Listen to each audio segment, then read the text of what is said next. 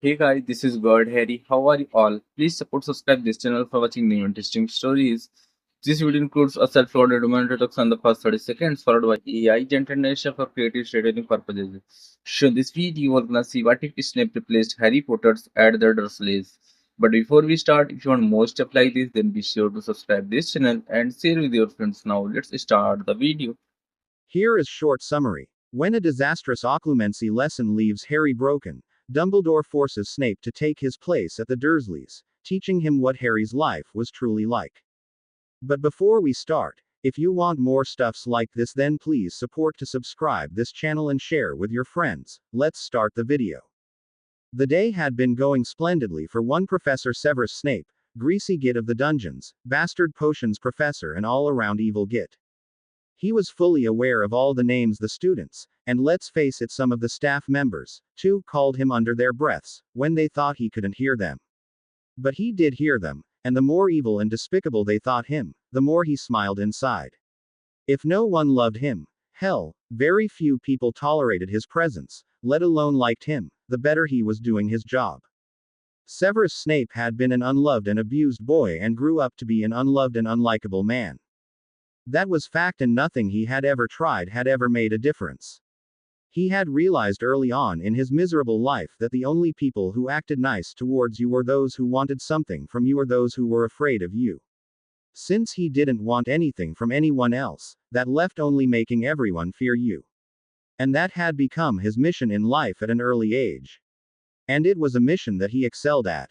He swept down the corridors to his dungeons, his own private fiefdom, where he ruled with an iron fist and an evil glare, his black robes billowing behind him in a very practiced and deliberate movement. The scowl upon his face and the ramrod stiff posture of his stalking walk guaranteed that no one would disturb his progress. And that's just the way he liked it. Despite the glare upon his face and his apparent black mood, he was actually looking forward to his evening. He could indulge himself in one of his favorite pastimes, tormenting Harry Bloody Potter. And there was nothing Potter could do about it, for unlike his worthless father, Potter was a student and therefore powerless to retaliate in any meaningful manner. After all, Severus Snape was a professor, and as such he had all the power in their relationship, something he relished as he retaliated against his childhood tormentor each and every opportunity that arose. And Harry Bloody Potter was too much of a Gryffindor to go running to Albus Dumbledore to complain about it. Sure, there were rumors that reached the headmaster's ears, but without any proof, all he could do was look disappointed and disapproving towards his potions master. But since Severus Snape had never been approved of and had always been a disappointment to those around him, the mild distress of the headmaster would never be enough to deter him from his revenge. Of course, it would have been much sweeter if the brat was actually his father and not just the spitting image of him, but he would use the target that was available. He wasn't that picky. After all, revenge against the Potter name was enough. He reached the portrait of the evil hunchback that was the guardian of his personal office and glared at the misshaped form, snarling, "Revenge is sweet." It was his personal favorite for a password. He had just 30 minutes to prepare for the evil scheme he had planned for tonight. He would crush the boy, rub his face into the mud, and destroy all the belief in the wonderful father the boy clung like a strange shellfish to.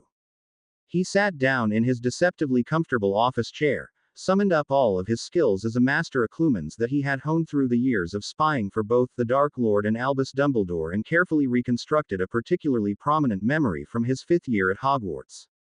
That particular afternoon, shortly after finishing their OWL's testing, he had managed to catch James Potter alone without his constant companions and hit him with a pickpocket jinx that had him hanging upside down, his white boxers showing for all the people on the grounds to see. He carefully melded that with the very common memory of the Gryffindors sitting on a blanket, James ruffling his hair while trying to impress Lily Evans. He blended in another memory of Lily being angry about some senseless prank and then viewed the entire new memory, checking for errors or spots where they didn't blend properly. He viewed the memory several more times, tweaking it and making it flawless before drawing his wand. He placed the tip to his temple and carefully extracted the strand and placed it into the pensieve he had borrowed from Dumbledore for this express purpose. He smiled evilly and gave a bow to himself at his own cleverness. Now to summon the Bloody Baron so that he could set up his departure from his office in a contrived emergency. He knew from Dumbledore that the brat had invaded his pensieve before and that he had received no punishment for doing so. He also knew from overhearing many frustrated conversations between the Golden Trio that Potter was frustrated about some big secret that Dumbledore was supposedly keeping from him. With an evil smile that would send the most hardened Death Eater running, Severus Snape sat back and contemplated the perfect revenge on the whole bloody Potter family. And he would win, finally. Right on time, a timid knock on the door announced the arrival of Potter. He slunk in, stowing his backpack on an empty chair and shuffling toward the deliberately uncomfortable chair that sat in front of Snape's desk. He kept his head down, refusing to make eye contact before he had to. Snape took in the slump of the shoulders, the resigned set to the boy's body, and inwardly chortled, "Just one more time, one more night, and I will have the ultimate revenge. I will break that boy into a mass of quivering flesh only suitable to stay at St. Mungo's with that worthless Longbottom's parents. I will be the one to completely stamp out the arrogance and self-righteousness of the last of the Potters." Snape snarled, "Potter, have you managed to wrap your little mind around anything I have taught you? Just like your arrogant father, too spoiled and above working for a goal. Well, answer me, boy." Harry tremulously raised his head, fearing to meet Snape's black eyes. He mumbled, "I've tried, but I don't know how. And it's beneath you to find out how, isn't it? Your arrogance got Cedric Diggory killed, a boy worth 10 of your miserable, worthless hide. You're just too spoiled by those muggle relatives of yours to even begin to know how to work. A useless, worthless waste of space, ignorant, arrogant, you should have died with your worthless parents and saved us all the trouble of trying to teach you anything." Snape could not have known, but his diatribe of blisteringly harsh words were making Harry flash back to his Uncle Vernon, superimposed upon his recurrent nightmares of Cedric's death and feeding his overwhelming feelings of guilt and worthlessness. Harry shuddered at the wash of hatred flowing over his shoulders and tried to push his fears and guilt away. But it was no use, because Snape never let up, his scathing vitriol just gaining speed until Draco Malfoy ran into the room without knocking and announced that Snape was needed at once in the Slytherin common room as Peeves, the poltergeist, was tearing up everyone's homework. Glaring at Potter for good measure, he snarled, "Touch nothing of mine, Potter. I expect you can at least follow enough directions to remain in your seat until I return." He couldn't resist a small upturning of one side of his lip as he noticed Potter had seen the open cupboard with the pensieve displayed so enticingly inside. He strode behind Malfoy, his robes billowing as he relished his ultimate triumph tonight. Harry looked at his hands, his shoes, the dried-on goo on the ceiling, everywhere he could think of that was not the open cupboard with its enticing prize inside. He waited, and he waited, and he waited until he could resist no more. Perhaps it was the secret of what the Order of the Phoenix and Dumbledore had been keeping from him all year. It really hurt that Dumbledore had distanced himself from Harry so much this year that he would no longer even look the boy in the eyes. It only fed the deadly loop of verbal abuse that Vernon and Petunia had heaped upon the boy his entire life. Over and over again, they had claimed he was useless, unworthy of any decency, unlovable, and utterly without any redeeming qualities. They had claimed his parents were worthless, unemployed drunks who had died in a car accident while evading the police, and he was just exactly like them. As Harry had sat in his chair, listening to Snape's diatribe, his words had unleashed Uncle Vernon's diatribe, and combined with the headmaster's unwillingness to even look at Harry, let alone carry on a conversation with him, Harry had begun to feel that perhaps his uncle and aunt had been right all these years. Perhaps they had seen something in him that others were just now beginning to see. After all, Hermione and Ron had been angry with him all summer. Professor Dumbledore had cut him off completely and kept insisting that he return each summer to the Dursleys. The Daily Prophet proclaimed loudly and often that he was an attention-seeking liar and unbalanced mentally. Professor Umbridge made him write, "I will not tell lies," in his own blood on the back of his hand. And even Professor McGonagall had refused to help him when he went to her about his detentions with Umbridge. Perhaps Snape was just saying what they were all thinking, and it was all an act towards him. His thoughts growing increasingly black, Harry could resist no longer and plunged into the pensieve, hoping to find out what everyone seemed to be keeping from him. He smiled to discover it was his father, James, with his friends Sirius and Remus on a sunny spring afternoon. He walked closer, watching intently as his father swept his hand through his hair, ruffling it as if he had just left a broom. He marveled at how quickly his father could catch a snitch, so that's where his talent in catching the elusive golden ball came from. His smile faltered as he watched him taunt Severus Snape, and then his expression turned to horror as he watched his father turn Snape upside down, exposing his graying underpants for the entire world to see. He was stunned as Lily yelled at James for being such a big prat. All he could think of was his father was just like Dudley, his father was a bully, and everyone said he was just like his father. With an abrupt yank, Harry felt himself being drugged bodily out of the pensieve while a livid Severus Snape bent down, nose to nose, and began screaming at him about his invasion of his privacy and how he was just like his father. No, I can't be, I'm not a bully, I just can't be. Harry's face went blank, his eyes staring at a point somewhere through Snape's head. Snape stopped for a moment, unsure about what to do now. He wanted to ruin the boy's idealized vision of his father, but he hadn't meant to push the boy into shock. Had he? Snape pushed Potter down into the chair and left him to go fetch a calming potion from his private stores. He leaned the boy's unresisting head back and dribbled the potion into the open mouth. The potion just filled up Potter's mouth and began running down his chin. Snape shut Potter's mouth with a finger and whipped out his wand to incant a swallowing charm so the boy didn't aspirate the thick potion. What do I do now? Dumbledore is going to kill me. Perhaps he'll be fine in the morning. Now, how do I get him somewhere besides my quarters without anyone seeing me? Snape shook his head and forced the rest of the potion down his student's slack mouth, making sure he actually swallowed it without choking on the sludge. Snape was beginning to panic, something he never did, and he wouldn't allow himself to panic now. Ah, the boy's eyes are open. I can just slip into his head and block whatever it is that's making him react this way. Yes, that should work. He pointed his wand at Potter's forehead and said quietly, Legilimens. He felt no resistance to entering Potter's mind, but the flashes and bits of words made no sense. There was no thought or memory long enough for him to latch onto. It wasn't occlumency.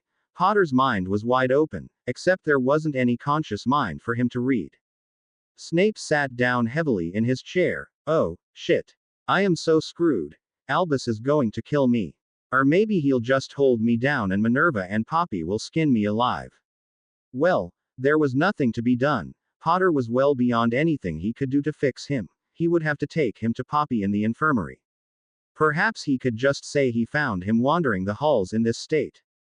With a shuddering sigh, Severus Snape admitted defeat and waving his wand, he levitated the unresponsive and yet seemingly fully conscious Harry Potter and set off through the dungeons on the way to the infirmary. Severus Snape strode rapidly down the corridors and up the staircases towards the infirmary on the 4th floor.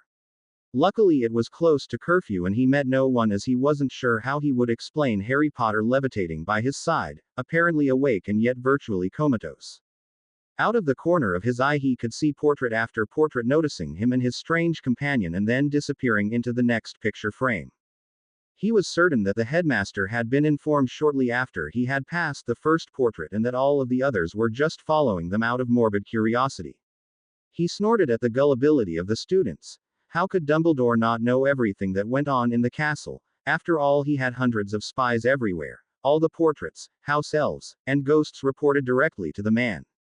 The doors to the infirmary crashed back into the walls as the two neared.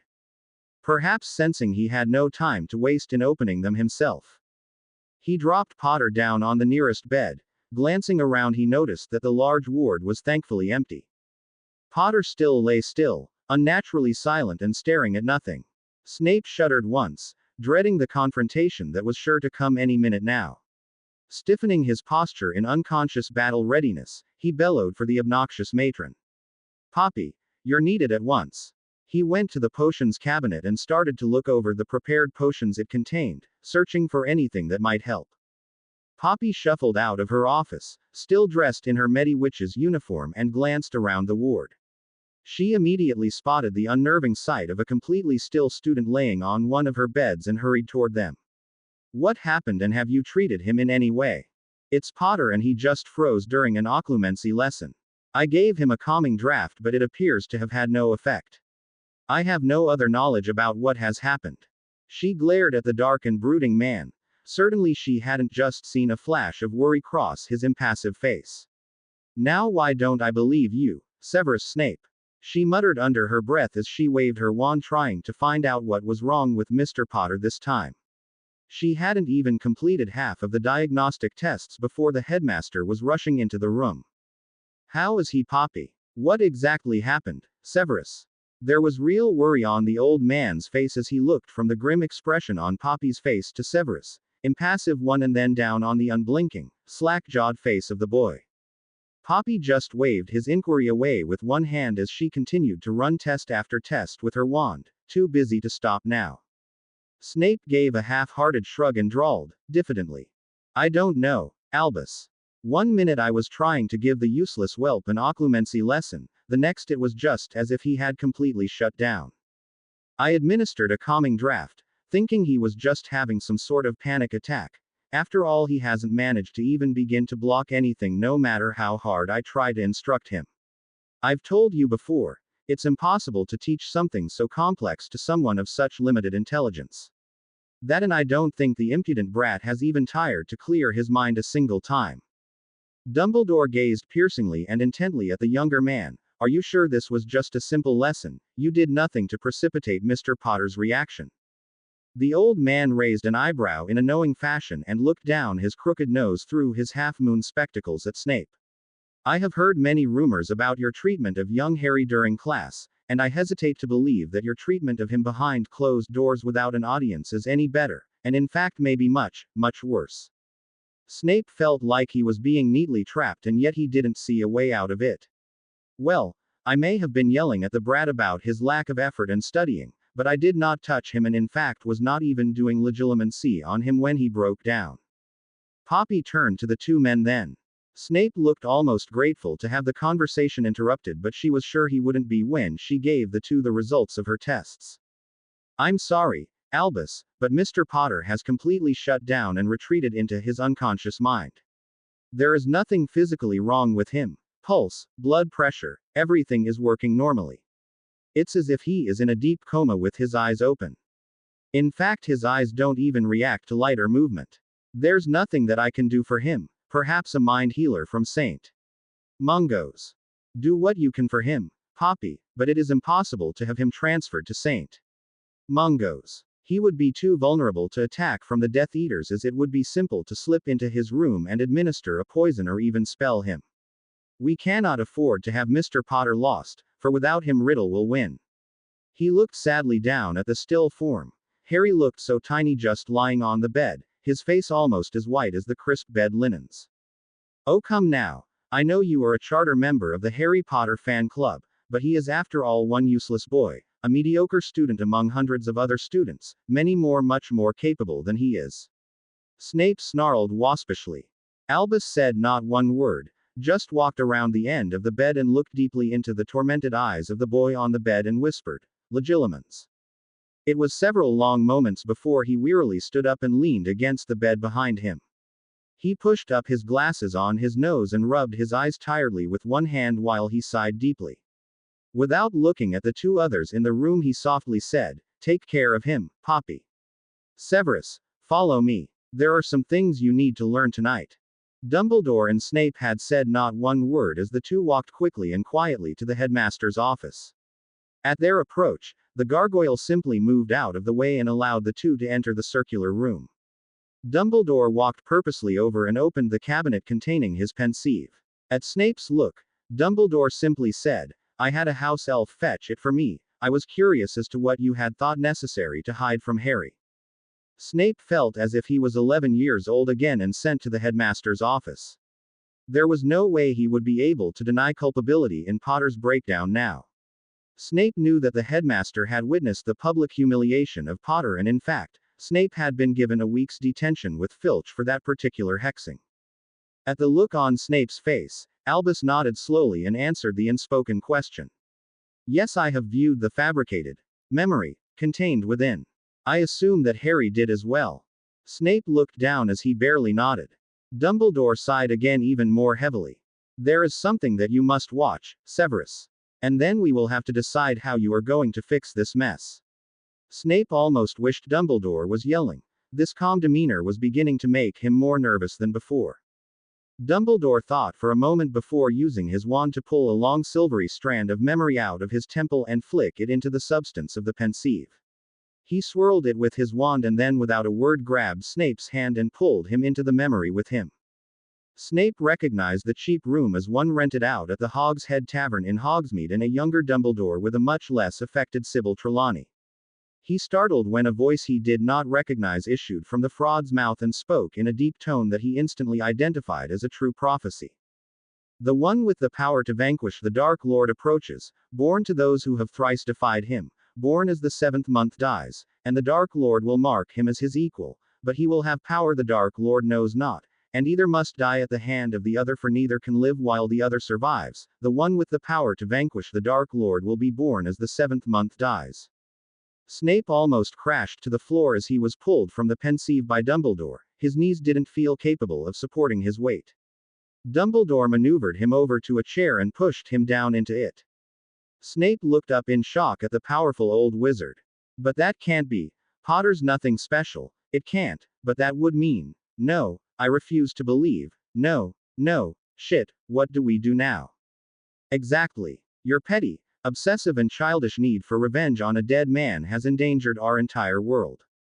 By being unwilling to grow up and act like an adult, you have condemned an innocent child who doesn't even remember his father to a depth of hell that would have driven a saint into insanity. Single-handedly, you have done more to hurt the side of the light than any other person, living or dead. Was your revenge worth it? Severus, do you feel proud of what you have done? Snape looked up in shock. Dumbledore was glowing with power. His anger made his magic visible and caused Snape to literally quake in his presence. No wonder the Dark Lord feared this wizard. Snape feared for his own life at that moment. Get out of my sight before I do something we will both regret. I expect you here before breakfast to discuss what we can do to get out of this mess your childish pettiness has made.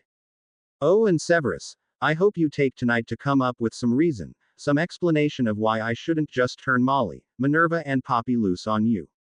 Perhaps we should just let you be the one to explain to Sirius and Remus exactly why Harry is lying comatose in the hospital wing.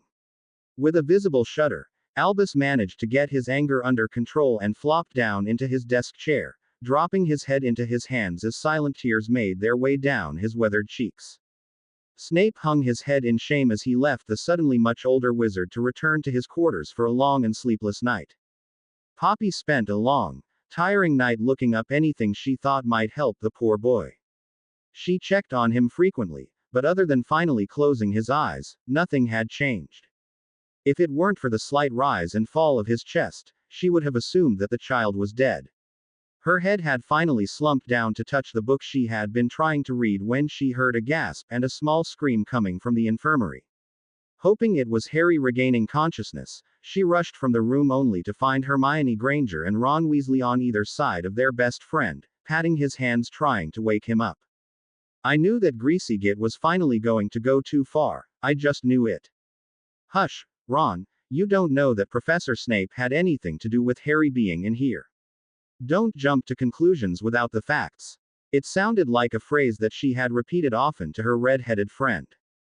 Ah, well, it was actually during a lesson with Professor Snape that Mr. Potter collapsed and had to be brought down here. We don't know exactly what happened to your friend, and actually, I don't know what to do with him. Her tiredness had perhaps made her a little too loose with her tongue, but she wasn't feeling particularly charitable towards the bitter potions master at the moment.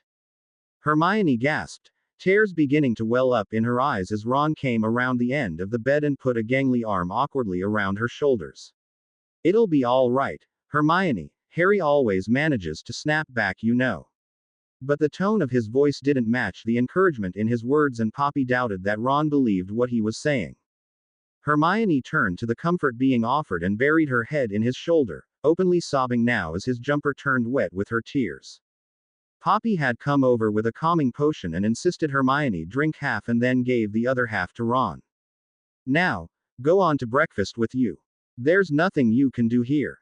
Just don't let anyone know what's wrong with Harry.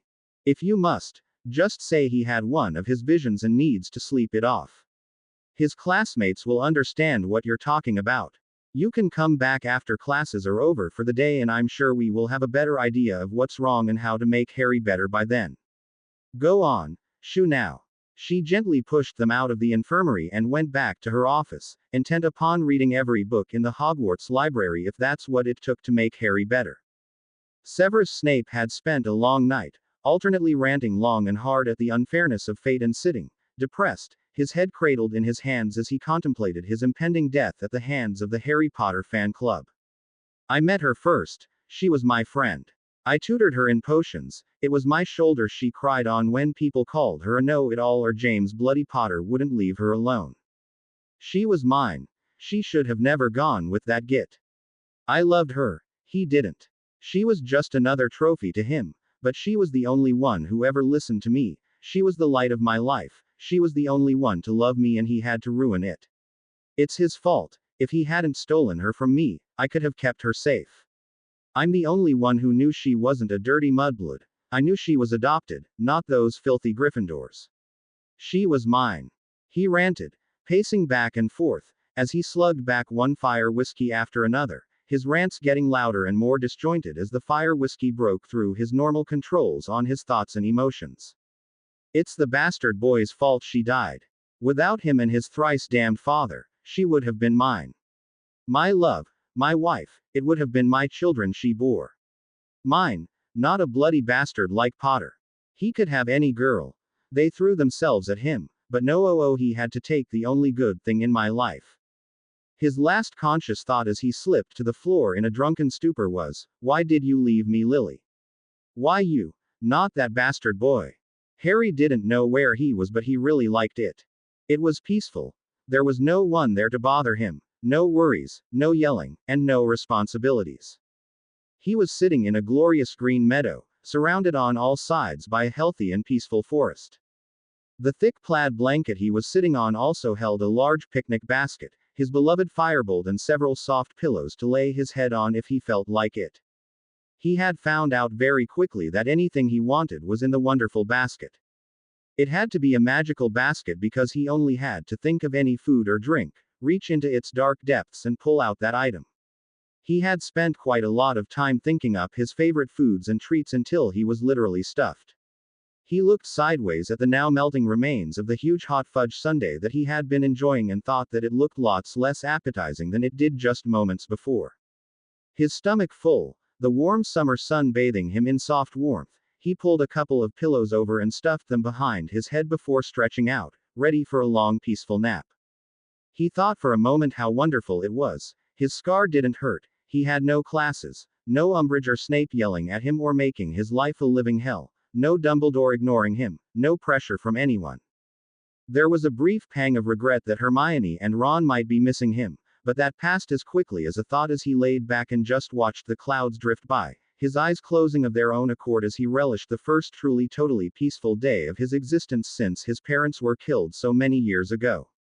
Snape opened one bleary and bloodshot eye to see who the fool was that was trying to shake him apart only to realize it was a house elf. He was too hungover to appreciate the looks of abject fear on its small expressive face as he tried to understand what it was telling him through the shaking of his shoulder. Professor Snape, sir, the headmaster is saying you must be in his office now, sir. Snape could see its lips moving, but the sounds he was making weren't penetrating through the pounding in his head. Snape groaned and crawled over to the nearest armchair, grabbed hold of both arms and dragged himself to his feet. As he swayed unsteadily upon his traitorous feet, he thought his head would explode with each beat of his heart. He tried to speak, to tell the little monster to go away, but his mouth was too dry to produce enough spit for him to pry his tongue from the roof of his mouth. He shook his head to clear it. Oh, bad idea, Severus he Ned, and then staggered to his bathroom to retch into the toilet. Unfortunately, he had eaten nothing with the massive amount of fire whiskey he had consumed, so his body just convulsed in dry heaves until he felt ready to throw himself under the night bus just to end his misery. He turned his bloodshot eyes at the little beast that had followed him into his bathroom and snarled at it. Go fetch me a hangover potion, a headache potion and a stomach calming potion, and be quick about it before I use your innards for potions. The loud crack of its disappearance was painful, but he had no time to recover before it returned once more with an even louder crack, 3 vials of blissful relief clutched in its long fingers. Without a word, Snape grabbed the vials out of its hands and swigged them, one after another without bothering to even take a breath between them. He shuddered as the potions hit his empty stomach and sighed as the instantaneous relief spread throughout his tormented body. He took several minutes to recover before turning to the still patiently waiting elf and sneered, "Why are you still here?" The little elf was trembling as it bowed so low its ears touched the cold floor of the bathroom. "Professor Snape's, sir. The headmaster is sending me to tells you that you must be in his office now, sir." Having finally given his message, the house elf disappeared, his relief clearly showing on his now happy face. "Bloody hell. What else do I need this morning?" Snape snarled to himself as he threw his filthy clothes from the previous day into the hamper and showered and dressed as quickly as he could before almost running from the dungeons to the headmaster's office. Ron and Hermione clung to each other for comfort as they tried to act as if nothing out of the ordinary had occurred the previous evening. To anyone who asked, they gave the same answer. Harry had one of his visions and he's recovering in the hospital wing. Madame Pomfrey won't allow any visitors until he's better. They didn't even notice that they continued to hold hands as they made their way down to the Great Hall for breakfast, their fellow Gryffindors clumped around them to support the two obviously upset teens. Snape realized he no longer knew the password to Dumbledore's office and felt like a first year once more. He would not stand there like a Hufflepuff and guess inane candy names, he would not. Severus Snape had an image to maintain, and standing like some penitent in an empty hall spouting increasingly bizarre candy names did not fit that image. He was about to turn around and head back to the dungeons when he saw something coming towards him that made his heart drop into his boots. Minerva McGonagall was leading Remus Lupin and a large, hatefully recognizable black dog directly towards him. It was too late to hide and Snape forced himself to continue to watch them approach, even though every fiber of his being shouted at him to run, "Hide while you can." "Ah, Severus, you look a little peaky.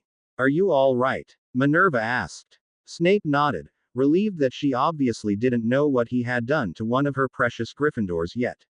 She was fiercely protective of each of the little dunderheads and could be particularly vindictive to anyone she thought had harmed any one of the little buggers. And deep down, Snape knew he had harmed one of her little lions, and he didn't think he would be able to convince her, or anyone else for that matter, that he didn't do it on purpose. Minerva just turned to the gargoyle and calmly said, "Mars bars." As the stone guardian turned, the staircase appeared and the four rode up the circular stairs, Snape standing a good way behind them.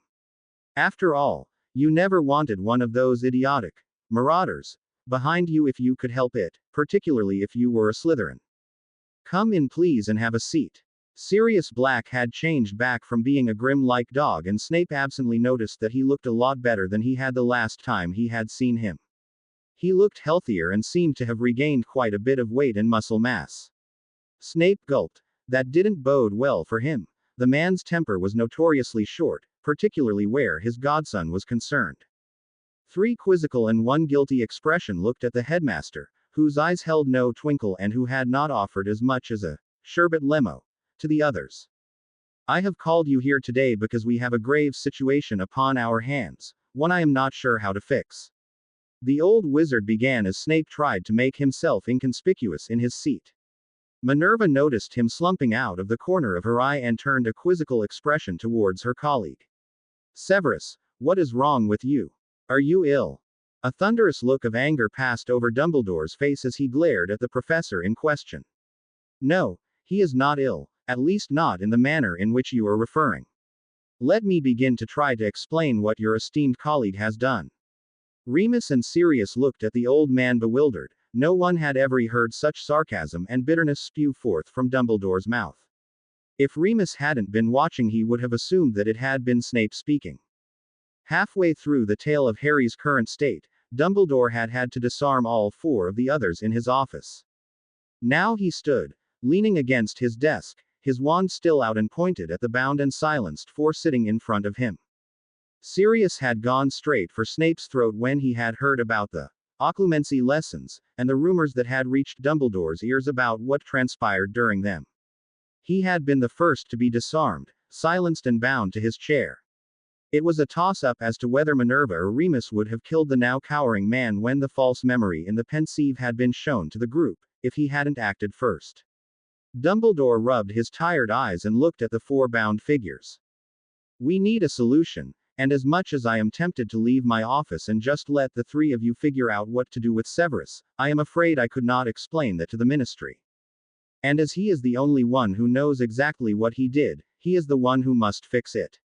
His voice rose in pitch until the most powerful wizard in the last century was clearly visible and all traces of his kindly grandfather act were gone. Can you all manage to be civil enough to help me fix this mess, not for Severus, but for Harry? At the reluctant nods, he sighed deeply and released everyone but Snape. He was afraid that Snape couldn't resist saying something sarcastic or derogatory about Harry, and then he wasn't sure he would be able to contain Sirius, Minerva and Remus once again.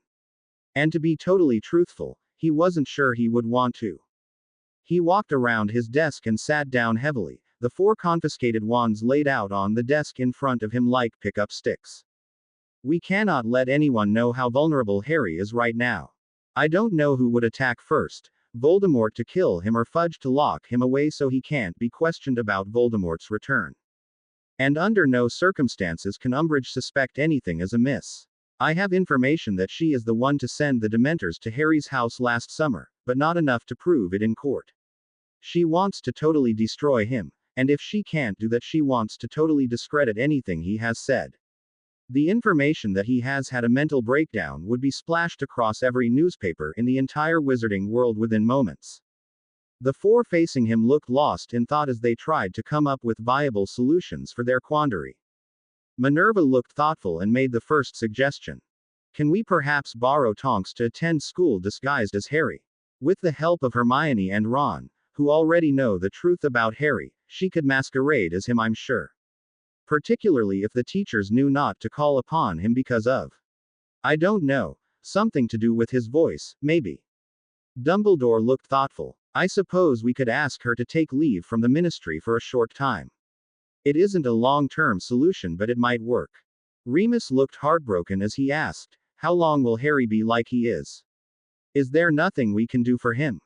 Dumbledore's eyes blazed with fury as he turned to the still-bound and silenced Severus Snape. I am afraid no one knows the answers to your questions, Remus.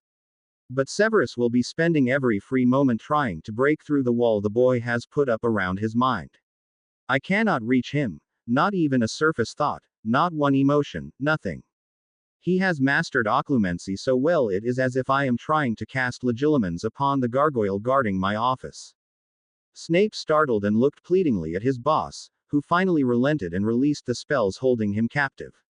That cannot be. I could sense his thoughts last night. They were disjointed and I couldn't make any sense of them, but they were easily readable. Albus, he has no barriers at all. The first faint look of hope crossed the old man's face as he thought over this new information. Perhaps there is some hope then for us yet. That night a very tired Albus Dumbledore made a quick flow trip to the headquarters of the Order of the Phoenix accompanied by Ron and Hermione. He had Harry clutched to his chest wrapped in his invisibility cloak and lightened with a feather-light charm so no one would suspect him of carrying anything from the infirmary to his office. He laid Harry down in the library on a couch he had Remus hastily transfigure from one of the moldy old sofas and motioned Hermione and Ron to stay with their friend while he talked to Tonks and Kingsley Shacklebolt in the kitchen with Remus and Sirius. It was no easier to explain their current plight to the two Aurors than it had been to speak about it that morning, but at least Snape wasn't present so he didn't have to save him again. Tonks was more than willing to help out in any way that she could. She didn't know Harry very well, but he had seemed a nice kid when she had met him as part of the guard that brought him to headquarters last summer. And she was more than happy to assist in anything that got back at that miserable Toad Umbridge. She might be the minister's personal assistant, but she had very few colleagues at the ministry who could stand her or her prejudiced ways. And Tonks was particularly fond of one werewolf that was having a horrible time coping with the increasingly stifling laws she was continually foisting off on the public. So tell me, Hermione, do I have a girlfriend? Do I flirt a lot? Tell me all you can about Harry. Tonks began as the three began a long talk at the kitchen table. Kingsley had left to put in a request to have Tonks assigned indefinitely to his team to search for the escaped mass murderer, Sirius Black. His paperwork said that they needed the services of the versatile Metamorphagus as her unique qualifications would assist greatly in their surveillance activities. He had no doubt that Madame Bones would grant his request. She was not a member of the Order, preferring to maintain her neutrality or her believable deniability, as he had heard her put it, but she was sympathetic, believed the truth about Voldemort's return and actually knew the truth about the guilt of Sirius Black.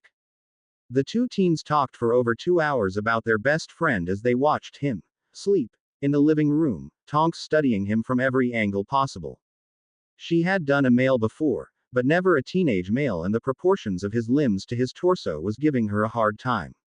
She was afraid she would be even more awkward and gangly than her usual clumsy self, but Ron told her not to worry. He and all of his other roommates were gangly, awkward and uncoordinated as they tried to keep up with the normal sporadic growth rates that went with being a teenage male. It was decided that Harry would have a restriction on speaking due to a potions mishap during his first potions class with Professor Snape, so that he would be forbidden to speak for at least a week by Madame Pomfrey. They felt they could manage that length without suspicion, and that would get them to the 2-week break for Easter. They hoped to have their friend back and well again by that time. Hermione felt very odd telling Ron, "I hope that we can count on Professor Snape." Ron only nodded before the three, Hermione, Ron and Harry, met up with the headmaster to flow back to Hogwarts just before curfew. Harry had spent an enjoyable afternoon after his nap just flying in the crisp summer sky, chasing a myriad horde of flittering butterflies. He landed and explored a small lake that he had found while flying and wished, not for the first time, that he knew how to swim without the artificial help of gillyweed. He sat watching the sunset as he munched on pepperoni pizza, fried chicken and a huge chocolate cake, all washed down with ice-cold Coke. Ah, this was the life. Why would he ever want to return to the misery that was his life? He pulled a side of the warm blanket over him, settled his head comfortably into the squashy pillows and went to sleep. A brief thought of how his friends were doing furrowed his brow before he pushed that thought away and slept, content and dreamless for the first time in months. Severus Snape sat with his head in his hands as he was surrounded by the chaos that he had created. Books, parchments and ancient scrolls were scattered in no particular order around the floor, the sofas, the chairs, and his desk. He had searched everywhere he could think of and not one mention of the problem, let alone any suggestion on how to cure it. He could not fathom how that memory could have caused the boy to react like that. The boy led a pampered existence, he was arrogant, his ego knew no bounds, and one small false memory should not have affected him that way. Severus Snape knew. He just knew that Potter's problems were not his fault. He had done nothing wrong. Well, not that bad anyway, and it was just another case of everyone picking on him for something that was not his fault. He knew that someone else must be to blame. He summoned a house elf, snarled at it, "Clean this mess, and everything had better be put away in its proper place with no damage or you will wish you didn't exist." He grabbed a dreamless sleep potion from his bathroom cabinet and swallowed it after lying down on his bed. Tomorrow he would find the root of Potter's problems and prove to everyone that it wasn't his fault.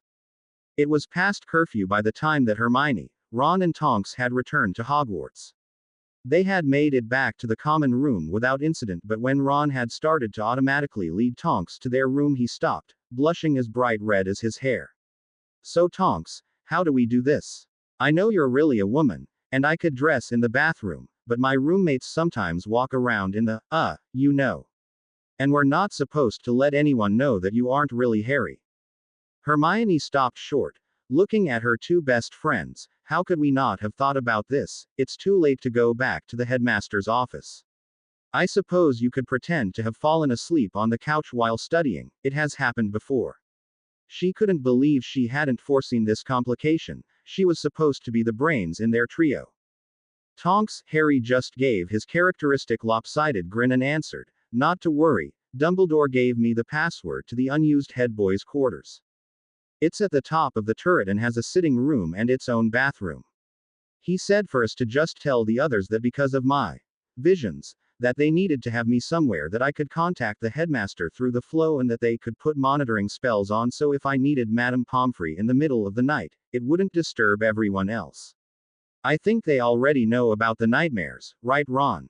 Ron nodded thoughtfully. Yeah, and it actually makes a lot of sense to have a spell to monitor Harry's health. It makes more sense than us always having to run to the hospital wing and getting caught by Snape or Filch. Okay. I think we can sell this to the others. It will give us a place to study and help you with being Harry too without anyone else finding out. Hermione looked excited and eager to go find the new space, but Tonks, Harry held up a hand. It's late, Hermione. Let's just go to bed now and we can explore it tomorrow. I understand from talking to you two that Harry is really a private guy and you are his only really close friends, so we should be okay in the morning until I have my accident in potions, then we can plan more out tomorrow. The two looked worried at the Auror. Are you sure you can carry off making an accident believable in potions without doing too much damage? Hermione asked somewhat hesitantly. After all, the Auror's clumsiness was well known. Don't worry. Most of the clumsy is an act, so that people don't take me seriously. And I did get a newt in potions, despite Snape being my teacher. I also have 3 more years of potion study after Hogwarts. I may not be a potions mistress, but I am well above anything that Professor Snape has had in a class. And I am looking forward to letting him know it too. Hermione gave each of the boys a hug before reluctantly heading up the girls' staircase towards her own bed. All 3 had a hard time going to sleep that night, but for different reasons.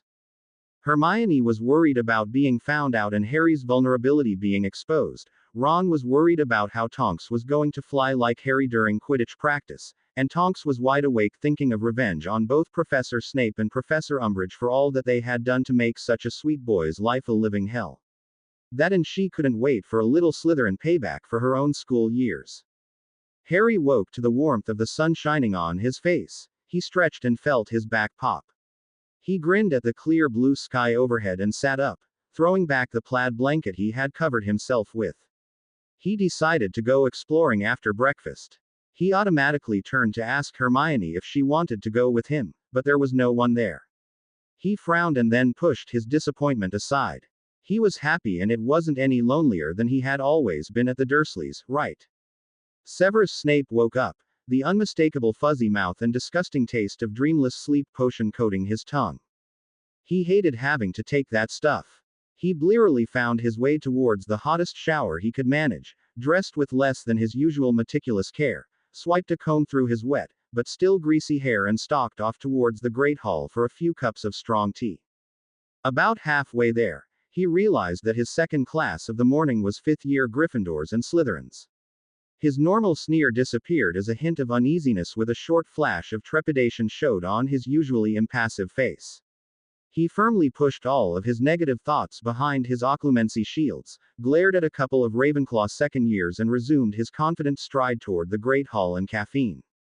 Tonks, Harry woke up in an unfamiliar bed and looked for the clock that was yelling at him. Now why would she? Oh shit. She was taking Harry Potter's place. She was at Hogwarts and she had to meet Ron and Hermione in 10 minutes to go to breakfast together. Albus Dumbledore woke up, his eyes full of sorrow and pain as he contemplated the boy he loved so much. Who was now lying comatose in the living room of Grimmauld Place. His thoughts were dark as he punished himself. If I had not ignored the boy, perhaps this would not have happened. I could have found someone else to teach him. I know Severus is the strongest occlumens, but someone else could have taught him the basics. Oh, Harry, my boy, please wake up and come back to me. I have so many things to share with you and to teach you. He mentally shook himself, climbed out of his large 4-poster bed and gathered his clothing for the day.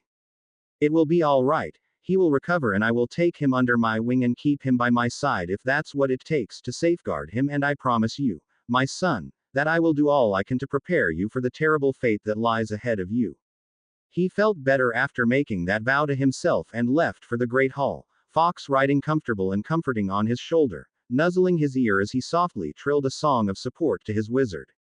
After picking up the duo in the common room, the trio hurriedly made their way down to breakfast. Unfortunately, the first test of Tonks' abilities to believably portray Harry came as they turned the last corner to the entrance hall and came face to face with Umbridge.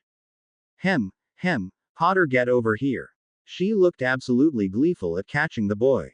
Empty out your pock. She stopped speaking and stared speechless at the boy's face. The hair in his eyebrows was growing longer, threatening to hide his guileless, innocent baby face. As she watched, fascinated despite her horror, his eyebrows reached a length of almost an inch before they slowly, inexorably grew together, finally meeting in one long, hairy stripe across his face. His slightly quizzical expression had not changed 1 millimeter. She reached up one puffy hand to cover her tightly scrunched shut eyes. Each fat, pudgy finger displayed a gaudy ring and glaringly bright pink fingernail polish, which clashed horribly with the pumpkin orange fuzzy sweater and headband she wore over her robes. With her hand still covering her face, she spread her fingers and hesitantly opened one eye. His face was perfectly normal, the same disgustingly cute baby face that haunted her thoughts. She repressed the urge to smash her fist into the little menace. With a somewhat hesitant trademark, hem, she brushed past him, her flabby shoulder hitting him in the chest as she almost ran into the great hall, in desperate search for some strong tea. Ron and Hermione stood still for only a moment before rushing up to their friend. Hermione grabbed him by one arm, dragging him into an alcove before hastily casting a privacy charm to prevent anyone from hearing what was said. What did she want? And what happened to her? She demanded. Tonks. Harry looked down at her feet, unsure if what she had done was all right. I sort of made my eyebrows grow really long and then grew them together so I only had one long eyebrow straight across my whole face. She looked up through Harry's fringe, wondering how the two would react. Ron only managed a somewhat choked, "Wicked," before his laughter made him incapable of coherent speech. They both looked towards Hermione, wondering what her reaction would be. She smiled, looking thoughtful for only a moment before declaring, "That's brilliant. She can't complain about it without everyone thinking she's gone mental, well, even more mental than she already is. And if you keep doing stuff like that, she'll think she's going mental, but she won't be able to tell anyone." Hermione was getting on a roll as her mind processed the possibilities. And she won't want to single you out or give you detention, because she won't want to be alone with you. She hugged Tonks. Harry reached up and gave her a quick key on the cheek before grabbing both friends by a hand, leading them towards breakfast, Ron still smiling with an occasional chuckle breaking through as he enjoyed the mental picture once more. That's even better than the amazing bouncing ferret. Hermione was nervous as she sat beside Tonks, Harry waiting for Professor Snape to enter potions class. She had to keep nudging her to stay awake for their very boring history of magic class as Professor Binns droned on about some long-forgotten battle between goblins and wizards. Even she had finally given up to the inevitable and entered a semi-conscious state as the period progressed. But now she was wide awake and apparently much more nervous about the upcoming class and its explosion than Tonks. Harry was. Snape banged the door open, as usual hard enough for it to bounce back after hitting the dungeon wall. His walk to the front of his class lacked some of its trademark arrogance and confidence, but Hermione doubted anyone but the three of them even noticed. Snape turned and faced the classroom, scowling at each of the dunderheads, though less at his little snakes than those dratted imbeciles that made up Gryffindor. His eyes stopped and he faltered slightly at the sight of intelligent and aware green eyes meeting his own. He pulled himself together, banishing the memory of those same eyes, dead and unresponsive from his mind and hissed, "Open your books to page 156 and brew the potion you find there." No one moved for a moment until his snarled, "Move before I start taking house points and giving detentions." Tonks. Harry forced herself to remain impassive. After all, Snape really couldn't do anything to her. She had survived him before, and she would do so again. Besides, she was now an adult and an Auror. Her pensive memories would be enough to take to the Board of Governors and get the incompetent moron fired when this was all over. A small smile flickered across Tonks. Harry's face as she glanced at the potions book and then started setting up the ingredients for the very familiar potion. Less than 15 minutes later, Tonks. Harry's cauldron started to bubble, noxious clouds of bright pink smoke billowing through the classroom in a very threatening manner. Of course, Snape, Hermione, Ron and Tonks, Harry all knew it was perfectly harmless and would have absolutely no effect on anyone who breathed it in, besides leaving a horrid taste in their mouth, that is. Snape reacted as he was expected to though. Potter, you imbecilic dolt, how even someone of your decidedly limited intelligence has managed to create a toxic substance out of a perfectly harmless potion is beyond me. Well, did you dunderheads not hear me say, toxic? Leave now. I want a 3-foot essay on what this potion is supposed to do and how your idiotic classmate has managed to be even dumber than his father. With a wave of his wand, the entire mess was banished and the students scrambled, rushing out the door as they were still cramming their belongings into their bags.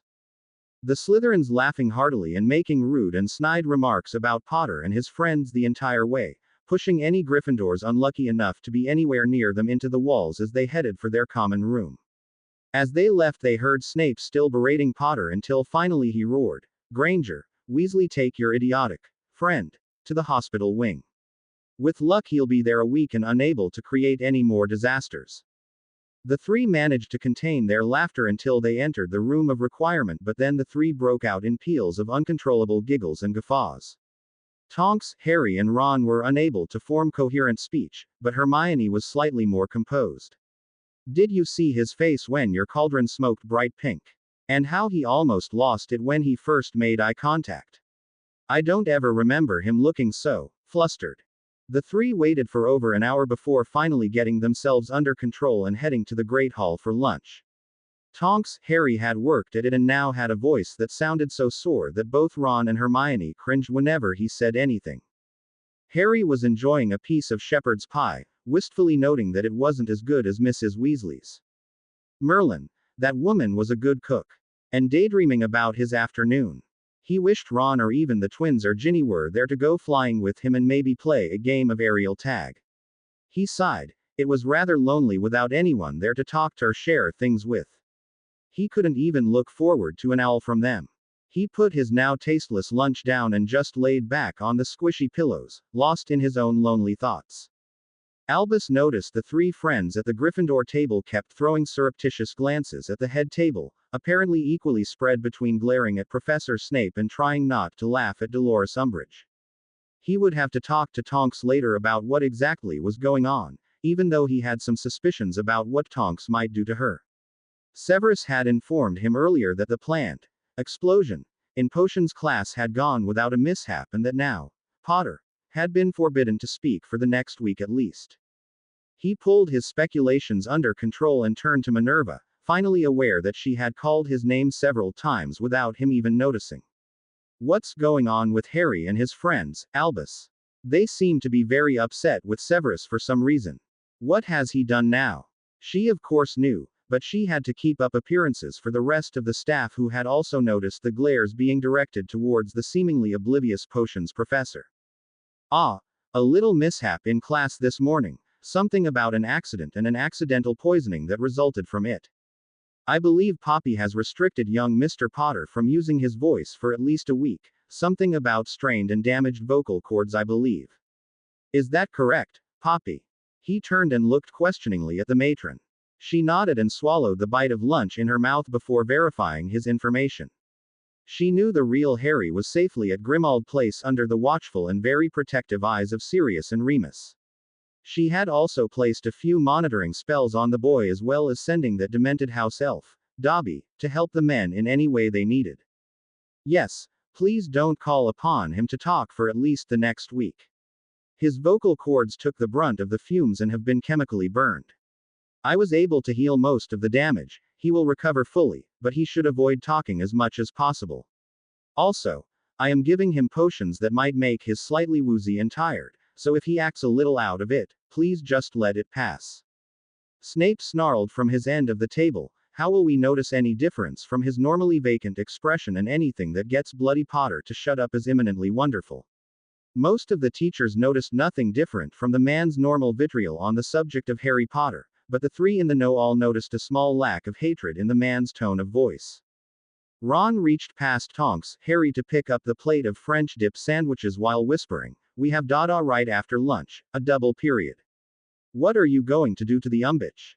Tonks, Harry rolled her eyes and pointed to his throat as she croaked, I don't know, Ron. Everyone at their end of the table winced in sympathy for the very painful sounding croak that issued from Tonks, Harry's mouth. Ginny leaned across the table, silently handing her brother one of the small bowls of au jus sauce for his sandwich.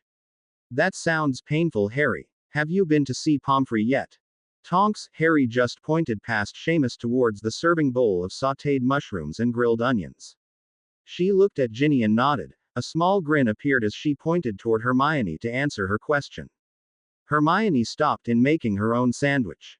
Yes, and Madame Pomfrey says he isn't to talk for at least a week and has to take a potion before eating or drinking anything. You have taken it, haven't you, Harry?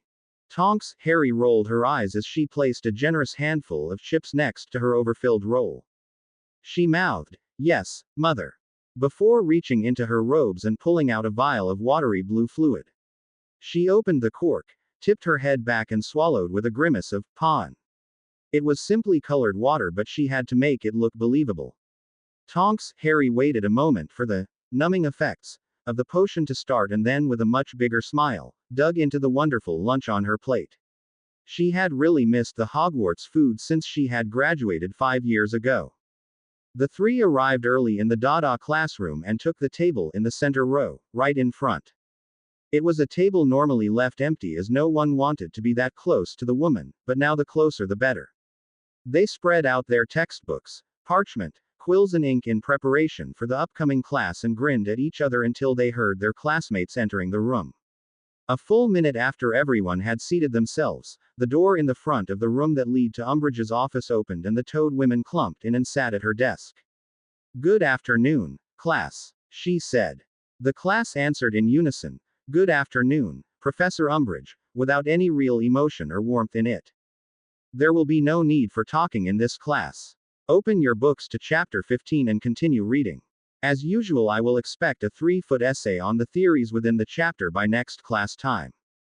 Tonks, Harry let her alone for almost 45 minutes before he began his stealthy campaign of Umbridge torment once more. She looked up and made sure that she was watching Potter as usual. She had been told that she watched him constantly, looking for any opening to torment him. Tonks, Harry felt the corners of her mouth twitch as she thought about what she had planned. Slowly, imperceptibly, her face began to change. It got more rounded and flabbier. Her lips thinned and her nose shrunk, until Umbridge was looking at a mirror image of herself. Her mouth opened and her eyes widened as she realized what she was seeing. She swallowed convulsively and blinked several times, never saying a word. Tonks, Harry carefully kept the back of her head from changing. There was no one sitting in the tables to either side of the trio, so no one should be able to see anything except Umbridge. And of course Ron and Hermione, who were busy pretending to be absorbed in their texts as they watched Tonks, Harry's face out of the corner of their eyes. As they each glanced up and realized that the witch in front of them was paying absolutely no attention to them, they gave up all pretenses and stared at her, reveling in the horror and upset plainly written on her toad-like face. Tonks, Harry then deliberately began aging her face, her jowls drooping, wrinkles appearing and eyes bagging dreadfully. Then ever so slowly, her face began to melt in a horrifying slow motion. Umbridge gasped, drawing the rest of the class's attention as she watched horrified and yet fascinated at the nightmare unfolding in front of her very eyes. She was unable to look away, her mind unable to comprehend what she was seeing. With a desperation fueled with all of her willpower, she managed to break eye contact and blinked rapidly, her sight firmly fixed upon the chandelier in the ceiling. Less than a minute passed before she felt calm enough to look at the wretched menace sitting directly in front of her desk. She looked at him, her mouth open, a small trickle of drool escaping unnoticed as she beheld his perfectly normal, perfectly hateful face, busily reading his text. Tonks, Harry was extremely grateful that her metamorph abilities allowed her to keep a rock-solid hold on her facial expressions. She allowed absolutely nothing unusual to show on her face as she waited for the bell to ring signifying class was over. Tonks, Harry could feel the tremors of her two friends as they had much less luck suppressing their own emotions, but luckily the rest of the class was also having the same difficulty after having witnessed the strange emotions and expressions that showed on their most hated teacher. Umbridge didn't wait for the bell. With a hasty, "Class dismissed," she literally fled up the stairs and into the refuge of her office. Voldemort was in a towering rage. Somehow the brat was now blocking the visions that he had been sending him through their link. He had been taking advantage of the link that had apparently been forged the night that the brat had stripped him of his body and sent him into the hell of being a bodiless spirit, not dead and yet not fully alive. He needed the boy to see the visions so that he would go to the ministry and demand to see the prophecy. It would then be a simple matter of extracting the knowledge from the boy's pathetic mind, and he would know once and forever if he should simply kill the worthless child or if he should perhaps hold him in stasis somewhere. After the disastrous results of that long ago Halloween night, he was loath to face the child without knowing the full prophecy. What if the bloody thing said he would disappear without a trace if he tried to kill the child a second time?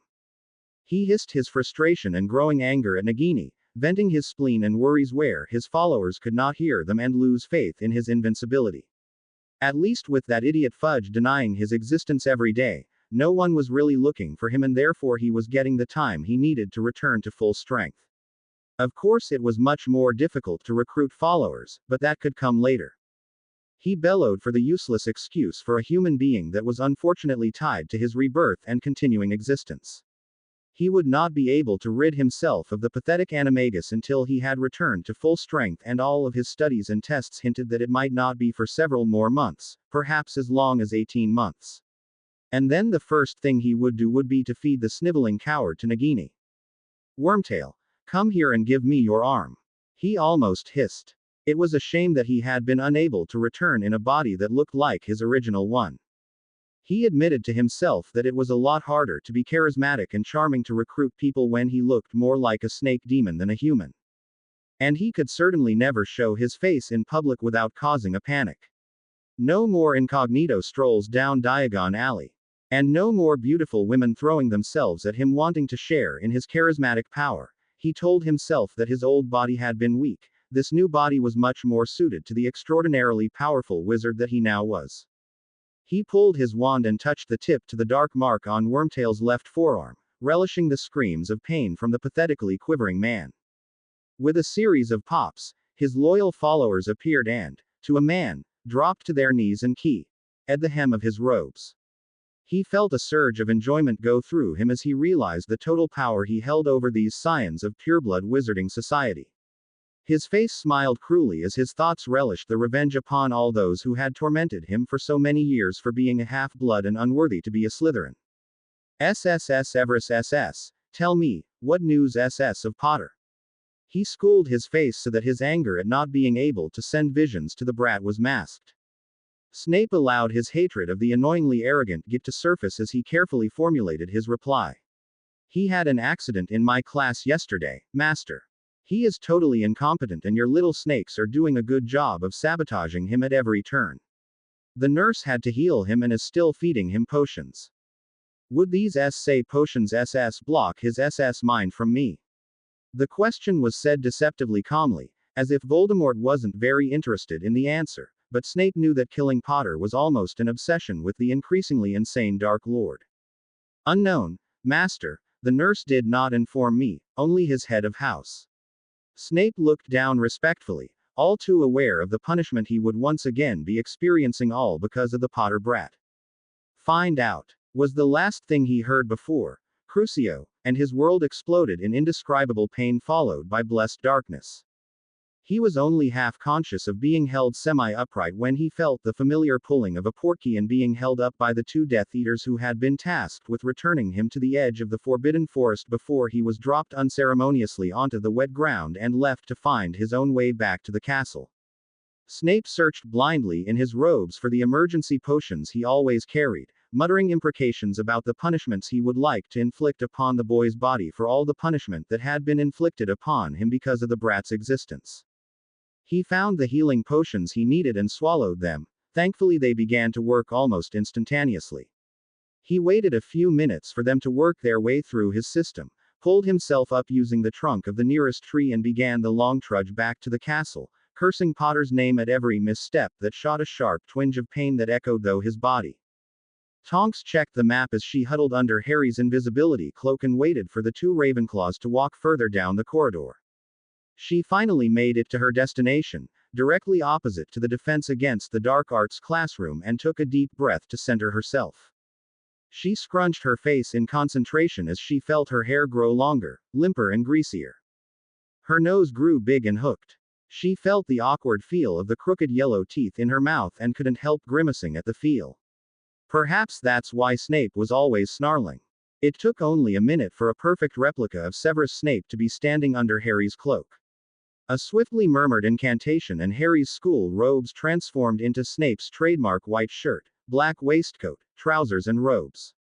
The invisibility cloak was quickly folded and shrunk, hidden along with the map into a hidden pocket on the inside of the transfigured robes, and Tonks, Snape was ready. A stealthy walk across the corridor, an almost silent Alohomora, and she snuck into the classroom where she could see her target, head down, disgusting tongue licking the thin lips in concentration as she graded papers. Tonks cast a sticking charm on the Toad Woman so she couldn't leave her seat and began. She lowered Snape's already silky baritone and, trying to sound as say, why as she could, she spoke softly but loud enough for the umbitch to clearly hear. Dolores, I couldn't let another night go by without telling you that your mere presence in the castle is tormenting me. I have to sit quietly and watch you eat, wishing it was my lips touching yours and not your goblet. I watch how you play with the sausages on your plate and wish it was me beneath your fingers. Umbridge had looked up at the first word, her face beginning to show shock, followed by understanding as the silky words penetrated her thick mind. Her cheeks flushed pink, her tongue played with her thin lips and her eyes got slightly glassy. Tonks, Snape continued, letting her voice start to pant a little. I watch you in the halls. When you take points, it is all I can do to stop myself from grabbing you and throwing you against the nearest wall and having my wicked ways with you. I don't know how much longer I can resist. You are trying my very patience, and my very soul yearns to mesh with yours. Umbridge was definitely breathing very hard by now and struggling to stand up out of her seat. Tonks, Snape had rushed to her side and placed a long finger across her lips. Don't speak, my love, your voice can only bring me more torment, knowing that I can never have you, that you will forever be unreachable and untouchable. I must go and spend another sleepless night, pining for what can never be mine. Goodbye, my love. With that, Tonks, Snape twirled, her robe billowing out behind her as Umbridge made incoherent gasping and choking noises, fighting against the sticking charm holding her to her office chair. She managed to finally yell out, Wait, Severus, my love, don't go. Just as the door shut firmly behind Tonks. Tonks rushed to hide behind the nearest suit of armor and swirled the invisibility cloak over her head, thankful the cloak automatically adjusted to completely cover her in her much taller Snape form. She allowed herself to morph back into Harry but didn't dare speak the spell to change her clothing yet. Umbridge had finally managed to release herself from her chair and slammed open the Dada door, looking wildly down the corridors, searching for Snape. Severus, oh Severus, where have you disappeared to, my love? Tonks bit her fist to keep from making a sound as the Toad Woman rushed down the corridor and disappeared down the stairs, heading for the dungeons. She took out her wand and turned her clothes back into Harry's uniform, activated the map once again and stealthily made her way back to the Gryffindor Tower. Tonks had only a single close call. She had to flatten herself against a wall as Mrs. Norris started to head toward her hiding place only to be called back by Mr. Filch. Nori, sweetheart, there's no one there. Come, I hear a student. Mrs. Norris looked once in Tonks' direction before following Mr. Filch down the stairs in search of students out after curfew. By the time Tonks had climbed the stairs clear up to the top and entered the head boys' quarters, she could no longer keep the laughter under control. Ron and Hermione were waiting for her and looked at her funny. Where were you, Harry? Said Hermione. I looked for you in the library like you said, but I couldn't find you anywhere. Tonks motioned for the two to sit on the couch while she flopped down on the squashy armchair, her feet over on arm as she leaned against the other one. Well, I had this great idea to get back at both Snape and Umbridge, so I snuck down to the Dada classroom. Then I morphed into Snape, went into the classroom and... By the time she had done retelling her story, Ron had fallen off the front of the couch and was lying on the floor, laughing so hard he was hiccuping. Hermione had tears running down her cheeks, her breath catching as she tried to keep some semblance of control. Tonks' hair had cycled through every color possible, and some that should have been impossible as she tried to stop laughing to finish her tale. And the best part is, we get to watch them both at breakfast tomorrow. Tonks could hold it in no longer and joined Ron on the floor, laughing madly. Snape had managed to make it back to his quarters, slugged down several healing potions including his own secret concoction to reduce the effects of the Cruciatus curse and fell into his bed to sleep fitfully until morning. He awoke at his usual hour and threw back the duvet, swinging his feet down and into the pair of heavy wool-lined slippers he kept by his bed and opened his eyes. He looked around blearily, blinking to clear his vision, and he noticed he had a huge block of Honeydukay's finest dark chocolate on his nightstand. A small piece of parchment had been attached to it and read, "My dearest Severus, until my lips can touch yours, let this chocolate show my love.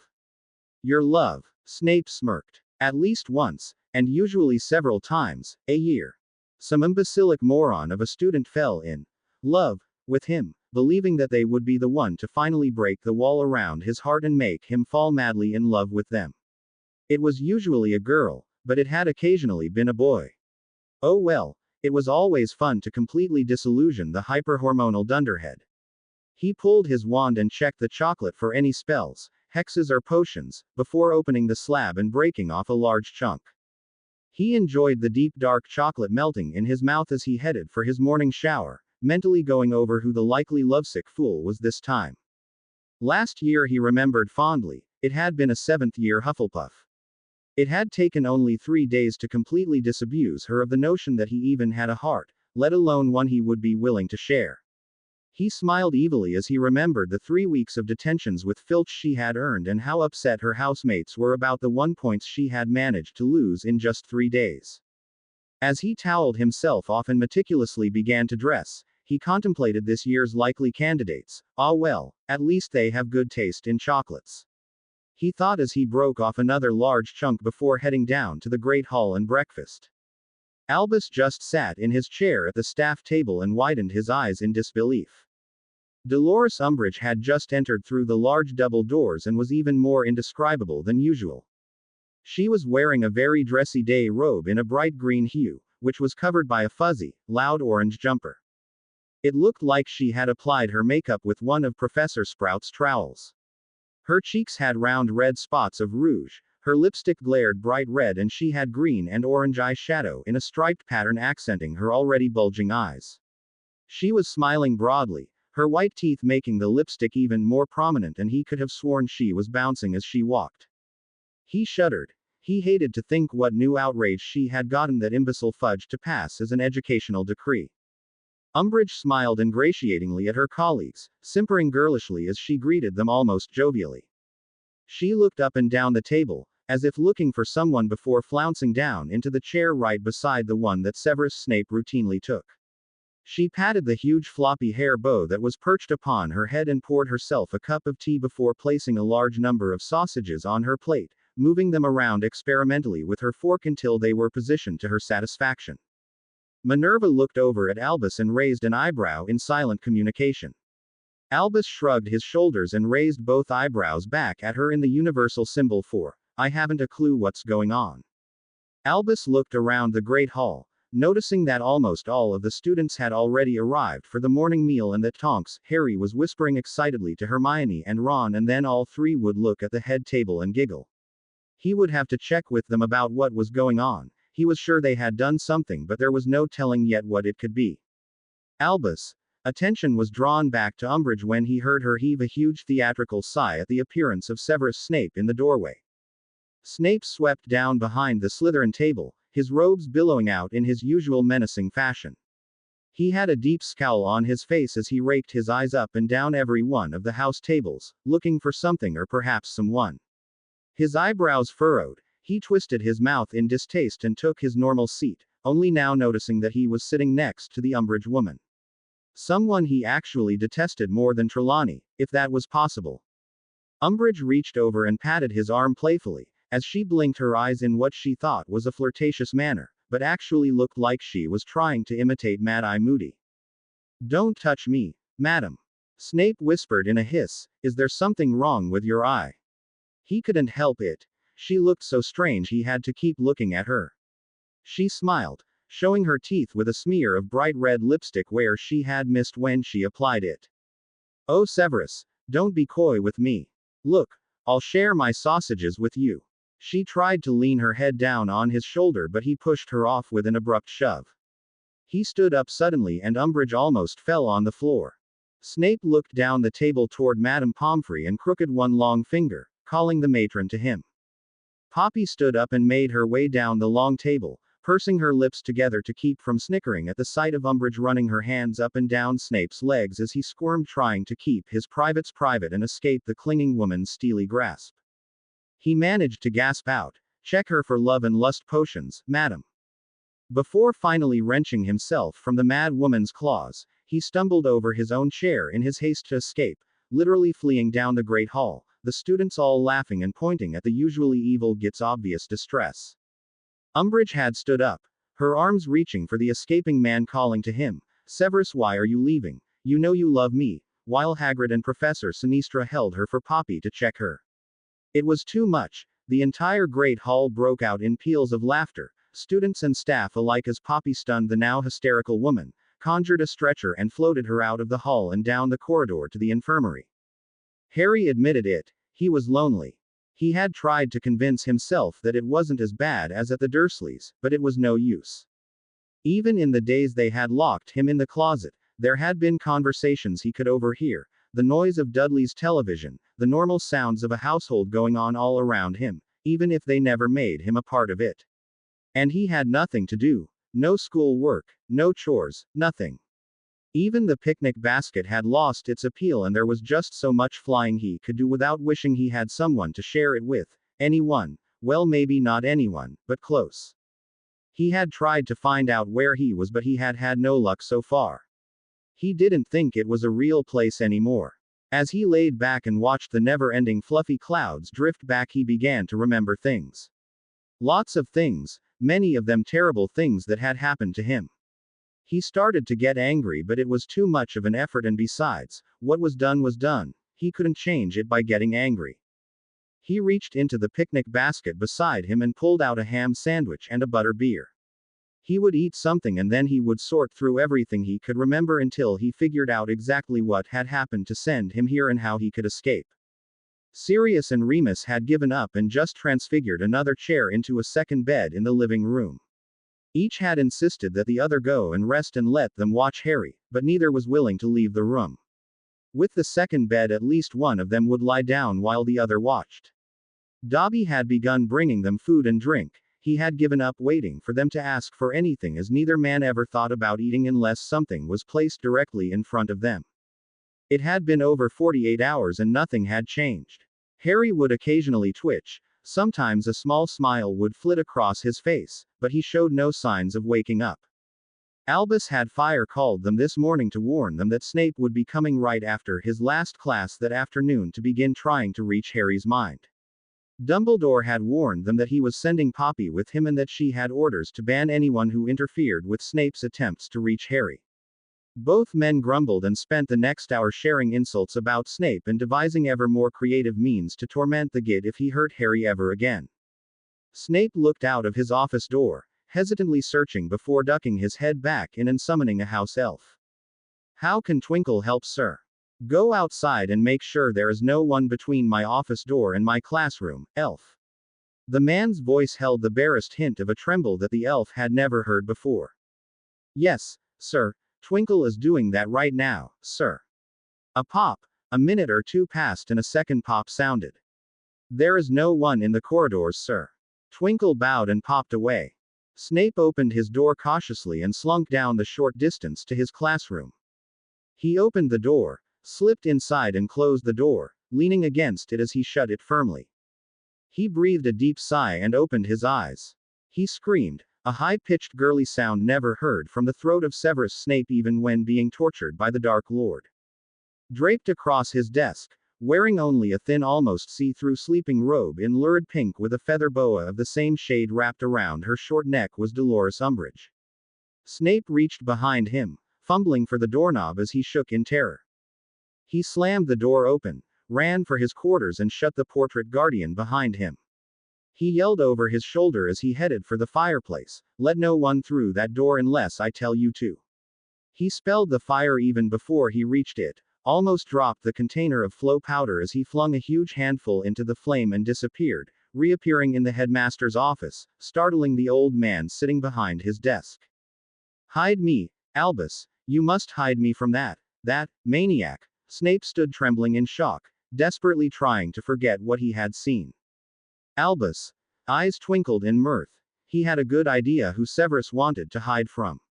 He was a little surprised at Dolores' actions. Poppy had found no trace of any potion or spell that could account for the woman's unusual and erratic behavior. Poppy had fed the woman a calming potion and dismissed her to go and teach her classes. "Whom do you wish to hide from, dear boy?" Albus wasn't above tormenting Snape just a little. He was still very angry about how the man had abused his position as a professor to torment and abuse a student. "Umbridge, of course." Snape practically screamed at the headmaster. My classes are cancelled for the day. I need to go and begin working with Potter." "Yes, you said that was my first priority. Yes, I must go now." Without another word, he grabbed flow powder and stepped through to Grimmauld Place.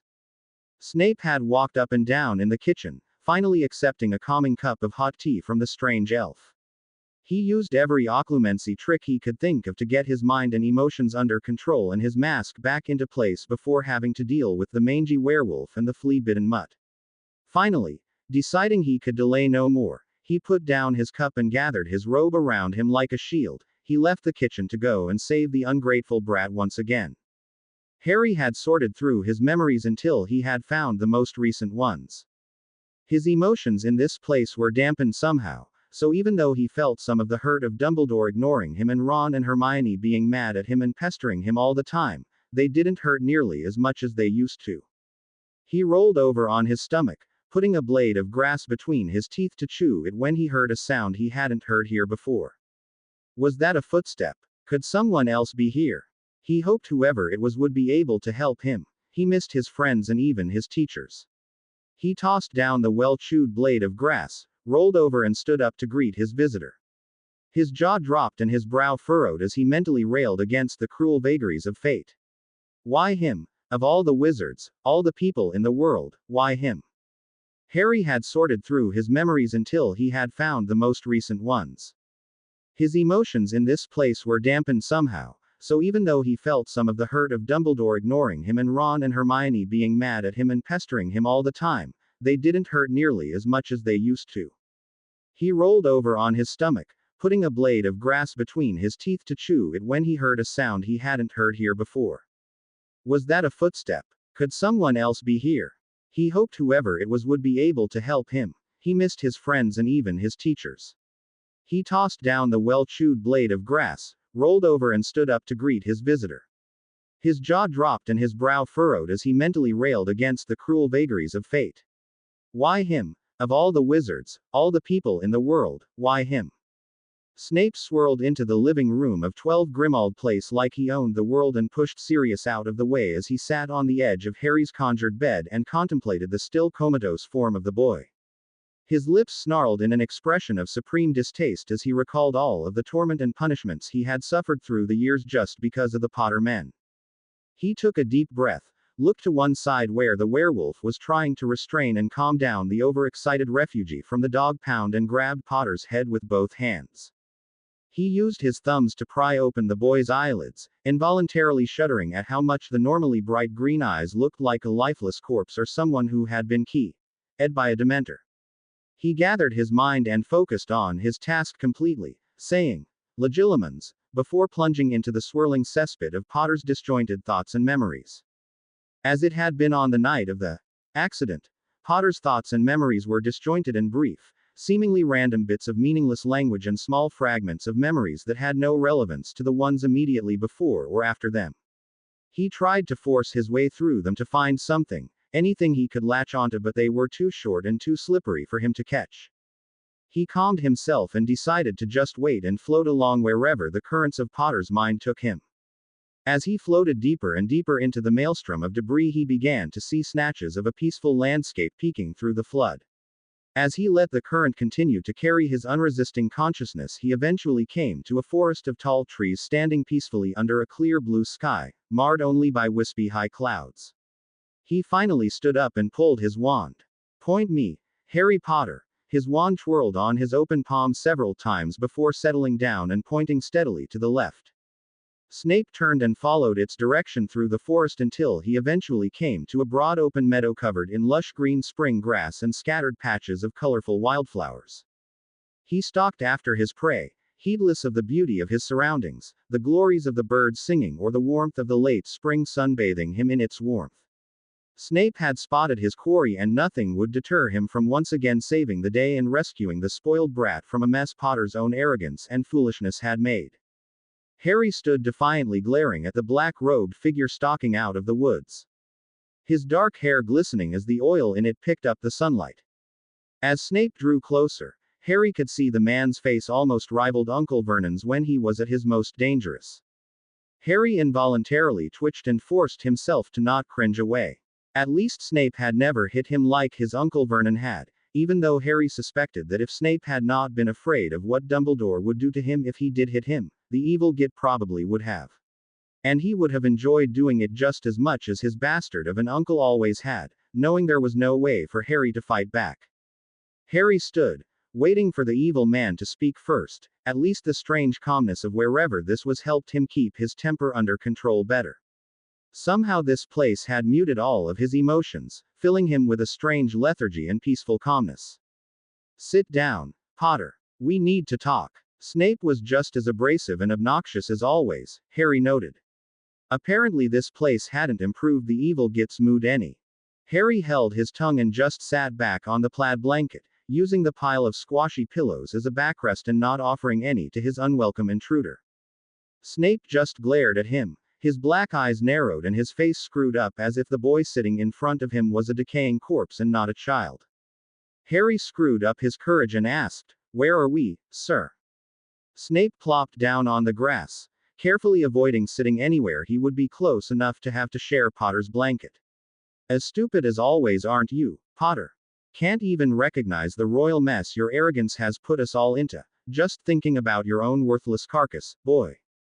Harry gritted his teeth, forcing himself to remain calm.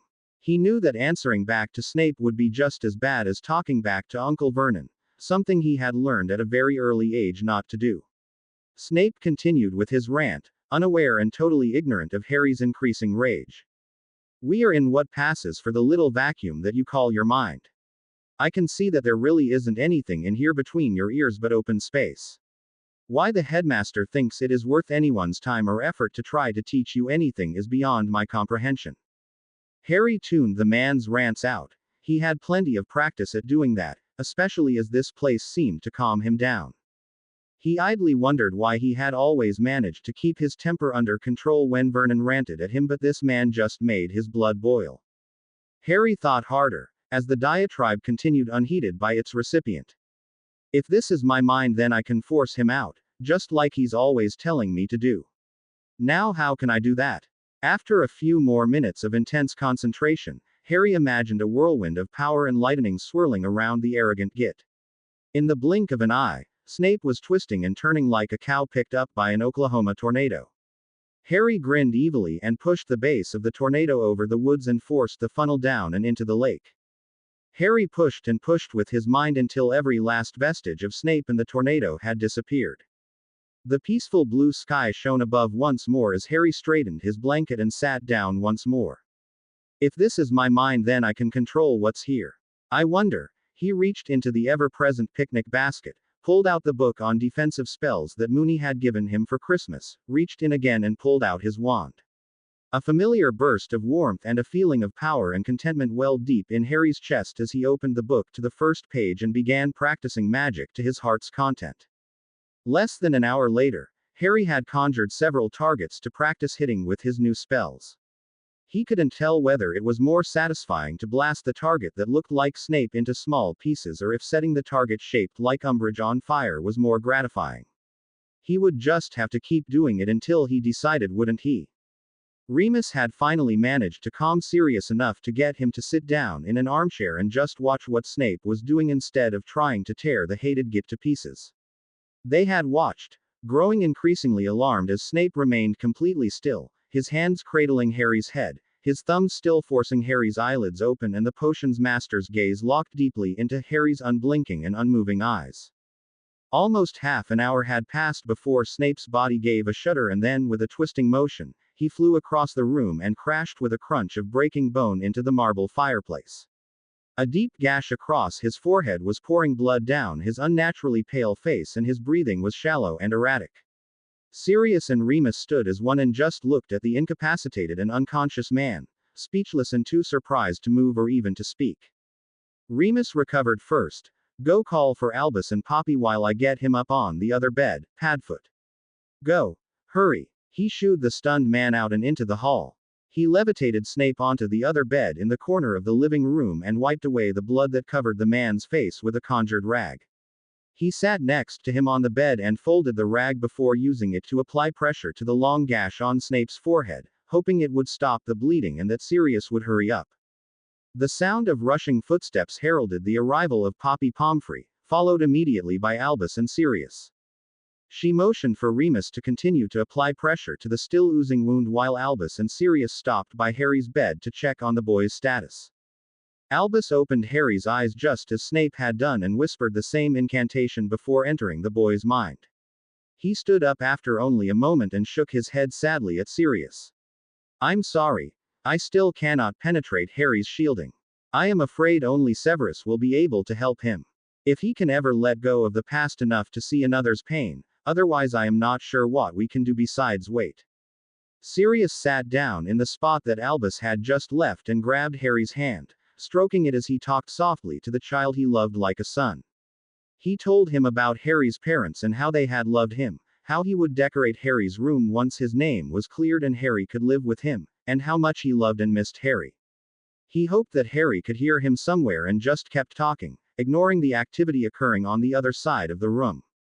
Poppy had finished her diagnosis and motioned for Albus to pick up Snape's head and shoulders so that she could feed the semi-conscious man several potions.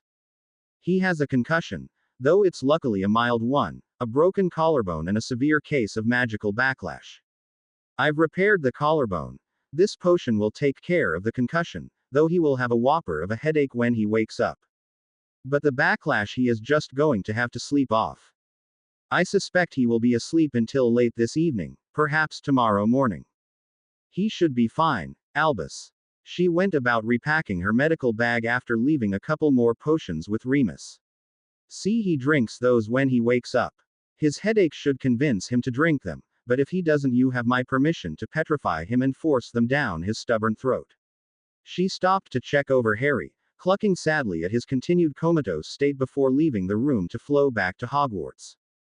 Albus pulled up an armchair and sat down to watch the dark-haired man sleep, noticing how much younger he looked without his trademark scowl. He turned to Remus and asked softly, not wanting to disturb Sirius where he continued to gently talk to Harry while still rubbing his hand. What happened to him, Remus? Do you know? Remus shook his head. I don't know much more than you do, Albus. Snape came in, pushed Sirius and me out of the way and cast Legilimens on Harry after opening his eyes with his thumbs. He remained locked with Harry for almost half an hour, until suddenly he was spinning off the ground and hit the fireplace with a loud crack. I suppose that was his collarbone breaking. It sounded awful. He was bleeding from his forehead, so I applied pressure and had Sirius fire call for you and Poppy. That's all that happened that I witnessed. Do you know what happened? Albus looked almost hopeful for the first time in the 3 days since Harry had retreated from reality. Half an hour, you say? Are you sure? At Remus' nod, he continued. I hope that he managed to penetrate far enough to actually find Harry within his mind. I was unable to remain for more than a minute without being ejected. If Severus actually reached Harry, I suspect that young Mr. Potter took exception to Severus being in his mind and forcibly ejected him as unwelcome. But at least he was able to reach him, which I have been unable to accomplish, I am afraid. Now we will just have to find some way for Harry to accept Severus' help and some way for Severus to be willing to offer to help him. Remus just shook his head in wonder at the old man. I would be more willing to offer to give belly dancing lessons to a dragon than expect the two of them to help each other. He had said it very softly, but Albus still heard it and wondered if he was perhaps correct in his assumption of the difficulty of the task ahead of them. Dolores Umbridge was frustrated. She had searched the castle, high and low, without finding any trace of her quarry. Wherever Severus Snape was hiding, she hadn't been able to find him. And the blasted students kept interfering with her search. Too bad the little buggers couldn't all be sent away so she could have time alone with her wonderful Severus. Ah, Sevi-Poo, where are you? She murmured to herself. Her eyes lit up as she had a wonderful thought. Next week began the 2-week Easter holiday, and if she could just clear the castle, she would have all the freedom to explore her new relationship without any prying eyes glaring at her and keeping her wonderful Sevi from having his wicked ways with her.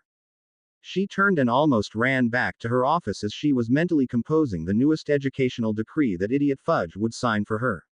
She couldn't wait until the odious man was ejected. As his special assistant, she stood next in line to take over as minister.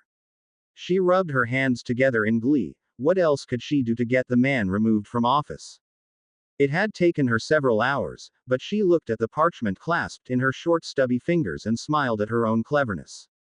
Yes, this should work very well on both of my goals. She giggled an obnoxiously girly giggle and set about putting her plans into motion. That night both the staff and the students were groaning at the newest edict signed by the Minister for Magic, Cornelius Fudge. Minerva was pacing back and forth in front of Albus' desk, clenching and unclenching her fists as if she wanted to have her hands around a certain witch's short stubby neck. Ooh, she makes me so mad. Isn't there anything we can do to remove her, Albus? Albus sat with his hands steepled on his desk, his face buried deep between them. I'm afraid not, Minerva, not as long as she has the ear of Cornelius. And I can't do anything overtly as long as Malfoy has half of the board of governors firmly in his pocket.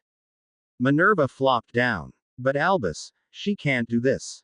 Albus finally lifted his aged head and looked at her resignedly. I'm afraid she can, and has.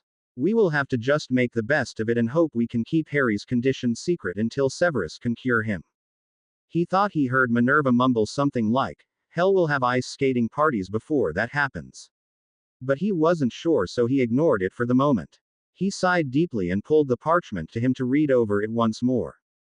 Tonks, Ron and Hermione had escaped up the head boys' quarters just as soon as dinner was concluded to discuss what was going to happen now. But Harry always stays in the castle during holidays.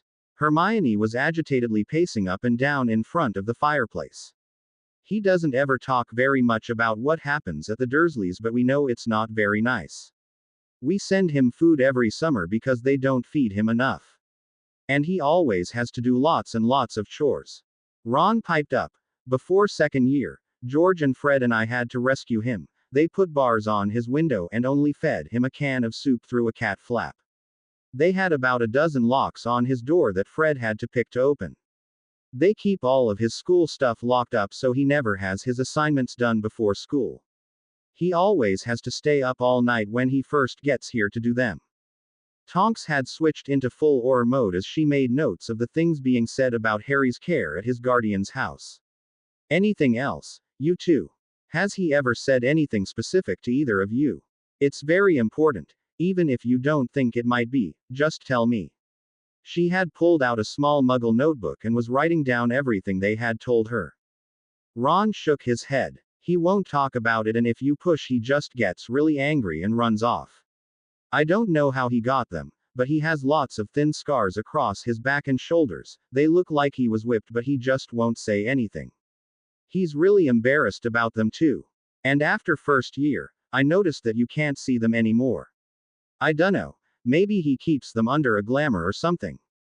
He speculated. Hermione nodded in agreement. He tries to hide it, but he flinches when you touch him and he startles really badly. He won't let me touch him very much, but sometimes when he lets me hug him, I can feel him tremble, but he never me hugs back or begins the hug. I'm not sure he even knows how. Tonks was getting angry as the stories about Harry continued. Her face red, she was muttering, and then those bastards Snape, Umbridge and Fudge abuse him even more. The three continued to talk for a while, never solving the problem of the newest decree from Professor Umbridge. The very next morning, Tonks received an urgent owl from Kingsley Shacklebolt. Tonks. This is charmed so only you and Dumbledore can read it.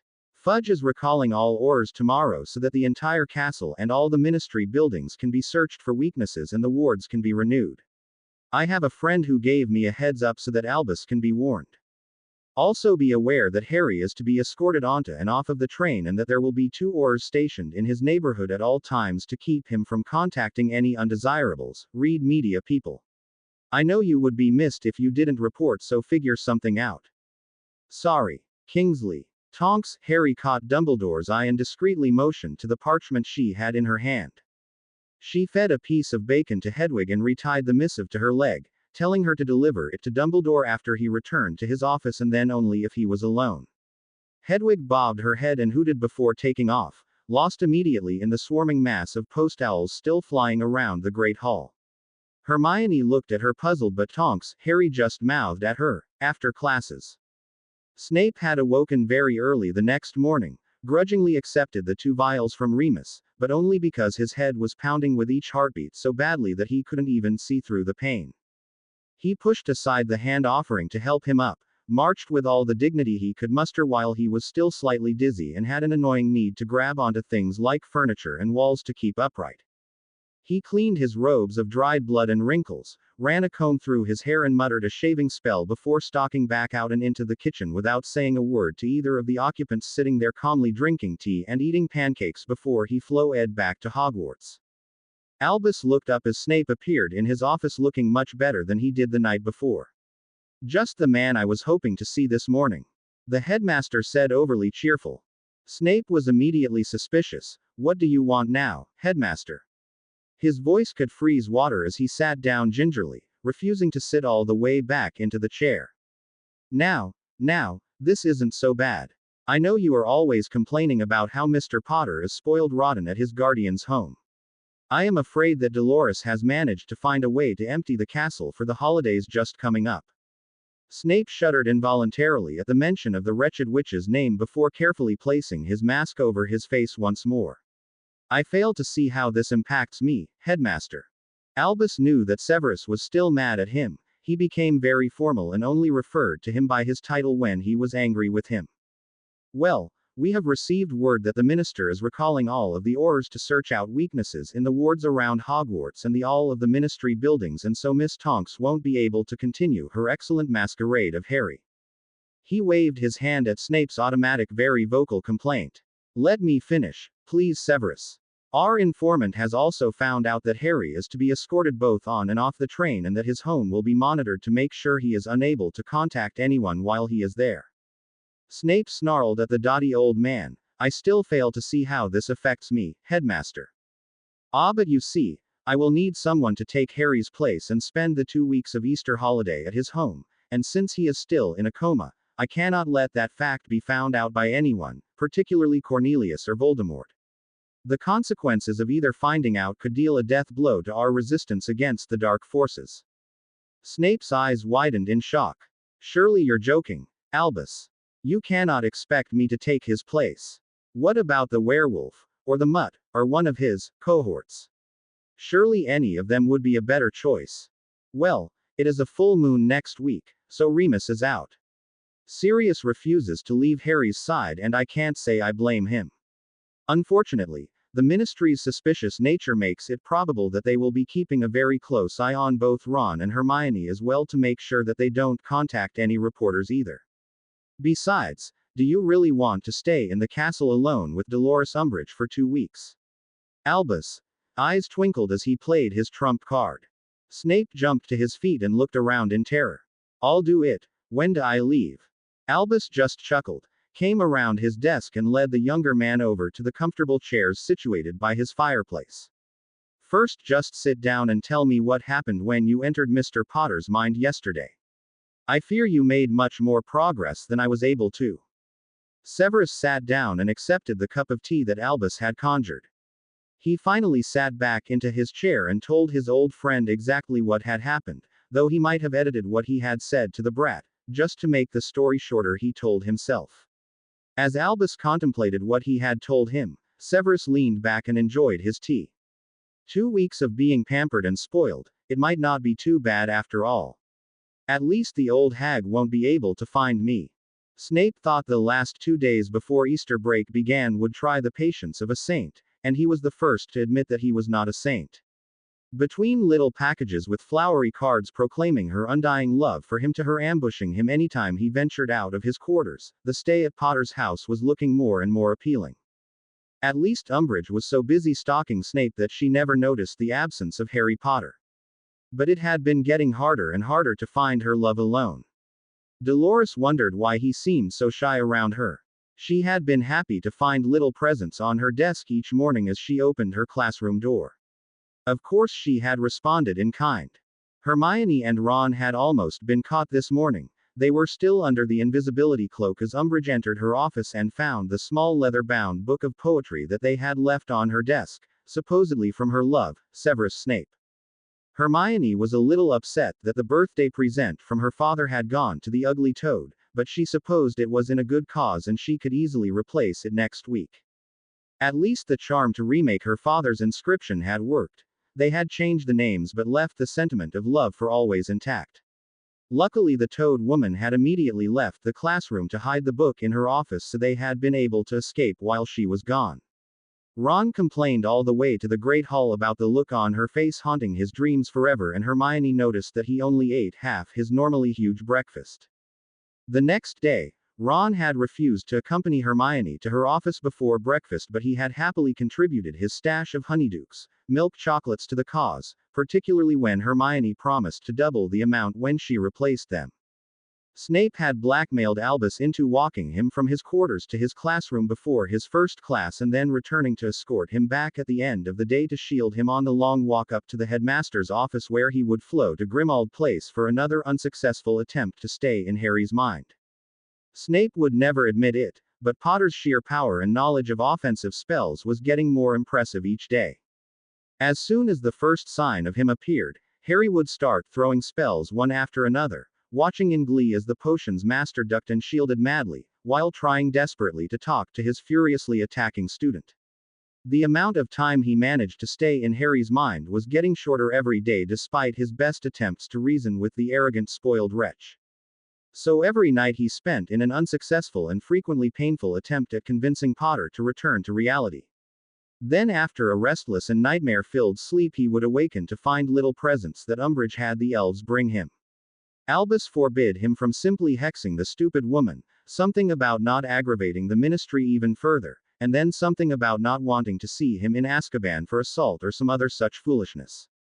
He locked his classroom between each class and only allowed the students in after the bell had already rung. He had breakfast and dinner in his quarters with the door firmly warded and refused to have a lit fire anywhere in the rooms. He didn't care if he had to bundle up against the cold and cast warming charms, he wasn't going to take a chance with someone flowing in uninvited. Since his office had an adjoining door to his classroom, he managed to escape to eat lunch there while keeping both doors sealed with every locking and warding charm he knew and several he had begged Flitwick to teach him.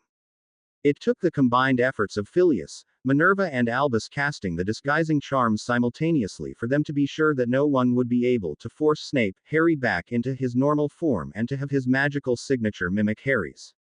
They had enlisted the help of the retired Auror Mad-Eye Moody to see if he could discern that it wasn't really Harry, but he declared the duplicate nearly perfect. Snape, Harry was having a hard time learning to walk, talk and act like the brat. He had never realized how short and skinny the boy was. And when had he started walking with his shoulders slumped rather than arrogantly striding through the castle as if he owned it? Now remember, do nothing to attract the attention of the ministry watchers. I am sure they will have all sorts of monitors on the house to try and catch any sign of magic. Be sure you don't do anything they can use as a chance to expel him. I mean it. Severus, we need him here to protect him from Voldemort. Snape reluctantly nodded his head. He remembered the prophecy he had been shown very well. It played out every night in his nightmares. His future, the future of the entire wizarding world, rested on the shoulders of an arrogant, ignorant prat, and he had to protect him at all costs. Of course, that was better than his Umbridge nightmares, particularly after his breakfast tray yesterday had been festooned with a picture of Umbridge posed suggestively, a wizarding picture that moved. He hadn't been able to eat all day or sleep at all last night. He had flowed from Albus' office to the Gryffindor head boys' quarters and then picked up Harry's already packed trunk before dragging it down the stairs. He was too short and too weak to pick up a bloody trunk. What was the matter with that boy? Didn't he ever eat anything or exercise to gain strength? Snape pushed away the thought. He's probably too picky to eat much and too spoiled and pampered to work up a sweat in exercise. Ah, I am going to enjoy 2 weeks of being waited on hand and foot. Harry was enjoying himself, even though he continued to miss his friends. His spell casting speed and power had greatly increased, and without any distractions and nothing but time on his hands, he decided to review all of his lessons up to this point. He found that the more he searched through his memories, the clearer they became, and the more he remembered that he hadn't known he had even learned. He shied away from any painful memories, either good or bad, and concentrated on neutral memories. He found he could recall every book he had ever read and studied them each more intently, finally actually absorbing and using what he had read. He came to the conclusion that he had always held back in not only his school work but in actually learning for fear of being punished for trying to show up. Dudley. Once he got past the barricade he had self-imposed on learning, he eagerly drank in knowledge as fast as he could absorb it. He quickly found out that if he could recall the name of the book that he had read, he could draw it out of his wonderful picnic basket. Soon he was avidly reading for most of each day. It was late in the afternoon when he realized that Snape had not made an appearance, and he wondered if the evil git had finally decided not to return. Shrugging it off, he returned to reading his science book from his last year at Muggle school. I can combine this with my potions book and my herbology studies and make a potion that, as he pulled pepperoni pizza and a cold Coke out of his basket, he decided to try some experiments in making potions the next day. He'd show those stupid Slytherins, particularly Malfoy, what a Gryffindor could really do. He might even give Hermione some serious competition when he returned. He thought so softly that he didn't even consciously hear himself. If I return. Snape. Harry managed to maneuver his trunk down the circular stairs to meet up with Hermione and Ron down in the Gryffindor common room. He kept repeating the same mental mantra. I am Potter. Must be inane and idiotic. Must act like impulsive and imbecilic Gryffindor to all. He plastered Potter's trademark vapid smile on his face and greeted the two waiting patiently for him to arrive. Luckily, the common room was mostly empty as everyone was rushing downstairs to make the train. What took you so long, Harry? Ron asked, placing a little too emphasis on Harry's name. Hermione nudged him and just told the two boys to get a move on. Come on, you two. We can't be late and miss the carriages to the train. No telling what Professor Snape would do to us. Or Professor Umbridge. They might take 1,000 points or give us detention for the rest of our lives. Snape muttered to himself. Damn right I would, and it would be deserved. Bloody old coot and his ideas. The three rushed down the stairs as quickly as it was safe to do and managed to slide into one of the last carriages heading for the train.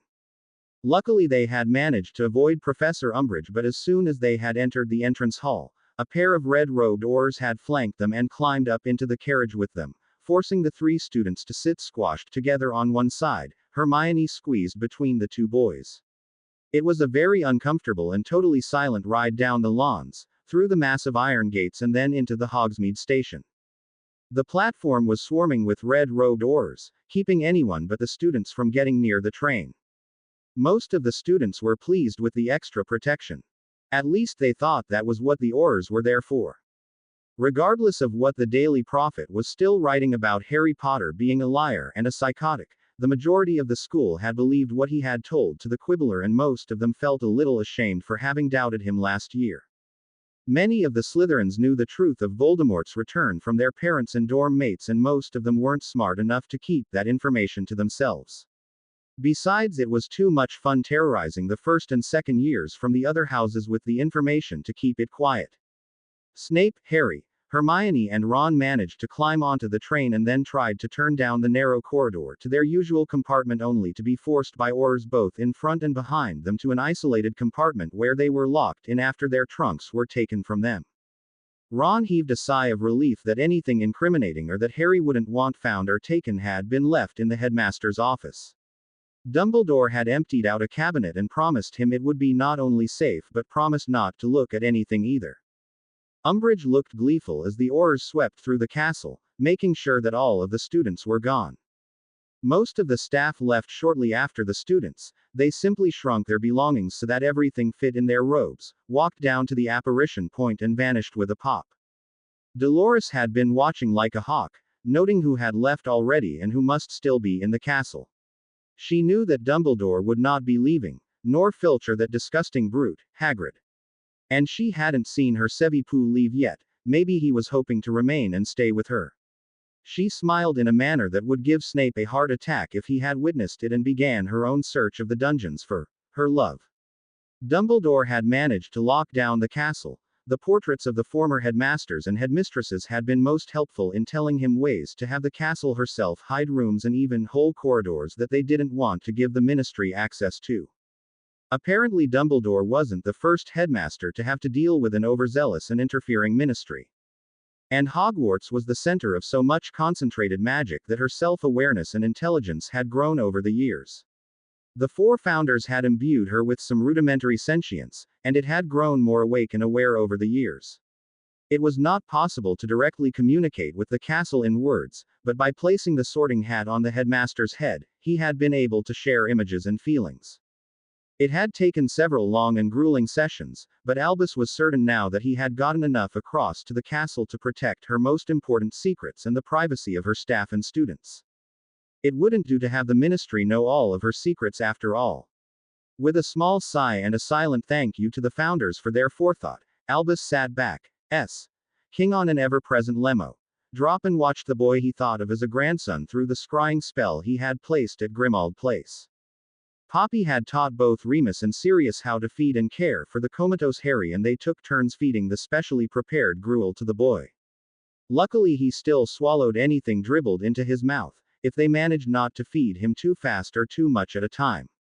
Poppy had taken the opportunity to give nutrient and growth potions to Dobby to add to his gruel. Normally she was unable to get Harry to swallow the foul-tasting potions, even after explaining to him countless times that they would help him catch up with his age mates in both height and weight. She suspected that his relatives had never allowed him much food, or even particularly healthy meals, but he refused to even talk about the matter. She knew from his friends that they had sent him regular packages of food over every summer, and she had witnessed that each fall when he returned to school that it was several weeks before he could manage to eat a normal portion of food for a typical teenage boy. And he probably never would manage to shovel away as much as Weasley could. So now she was taking full advantage of being able to plump the boy up and hopefully help him grow a bit taller and broader. Cornelius Fudge was in his element. His brilliant idea to place his personal assistant, Dolores Umbridge, at Hogwarts as his personal spy had worked out even better than he had hoped.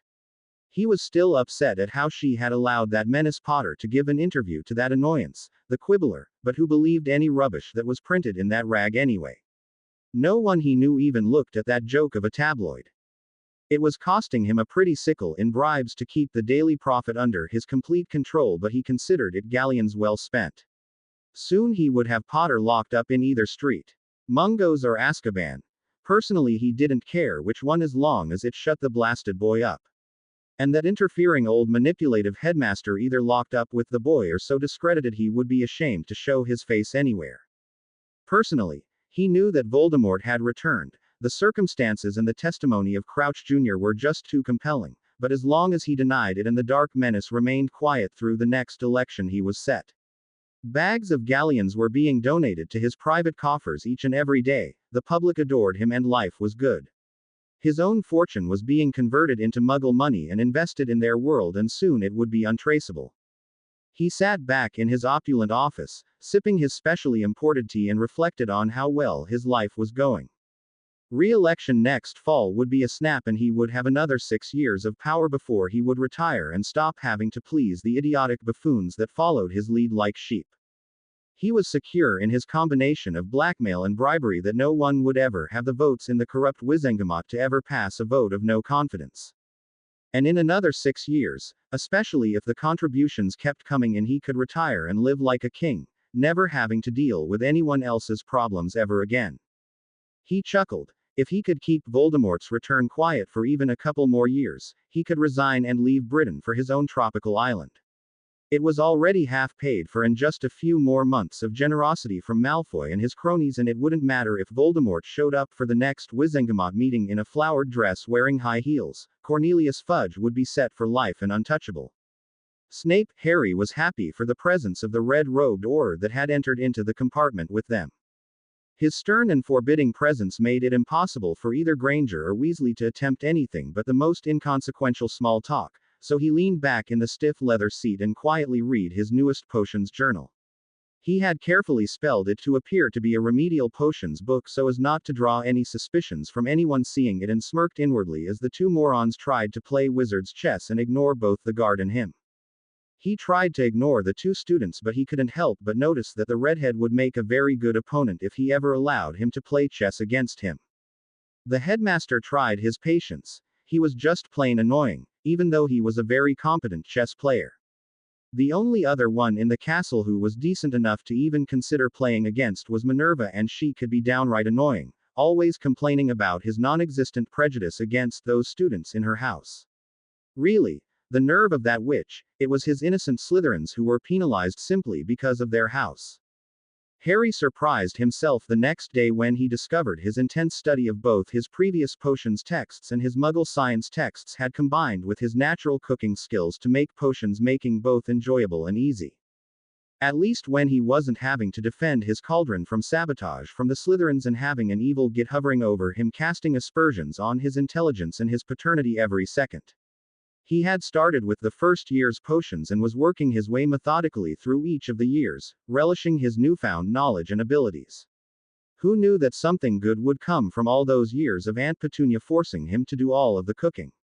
Of course, it had begun as a way of giving him more chores, and he would never disabuse her of that with the knowledge that he actually enjoyed cooking when he was allowed to cook something other than bacon and eggs. He had only been 7 or 8 when he realized it was no longer a chore and something he had a natural ability for. That and his Aunt Petunia was a rather lousy cook. As he stirred his perfect shrinking potion, he wondered what the family ate when he wasn't home to cook for them. He laughed when he thought that they must eat out a lot. When Hermione nudged Ron and pointed out that they were nearing King's Cross Station, he heaved a noticeable sigh of thanks and packed his chess set into his bag, stuffed his robes in on top of it, and prepared to leave. He hoped that Snape had a good time being Harry, but he couldn't wait to get away from the awkward silence. Hopefully the Auror thought it was his dominating and intimidating presence that had kept the 3 teenagers from talking about anything more than the most trivial subjects on the interminably long train ride. Ron helped Hermione out of her robes, noticing the same look of relief on the girl's face. Ron helped Snape, Harry up, gave him a rather awkward handshake and told him, "Don't forget to owl me if you need anything, Harry. I'll see you in 2 weeks, right mate?"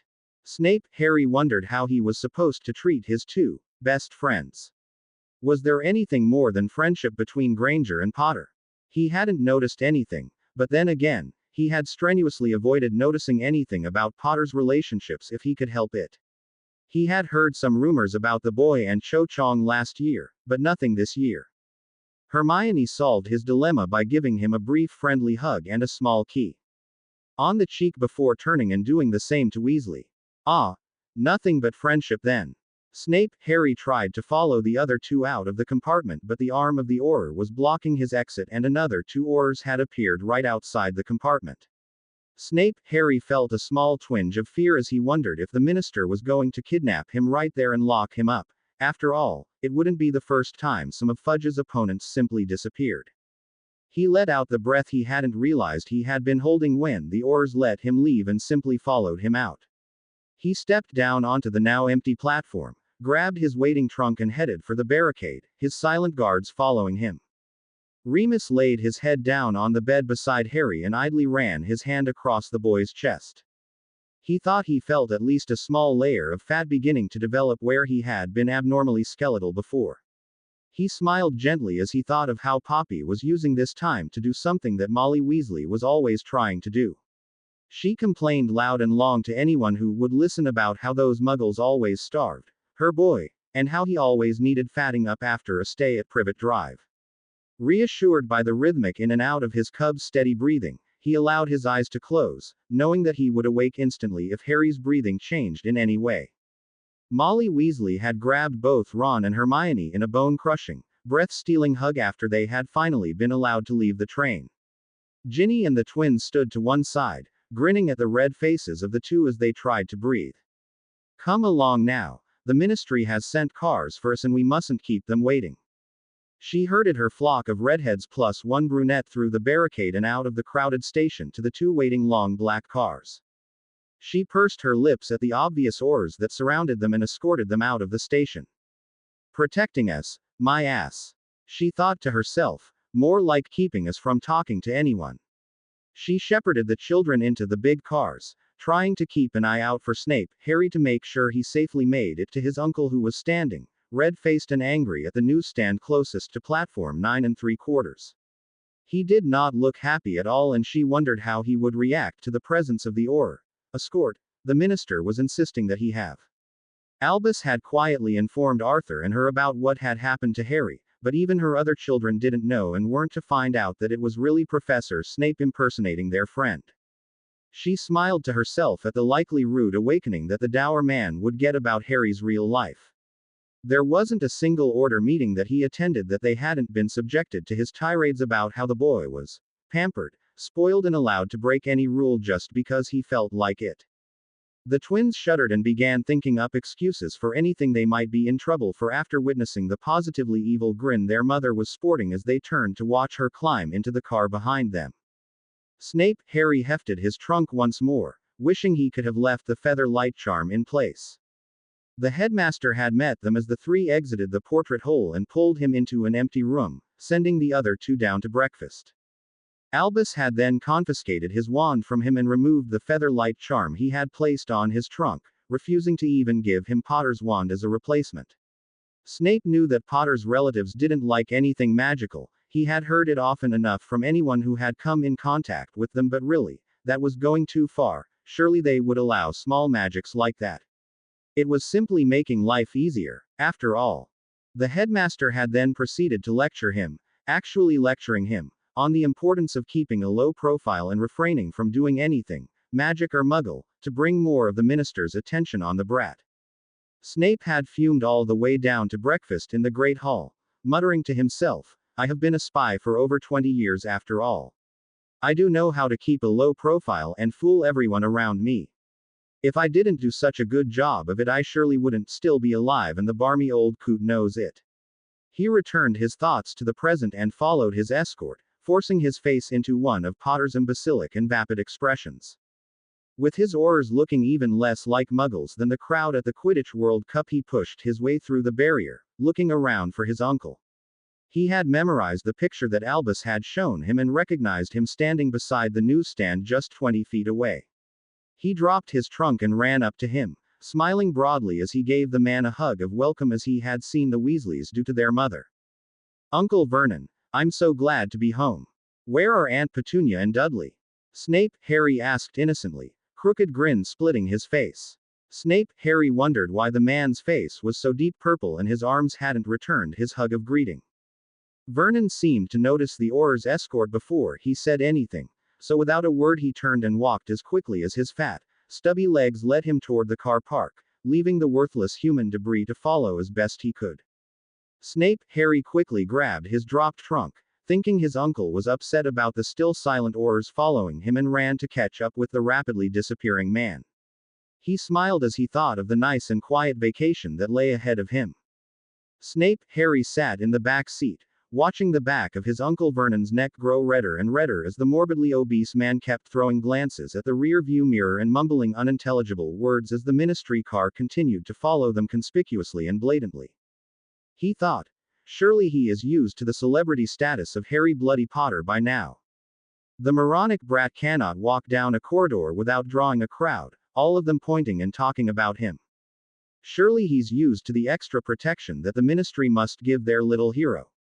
He sat back and closed his eyes, Any thought of conversation had been squelched quickly after he had tried several times to talk about his school year and his uncle had just muttered louder and refused to even speak to him.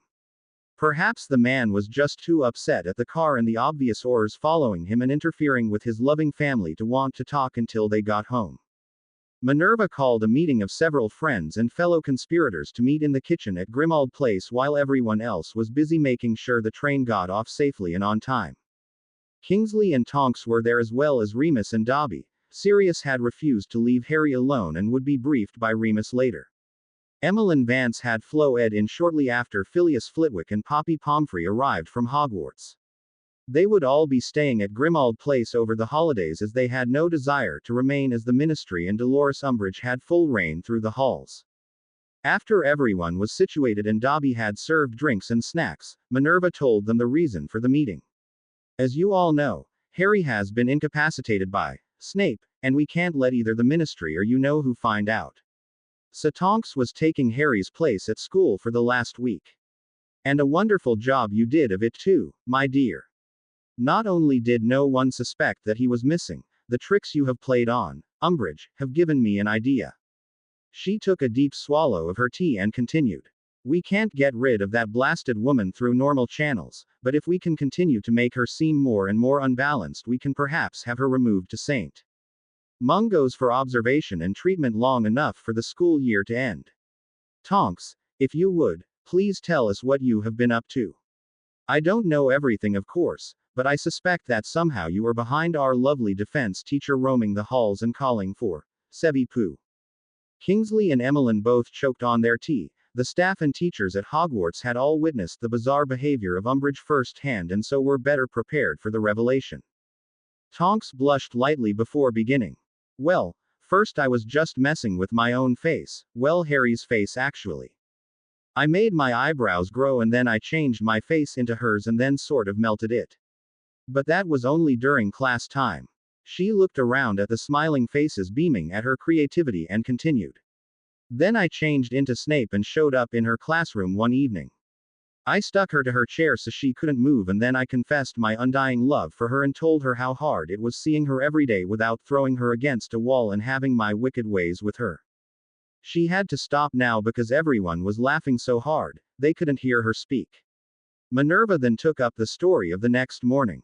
She ambushed him at breakfast and I couldn't hear what exactly she said to him, but he pushed her away and when he stood up to leave, she grabbed his ass and felt him up.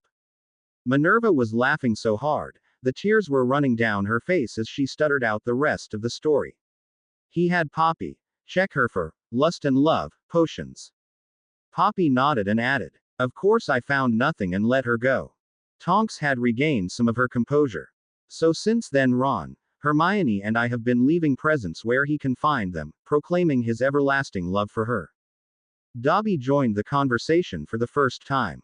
Winky has been telling Mies that Toad Womans has been having her leave presents for him, including a photo with breakfast.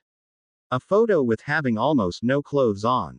That was too much for the group as howls of laughter pealed through the old dark house. Unseen by anyone, the portrait of Sirius Black's mother started to crack and separate from the wall where the unbreakable sticking charm started to lose its potency.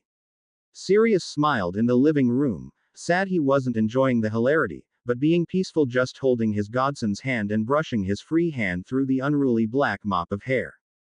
Harry felt a wash of love and comfort from somewhere that almost overwhelmed him in its intensity.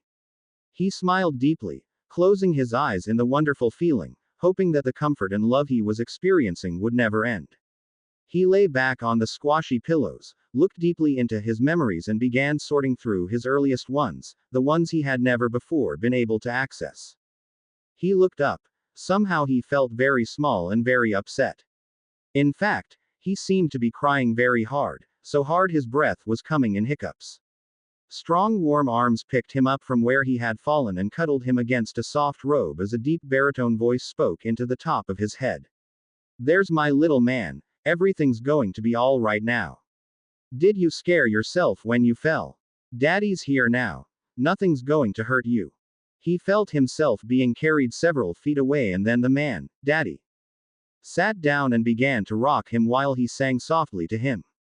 He had stopped crying and was clutching his father's robes tightly.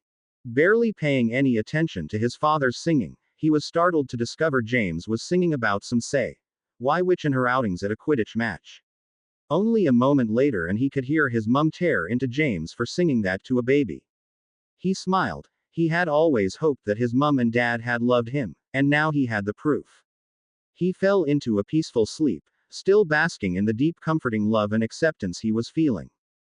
Dobby left the group at the kitchen table and went to fix sandwiches for the meeting, which had finally managed to calm down somewhat, though everyone would still get a stupid grin on their face every once in a while.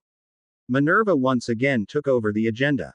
Wonderful. Tonks, I think we all needed that. I know that I surely did. Now, is there any way that we can continue to play games with the toad until she either cracks up or at least everyone else thinks she has? Emmeline looked at Tonks, eyeing the Metamorphagus questioningly. Is there any way for you to return to the castle without being missed from the ministry? I mean, are you doing anything that requires your morphing capabilities, or are you just doing normal things that anybody could do? Kingsley and Tonks looked at each other. A growing understanding of what the witch was asking appeared as Tonks turned to face Emmeline again. No, Emma, I am just another body, checking the wards and following orders. What did you have in mind? Well, I know that you put Severus under a glamour so that he could take Harry's place at his guardian's house. Is there any reason you couldn't put a glamour on me and I could take Tonks' place, freeing her up to play games with Umbridge? Kingsley smiled, his white teeth seeming to glow in his black face. Excellent idea. Emma, I know you know almost as much about the wards as I do, and you actually have more experience with them than Tonks does. I think I could help hide any discrepancies that might occur.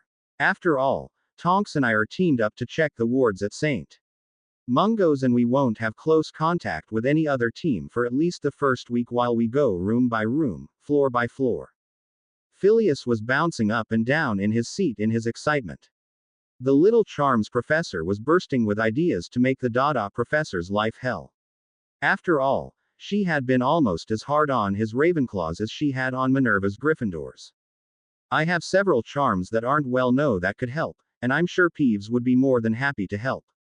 Dobby, would the elves be able to help any, or does their binding to Hogwarts forbid them from acting against a staff member? Dobby hung his head in sorrow. Only's me and Winky is able to help, Professor, sir. We's is free elves and work for Professor Dumbledore, not bound to Hogwarts. And I is helping here with Master Harry Potter, sir, and his Remus and Sirius, sirs. Remus looked at the sad elf and smiled. I'm sure that you would be able to do both, Dobby. After all, taking care of us doesn't take up all of your time, does it? Dobby grinned from ear to ear, jumping for joy. No, sirs, and I's has called a meeting of the Elves' Council to pass judgment on nasty house elf creature for tonight. Council will fix nasty traitor who refuses to serve his master, and then house will be free of nasty elf and his dark magic. The group looked surprised. Only Minerva and Phileas had heard rumors of a house elf council, but this was the first confirmation of its existence and what it was actually capable of doing. Remus looked stunned. You mean the council will pass judgment on creature and then they will do what? If creature is found to be bad house elf, betraying master's trust and not following his orders or keeping his secrets, then council will dissolve bond with Master Black and the Black family and bind evil creature's mind and magic, so he must live in silence and serve council for the rest of his life. Council will remove evil dark elf's magics that make house so dark and give Master Black new elf for payment. Remus smiled at the news that would make Sirius day. The group ate lunch and planned well into the afternoon before breaking up to implement their plans. Operation Drive Umbridge Crazy had begun. Snape, Harry climbed out of the back seat, watching his uncle disappear into the house after pushing a button that unlocked the boot. Oh well, he thought, he must expect me to be able to handle my trunk alone. He must still be upset about the Aurors. The ministry car had pulled up into the driveway behind the Dursleys' large sedan, and one of the Aurors reached in and pulled the heavy trunk out of the boot. He waved his wand surreptitiously and passed it to the small teen with a nod before going around to the back of the house. Snape, Harry could see him disillusion himself as he shut the gate behind him. Another Auror disillusioned himself before climbing out of the back of the ministry car, and the driver came over and shut the back door, shooing Potter up towards the house before climbing back into the long black car and disappearing down the street. Snape, Harry opened the door, dragging his trunk behind him, but before he could put the trunk down and turn to shut the door, a massive fist blindsided him right in the temple. Snape, Harry fell like a rock to the floor, his head spinning, his vision growing black at the edges as he tried to comprehend what had just occurred. How dare you? Kick, touch me with your freakishness. Kick, kick. Snape, Harry tried to explain, but all he could get out was a loud moan. He tried to sit up, but his vision swam, so he settled for curling into a tight ball, trying to protect his stomach where the man had kicked him with his massive heavy boots. Why are those? A massive kick hit his back. Freaks, another kick into his knee, following us. The worst kick of them all connected with his left arm, just above the elbow. Snape, Harry hoped it wasn't broken, but he was afraid he had felt the bone give with the hit from the steel-toed boot. A ray of hope filled Snape, Harry when he noticed his aunt came into the hall from the kitchen, wiping her hands on a frilly ruffled apron. Her face showed outrage and anger. Stop that right now, Vernon. Snape, Harry let out a sigh, though it hurt his bruised ribs to do so. She would save him. You're making a mess on my clean floor and your dinner is going to get cold. She chided her husband as Snape, Harry's hope for rescue faded. He felt a big, meaty fist snatch him off of the floor by the simple expedient of grabbing his hair. As his world turned black, he thought to himself, perhaps this won't be a nice quiet vacation after all. And he passed out. Snape, Harry woke up, groaned and gingerly turned his head to the side, wincing as his muscles protested the movement. He searched his mind for what had happened. He wasn't in the infirmary or his own quarters. Oh, right, the Dursleys. With a flood, the memory of what had happened rushed back. It was dark in the room, but he could tell it was a small space just by the feel of the stuffy air. He could hear sounds muffled by the closed doors, so it must still be Saturday night. He pushed up with his good arm, grabbing at his head as the world began to spin. Ugh, bad idea, Severus. He muttered to himself. He groped for his pockets and groaned again. No robes, stupid muggle clothes, now where were his things? Albus had confiscated his wand and refused to give him Potter's, but he still had his emergency potion stock stashed in his robes. The meddling old coot hadn't asked about those, and he certainly hadn't volunteered any information about them. He waited a few moments until his head cleared a little before taking stock of his surroundings. A little light shone through the bottom of a door off to his left, and he could see stripes of moonlight through some sort of bars on the window off to his right. He felt under him and discovered he was sitting on a short, mean bed of some kind with a thin lumpy mattress that stank of mold and mildew. He could see the shadows of shelves full of indiscriminate things across from him, and so deduced he was in a bedroom of sorts. He looked around, his eyes adjusting to the darkness, and discerned a wardrobe, one door standing open and leaning at a broken angle. He put one hand out for balance on what appeared to be a small student desk that was placed under the window and stood slowly, not wanting the dizziness to reappear.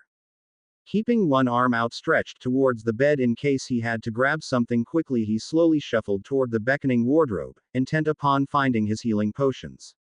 He reached his goal, bent his knees to squat so he didn't have to lean over and aggravate his already pounding head, only to find nothing. There was nothing but a few hangers full of old muggle clothes in the damned wardrobe. He looked around for his trunk. Of course, the damned muggles wouldn't have unpacked anything now, would they? Not after the warm greeting he had received at Potter's uncle's hands. After just 5 minutes, he sat down heavily on the bed, his pounding head held tightly between his aching hands. Nothing. Not one blasted thing of use in the room. He hadn't investigated the shelves yet, but he had a sneaking suspicion that they would be the same worthless junk he had found in the rest of the room. The desk chair wobbled, one leg obviously having been poorly re-glued at some point. But it was actually in better shape than the desk, which had a pile of dilapidated cardboard boxes as the fourth leg. He had finally figured out how to turn on the simple muggle lamp, but he was sure the bare bulb normally had something to cover its glare. Something called a shade, he thought. His bed looked even worse in the light, lumpy and sagging, the sheets only soft because they were so threadbare, and the pillow little better than a folded towel would have been. His wardrobe was filled with huge clothes, little better than cleaning rags, and the only pair of shoes had so many holes in them he thought he could scratch any itch he might have on either foot without bothering to take them off. He stumbled to the door, anxious to find the loo, only to find the door bolted from the outside. He pounded the door, demanding to be let out, but the only answer was his family, downstairs turning up the volume on the telly.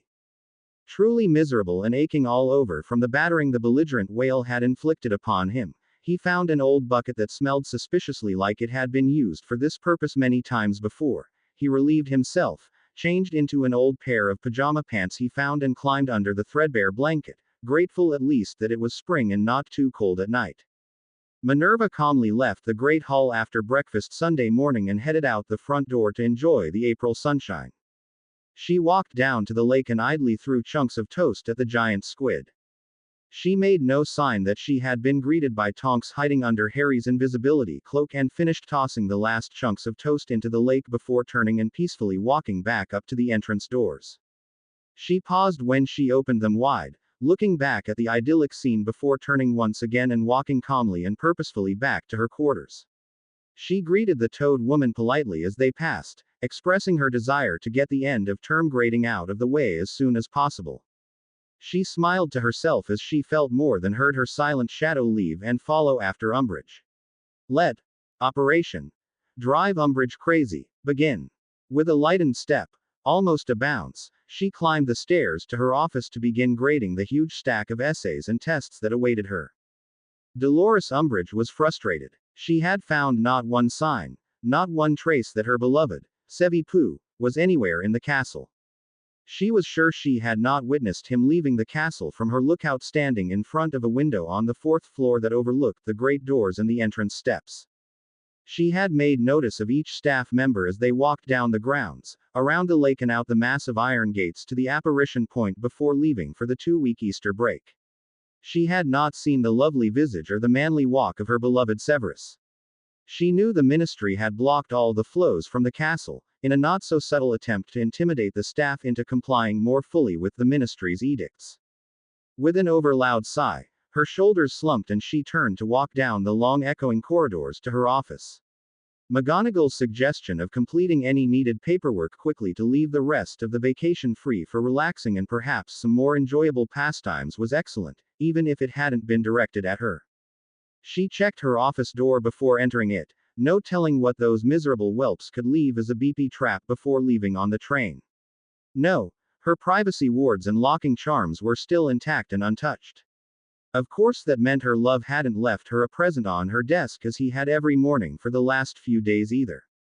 She stalked down the aisle of her classroom, straightening an odd desk here, a misplaced chair there before sitting down in her oversized comfortable leather desk chair with the optional lumbar support.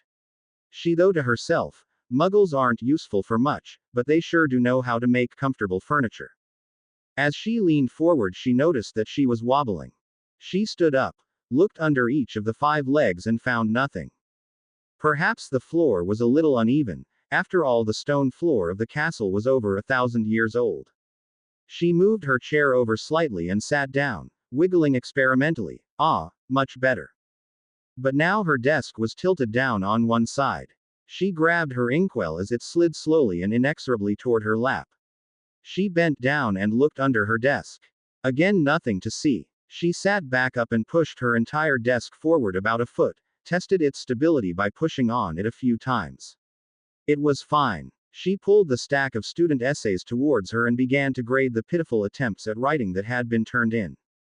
All afternoon it seemed like her office was conspiring against her. If it wasn't her desk tilting or the chair wobbling, it was her tea being moved from where she left it or her shoes sticking on something unseen on the floor. The door to her office had slammed shut several times with the wind, causing a loud bang that made her jump each time. She finally propped the miserable thing open with a stack of books, but when she got back to her desk every one of her quills was gone. Her face turning red she marched down the aisle, flung open her office door and bellowed, "Peeves! Where are you?" It took a minute, but nearly headless Nick appeared in front of the irate Dada professor and inquired politely as to why she wanted Peeves. "He's presently down in the dungeons, writing rude remarks on the blackboards in the potions classrooms." Is there something in particular that I could help you with? No, no, I just thought he had been messing with things in my office this afternoon. She stopped, hoping he would tell her that the poltergeist had been up here only moments before.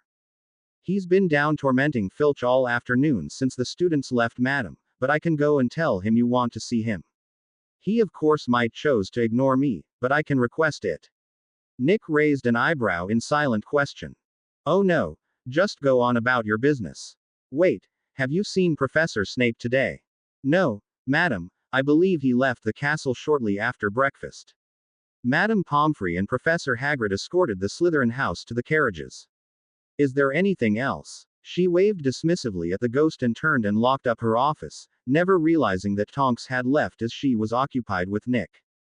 Harry had managed to dredge his way through about half of his memories from before he got his Hogwarts letter, but he frequently had to stop in the middle of one and fire destructive spells at conjured targets, particularly the very large ones of Vernon and Dudley Dursley. Watching them in sequence and from the outside, he finally realized that he had done nothing wrong, and in actual fact, if he had been raised as a wizard, he would have been encouraged and taught how to control his burgeoning magical talent. Hell, even a loving Muggle family would have helped him learn to control his magic, as he wouldn't have been dealing with all of the repressed baggage caused by years of physical, emotional, and psychological abuse he had endured.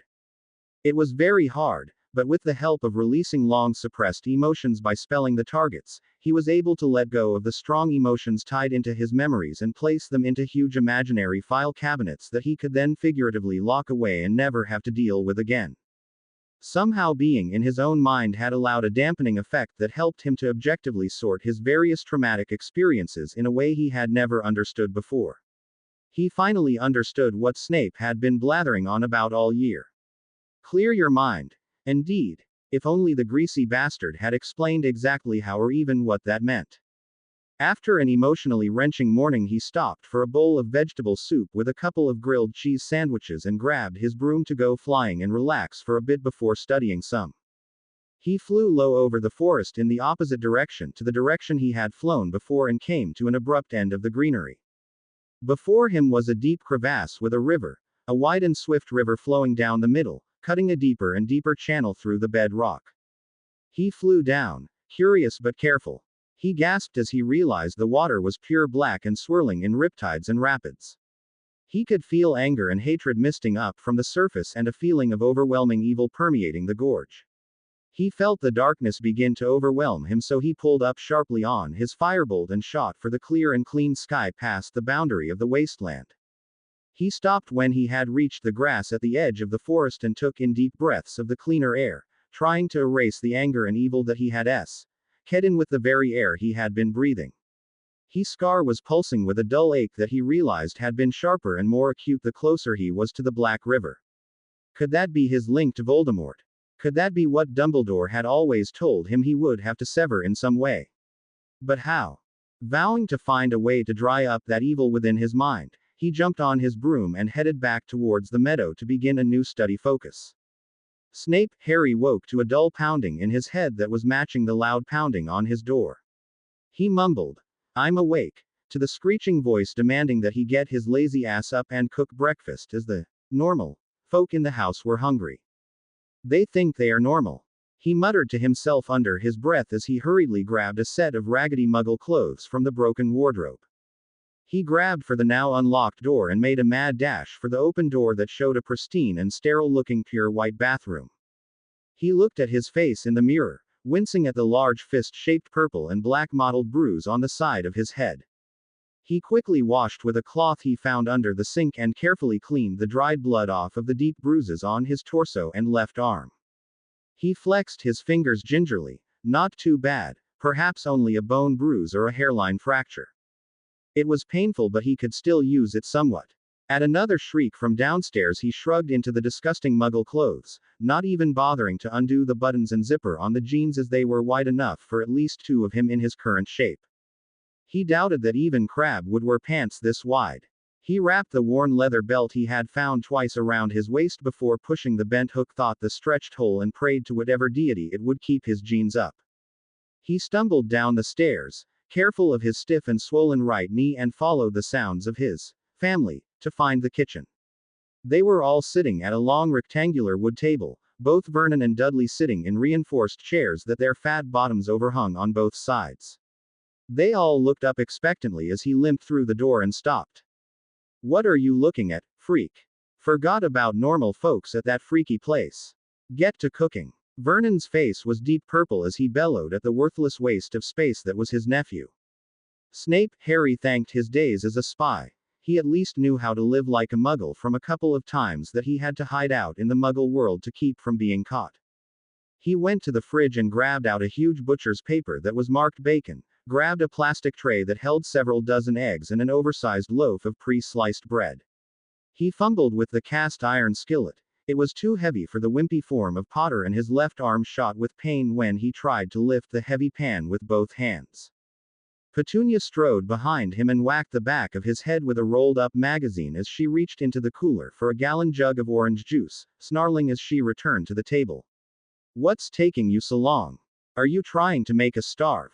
Snape, Harry thought personally that 3 months stranded on a desert island would be necessary before those two whales would be in any danger of starvation, but said nothing out loud and simply loaded the huge iron skillet with as many slabs of the fatty bacon as would squeeze in. He had a suspicion that either of those two would manage to finish what a house elf considered a meal for two, and they were notoriously generous with their portions.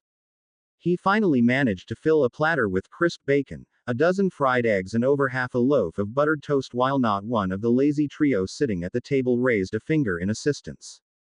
He sat down, grateful to be away from the hot stove, and watched as the food was dished up by Petunia.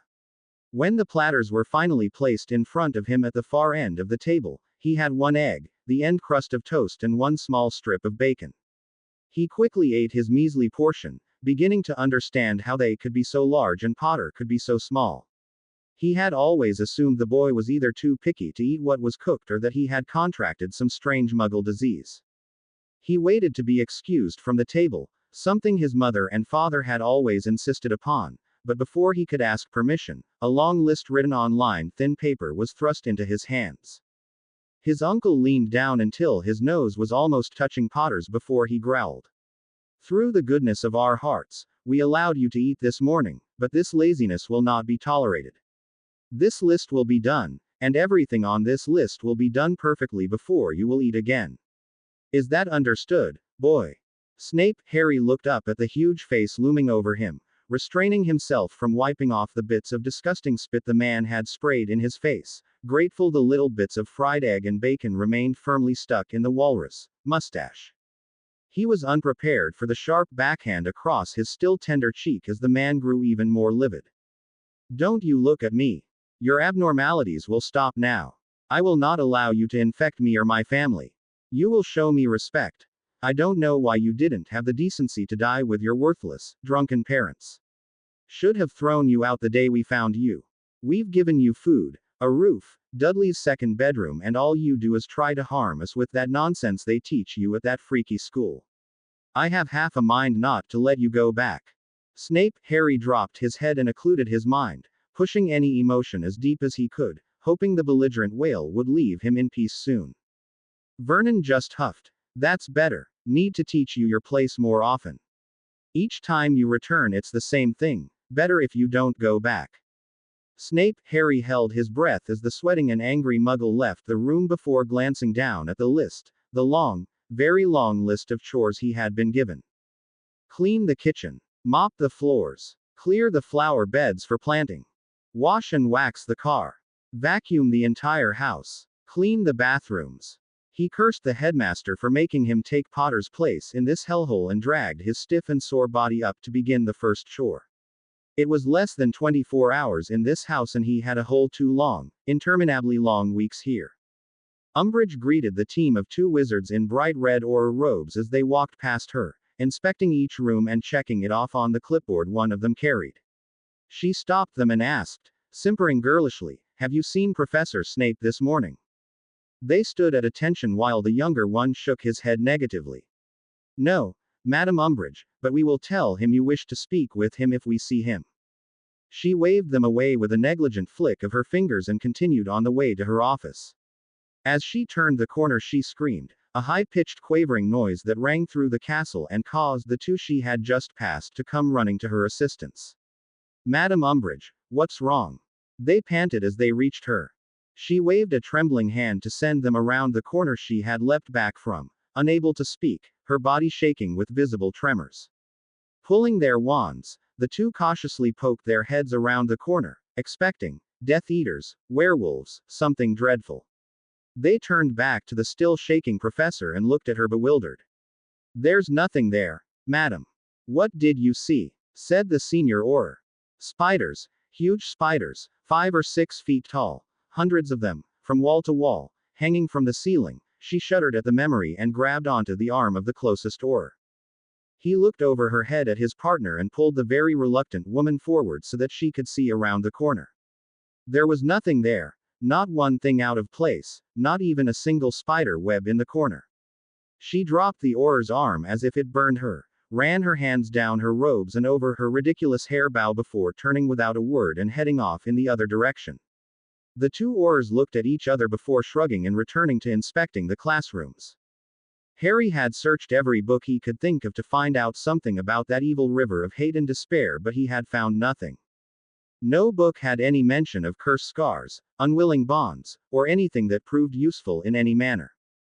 He had given up when the failing light in the meadow made it too hard to continue reading and ate whatever he grabbed out of the basket without even noticing what it was.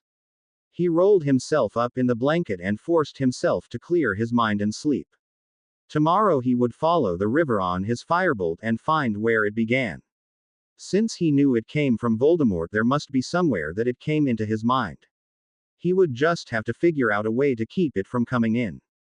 Dobby walked into the living room where Remus and Sirius were sitting on either side of Harry's bed, taking turns feeding him the fortified gruel as the other told him stories from his babyhood and the Marauders' days at Hogwarts. The usually exuberant elf was quiet and dejected as he placed the tray with 2 generously filled plates on the small table beside the transfigured bed. Remus stopped telling Harry about Lily's temper tantrum when she had found out that James had bought Harry a broom when he was only 6 months old and was holding him on it while moving it around his room. What's wrong, Dobby? Dobby lifted his head and sighed. Elf Council voted to strip Creature of all magic and send him to work at St. Mungo's cleaning bedpans and used bandages. Sirius barked a laugh and said, "And what's wrong with that, Dobby?" Dobby smiled a crooked little smile and an evil look spread across his elfish face as he admitted. Dobby wanted Creature to clean Potions classrooms and infirmary at Hogwarts so Dobby could help him punish himself when he makes mistakes. Remus looked startled at the usually cheerful and peaceful elf. But won't Creature be able to tell someone about Harry and the Order? No, sirs, without magics, house elves cannot speak, sir. Creature is like small elfling nows, simple things he's can do only small things, knows magics, no speaks. As the two began eating the delicious meal that Winky had prepared for them, Dobby told them stories of what Tonks had been up to that day. The three laughed long and hard at her antics as they ate. Unseen, more small cracks appeared in the sticking charm that held Mrs. Black's portrait to the wall, and as she began to lose her grip, the charms holding the shrunken dead house elf heads on the wall of the hallway began to soften and melt. Albus knew that something was up in the castle. The portraits had reported some very odd happenings surrounding Madame Umbridge, but he maintained his normal twinkling expression by occluding madly. It wouldn't do to burst out laughing at the evil woman when he saw her at dinner. From the mad gleam in Minerva's eye, he was almost positive that she had a lot to do with the strange occurrences, but he had no proof and therefore he was under no obligation to tell her to stop, now was he. Umbridge was the last to arrive in the Great Hall for dinner that night. The Ministry Aurors had left for the night, so only Albus, Minerva, Filius, Filch and Hagrid were waiting for her arrival at the small round table the elves had set up for them. Umbridge gave a curt greeting to the others and sat at the only empty chair between Minerva and Filius. At least it wasn't near that oaf Hagrid, she thought. She pulled the platter of succulent rare roast beef towards her, absent-mindedly placing several slices on her plate as she wondered why Severus hadn't stayed for the Easter break so that they could get to know each other better. Filius reached his hand under his sleeve and appeared to scratch an itch as he mumbled to himself. Umbridge's meat turned a pale sickening green and flies appeared upon it. Umbridge placed a popover and a large scoop of Yorkshire pudding before grabbing her fork and knife, finally looking down to cut her meat. She stood, screaming, tipped the table over onto Hagrid and Filch before running, still screaming from the hall. Dumbledore pulled his wand and righted the table and cleaning up the spilled food, snapped his fingers for a house elf and requesting a replacement for the food so unceremoniously dumped on the floor and the two men by the screaming witch. The twinkle even brighter than usual, he just remarked, if she had wanted something else, she only had to ask. It was several minutes before the laughing stopped and everyone resumed eating. Argus Filch had forced himself to laugh half-heartedly with the others, but deep down he felt outraged. How could they laugh at such a wonderful woman? He re-dished his supper, resolving to himself to keep an eye on Dolores to make sure she stayed safe in the empty castle. Snape, Harry was exhausted by the time the sun was setting. He had cleaned the kitchen and mopped the floors of the kitchen and bathrooms. That disgusting pig of a whale boy had deliberately missed when using the toilet, he was sure. No one had that bad of aim, not even a blind 4-year-old. The car hadn't been very dirty, but the motion of rubbing the wax into the large sedan had made his shoulders ache and his bruised ribs scream in agony with each stretching movement. Vacuuming hadn't been too bad because it appeared that Potter's aunt was a fanatic about cleanliness, so the house really hadn't needed much. Trying to keep his weight off of his swollen knee, clutching his burning ribs with his stiff and aching left arm, he tiredly worked at pulling a winter's worth of weeds from the extensive decorative flower beds. He knew that he hadn't finished even the front beds that flanked the walkway, let alone the ones across the front of the house, and he had a sneaking suspicion there were more beds in the back garden. It was past sunset, but a swiftly disappearing band of pink and yellows still showed on the horizon when Vernon's huge form appeared, blocking the little daylight still showing. Without warning, Snape, Harry was pulled to his feet by his hair and held, his knee threatening to give way in front of Vernon's rapidly purpling face. Lazy, worthless excuse for a human being, I'd be doing a favor to normal folk by wringing your neck and dumping you in the river. Vernon hissed in a tone low enough that the neighbors wouldn't notice. He grabbed Snape, Harry by one thin, bony shoulder and frog marched him into the house, shoving him roughly towards the stairs in front of him. As Snape, Harry painfully limped up the stairs, holding on to the railing on the right side for dear life to keep his knee from collapsing, Vernon kept shoving him forward every other step, berating him the entire climb. With a final massive shove between the shoulder blades, Vernon pushed his nephew into the room and slammed the door shut, the sound of multiple locks being shoved home, sealing the exhausted and beaten wizard in. Not a sound from you tonight. No screams in your sleep to disturb decent folks who have to work. No mo. NS, nothing. And with that, Vernon clomped downstairs, heading for the delicious-smelling fried chicken and crisps that Petunia was cooking. Snape, Harry crawled over to the miserable excuse for a bed and pulled himself up, hopping on one foot until he could gingerly lie down, swallowing a mo. And as he reached to pull the threadbare blanket up over his body, every muscle ached from the unaccustomed work and his belly rumbled in hunger after the strenuous activities of the very long day. His measly breakfast, followed by just water for lunch, was leaving his body aching for nourishment. As he lay awake, too miserable to sleep, he pulled up every one of Potter's memories that he had from their occlumency lessons and began watching them, analyzing them for the first time to see what Potter's life was really like. Dolores Umbridge awoke early to the sound of hurried footsteps in her office, so she threw on her fluffy pink bathrobe, shoved her short fat feet into floppy bunny slippers and threw open the adjoining door that connected her quarters to her office. She saw no one, but the door to the corridor was standing slightly ajar and she was positive that she had locked and warded it the night before. Her heart gave an extra beat as she remembered that her Sevi Pooh had apparently been able to easily breach her wards to leave her presence. Perhaps he had returned to the castle. Her breath catching in excitement, she rushed down the stairs to look around her office, but she found nothing out of the ordinary. No present from her Sevi. She flopped down into her desk chair in disappointment. She turned her head to glance out the window and stopped short at the sight of her beloved kitten pictures. Her father had given them to her on her 6th birthday, shortly before he had disappeared forever, leaving her mother a short note demanding that she never look for him or contact him in any way. While 3 of the kittens were frolicking as normal, the 4th one appeared to be choking to death, slowly. Its eyes bugged out, its little tongue swelling and exploding from its mouth. The whole kitten appeared to be turning purple through its fluffy white fur. With a final shudder and convulsion, it fell over, 4 legs in the air, stiff and unmoving. With a gasp of horror, Umbridge stood up, her chair falling over as she rushed up the stairs and back into the safety of her quarters, her flaccid arms quivering as she hugged herself, wishing with all her might her big strong Severus was there to comfort her. She cautiously peeked out the door and over to the wall only to find all 4 of the kittens in their usual playful antics. She rubbed her eyes roughly, noticing at once the door she had thought open was securely fastened and warded shut. She went to her bathroom, slugged down a big swig of calming potion before showering and dressing for the day. Harry was frustrated. He had found absolutely nothing that would help with the evil Black River that was apparently digging a channel deeper and deeper through his brain.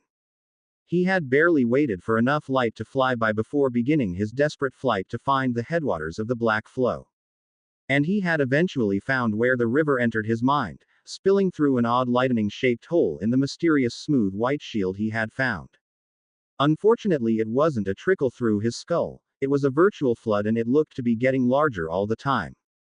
He decided that the smooth white wall was actually the inside of his own skull, which kind of freaked him out if the truth were told, and he had figured out that the jagged lightning bolt was the inside of his cursed scar, but he had been unable to find any way of blocking the flow.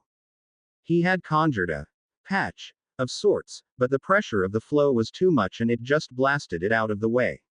He had tried imagining a brick wall, but the bricks wouldn't stay in place long enough for him to finish the wall before being swept away down the rapid current. He flew just far enough to the side to be away from the disturbing influence of the evil and hate-filled flow and sat on the grass, contemplating what he could do without any help from anyone else. Too tired to think any more, he dropped his head onto his knees and dozed off, troubling dreams disturbing his sleep for the first time since he had entered the refuge of his mind. Phileas chuckled to himself. He was rather proud of the Confundus charm with a mild compulsion to see the image he had planted in Dolores' mind work so well.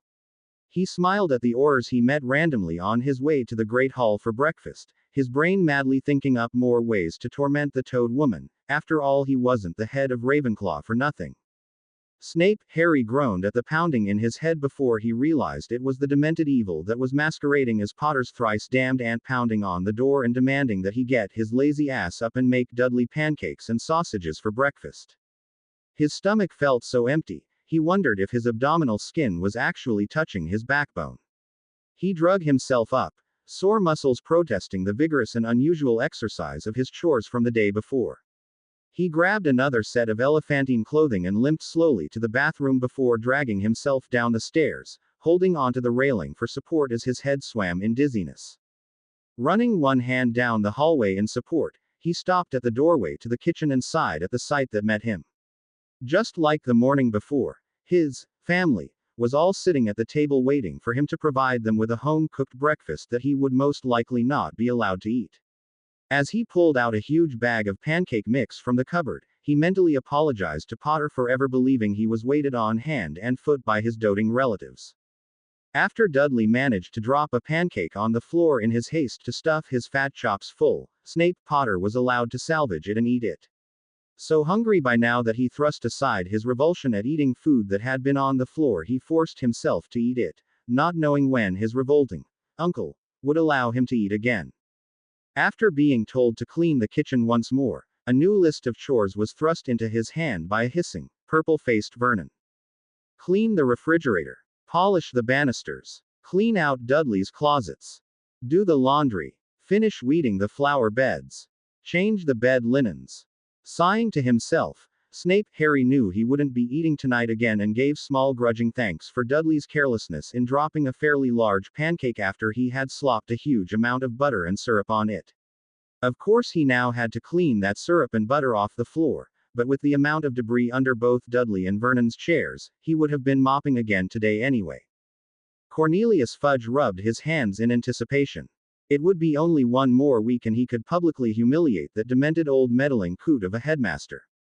Unknown to the old fool, Fudge had a huge press conference scheduled at Hogwarts to highlight all of the weaknesses in the wards and defenses of the castle that his crack team of Aurors was sure to find.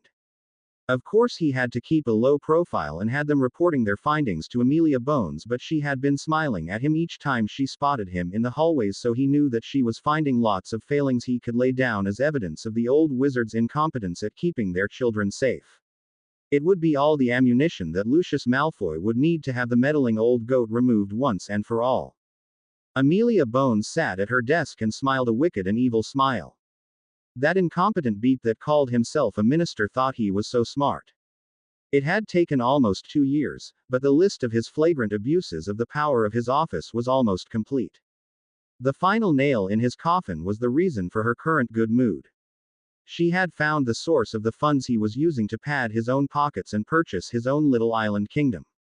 Lucius Malfoy's accountant had been caught with his hands in his client's vaults by a crack team of Gringotts goblins and had spilled all the dirty little secrets he knew in order to be spared goblin justice and have a reduced sentence in the ministry holding cells instead of being sent to Azkaban. And he had kept very meticulous records in a second set of books that his clients had never realized existed. The wizard was as slippery as a flobberworm in an ice storm, but he had been very deliberate in covering his own ass if he was ever caught. Amelia leaned back, her head cupped in her hands behind her neck as she thought of the utter shock that would greet old Cornelius at his own press conference. Not only were there no flaws in the century-old wards around Hogwarts, his own pitiful self and half of the board of directors at Hogwarts were going to be arrested. Then the heads would begin rolling at the Wizengamot as the chain of greed, corruption and blatant criminal behavior was unwound and rewound around their necks. She dropped her hands and pulled the horror and unspeakable schedule to her as she sat forward in concentration. She had been forced to pull in every available trustworthy agent to keep the investigation going. The skeleton crews she had left at very visible locations were the only ones not being used. And of course all of those who were strictly loyal or bought off by Cornelius had been funneled where they could do no harm or notice anything out of the ordinary. She chuckled as she thought of the warehouses and useless buildings she had them scheduled to check. She made herself a memo to check and make sure that the wards around the Potter boy's house were still secure. The useless guards around his house and that of his two friends had been the first to be pulled back to help hang the minister in his own rope. She hoped he wasn't attacked again like last summer. At least she finally had proof that the old toad woman Umbridge had definitely sent them and that Fudge had paid her almost 1,000 galleons for the job as well as appointing her a professor at Hogwarts. She laughed out loud as she felt the noose tightening around her prey. Albus Dumbledore was happier than he had been in over a week. His staff was tormenting Umbridge somehow, and all he had to do was ignore anything suspicious he might see or hear. He had managed to get the 4 Aurors that were snooping around the castle reassigned and replaced with trustworthy members of the Order of the Phoenix, so he was certain that any weaknesses in the wards would be addressed before they became public knowledge. And Poppy had reported that Harry was making small movements. He was still comatose but not in as deep a coma as before. Life was beginning to look up. He hoped that Severus wasn't having too hard a time at the Dursleys. Mrs. Figg had not been able to keep a very close watch on the boy during his childhood, and unfortunately the boy never actually said anything that would warrant the tremendous fight that the ministry would put up if he had tried to remove the boy, especially as he had no legal basis to make any decisions about young Harry before he became his student.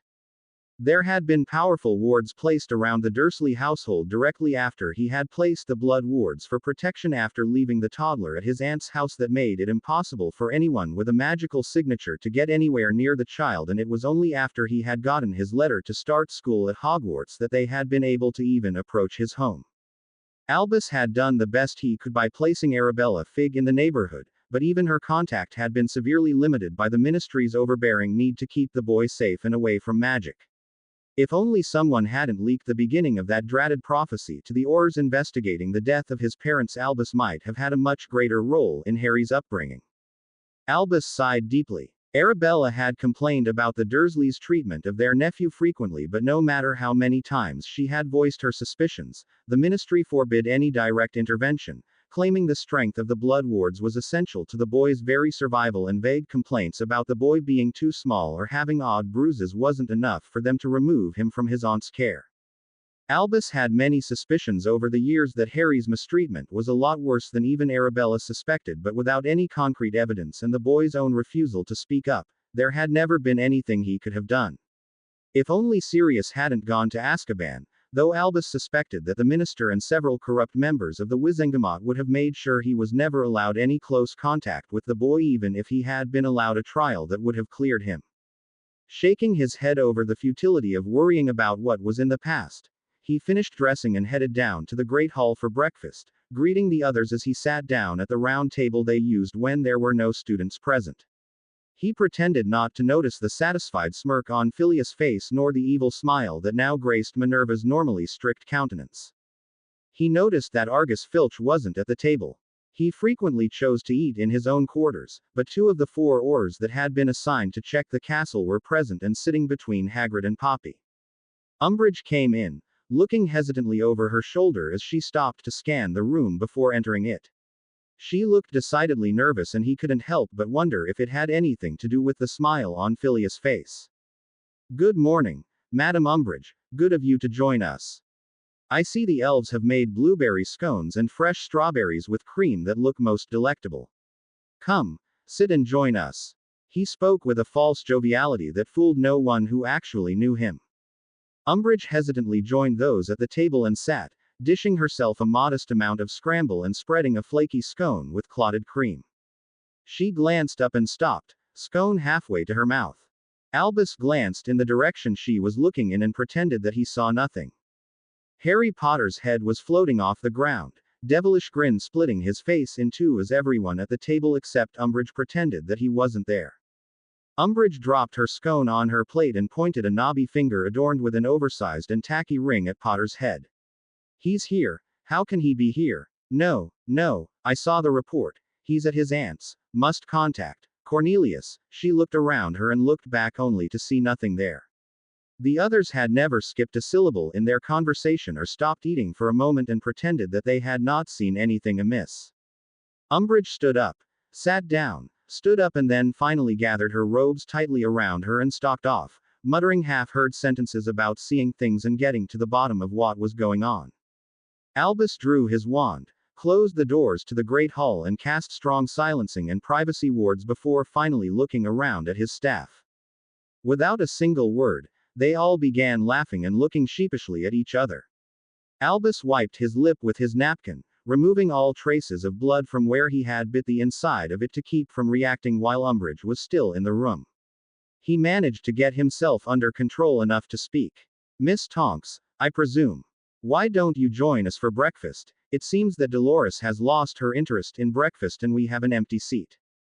Dolores Umbridge walked quickly towards her office and her private flow to Cornelius' office. She stopped suddenly and ducked behind a suit of armor. She could have sworn she heard footsteps behind her but they had stopped as soon as she had. She half ran several hundred feet and stopped suddenly again. She wasn't sure but it sounded like 2 or 3 footsteps before whoever was following her stopped again. She kept looking behind her, trying to catch a glimpse of her stalker all the way back to her office, but she never caught a single glimpse of anyone. She slammed the door shut behind her, pulled her wand with a madly shaking fist and sealed the opening with every locking and warding charm she knew. She took several deep breaths and tried to compose herself for her upcoming chat with Fudge. Outside her office, Argus Filch smiled to himself as he rubbed his cat's head right behind the ears. "She's safe, Mrs. Norris, she's safe." Sirius woke Remus up and sent him to call Madame Pomfrey to Grimmauld Place. Sirius had been dozing, holding tightly to one of Harry's hands when the hand had grasped him back. He had startled awake to find his godson thrashing and twisting in the bed, obviously in distress but still unconscious. Sirius waited, worried, holding Harry's hand while his other hand carded through the long, disheveled black hair that fanned out on the sweaty pillow. He murmured comforting noises until he couldn't stand it anymore and picked up the small frame, sat back down in the bed, Harry cradled across his lap like a small child as he hugged the boy to his chest, hoping with all of his might that the feeling of being held and safe would somehow reach his beloved child's absent mind. Poppy rushed in, satchel full of potions in one hand, Remus right behind her followed by an agitated Dobby. She looked at Harry who was still muttering and turning his head from side to side in clear agitation. She pulled her wand and cast diagnostic spells on the child, noticing as Sirius continued to croon softly, Harry's face and body lost all of its tension and the boy settled down once more into peaceful bliss. Poppy shook her head in frustration. He's still not waking up, but he seems to be more and more aware of the world around him. Good job, Sirius. I think he will do better the more you can touch him, talk to him. Let him know that he isn't alone. I know he doesn't tolerate much physical contact when he is awake, but I have noticed on many occasions that he seems to crave human touch when he is asleep or unconscious. I suspect he had very little positive physical touch and perhaps was physically abused as a child, but I cannot prove it without the consent of his guardians for a full medical history scan, and the Dursleys are obviously never going to grant that. The only other way I can do one is if Harry alleges abuse, and no matter how pointedly or subtly I question him, he refuses to talk about his home life. It's just so frustrating that I can't prove abuse unless the ones I think abused him give me permission. Sirius looked pensively at the frustrated Medi-Witch. You know, I am named as his godfather by James and Lily, and that has never been revoked because I was never convicted of anything. Can I give consent to the scan? Poppy rubbed her chin in thought. Let me ask Albus. As head of the Wizengamot, he could rule on that, and then we could get Harry's complete history. It might help the current situation if we knew what we were dealing with. Thank you, Sirius. I hope that will work. She reached down and flattened the unruly hair and gave a small rueful smile as Harry's head unconsciously moved into the gently touch. See what I mean? So take turns holding him and talking to him as much as you can, and I will let Albus know about this development. Take heart, gentlemen. It is an improvement. She left several more vials of potions for Harry before leaving the room to return to the castle before she was missed, more hopeful for a full recovery than she had been since this whole mess began. Snape, Harry was beginning to wish he could perform wandless magic for more than making directions appear on a blackboard or lighting a few torches in the dungeons as his back screamed in agony over being hunched over for the second day in a row, weeding the miserable useless excuse for a garden that belonged to Potter's aunt. Now if it contained plants useful for potions he might not resent having to weed it so much. He had finished every other chore on that dratted list and was madly pulling weeds in the last bed, hoping the Potter's uncle was held up in traffic or had to stop for something on the way home. He breathed a deep sigh of relief as he pulled the last weed just as the fat oaf's car pulled into the driveway and the engine quit. He stood up, ignoring the painful stretch of sore muscles and bruises that had frozen up as he squatted in the bloody yard for hours. He pushed the wheelbarrow of weeds over to the compost heap, dumped it out, and then stashed the barrow into the garden shed.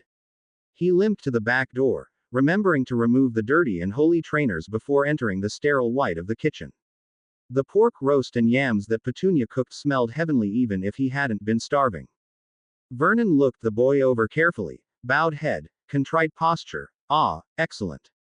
Did you finish the list, boy? Without lifting his head, Snape, Harry answered in the voice he had learned was safest long ago from his own harsh father. Yes, sir, everything. Weeds in the compost heap, barrow in the shed. Yes, sir. With an abrupt grunt and a quick nod, Vernon just told Snape, Harry to wash up quickly and sit down. Snape, Harry once again had to wait while his relatives took everything they wanted from the platters, piling their own plates high with the succulent roast, steaming hot yams and fresh corn before the platters were grudgingly passed down to his end of the table. There was little left for him, but he accepted everything, scraping the last bits of food off onto his plate where he hungrily devoured them. He was embarrassed to note that it was not enough food for the amount of energy he had expended doing chores all day long with nothing but the one pancake he had salvaged off the floor that morning. He now had positive proof about exactly why Potter was so bloody small, and it wasn't because of some bizarre muggle disease, either. Later, after his family left the kitchen for him to clean up, he swallowed his pride and hungrily ate every scrap the human garbage disposals had left on their plates before rinsing them and placing them in the dishwasher. As he lay on his lumpy mattress later, too aching and tired to sleep, he reflected upon his own life as compared to Potter's. His father had been a strict disciplinarian, often crossing the line into abuse when administering punishment, but he had never been locked up, forced to do more chores than a house elf, or starved for days on end. As his stomach grumbled, complaining about the scanty quantity of food he had managed to eat, he groaned. It had only been 2 days, how was he going to survive another 12 days without killing the muggles or being arrested for doing accidental magic to protect himself? Argus Filch was on a mission.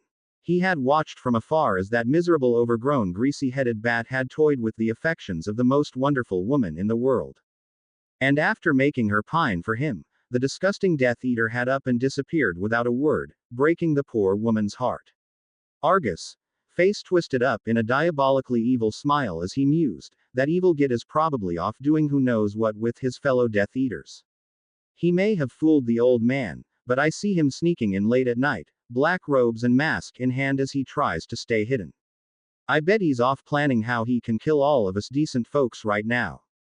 Argus looked around, making sure the corridor was empty before unlocking the ancient iron padlock that kept his personal storage room secure from meddling headmasters and obnoxious students. He had many items inside that he had collected over the years, some he had managed to salvage before they could be destroyed by overzealous headmasters who believed the old punishments were too harsh. Cod's wallop, kids these days lacked discipline and obedience. If they would just let him bring back the old punishments, he was sure that misbehavior would cease abruptly and proper respect for their elders would be instilled as it rightfully should be.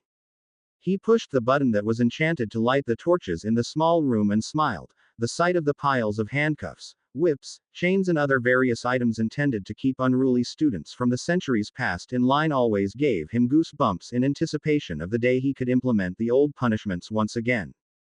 He was sure that wonderful woman, Dolores, would let him use them again. He stopped in his thoughts for a moment, just thinking of how the name sounded like honey falling from his lips as he said it to himself, Dolores Umbridge. It was a heavenly sound. He felt a small quiver of anticipation at her reaction to his loving gift and couldn't help shivering in anticipation. Perhaps that lovely symbol of all that was gloriously feminine would consent to a small key. In gratitude for his present. He forced his mind back onto his task and began rummaging through his most prized possessions, looking for the perfect item to express his love. Snape, Harry woke again to the pounding of his aunt on the door as she slid the multitude of bars open, allowing her nephew to gratefully run for the bathroom, not even stopping long enough to grab clean clothes. He quickly showered, wrapped a towel around his too thin waist before dashing back to his meager room to grab up more of the disgustingly huge rags and dressing before almost running down the stairs in his eagerness to eat something, anything. As he had been given no directions on what to make, he threw several thick ham steaks on a couple of baking sheets under the broiler as he cracked handfuls of eggs for a fast scramble. The toaster was going double time as he toasted almost a full loaf of bread and set several jars of jam, jellies and marmalade on the still empty table. He stopped to stir the massive amount of eggs before reaching into the cooler and grabbing a gallon each of milk and juice. The huge tea kettle was whistling as he scooped the fluffy scrambled eggs onto an oversized platter. Covered the humongous steaming mound with grated sharp cheddar cheese and left it on the counter as he used the mitts he found to remove the perfectly cooked ham steaks from under the broiler. The aroma of the sizzling hot meat, the edges just starting to curl crispy brown, made his stomach cramp in hunger and his mouth water in anticipation. He had made enough for an army, surely he would be allowed to eat more today.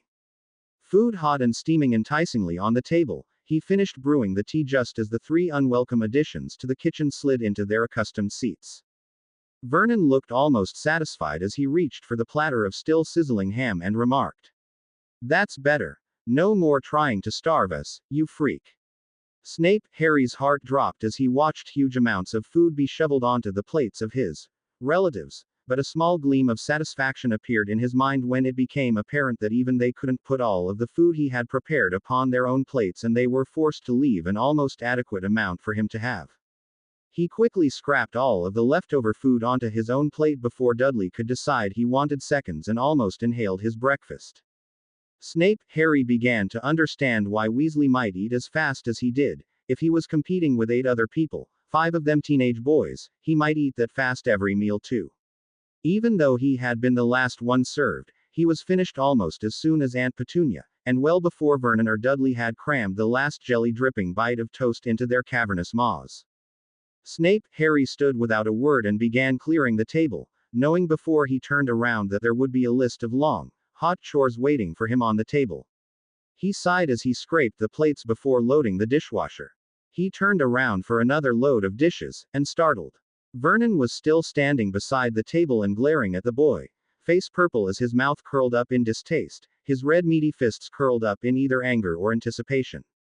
I will be picking up Aunt Marge tonight after work, boy. There will be no funny business while she is here, not like last time. And if you so much as breathe a word about your unnaturalness or try to hurt any of my family, you won't live to see next week.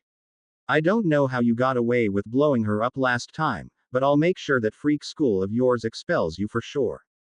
Vernon spitted at the teenager. Snape, Harry stood there, not sure at all how he was supposed to react, so he looked down at his shoes, utter hopelessness apparent in the way his head hung, shoulders rounded and arms hung abjectly by his sides. It was apparently the correct response as Vernon merely harumphed and continued. You will clean out that bedroom of yours and put everything into your cupboard. She is only here until Thursday morning when she will leave with me on the morning train. You will not make a sound, she will not know you are here, is that understood? As the boy stood silently, head still drooped, Vernon raised a beefy hand and brought it crashing down directly onto the top of the bowed head, staggering Snape, Harry to his very knees as the force of the blow and the pain it caused straight down his spine dropped the thin teen to his knees, unable to do more than gasp in pain. Vernon bent down as far as his huge belly allowed him to and hissed, directly into his nephew's ear. As that understood, freak. Snape, Harry managed to lift his head, vision blurry, tears of pain streaking his white cheeks as he gasped out, Yes, Uncle Vernon. With a satisfied, good. A ruled paper full of chores was dropped at the boy's feet and heavy footsteps clomped down the hall. The front door opened and slammed shut and Snape, Harry was left alone, shaking in pure agony as he knelt on the kitchen floor, unable to move for the pain coursing up and down his spine. Harry had slept better than he ever remembered in his life. The feeling of comfort and love had cradled him all night and kept the dreams and worries at bay. He woke up to the sound of birds singing and the soft key of sunlight just touching his cheeks. He was unwilling to fully wake up, luxuriating in the feel of ghost arms holding him and unseen fingers carding through his hair. Just below the level of his conscious mind, he recognized a soft drone of words telling him they would always be there for him and that he was safe and loved. His breath caught in his chest as he registered the words that his brain was hearing over and over again. He was safe, and yes, he was loved. And after the painful and eye-opening process of sorting through all of his memories, he could finally admit to himself that it had not been his fault. He was not a freak, and not only was he worthy of being loved, there were in fact many people who did love him, something he had never been able to recognize or even comprehend before now. With a deep sigh, he forced himself awake and back to the problems of being stuck in his mind. He ate breakfast slowly, oblivious to what he was eating, his mind busy with his thoughts as he chewed absent-mindedly and contemplated the problems he had to face. First, he was stuck within his own head, and no matter how peaceful and calming he found the place, he knew that he couldn't remain here. But he didn't know how to get out and back to reality without outside help. Second, he had a huge river of evil and insane rage digging a deeper and deeper trench into his mind, and he was very afraid that if he didn't manage to block that river, it would eventually split his skull open and probably kill him, or worse, turn him as evil as Voldemort. Third, as good as it was learning and practicing magic in his own mind, he really needed to have access to trainers and more knowledge than what he now had access to from his memories. Fourth, there was no shame in being unable to stand up to the tuppity and humiliation his uncle, aunt and cousin had heaped upon him his whole life, and if he ever wanted to break free of their control and abuse, he was going to have to let go of his feelings of shame and embarrassment and tell Dumbledore and Sirius exactly what had been going on behind the closed doors at number 4 Privet Drive all these years. And fifth, he really was lonely, and now that he had realized that people loved him just for being Harry, he really wanted to tell them that he loved them too. He felt at long last that he truly was alive, that he had a family, even if they weren't related, and that he deserved to find happiness and have a life full of love. If he allowed fear of Voldemort to push everyone away, or the brainwashing and abuse the Dursleys had heaped upon him to convince himself he was unloved and unworthy of being loved, then they had won without him even putting up a fight, and he was determined to not only fight but to win. Dolores had refused to leave her quarters the entire day yesterday after the shock of seeing Potter's head floating in the air at breakfast. It had been almost 3 in the afternoon before she had managed to get Cornelius on the flow, and he had assured her that Potter was still safely contained at his relative's home and there was no way anyone would be able to either contact the young boy or spirit him away without Cornelius being instantly notified. She had swallowed a calming potion and spent the rest of the afternoon and evening reflecting on exactly what had been happening and how she had been tricked. She finally managed to brush aside all the strange happenings as either childish pranks set up by the students before they left for Easter break, or her own stress at her, Sebi Poo, leaving without even saying goodbye. She talked herself into believing that he had been called away suddenly on some family emergency, and had not been able to find her to say goodbye. After all, she had been watching from the fourth floor window and not in any of her normal places. Yes, that had to be it. Sometimes the most simple explanation was the best. So after a long and peaceful sleep, aided by a little vial of dreamless sleep, she was awake and ready to face a normal and peaceful day. She chose her outfit with care. Her lime green robes covered by a fuzzy pink Angora jumper, large pink and lime green headband with a huge fake flower perched atop her carefully combed and styled hair. She mouthed fish key S at the mirror as she rubbed her lips back and forth, spreading her bright pink lipstick evenly. She turned her head and blinked her mascara clumped eyelashes, checking that they were long and perfectly curled. She smiled at her reflection, practicing her girlishly coy smile of flirtation. As she looked down to make sure her sensible black shoes were properly polished, she missed the look of pure revulsion and nausea the face in the enchanted mirror gave before becoming blank once more. Yes, I will be ready and willing if my Sebi Poo has returned. With a final check to make sure the thick black lines of her stockings went straight down the back of her short stubby legs, she smiled and unlocked the door, ready for love. Cornelius sat behind his ornate desk, fingers steepled together as he leaned back, face smiling as he contemplated the culmination of years of planning and hard work. Thank heavens he had managed to keep that Potter menace ignorant of his rights and responsibilities as the head of at least 2 of the oldest and wealthiest wizarding families. From the sheer luck that he had been the one to find out that Lily Evans was the great-granddaughter of Nicholas and Perenelle Flammel to his current manipulations of the press and public in condemning the boy as mentally unstable. That old Flammel was a powerful alchemist. The only one to have successfully made a sorcerer's stone in centuries was bad enough, but Perenelle was the last magical heir of Rowena Ravenclaw herself through her father, Archimedes Ravenclaw, and being over 600 years old herself, that connection was much closer than most. The old couple had found their great-grandson, whom they had raised as their own child, and his wife butchered by werewolves, and had assumed that their infant great-great-granddaughter, less than 6 weeks old, had been completely eaten by the beasts. But Cornelius had found old documents buried among boxes of Muggle police reports that were found when the Ministry for Magic bought an old building to house the New Aurors Academy when he had been working as a mere clerk at the academy. He had immediately recognized the importance of the infant's Muggle adoption by Charles Evans, one of the doctors at the Muggle hospital the child had been left at after being found stuffed into a locked closet at the site of her parents' murder, which the police had attributed to a pack of wild dogs that had somehow broken into the isolated home. The child had been uninjured except for some scratches and exposure, and the Muggle doctor had fallen in love with the green-eyed, auburn-haired beautiful girl and had convinced his wife to adopt the child, even though they already had a 2-year-old daughter of their own. As the last remaining magical male heir of Ravenclaw and his father's heir on the Potter side, Potter had 2 automatic seats at the Wizengamot and 2 at the International Confederation of Wizards. He would have been exempt from any underage magic laws and had sole control of a combined fortune that made Malfoy look like a pauper, even before the Flamels' own massive fortune was added in.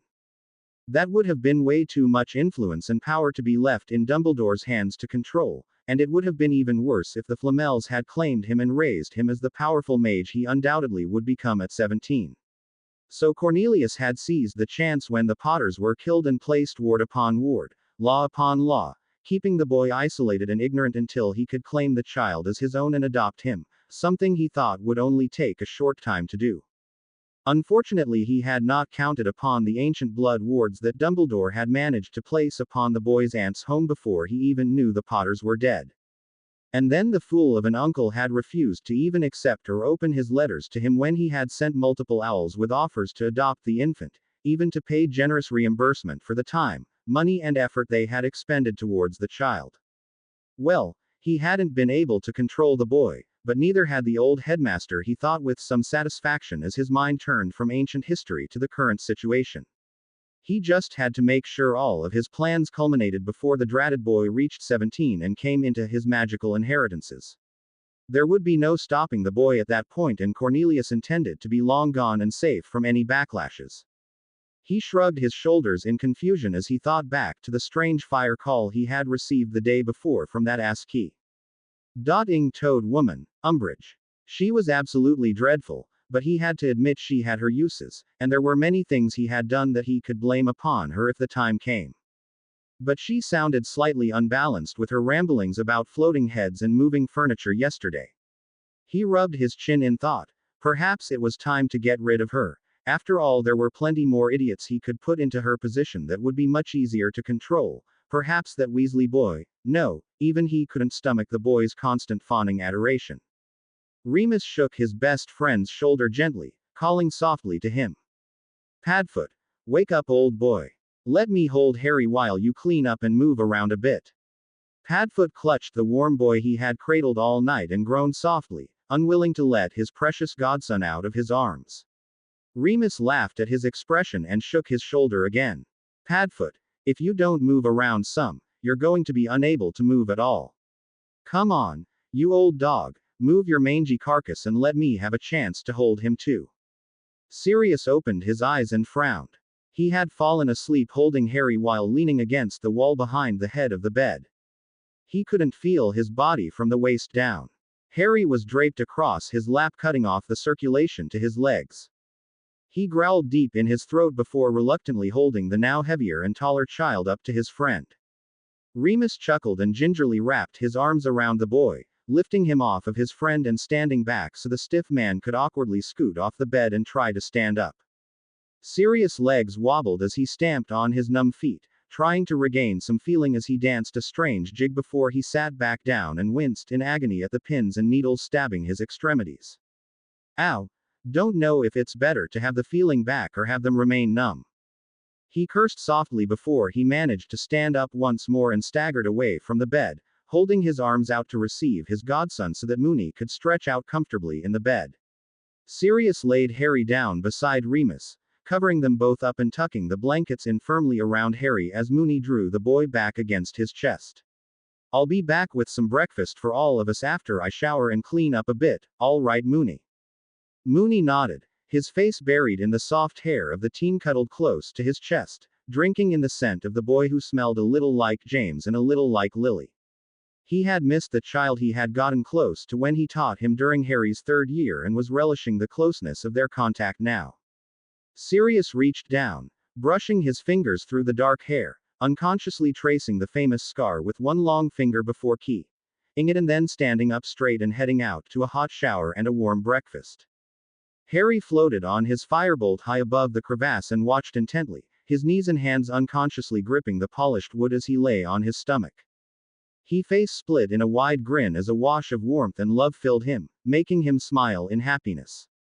He enjoyed the feeling of a ghostly warmth pulling him close. Turning his head and listening closely, he was sure he heard someone else's heartbeat, not his own. The rhythm was off, the beats slower and somehow deeper than his own. He thought about what might be happening in the real world, his eyes still trained on the churning flow far below him.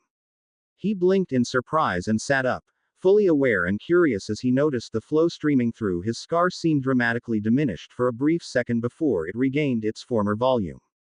As the flow returned, he felt a flash of hot anger through his scar. He observed a misty cloud of black vapor rise above the river, churning and roiling, exuding anger and pure evil before it slowly dissipated into nothingness, fading into the very air within his mind as the sharp pain in his head dulled somewhat. What was that, and what does it mean? Harry turned his broom towards the green edge of the forest and landed, lying down upon the ever-present blanket, deep in thought, the almost unconscious rhythm of the second heartbeat soothing his agitated mind. Umbridge was practically skipping down the corridors on her way to breakfast, determined that she would make the most of her break before her beloved Severus would return. She barely noticed when the first suit of armor lifted its metal arms and gave her a rude insult, something she had learned about when she had traveled to Italy for a ministry conference. She did notice the second, and the third, she blasted the fourth one to individual pieces with great satisfaction before continuing on to the great hall. The smaller side door was open as she entered, cheerfully calling out, "Good morning," without even glancing up to see who was at the table yet. She sat in a free chair, opened her napkin and spread it upon her lap before looking up and noticing that Phileas Flitwick looked very much like a goblin this morning. How had she never noticed his pointed teeth and the tips of his ears?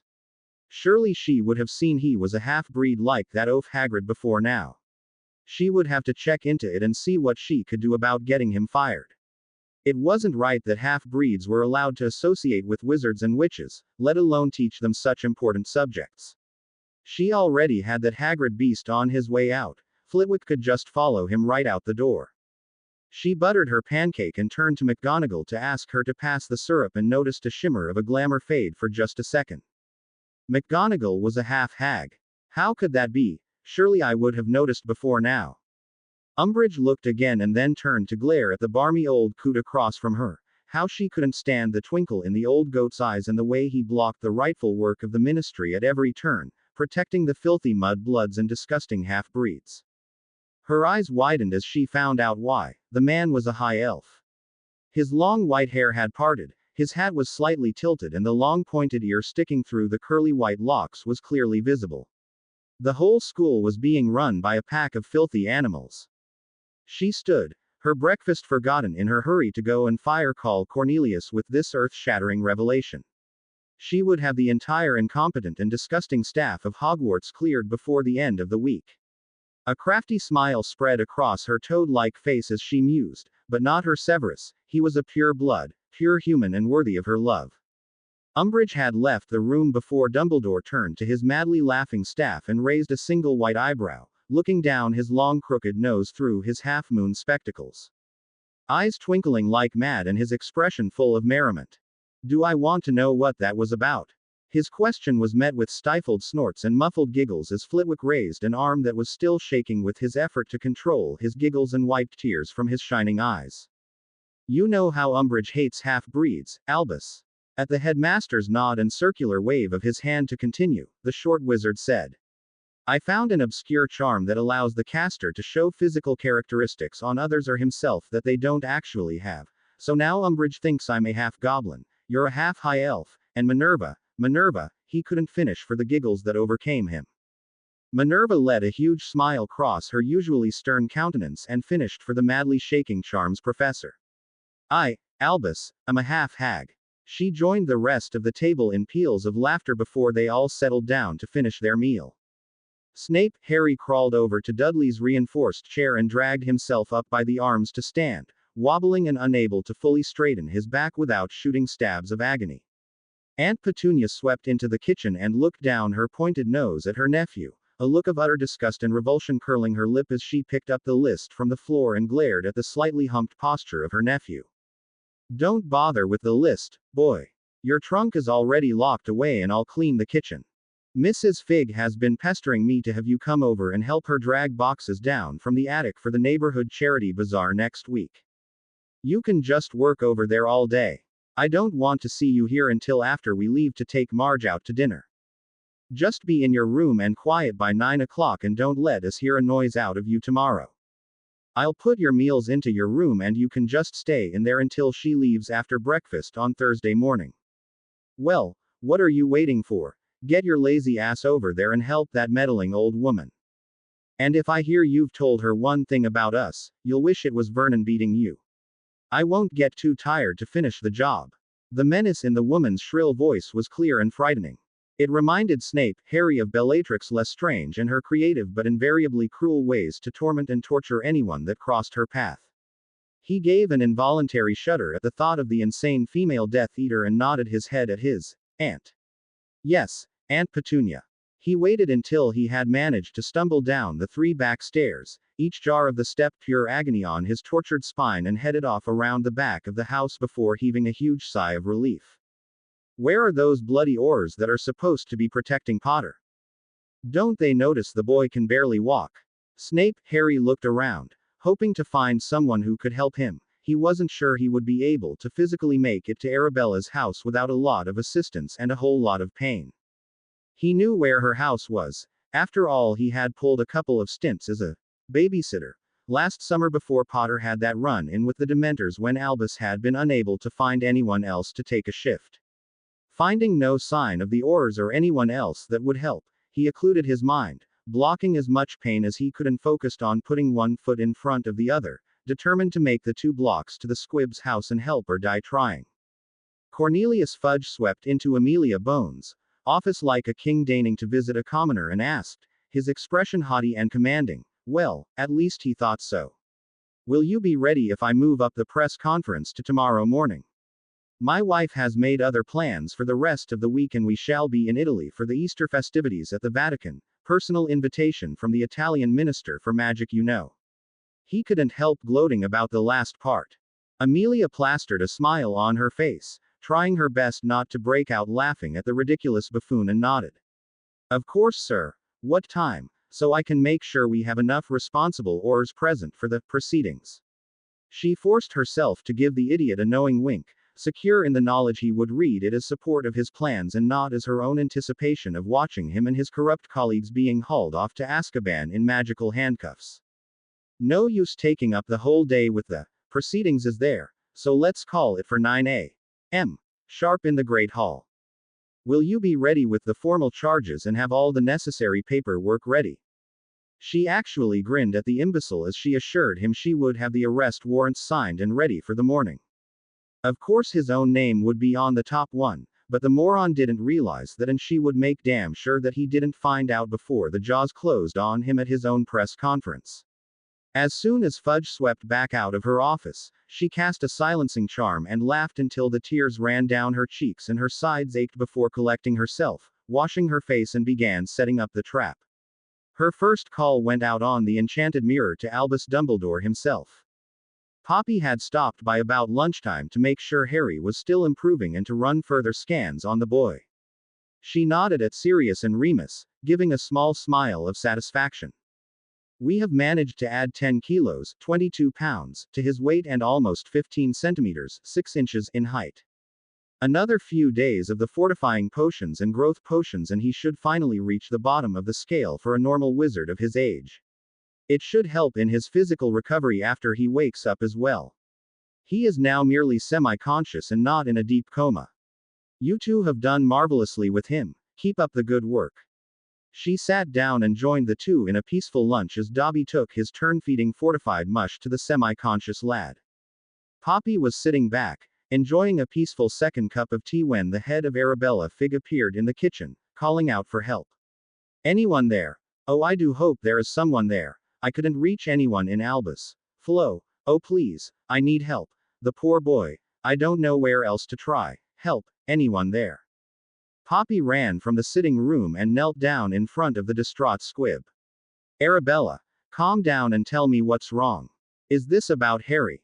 Arabella squealed. Oh good Poppy, those despicable muggles have hurt this boy for the last time. I won't let him go back. Poppy, he is covering in bruises and whatever that beast of an uncle did to him, he can barely move. Poppy told the distraught woman that she would be there momentarily before grabbing her bag full of potions that Remus had run to fetch after hearing the first part of the conversation. Poppy grabbed a handful of flow powder and disappeared in a flash of green flame. Sirius grabbed Remus' shoulder and told him, "Good luck and take care of Snape," before Remus followed the Mediwitch to the house on Wisteria Walk. Poppy Pomfrey stepped through the fireplace and into Arabella Fig's slightly dilapidated parlor. Arabella was crouched beside a sagging couch, the small figure of Harry Potter curled up beside her. Poppy set her potions bag on the crowded end table, knocking over several pictures and a stack of old magazines. She pulled her wand and ran it up and down the figure curled into a fetal ball before gasping in shock. Before she had completed her scan, Remus Lupin had followed her over and gasped at the sight that greeted them. My God, Poppy, what did they do to him? Remus was horror-struck at the condition that Harry, no wait, this is Snape, was in. He shook his head. Neither Harry nor Severus deserved to have been abused like that. The boy's body was covered in large bruises and the entire left side of his face was black and blue from his cheek well up into his hair. Poppy knelt beside the couch, calling softly, Severus, Severus, I need you to straighten out and roll on your back so I can help you drink some potions. Can you do that for me? She spoke as gently and soothingly as she could to the trembling boy, almost as if to a very small child, hoping to reach him through his immense pain. A low groan was the only sign that Harry was even conscious. Poppy looked over her shoulder and spied Remus. Remus, I need you to get Albus and Minerva here. I need both of them to break the glamour holding Severus to Harry's shape. I can't heal him with spells until the glamour is gone. The magic surrounding him will interfere and make the results unreliable. They might even hurt him worse. Please don't let anyone else know what's going on. He nodded in understanding, his face unusually pale, the amber of his eyes glowing with the battle he was waging with the wolf within to not go and kill the Dursleys for what they had done and what they had probably done throughout Harry's life. With the full moon only 2 days away, he was having a visibly hard time containing the werewolf within. She looked up at Arabella where the old woman was wringing her hands in worry and frustration. In my bag is a camera. I will need to document his injuries. Harry will never return here again no matter what the blasted ministry wants. Arabella fetched the potions bag and rummaged through it, handing Poppy a small camera and a large bottle of pain potion with an oversized teaspoon attached to the side. Thank you. Ara, now help me get this into him so we can at least straighten him out. He has 2 cracked ribs as well as the damage to his spine. How that beast managed to cause compression fractures in 3 vertebrae and rupture a disc is beyond me, let alone how Severus managed to walk here all by himself. The 2 women had slowly dribbled 2 tablespoons full of pain potion into Harry's mouth, then worked slowly and patiently to uncurl the nearly unconscious form until he was almost lying on his back. They both looked up at the flare of green fire in the fireplace and breathed a sigh of relief as Albus, Minerva and Remus stepped out of the magically expanded fireplace before it shrunk back down to its regular small size. Albus rushed over to stand at the foot of the couch, wand out and ready, but Minerva stopped and swayed against Remus as he grabbed to catch the shocked witch in front of him. She froze and almost collapsed at the first glimpse of the frail and battered body of her little lion. Remus had told them the boy had been beaten, but the words just didn't prepare her for the tough reality. Poppy had removed Harry's clothing, leaving just a pair of frayed boxers covering the transfigured form of Harry Potter. His torso had boot marks, deeply etched and purpling. There were also distinctive marks from those same large boots on his right knee and his left arm, but the most horrifying visible injury was the humongous fist-shaped bruise that spread from Harry's left cheek all the way up to disappear into his hair. Have you documented the abuse, Poppy? Is it safe to break the enchantment yet? Albus' face was worried, a single tear slipping down to disappear into the long beard as he muttered almost inaudibly to himself, "Why, Harry, why did you not tell us? Did you trust us so little?" Minerva pulled herself together and walked the 3 steps over to stand on one side of Poppy, Remus taking up the same space on her other side. Minerva shook her head. I don't think he would ever have been able to trust an adult, Albus, if this has been going on all of his life and no one did anything to help him. How can you trust someone if you don't know how? Albus looked up from the traumatized form on the couch and looked Minerva straight in the eye. You were right, Minerva, I should have listened to you all those years ago. Merlin forbid, you were right. Poppy looked from the distressed elderly wizard to the still shocked witch and admonished. I need you to compose yourselves to break the enchantment. The worst injuries are internal and not even visible. Somehow that brute managed to break his spine in 3 places and rupture a disc just below his neck as well as give him a concussion on top of an older concussion. It's a wonder the blow straight down on the top of his head didn't kill him instantly. Albus closed his eyes and prayed a plea for forgiveness to the child for all that he had sentenced him to because of a too hasty decision made so long ago, before drawing himself up to his full height and opening his eyes. Minerva, Remus together on the count of 3, revealo glamorous. 3 separate purple beams of light struck the center of Harry's chest, and the figure on the couch seemed to shimmer, fluctuate and elongate into the familiar but still battered form of Severus Snape. Snape opened his eyes in surprise, his normally intense black eyes dull gray with pain. He opened his mouth, groaned loudly before his eyes rolled up into the back of his head once again, sinking into blissful unconsciousness once more. Poppy nodded thanks and transfigured the couch into a backboard stretcher, then magically strapped the injured professor's head and torso so that he would be unable to move and injure himself further. Minerva fetched the discarded bloody sweatshirt off the floor and transfigured it into a warm blanket which she wrapped around the still form strapped so tightly to the board. Poppy looked at Albus. We can't apparate him into Hogwarts or use the flow, and I'm afraid the ministry would detect a portkey so close to Harry's home, but I need more equipment and supplies than I can bring here. He will be bedridden and immobile for at least a week while his spine heals. Any more damage could kill him or leave him paralyzed. Ideally he would be going to St. Mungo's, but I understand why that isn't feasible. What can we do? Albus ran his long beard through his fingers in thought. He pulled a small pocket mirror out of his robes and called, "Amelia Bones," softly. The cheerful round face of the head of magical law enforcement appeared momentarily and answered. "Albus Dumbledore. Go ahead, I'm alone in my office with the door closed and warded. Is there a problem with the proceedings for tomorrow?" She appeared a little worried that somehow their plans had leaked out. Albus shook his head and turned his mirror so that Amelia could see the bound and restrained figure of Severus Snape before turning the mirror back to his own face. "As you know, we had Severus impersonating Harry Potter at his aunt's home. We did not anticipate the tough beating he would receive at the hands of Harry's uncle.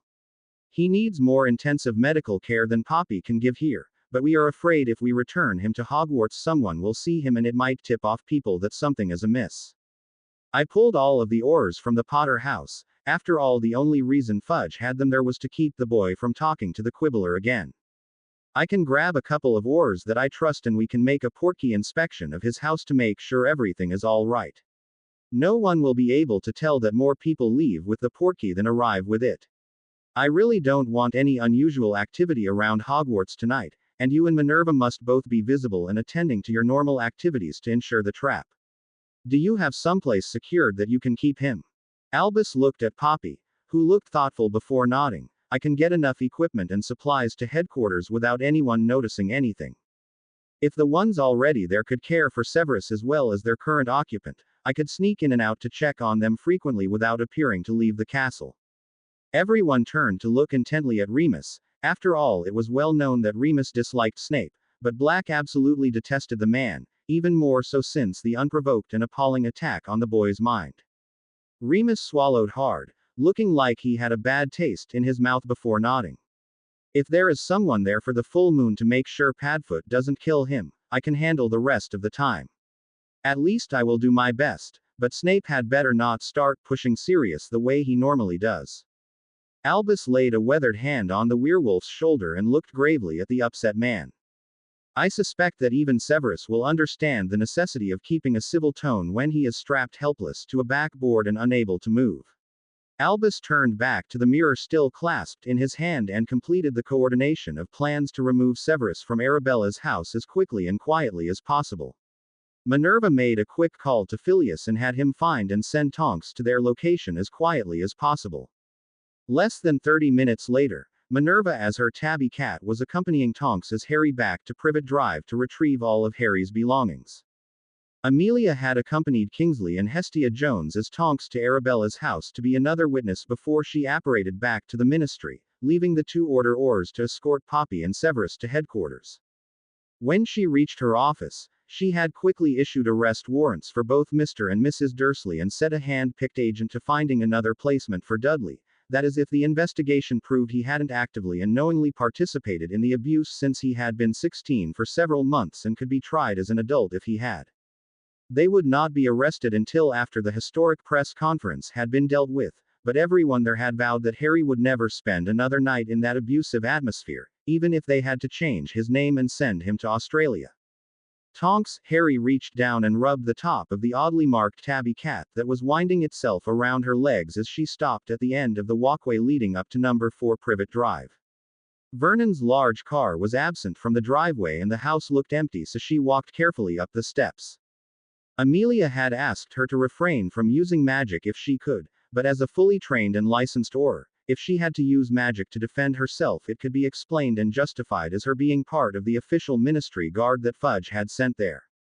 So Tonks, Harry had her wand up her sleeve with the end in her palm, ready to slide it down through her fingers and into action in a split second if need be.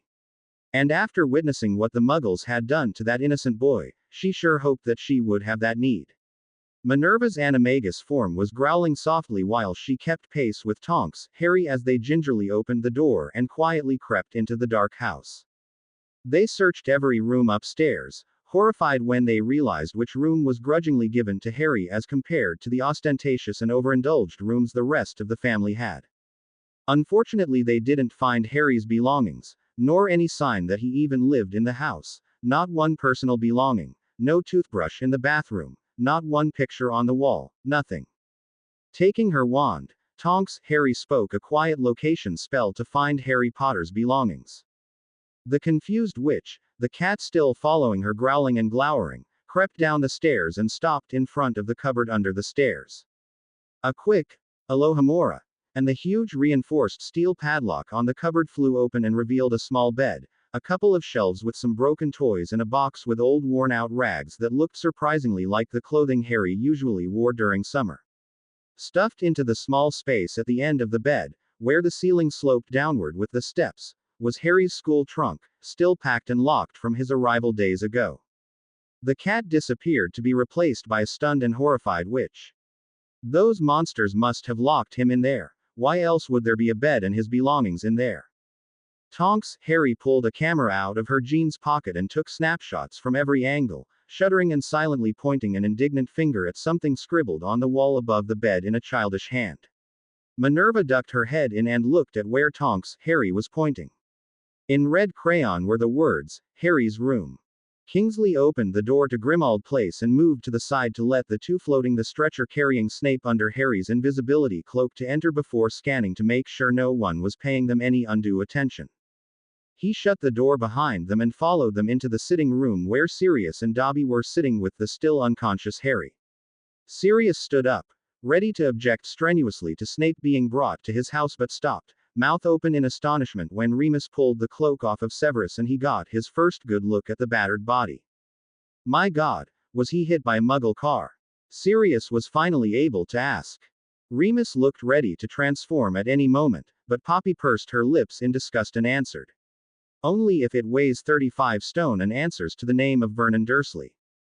Kingsley had to launch himself to catch Sirius before he bolted from the room, intent on doing grievous bodily harm to his godson's abusers.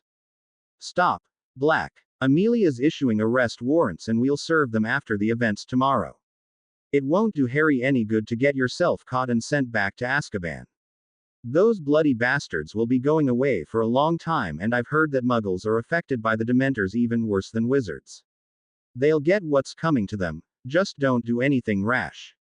Poppy stopped working on Severus long enough to hand both Remus and Sirius calming potions before directing them back to holding Harry, who seemed to have somehow sensed the conflict and anger in the room and was thrashing around on his bed. Sirius scooped Harry back up and lay down with him tucked in beside him, running his hand through the dirty hair and crooning softly to the agitated boy.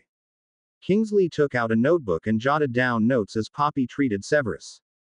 She had to send Dobby to the hospital wing several times to fetch things she needed, and when she had finished and finally plopped down heavily into a nearby chair in exhaustion, Severus' head and feet were bound to the hard stretcher, a strange contraption attached under his chin and up around his head where a rope went over a floating bar and attached to several weights, holding him steady and providing a constant traction to his damaged spine.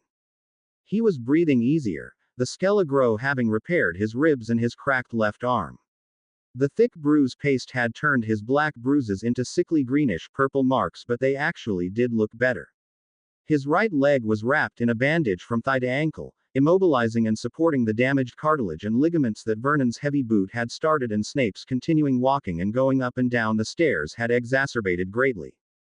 Poppy gratefully accepted one of the steaming mugs of hot chocolate that Dobby was passing around to the tired and still shell-shocked group.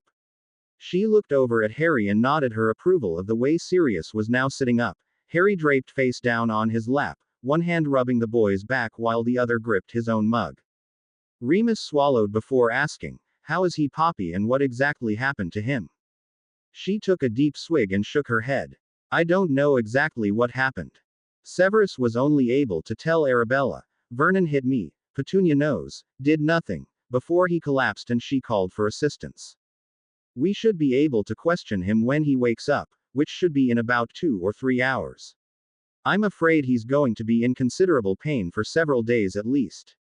Vernon must have put his whole immense weight into hitting him directly on the top of his head to cause compression fractures and rupture that disc that way. The other injuries are several days old. I suspect he got them as soon as he arrived on Saturday afternoon. Kingsley shook his head in disgust. I've seen that brute when I was guarding Harry last summer. He's about the size of a beached whale. I don't understand how that screaming shrew of a horse-faced woman could be related to Lily Potter though. They look nothing alike. Sirius looked up from watching Harry breathe and contributed to the conversation for the first time. Lily always knew that she was adopted, but her parents refused to talk about anything. She knew it would have had to be a Muggle adoption, since both her adoptive parents and Petunia were Muggles without a speck of magic amongst them. So she had to wait until she was 21 to be able to request her adoption records, and we all know what happened by then. They were in hiding. Her parents were both already dead, and finding out the truth of her adoption wasn't the first thing on their priority list. Kingsley looked excited. Then there is a possibility that Harry could have other blood relatives, ones that would be happy to have such a wonderful boy in their lives. When I am done with this investigation, I will see what we can find. Of course, if her parents were magical, a heritage potion would work the best. Perhaps we could talk Severus into brewing one once he's recovered. Remus laughed, but there was no humor in the sound. I suspect he will no longer torment Harry about being a spoiled little ponce like Draco Malfoy ever again. I shudder to think about what Harry's life has really been like. Kingsley looked thoughtfully at Poppy. Since there is now an open investigation into abuse charges, we will need a full medical history scan done on young Mr. Potter once you have recovered and Severus is out of danger. Poppy smiled and looked much happier than she had all day. I can't wait to put those miserable excuses for humans away. And I think that scan will pound the last nail in their coffins. She banished her empty mug back to the kitchen and stood up, wearily holding her much emptier potions bag. If you will excuse me, gentlemen, I must return to the castle before I am missed and cause our favorite toad to become suspicious. Umbridge had been unable to convince Minister Fudge of anything, and in fact he had begun to hint about a long vacation for the witch at St. Mungo's if she didn't stop her babbling about ridiculous charges of half-breeds everywhere. So Dolores now had a mission of her own. She was going to collect evidence against all those filthy beasts and get them all removed and replaced by proper teachers, ones that were trained and approved by the ministry. She slunk up and down the halls, hoping to catch secret conversations or illegal meetings, but so far she had found nothing. Several times she had stopped and turned quickly, sure she was being followed, but she had never seen anyone, and the footsteps stopped abruptly in the middle of the afternoon, never to return. She ordered dinner in her quarters. She wasn't about to spoil her appetite by trying to eat food in that disgusting company. She left her tray for the house elves, revolting little buggers, but she had to admit they did have their uses, and at least they had the proper respect for their betters. She went down the short flight of steps to her office and stopped at the sight of the large box with a huge red ribbon bow on the top. Her heart skipped a beat. Surely this must be from her Severus. She ran quickly over and snatched the small piece of parchment only to read. To my dear one, the most beautiful woman in the world. Your secret admirer. She clutched a be-ringed hand tightly to her chest. This couldn't be her. Sevi Pooh. He always signed his love notes to her. Her eyes lit up and a smile split her toad-like face as she contemplated who else still in the castle could be worthy of her love. Harry had awoken from his nap feeling cold and abandoned. The warmth he had so craved and enjoyed was gone. The river was churning and throwing up huge sprays of black liquid, some of them reaching 20 or 30 feet above the agitated surface. He felt the return of anger and hostility in a greater measure than he had felt since his unexpected arrival into the sanctuary of his mind. He wondered what had caused his emotions to increase so dramatically when nothing had happened to upset him at all. He had just been peacefully napping, relishing the comfort of the ghostly arms that encircled his chest and the steady strong heartbeat against his back, when everything had abruptly changed. Making careful notes about what had happened until he could gather enough information to solve this puzzle, he climbed upon his faithful firebolt and flew back to the peaceful meadow and away from the uncomfortable turmoil and tumult of the madly flowing river. By the time he reached the distant meadow, his emotions were once more dampened, the unexplained anger and hatred dispelled as if they never existed. He climbed down and sat, choosing a large lunch from the picnic basket. He smiled widely as he felt the ghost arms once again enfold him in safety and love. Eating his sandwich with his left hand, he picked up a book on advanced potions brewing and turned his attention to studying the subject that was suddenly so fascinating to him. Tonks, Harry and Minerva were still standing and gaping at the spectacle that proved not all sadistic bastards were Death Eaters, when the sound of a key turning in a lock brought their attention to the front door. Vernon Dursley, looking overly pleased, was looking over his massive shoulder at his huge, shapeless sister. The two of them discussing the necessity of drowning substandard pups and the unfortunate inability to do the same to substandard children. Aunt Marge waddled into the front hall, tall, horse-faced and sour-looking Petunia right behind her, watching over her massive son as he dragged a single battered pink leather bag into the house and up the stairs to the frilly, over-decorated room the family reserved for the stout tweed-suited woman. None of the Dursleys had yet noticed the presence of Tonks, Harry and the absolutely livid and definitely frightening presence of Minerva McGonagall in full deputy headmistress about to do great bodily harm to miscreants, mode. Marge stopped. Petunia ran into the back of the tree stump-like woman. Dudley tripped over his mother and fell full length up the stairs, making a loud thud as the concussion of his landing caused dust to shake loose from the plastered walls. Vernon had been talking. But he turned at his sister's surprised and his wife's suddenly bloodless faces and froze, mouth open, small bits of spit apparent on his walrus mustache. Minerva pushed Tonks, Harry behind her, her wand drawn and steady as she breathed heavily, fighting the desire to cast a killing curse for the first time in her life. Tonks let her form shift back into her normal shape and moved beside McGonagall in the small and now very overcrowded hallway, her wand pointed firmly at the stunned group of muggles. She pulled her badge with her left hand, never taking her eyes off of the despicable group in front of her. Vernon shut his mouth and opened it and shut it again before he seemed to gather his courage and began blasting at the two women, two freaky women who had the audacity to threaten him with those unnatural sticks in his own home, his own home. "This is my house, you freaks will leave now. It's bad enough you deviants foist that worthless excuse for a boy on us without so much as a by your leave whenever it suits you. You think your kind, can just show up. This is my house, you will leave now." Vernon was spitting his words, spittle dribbling down his chin as he raged at the two unnatural freaks who were just standing there, daring to threaten him and his family.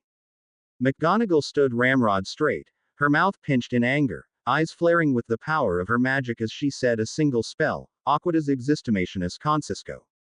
A bright golden light flashed from the end of her wand and encircled the four shocked muggles who were frozen in fright. When there was no immediate repercussion to the light hitting them, Vernon went to step forward, only to find himself frozen to the polished wood planks of the hall, unable to move. He opened his mouth, but found himself unable to speak as the light seemed to sink into his skin. His life flashed before his eyes, a look of horror came over his face, tears of fear splashing down his suddenly white managed to raise one trembling hand to her white face, her eyes widening in shock and horror as everything she had ever done, said or even thought played like a movie fast forwarding through her mind. Petunia sank down to her knees, her face buried into her lap, muffled screams sounded around the fist she had crammed into her mouth. Dudley lay whimpering on the stairs, the large smelly puddle spreading underneath him the pungent evidence he had lost control of his bodily functions as he cowered, arms protectively over his own head. Tonks looked impressed at the witch standing beside her. Minerva, I didn't know you had it in you to cast that spell. Takes a real lot of power and righteous anger to pull that one off." The look of satisfaction on the usually stern elderly woman was priceless. "I never have been able to before and I doubt that I ever could again. But it felt just right to cast it now." Tonks looked down disgustedly at the quivering masses of flesh that cowered in various positions on the now decidedly unclean floor and kicked her foot into the side of the blubbering walrus in front of her. "What do we do with them now? I mean, Madam Bones said the arrest warrants wouldn't be filed until after the events, tomorrow." Minerva raised one eyebrow and shrugged before pulling out a small mirror almost identical to the one that Albus had used to speak to Amelia with. "Arthur Weasley," she said firmly and calmly. It took only a moment before she was answered. "Minerva, go ahead, I'm alone and warded. Minerva looked sheepishly at the balding red-headed man showing in her mirror.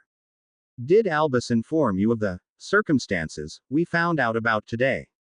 Well, yes, the family is moving over to headquarters as we speak.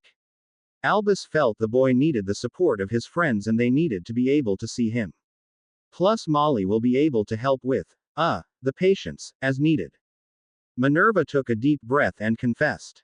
I cast the righteous judgment spell on the Dursley and now we need somewhere we can keep them safely until after tomorrow's events, without being found. She dropped her eyes, slightly embarrassed at being unable to contain her anger at the muggles. Arthur turned from the mirror, speaking to someone behind him. He looked back at Minerva, nodding his head in impressed awe. Excellent, Minerva. And you were able to affect all three of them at once.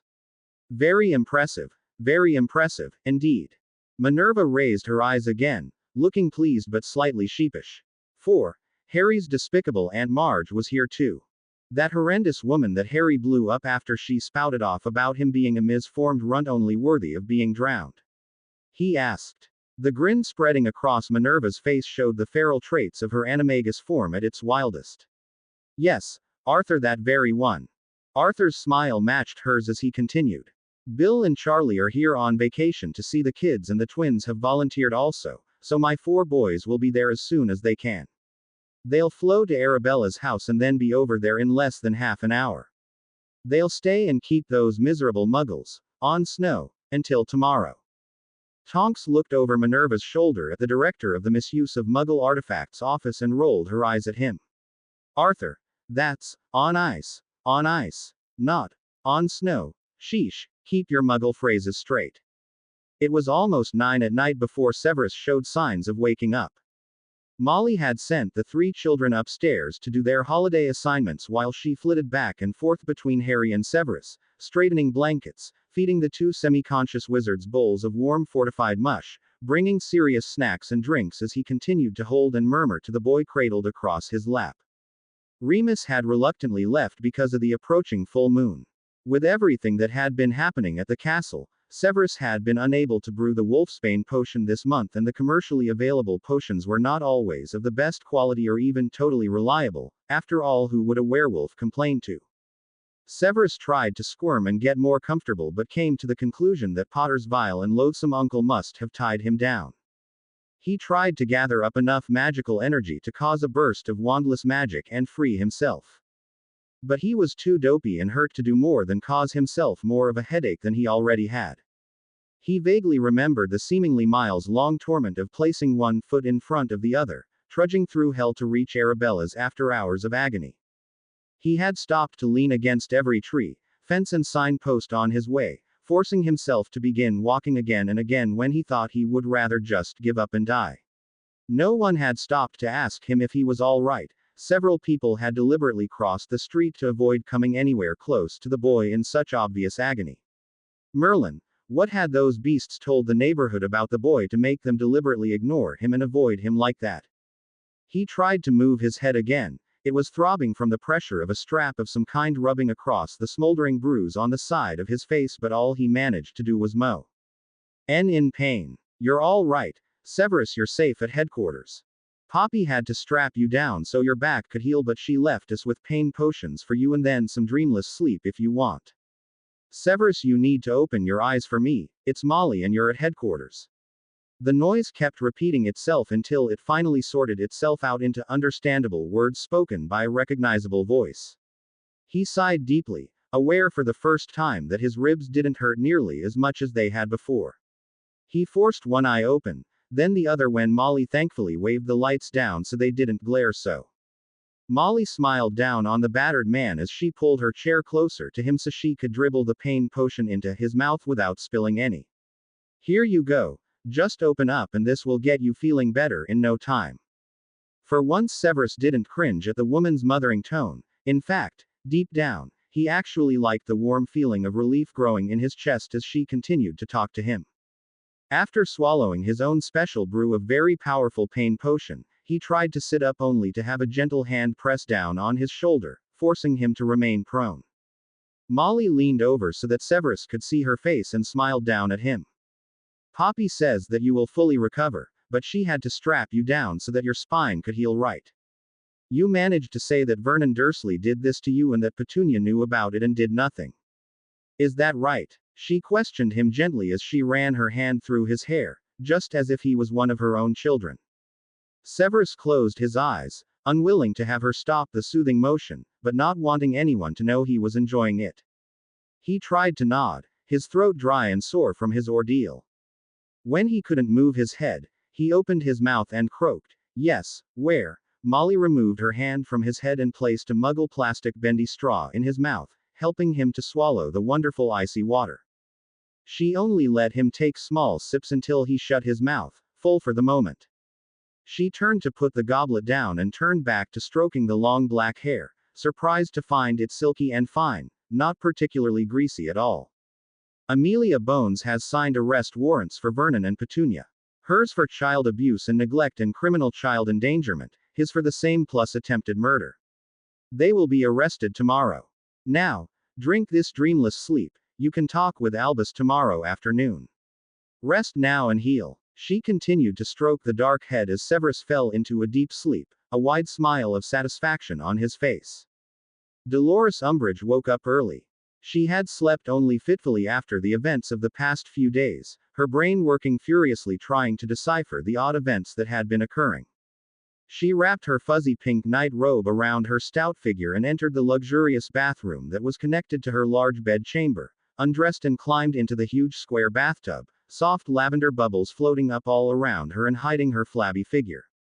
She poured a generous dollop of shampoo into her fat hands and worked her stubby fingers through her graying hair with vigor, imagining her secret admirer rubbing his long silky fingers through her hair instead.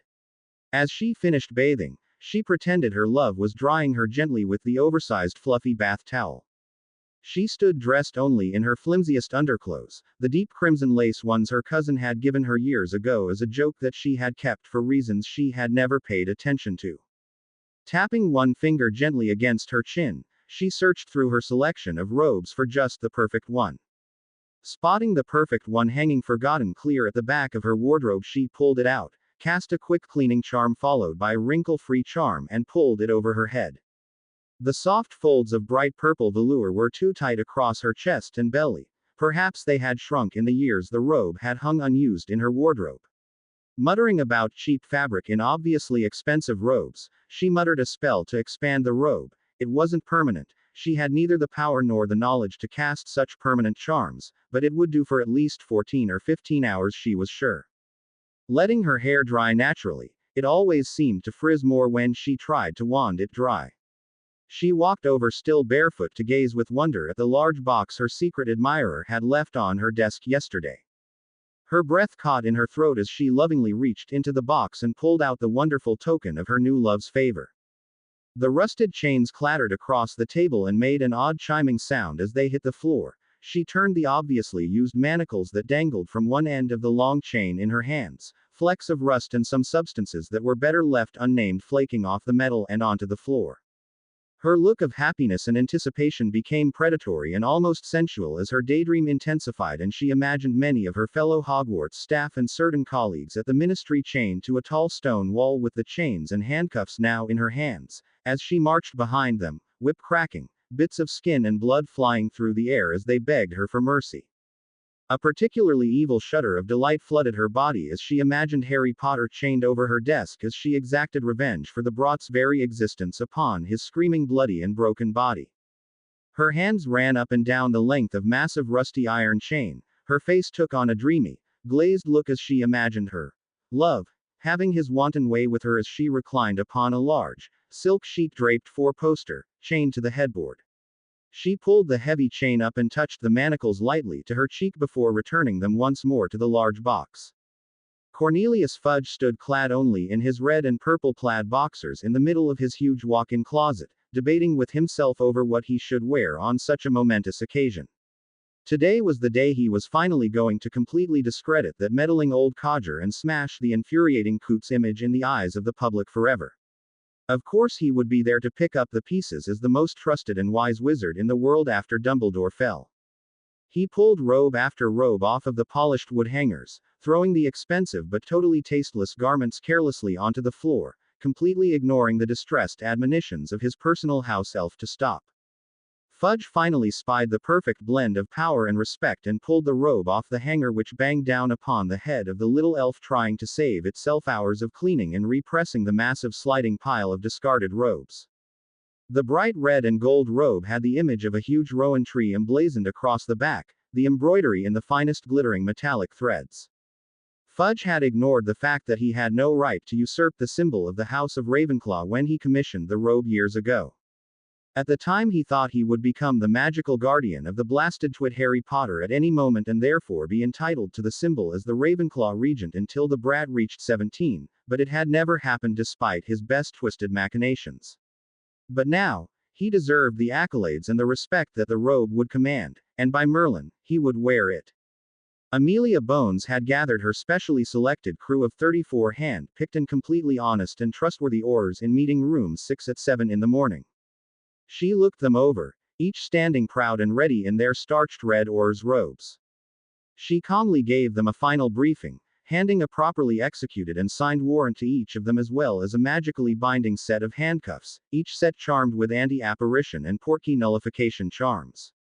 They were also spelled to drain a wizard or witch's power and to prevent an animagus from shifting to their animal form to escape. The crafty head of magical law enforcement was taking no chances on any of her primary arrestees escaping their due punishments. With a smile of anticipation, she made sure everyone had hold of the long rope that was serving as a portkey and issued the activating phrase, "Justice today." All 35 disappeared from the ministry meeting room and reappeared deep inside Hogwarts. Albus Dumbledore stepped out of the shadows of the oversized and dusty deserted classroom and grabbed Amelia's hand in satisfaction and anticipation. With a wave of his wand, the dust cleared and a second wave conjured tables and chairs for everyone. A muttered phrase and a hearty breakfast appeared with the house elves' usual exemplary style. As quiet conversation was interspersed with the sounds of people enjoying an excellent meal, the air of anticipation grew, everyone waiting for 8:30 when they would travel to the Great Hall to set up security for Minister Fudge's last official duty as Minister for Magic. A press conference that he had called for and set up himself. Harry was lying supine on his bed in the living room, Ginny sitting beside his head on one side, Hermione on the other and Ron sitting beside his waist. The three teens were talking about the everyday occurrences that Harry was missing out on and how much they wanted their friend back so that he could join them. Each of them kept casting surreptitious glances over at the other bed where Snape was strapped into some kind of magical torture device. At least that's what it looked like to them. Molly had Flo-Ed off to the store to fetch supplies for the now rather large group staying at Grimmauld Place for the rest of Easter break, and Sirius was showering and then taking a nap in his own bed after being threatened with potions by Madame Pomfrey. Everyone else in the order had been needed at the castle to help pad the audience with planted supporters in case anything went wrong. Hermione looked over at Snape and noticed that his arms were twitching, his lips moving and his eyes shifting rapidly under his eyelids. She supposed it was the only parts of his body that he could actually move considering the way he was strapped down. She understood the theory and the reason for the traction because of her upbringing in the Muggle world. She had never seen anyone else in traction for spinal injuries, well except on the telly, but she understood what was happening to him. No one had told them anything other than Snape had been injured while impersonating Harry at his relative's home, but she had some very strong suspicions about the abuse that Harry had suffered for years. She had tried over the years to get Harry to open up and talk to someone, if not her then anyone, but Harry had always insisted that nothing was wrong, except that Petunia didn't feed him enough sometimes. His uncle gave him chores to do and Dudley used to play Harry hunting when they were younger, but now Harry was too fast and Dudley too fat to catch him anymore. As she watched, Snape's arms began waving in the air before covering his face with his hands. She could hear muffled groans and whispers of sound and stood up and walked over towards their most feared and hated professor, just as a shrill and piercing scream erupted from between Snape's bruised hands. Snape had regained consciousness, but he couldn't remember where he was or what had happened to him. he only knew he was strapped down and completely helpless, a feeling that had thrown him back into his own childhood when his father had held him down with spells so that he couldn't move or fight back while he was being disciplined for some real or imagined infraction of the rules. Unfortunately for Snape, the drunken man would change the rules arbitrarily without giving any indication of the new ones to his son. Snape was trying to move his head, but all he had managed to do was to cover up his face with his arms. Panic was beginning to mount when he realized he would be unable to protect his torso at all. His father's favorite target, since he didn't want any bruises to be visible, must maintain the pretense of aristocratic tranquility outside the house after all. No, father. I'll be good. Please don't punish me again. Please, father. Please don't, he was muttering over and over again as Hermione came close enough to hear what he was saying. Her startled gasp brought Ginny and Ron over, where the two joined their friend, all horrified at what they were hearing. Ron blanched, the freckles on his face the only color, as he asked the girls, "What should we do?" "No one's here but Sirius, and he's asleep." As the three dithered about what to do, a shrill scream blasted the peaceful quiet of the Black House. The sound of thundering footsteps immediately followed the abrupt cessation of the scream. Before the horrible echo of that heart-rending sound faded completely from their ringing ears, Sirius slid into the room, one hand firmly grasped onto the doorframe that he had used as a pivot to turn at a full run. His breath catching in deep gasps, he had immediately looked first at Harry and then over to Severus Snape, where he was surrounded by the three horrified teenagers. What happened? Who screamed? Sirius managed to push out past his labored breathing. The three turned as one and then looked back at Snape before Hermione straightened her shoulders and tried to explain. "Professor Snape, sir," he was thrashing his head and moaning, "so we came over to see what was wrong." He was crying something over and over about, "Stop, father, don't hurt me.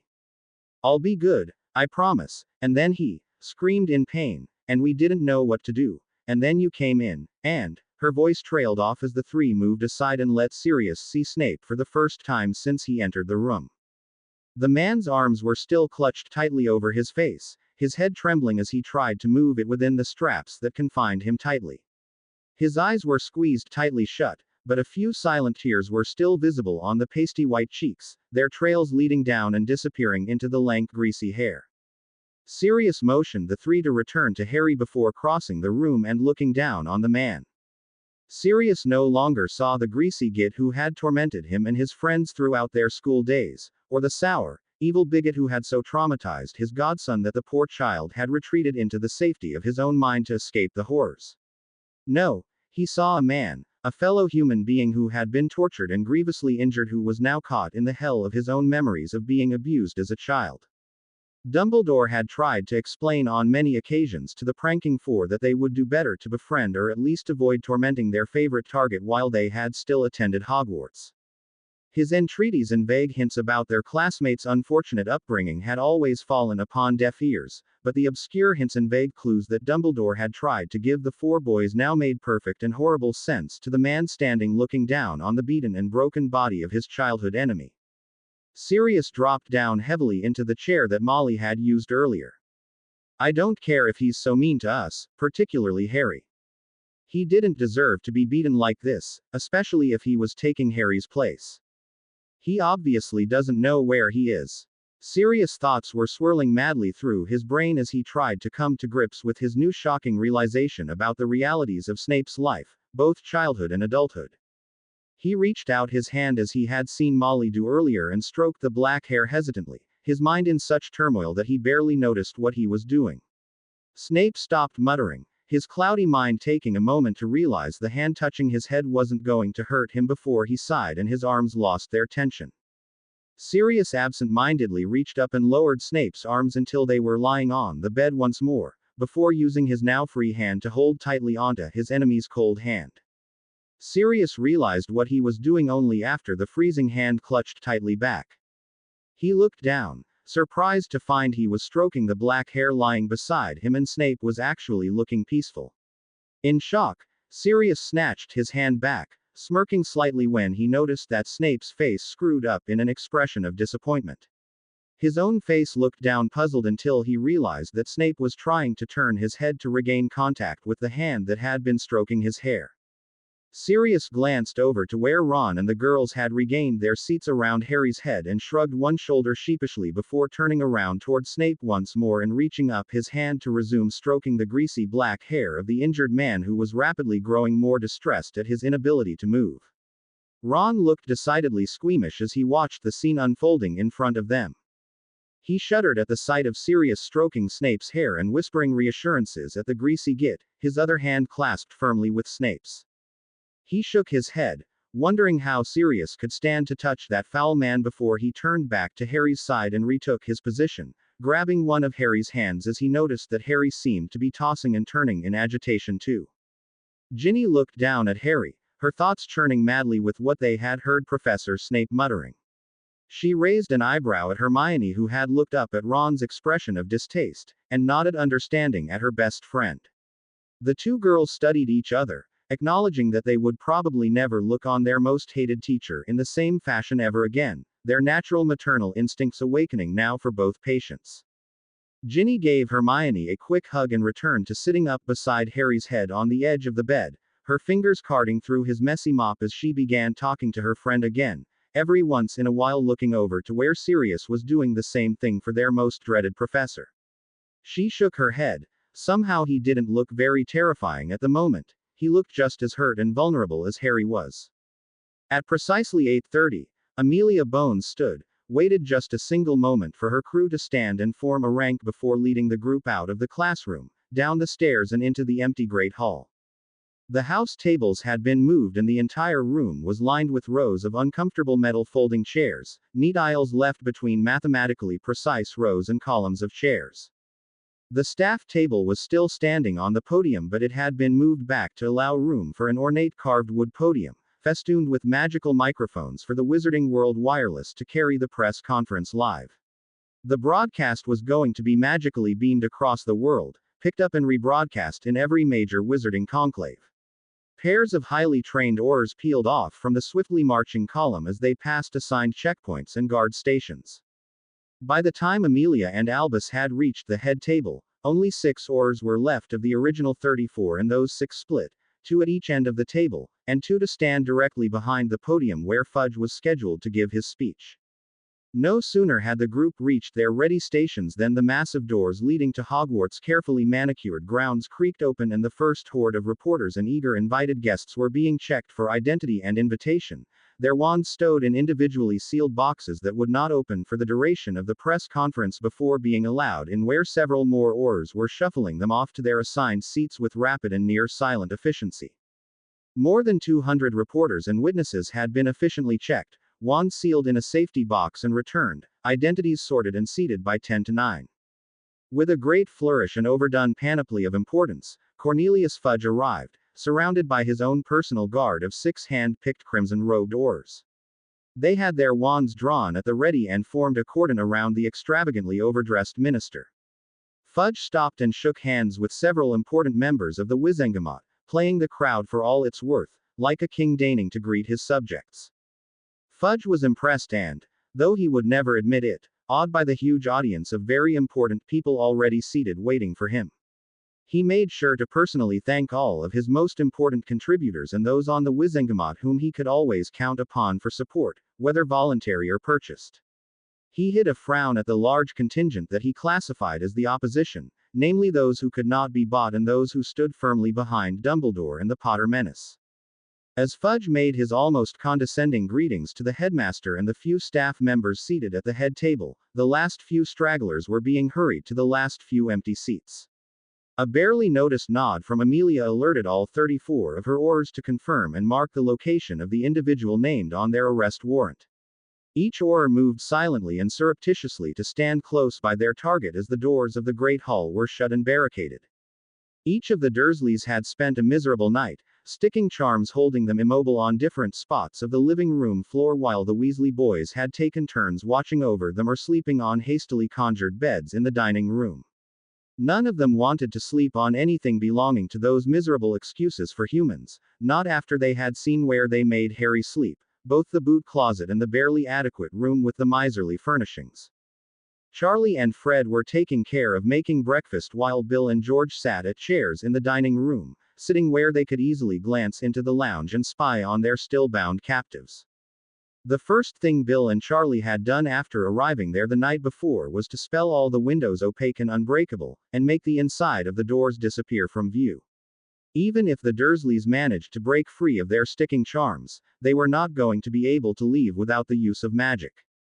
As Charlie hefted a huge platter of pancakes, George asked the question that he had been wondering all night. What exactly was that spell Dad said McGonagall put on those muggles? It sure looked painful to me. Fred carefully set down the hot platter of sizzling sausages on a hot pad before adding his voice. I didn't think old McGonagall had it in her to cast something that would cause that much pain. The four boys were silent until after they had each filled their plate and doctored their pancakes with the melted butter and hot maple syrup. Charlie looked at Bill and spoke first. It's all yours, brother. You're the curse breaker. I just play with dragons. I know vaguely about the spell. It was on the NEWTs, but that's all I know about it. He shoveled a large bite of pancake in his mouth and began chewing with obvious relish. Bill swallowed a large swig of icy orange juice, took a deep breath and began to explain. It's an ancient spell. Some call it the righteous judgment spell, some call it Merlin's justice, but it's the same spell. It makes the person it was cast on live their worst actions in the place of their victims. Have you heard about how some muggles believe that when you die, you go to a place where all of your actions are judged, and if you have lived a righteous and good life you go to heaven, but if you were evil or cruel, you go to hell? At the nods from his three brothers, he took another bite of sausage and swallowed before continuing. Well, that's kind of what this spell does. Except you not only relive your life, you actually feel any pain you have willing and knowingly inflicted upon anyone else. I mean, accidents won't be replayed, only things you did deliberately. Wow, said Fred, how come they don't use this spell on everyone convicted? I mean, talk about the punishment fitting the crime. Charlie took up the tale, because it takes both a powerful witch or wizard and someone who is completely blameless while filled with righteous anger to cast the spell correctly. Most victims aren't powerful enough, and only someone who is close enough to the victim to be affected with righteous rage would qualify to use it. George nodded his understanding. So McGonagall likes Harry enough, and she is his head of house, so she could cast the spell in his stead.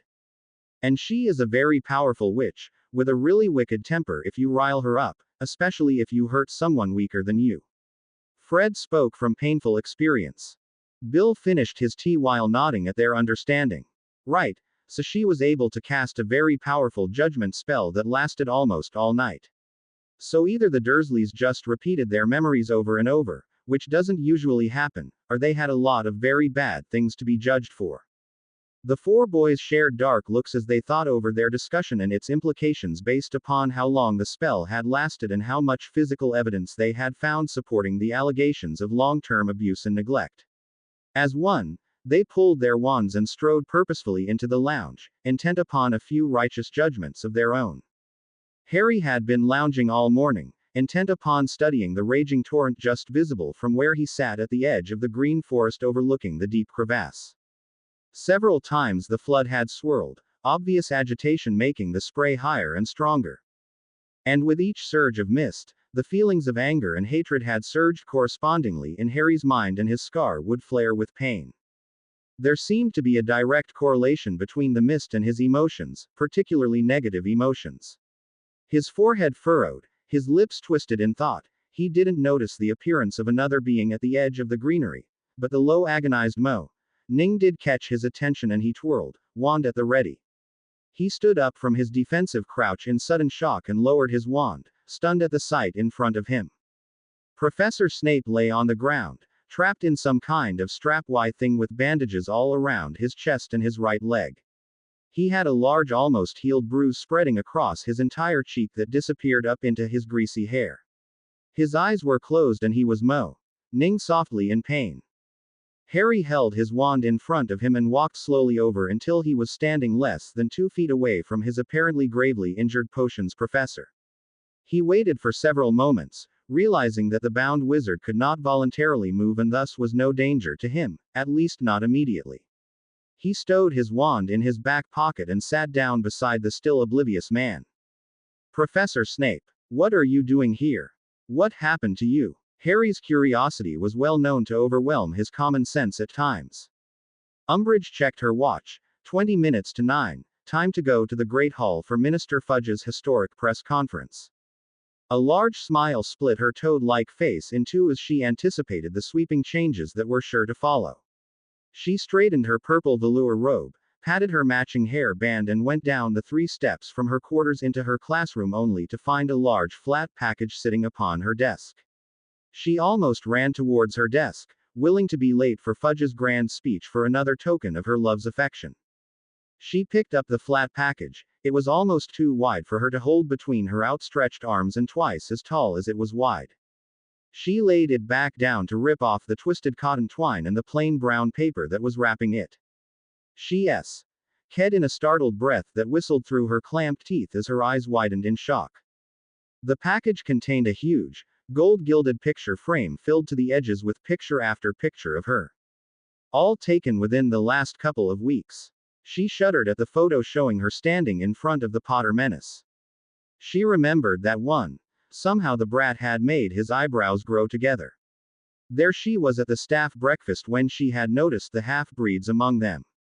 Somehow they had managed to take a photo of her as she was draped over Severus' desk, her scantily clad figure wriggling in anticipation of his arrival. Her eyes opened even more as she found the photo of her sleeping in her own bed, mouth open, a small dribble of drool glistening at the corner of her mouth. There she was blasting that bloody suit of armor after it had made an obscene gesture at her. There she was half running down the hall, ghostly footsteps dogging her every step. She clamped a hand over her mouth in horror. Who could this be? How could they do this to her? She dropped heavily into her chair, all thoughts of the press conference washed away in her horrified contemplation of being stalked. Promptly at 9, Cornelius Fudge stood up and walked to the podium to begin his speech. Gentle witches and wizards, honored guests, members of the press, we are here today to gather evidence of great wrongdoing that has placed our children, our very future, in danger. We will first hear about the results of a week-long investigation into the deplorable condition that Albus Dumbledore has allowed the wards protecting our children to deteriorate into. He turned and waved at the unknown Auror that had been tasked with finding weak spots to come forward. Auror Reynolds coughed slightly and cleared his throat. Our investigation found the wards around Hogwarts to be as strong as or stronger than ministry standards. We found no weak spots, no deterioration, no place where someone could gain access to the school. He nodded and abruptly returned to standing directly behind the minister, who was now sputtering and turning purple with rage. What? How? That's not possible. Amelia had had enough. She stood and pulled her wand. Cornelius Fudge, I hereby arrest you in the name of the Wizengamot on the charges of embezzlement, fraud, bribery, corruption and endangering the lives of all witches and wizards. I also arrest you on charges of attempted murder of Harry James Potter, willful slander and libel of same wizard and attempted embezzlement of said underage wizard's physical and magical inheritances. Aurors, seize your suspects. With a well-choreographed movement, each of the 34 Aurors had a submissive and bound captive, manacled and moved over to stand in front of the fireplace. Silencing charms and full-body binds ensured no one could even try to escape. The entire operation had taken less than 3 minutes from the first arrest to the last. The 6 Aurors supposedly protecting Fudge had fallen to 6 well-placed stunners cast simultaneously by 6 hand-picked Aurors standing behind them at the staff table. So far the only one unaccounted for was Madame Umbridge, who had inexplicably not shown up for the press conference. Amelia had taken the podium and was now giving specific charges and proven evidence against each and every one of the 33 who were standing silent and bound at the side. She had the 6 stunned Aurors taken to join the arrestees pending formal investigation into their activities. As the damning evidence piled up against the arrested witches and wizards, no one noticed the scraggly-haired face of Argus Filch as he slipped from his place in the shadows and out the small staff door at the back of the large chamber, intent upon finding his love before she could be arrested with her colleagues. Molly Weasley had returned with her pockets filled with all sorts of shrunken packages from the market, which she unshrunk and left on the kitchen table for Winky and Dobby to put away. She walked across the hall and stopped, one hand resting upon the door jamb in support, unable to believe the sight before her eyes. Sure, she could believe her youngest child, Her only daughter was sitting with Harry's head cradled in her lap, her fingers idly running through his hair as she read aloud from the charms textbook she held in the other hand. She could understand her son having an arm wrapped comfortingly around Hermione's waist as the girl half dozed on his shoulder as they sat together on a couch pulled up beside Harry's bed. No, what she couldn't believe was Sirius Black sitting beside Severus Snape's bedside, talking gently to the comatose man as he gently stroked the black hair of the man he hated, probably third most behind Voldemort and Peter Pettigrew. She closed her mouth, realizing she had been gaping at the unexpected sight before walking forward to stand beside Severus' bed. "How's he doing, Sirius? Did you give him the pain potion that Poppy left for him? He was due about 45 minutes ago." Sirius looked up at Molly, shaking his head negatively. "Didn't know when he was due, but he started showing pain and crying out, so I just sat beside him. And sort of." His voice trailed off as he found himself unable to express exactly what he had been doing for his childhood nemesis and a man he would have sworn he would despise and hate until his last dying breath. Molly nodded in sympathy for the man's awkward embarrassment. "You can't have gotten any sleep, so head on upstairs, Sirius. I'll just feed him his potions and take over, shall I?" Sirius was almost reluctant to leave his seat, but he wouldn't admit that to anyone even under Veritaserum. He looked over at his godson, peacefully lying with his head in Ginny's lap, and smiled at the sight. He patted Molly on the shoulder and left the room, pausing at the door to turn and say, "I'll send Dobby in with food for them both, shall I?" Molly smiled back at the still gaunt figure that might never lose all the taint from his years in Azkaban and nodded, her hand stroking the still head of the figure strapped into the strange contraption. She looked over at the children, pride evident in her glance. Ron had joined Hermione in sleep, the two heads almost touching as they leaned against each other in support, Ginny now singing softly to the boy she hoped someday to be able to tell how much she loved. Argus only waited until he was clear of the Great Hall before he began running toward his love's quarters. He had to save her. He had read the arrest warrant with her name on it from where he was standing behind the oars covering the staff table. Everyone had expected her to be sitting up there to support the minister, but she hadn't shown up. He skidded around corners, taking shortcuts only his intimate knowledge gained over years of cleaning the castle gave him, and arrived breathless and hunched over at the slightly open door to Dolores' classroom. Dolores looked up, shocked to find a panting Filch shaking with exertion as he clung to her classroom door. "What is the meaning of this?" She half stood, yelling at the squib. "Orders. Come to arrest. You they have. Charges of sending. Dementor. Misuse of power. Bribery." Argus got no further as Umbridge stood so suddenly her chair hit the floor behind her. She flew up the stairs, grabbed a carpet bag and hurriedly stuffed her most needed possessions into it. A couple changes of clothes thrown in at random, her Gringotts key, her diary and personal papers all made it into the bag. She swept the top of her sink into the bag without stopping to sort anything, and she was ready to go. Gripping her wand tightly, she turned to find that Argus had followed her into the bathroom. "What are you doing here?" It was hard to appear menacing to someone almost a foot taller that was standing less than 6 inches away from your face, but she tried. Argus reached up a knobby gnarled finger and lightly stroked the graying hair of the woman he adored. "Come, love, I know ways out of the castle that even the headmaster doesn't. They'll never find you, my precious." Umbridge stopped only for a few seconds before deciding that leaving with Filch was a much better option for her than staying and hoping that she could beat the charges against her. One single drop of Veritaserum and the correct questions, and she knew she would never see the light of day again, that is if she managed to escape receiving the key. She grabbed the skinny arm of the disreputable squib standing looking expectantly at her and leaned forward to key the wrinkled, dirty cheek. "Lead on, my love, lead on." Harry had been lounging all morning, intent upon studying the raging torrent just visible from where he sat at the edge of the green forest overlooking the deep crevasse. Several times the flood had swirled, obvious agitation making the spray higher and stronger. And with each surge of mist, the feelings of anger and hatred had surged correspondingly in Harry's mind, and his scar would flare with pain. There seemed to be a direct correlation between the mist and his emotions, particularly negative emotions. His forehead furrowed, his lips twisted in thought. He didn't notice the appearance of another being at the edge of the greenery, but the low agonized moan Ning did catch his attention and he twirled, wand at the ready. He stood up from his defensive crouch in sudden shock and lowered his wand, stunned at the sight in front of him. Professor Snape lay on the ground, trapped in some kind of strap-y thing with bandages all around his chest and his right leg. He had a large almost healed bruise spreading across his entire cheek that disappeared up into his greasy hair. His eyes were closed and he was moaning softly in pain. Harry held his wand in front of him and walked slowly over until he was standing less than 2 feet away from his apparently gravely injured potions professor. He waited for several moments, realizing that the bound wizard could not voluntarily move and thus was no danger to him, at least not immediately.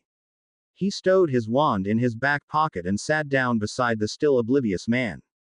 Professor Snape, what are you doing here? What happened to you? Harry's curiosity was well known to overwhelm his common sense at times.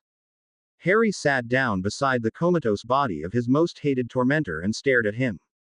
What could have happened to him and why was he here? As Snape remained unconscious, Harry took the time to study him, secure in the knowledge that the man wouldn't know he was being scrutinized so intently. Snape appeared much younger when he didn't have the trademark scowl and he wasn't snarling and insulting him. With his emotions dampened by being in his own mind, Harry could really look at the man who had made what should have been a delightful sojourn at a wonderfully magical school into an almost daily nightmare. Snape groaned and his head shuddered, his lips were twitching as he mumbled something over and over. Curious as always, Harry leaned over to listen, his face registering surprise that quickly changed to horror as the man's mumblings became clearer. No, father. I'll be good. Please don't hurt me. Please, father. It hurts too much. I promise. No more. Please, no more. A single tear leaked out of the corner of Harry's eye as he realized that Snape sounded remarkably like what he would say to his uncle every time he was being punished for some real or imagined transgression, or even just for continuing to exist. Almost unconsciously, Harry reached down and patted Snape's head while telling him, "You're okay. No one will hurt you here. You are safe." As he repeated the mantra over and over, the distress left Professor Snape's face and he sunk back down into unknowing darkness. Filch pulled Umbridge close to him as they ducked behind a large statue of Troll holding an oversized bunch of flowers. "Hush, my precious, hush, now." After only a moment, the sound of leather soles hitting the age-worn stones of the castle sounded. Several someones were coming their way and from the cadence of the synchronized beat of their footsteps, they were well-trained oars. Only the flash of several crimson cloaks and flashes of their shiny patent leather dress shoes were visible as the troop of 4 oars passed back toward Umbridge's quarters. They too crouched behind the large statue for several long minutes, barely breathing, wishing they could make their hearts beat softer before Argus was satisfied and pulled Dolores out by one pudgy hand clasped tightly to his calloused sweaty palm. "Come. They will not find us, my love. Just keep silent and follow me." Dolores thanked Merlin that this squib was infatuated with her. That was too close for comfort. She knew she could use him to get free and then when the heat died down, she could dump the ugly squib and build a new life in some other country, preferably one a long way away from Britain. She shrugged her knapsack up on her sloping shoulder once more and followed Filch through dark corridors and dank rooms until they reached a very small wooden door that might have been painted red sometime many centuries ago. The iron bands that crisscrossed and reinforced the top and bottom were rusted with neglect and the huge iron padlock looked too rusty to even work anymore. As she stood in the shadows and watched, Argus pulled out a huge ring of keys and painstakingly turned each one over, looking for something only he could identify. His face twisted into a grimace that was the closest thing to a smile that had graced those thin lips in years as he held up a key in triumph. He spit on the ornate iron key and inserted it into the oversized rusty lock. With a loud squeal of protest, he turned the key to the right and pulled the hasp down, flakes of dirt and red rust littering the floor below. Aurora Reynolds called through the flow in Umbridge's office to the flow in the Great Hall. "Madam Bones, Umbridge is no longer in her quarters. There are signs that she packed hastily and the traces of magic tell us it has only been a few minutes ago. My tracking spells indicate she is still in the castle, below and to the north of my location." Albus snapped his fingers loudly to summon a house elf. "How can Mitty help, Headmaster, sir?" the elf said as she bowed low, her ears flapping. "Madam Umbridge is not to be allowed to leave the castle. She is to be brought here at once, and anyone with her is to be brought with her. Mitty nodded her understanding, and with a loud pop, she disappeared. Just as Dumbledore was turning to talk to Amelia, the bloody Baron appeared and bowed, the silvery blood stains on his robes glistening in the morning sun shining from the enchanted ceiling. Filch and Umbridge are down past Professor Snape's quarters at the north end of the dungeons. Somehow, Filch has possession of Hagrid's keys and is attempting to leave through a door that has not been opened for over 5 centuries. Do you wish him to leave, Headmaster? No. There is an arrest warrant issued for Dolores Umbridge for crimes against the students of Hogwarts as well as multiple crimes against the magical citizens of Britain. Please detain them for us. Dumbledore spoke emphatically as Madame Bones pulled a blank warrant from her robe pocket and began filling it out in the name of Argus Filch for knowingly helping a criminal to escape, obstruction of the lawful serving of an arrest warrant, and theft of Hagrid's keys. The Baron nodded solemnly and disappeared from view while calling, Peeves.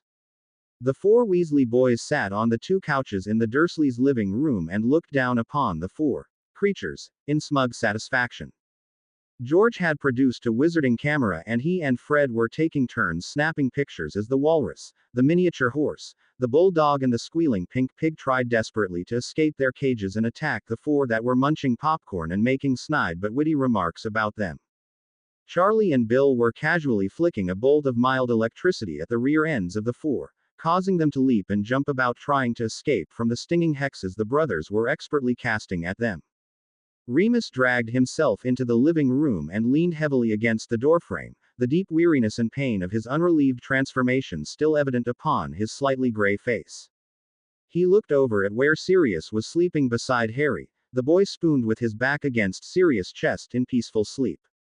Ginny and Hermione were sitting together, their heads bowed over the morning copy of the Daily Prophet, their whispered conversation showing their barely suppressed glee at the stories they were reading. Ron was slumped in the corner of the old couch, his head slumped sideways on one arm, a soft snore issuing from his slack mouth as he slept.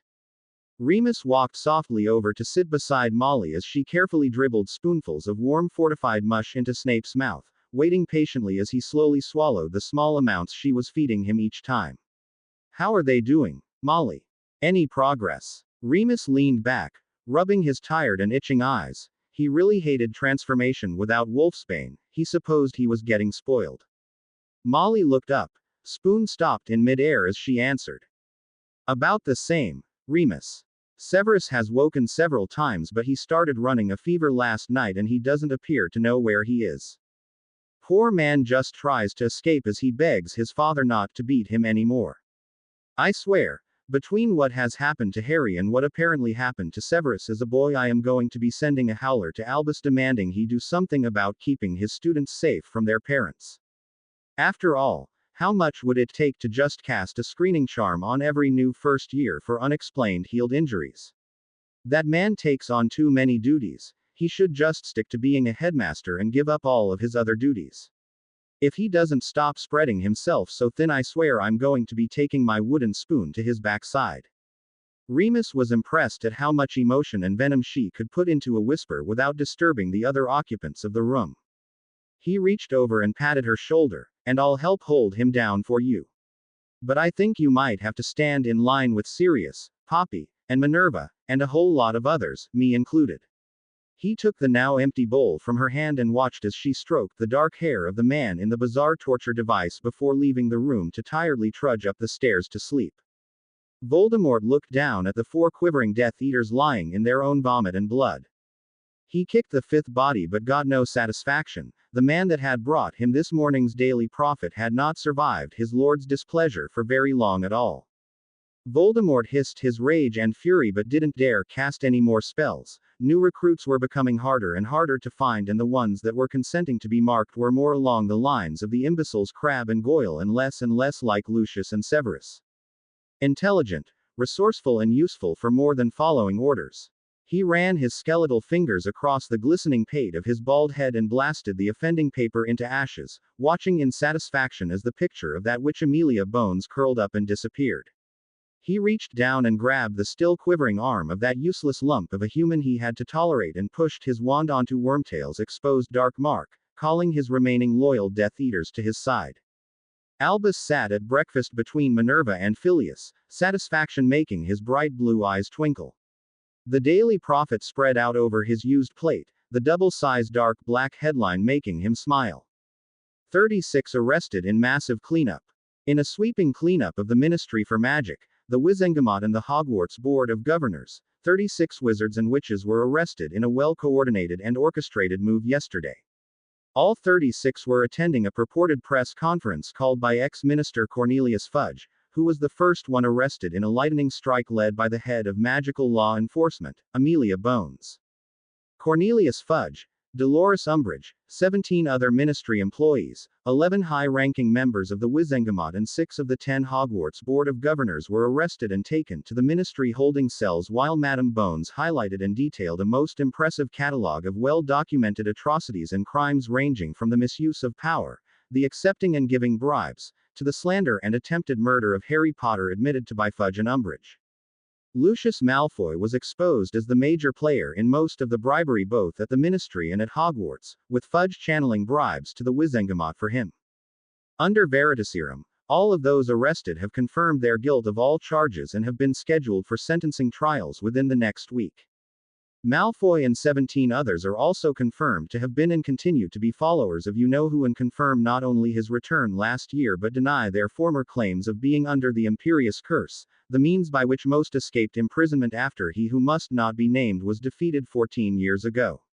They will all receive the Dementor's key, as well as forfeiture of real properties and their personal wealth as it was gained through criminal activities. Only money from dowries, trust funds for children and some funds that can be proven to have existed before the first rise of the Dark Lord will be exempt from seizure for penalties and fines, as well as personal property of spouses and children. Madame Bones has verified that a large portion of the funds seized will be used to pay restitution and support for victims of the Death Eaters and their master as well as the hiring and accelerated training of a substantial increase in the Auror force. In an unprecedented move late yesterday afternoon by the Goblin Nation, all Gringotts vaults and real properties of the 36 were seized and frozen pending individual trial outcomes, thus denying those accused the opportunity to transfer and hide monies subject to fines and seizures as illegal gain. See following pages for a complete list of accused and their admitted crimes. More stories to follow as your Daily Prophet continues to investigate and report on these most shocking events. Minerva buttered her muffin and continued to read over Albus' shoulder, noises of great satisfaction her only comment. All employees of the Ministry for Magic had been called in early for an important all-staff meeting before the early edition of the Daily Prophet had been circulated. The atrium had been expanded and the crack team of 40 hand-selected Aurors had cast simple truth spells on each and every employee before they were allowed to continue on to their jobs. Another 6 employees had been found to be followers of Voldemort, 2 had been found to be embezzling funds, and 1 had confessed to misuse of power by allowing witches to escape charges in return for favors. Those 9 had been whisked down to ministry holding cells to join the other 36 from last night. The Wizengamot would be meeting after a similar sweep through its members in just 2 hours. After all, they would need to replace the 11 corrupt members as well as any more that were found during their loyalty sweep. The simple truth spell was cast followed by just a single question: are you currently or have you previously engaged in illegal activities that impede or interfere with your duties as a member of the Ministry of Magic or the Wizengamot? Anyone answering no was released. A positive answer led to more detailed questioning and possible interrogation and charges being filed. The 19 arrests had led to a spate of people being promoted and congratulated by their fellows. The Security Council of the Wizengamot and the uncorrupted heads of the departments at the ministry had met for many long hours over the previous weeks and then again last night to select those people to be advanced into the positions, both of those being arrested and the openings caused by those promotions themselves. There had never been such a massive and yet well-coordinated house cleaning, but with the threat of Voldemort, a state of emergency had been called that allowed for the appointments rather than the long-drawn-out turmoil of special elections that would leave many key positions open for too long during their current crisis. By 5-page M. All vacancies in the Wizengamot, the Ministry and the Hogwarts Board of Governors had been filled with new very qualified people, and the total shake-up and reconfiguration of the British wizarding world had been accomplished in a massive bloodless coup. Hopefully, They had accomplished the house cleaning without creating any weakness that Voldemort would be able to exploit, and in fact by replacing those who impeded the fight against the Dark Lord either through ideology or corruption, the fight had just been made a whole lot easier. Harry knelt by the side of his injured potions master and contemplated what he would do now. He certainly wouldn't be hexing the helpless man, it would hardly be the Gryffindor thing to do, but he wasn't sure how to deal with the changed circumstances between them. He was very curious about several things, number one being how did Snape get so injured, had Voldemort attacked? And why was he strapped into something that Harry vaguely recognized as some sort of traction device? And how had he come to be in Harry's mind since he was obviously unconscious and hadn't performed the Legilimens spell to gain access? Harry just sat on the grass, contemplating what he was going to do when Snape started to stir, his low moans of pain resonating with Harry's deeply ingrained sense of justice. As much as he hated when Hermione complained about his tendencies toward saving people, he had to admit that after the way he had been raised, he couldn't stand to see anyone being bullied, tormented, or even in pain without doing everything he could to ameliorate their situation. Snape's eyes popped open, their usual glossy black now dulled to a dark gray with pain. He looked around as much as he was able. The blasted straps kept him from moving his head at all, so most of what he could see was clear blue sky directly overhead with just the tips of tall green trees visible peripherally. Snape groaned, not particularly with pain but with annoyance as a dark head leaned over him, the face scrunched up in concern. "What happened to you, Professor? Is there anything I can do to help you?" Harry's face showed genuine concern and caring, which surprised Snape as he had believed Potter hated him almost as much as the foolish Gryffindor hated the Dark Lord. Snape licked his dry, cracked lips and tried to answer, but all he managed was a croak. "Potter." Head disappeared before returning shortly. A plastic straw was placed against his lips and he grudgingly accepted the drink of icy cold and refreshing water that the boy offered. He swallowed convulsively several times, relishing the relief the liquid spread down his dry throat. He closed his lips to let the boy know he was satiated and then began to speak, his voice unusually calm and non-threatening. "The castle had to be emptied because of another blasted edict from Umbridge. The headmaster didn't want anyone to find out about your absence, so he sent me under a glamour spell to your house to stay for Easter break. Let's just say I didn't enjoy the introduction to your Muggle relatives as much as I had anticipated." Harry sat back so that Snape could no longer see his face. He ran his hands through his messy hair before taking a deep breath and leaning forward once more so that Snape could see his face. "I'm sorry, sir. It's all my fault that you were injured." His face was white and his distress was plainly visible as he trembled with guilt. Snape snarled at the idiot. "Blasted boy, why didn't you tell anyone what was going on? That wail of an oaf almost killed me thinking it was you. How long has he been abusing you?" Unfortunately for Snape, it's very hard to be intimidating while lying on your back strapped onto a backboard, and Harry just stood up and walked away, leaving the upset and frustrated man to debate how he could have handled that confrontation better. Harry sat down heavily on the grass, just past Snape's vision, and contemplated this new information. He had vowed to himself that he would tell Dumbledore, Poppy and eventually Sirius what his home life was like, but he hadn't anticipated them finding out and Snape being the one to confront him, especially as there would be no denying the severity of the abuse after what Uncle Vernon had apparently done to Snape. But Harry was confused. His uncle and aunt hadn't ever injured him so badly. Usually a few bruises and the occasional broken bone was the most he suffered, especially since he had started at Hogwarts. It was almost choreographed. His aunt would swing a frying pan or other object at his head or upper body, but he would just duck and she would be satisfied with denying him meals and locking him in his room or giving endless backbreaking chores. His uncle could be rather physical, especially if he had been drinking, but Harry knew to just hide at those times. Uncle Vernon's great bulk made him running after Harry an exercise in futility, and his temper was legendary, but if Harry stayed out of his sight long enough, Uncle Vernon would be satisfied with just screaming and an endless tirade of verbal and emotional abuse. Now Dudley and his gang of morons were dangerous, but Snape had said that Uncle Vernon had done this, not Dudley. Harry had sat in silence for almost 20 minutes, his thoughts churning and plans and counter-plans that played themselves out in his mind before he decided that his plan of action from before would just have to continue, even if he had to tell Snape first. He stood up, running a hand over the top of his head in a vain attempt at flattening his hair down, and strode back to sit beside the still figure of Professor Snape once more. Okay, sir, what do you want to know? Harry's face was resolute and his voice was firm and steady with his strong conviction to take control of his life and his destiny and never again allow anyone to have that much power over him again. Tonks, Kingsley, Minerva, Albus and Amelia Bones had apparated into the kitchen at number 4 Privet Drive after a very long day of reorganizing the ministry, the Wizengamot and the board. They headed for the living room where they could hear the 4 Weasley boys talking over a strange collection of animal sounds. Tonks was first and stopped abruptly, bending over in laughter so that the ones behind her could see the wonderful spell work that had been used on the Dursley family. Albus pulled his wand and conjured several more chairs before sitting down in an oversized purple-flowered monstrosity and congratulating Charlie and Bill on their excellent spell work. The 9 witches and wizards sat comfortably discussing the events of the last few days and the very satisfactory results that had been achieved so quickly for almost an hour and a half. Before Amelia insisted that the boys restore the Dursley family so that they could be arrested and processed into ministry custody. It had been decided that the length and severity of Dudley's reaction to the casting of the righteous judgment spell clearly exposed his culpability in the abuse and torment of his cousin and that he would be charged and tried with the 3 others.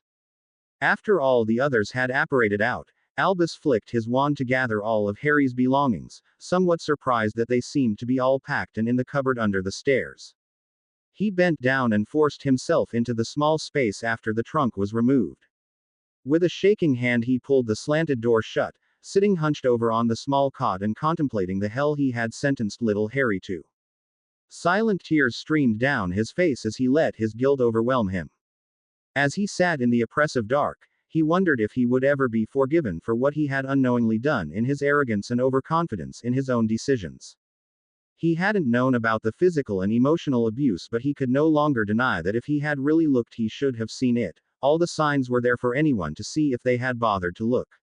The boy had always been too small and the reports from Arabella and then Molly should have been enough for him to fight for the boy, especially backed by Poppy's ongoing suspicions.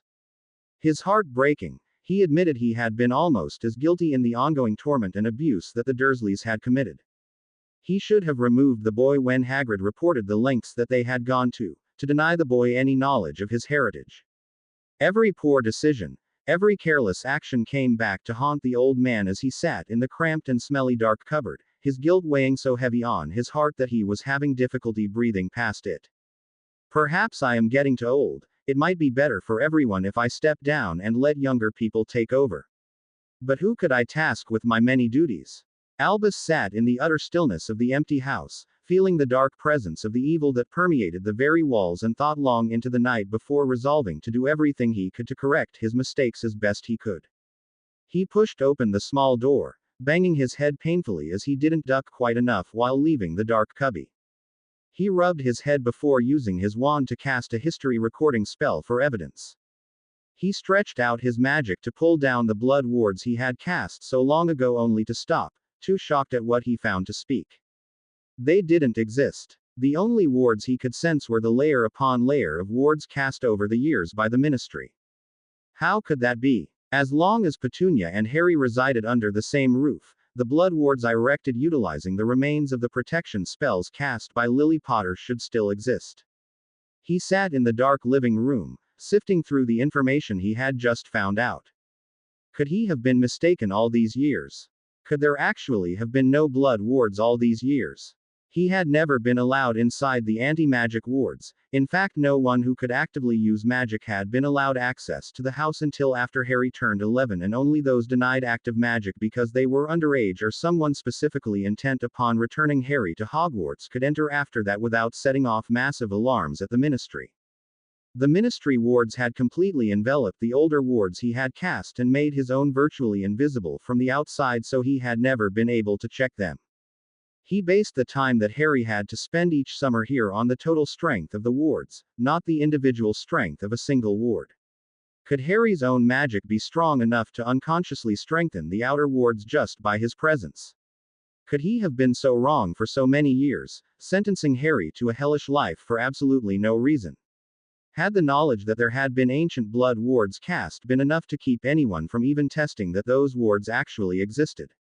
Vowing to investigate fully, Albus finally stood up, exhausted, and apparated back to his quarters where he spent a long sleepless night tossing and turning, his past decisions weighing heavy upon his guilt-ridden ancient mind. Ginny, Ron and Hermione were sitting in their usual spots, talking to each other over Harry's head as the adults were discussing politics in the corner over by Snape's bed. Everyone looked up as the rest of the Weasley clan, minus Percy, all trudged in, tired but well satisfied that night. Molly even let the trio stay up late as the four returning boys regaled the satisfied and laughing group all of their exploits from the last 2 days of Dursley guarding. Over hot chocolate and biscuits all around, the group's loud peals of laughter sounded through the old dark house. Unseen and unknown to the group enjoying their fellowship and loving companionship in the living room, the dark shadows of the house lightened, the closed drapes hiding the portrait of old Mrs. Black shivered and fell from the wall as the portrait burst into flames, the ashes of the vicious evil matriarch destroyed by the love and laughter radiating from the living room. With the destruction of the portrait, the multiple rows of dead house elf heads fell to the floor and a surge of bright light and wind swept through the entire mansion.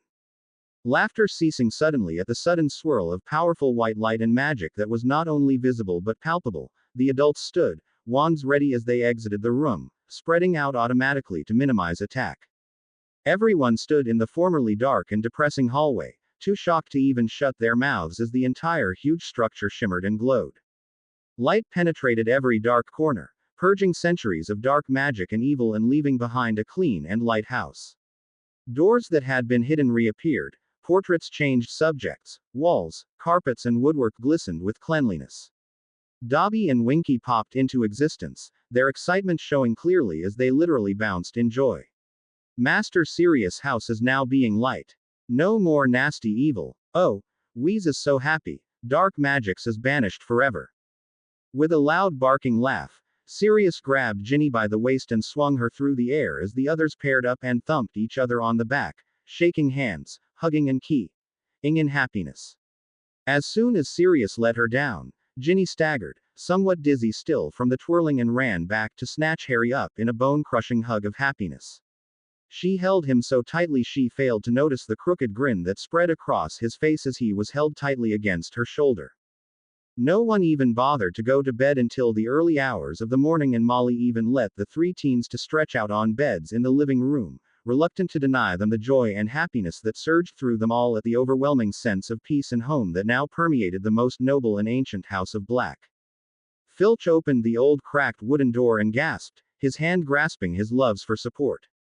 What he had thought was a secret way out of the castle was anything but. Narrow stone steps led down into the murky depths but disappeared after only 10 or 12 rungs into a sloshing mess of dirty lake water and floating debris that had accumulated over the last 10 centuries. The ceiling and walls had originally been gray stone but were now a mass of slimy green growth, tendrils of unmentionable filth hanging from every available surface. The stench made a mountain troll smell pleasant, but the sound of several searchers coming ever closer made retreat and the search for another way to escape moot. Dolores just swallowed hard before turning to Filch and asking, "Do you trust me?" "Of course, my precious, with my life." She pulled out her wand, running her stubby fingers down the smooth length of it in a reluctant farewell. She could hear the cackling laughter of Peeves very close now, so she made the counterclockwise and push movement straight at Filch's chest. A soft pop and a large croaking toad stood in his stead. She threw the ring of keys that had fallen and her wand back down the corridor and pulled her trusty second emergency wand from within the revoltingly pink plush headband. At only 2 inches long, she always kept it with her and no one had ever suspected that she had it. The Aura's location spells would track her wand first before searching for her magical signature, and Filch, being a squib and having no magic, could not be tracked magically at all. She swept a magical signature hiding charm around her head, feeling the warm sensation wash all over her before she hid the tiny wand once more. She put an arm through each strap of her carpet bag and with a tiny pop she turned into her animagus form. The pair of red-throated toads hopped together down the narrow, slimy steps, and with a large splash the two disappeared immediately beneath the flotsam and jetsam, safe for the moment. Their long, muscular legs rhythmically pumping as they sought out, and then squeezed through the missing and crumbling stones that no longer kept the lowestmost portion of the castle from being inundated with the encroaching lake. The sounds of a frustrated Peeves and a quartet of annoyed oars fading as they swam down the lake and across the edge of the wards to freedom. Harry sat down on a pile of pillows so that Snape could see him without having to lean over him and said, "What do you want to know, Professor? How long have your relatives been abusing you, Potter?" Was the first question, and the one that Harry had suspected would be first. "Depends upon what you call abuse, sir." Harry shrugged. "They've always hated me for as long as I can remember. I've never once had enough to eat. I've never once been held or even touched unless it was to be punished. I remember, I didn't even know when my birthday was until I started school, but they really haven't hit me that much, just Dudley and his gang of morons." "And you don't consider that abuse, Potter?" "I certainly do, and I'm sure the headmaster and all the parents of your friends would too." It was hard for Snape to snarl when he was tied down in this infernal contraption, but he was trying. Harry just looked resigned. "When I told someone at my primary school, they just told Aunt Petunia and Uncle Vernon, who whipped me with his belt and locked me up for a week with no food. I tell the headmaster each year that I don't want to return there, and each year he tells me I have to. I mean, where else would I go? Professor Dumbledore says it's unsafe at the Burrow, and I don't want to go to an orphanage. People see too much alike between me and Tom Riddle as it is. I don't want any more things in common with that madman." Harry was adamant with his response. "Besides, I learned a long time ago never to turn my back or take my eyes off of my uncle. He swings, I duck, he swings again, I duck, and then on the third swing, when he's mostly too tired, I let him hit me, but I choose where.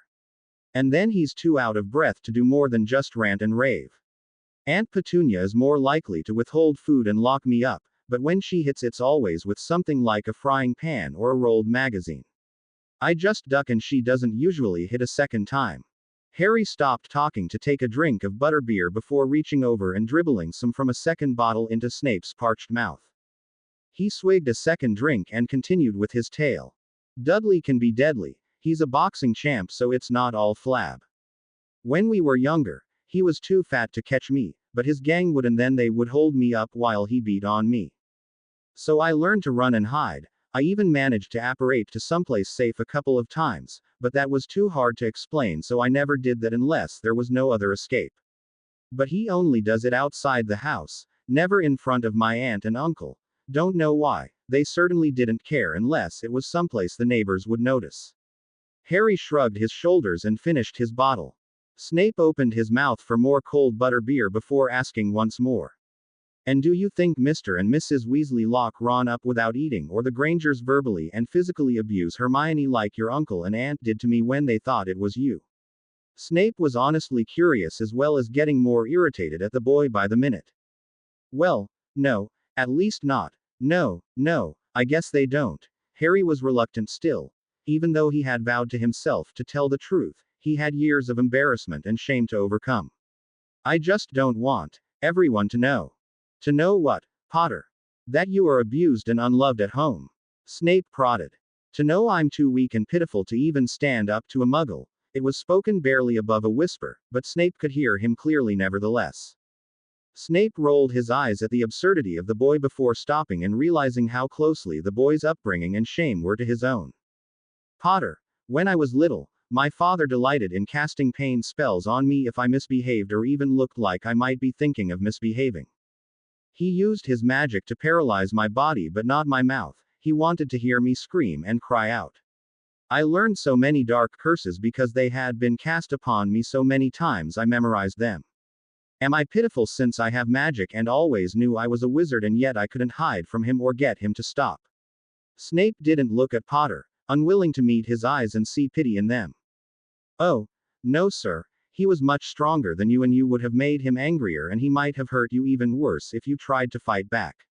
Harry was indignant at the thought. "And how strong were you against your uncle and cousin? Did they ever fight you fairly? Or would you have just been hurt much worse if you fought back and they still managed to overcome your resistance?" Harry had no answer for that, so he just stood up and walked away, deep in thought. Snape sighed, still shocked that he had admitted so much of his own upbringing to his most detested student, but was he still? After the swearing in of the 11 new Wizengamot members, the first order of business was the sentencing trials of all 36 of the original people arrested, followed by the trials of all the others who had failed the security sweep or had been named as accomplices or fellow Death Eaters during the original Veritaserum interrogations. First and foremost would be the sentencing of Cornelius Fudge, so that an interim minister could be appointed for the duration of the state of emergency and war that existed after the public and too long delayed acknowledgement of Voldemort's return. Cornelius Fudge looked a lot less imperial and commanding in his prison orange suit, his hands and feet bound in manacles, a resigned and helpless expression upon his once proud and haughty countenance. He was strapped into the square wooden chair, the manacles reaching up and securing themselves around him. Madame Bones herself administered the 3 drops of clear, thick Veritaserum onto Fudge's tongue, waiting until the normal, characteristically emotionless and vacant expression appeared. Amelia began the questioning in an efficient and no-nonsense manner. Name and occupation: Cornelius Oswald Fudge, Minister for Magic. There were several swallowed chuckles as a muttered, "Not for long," sounded through the quiet and echoing chambers.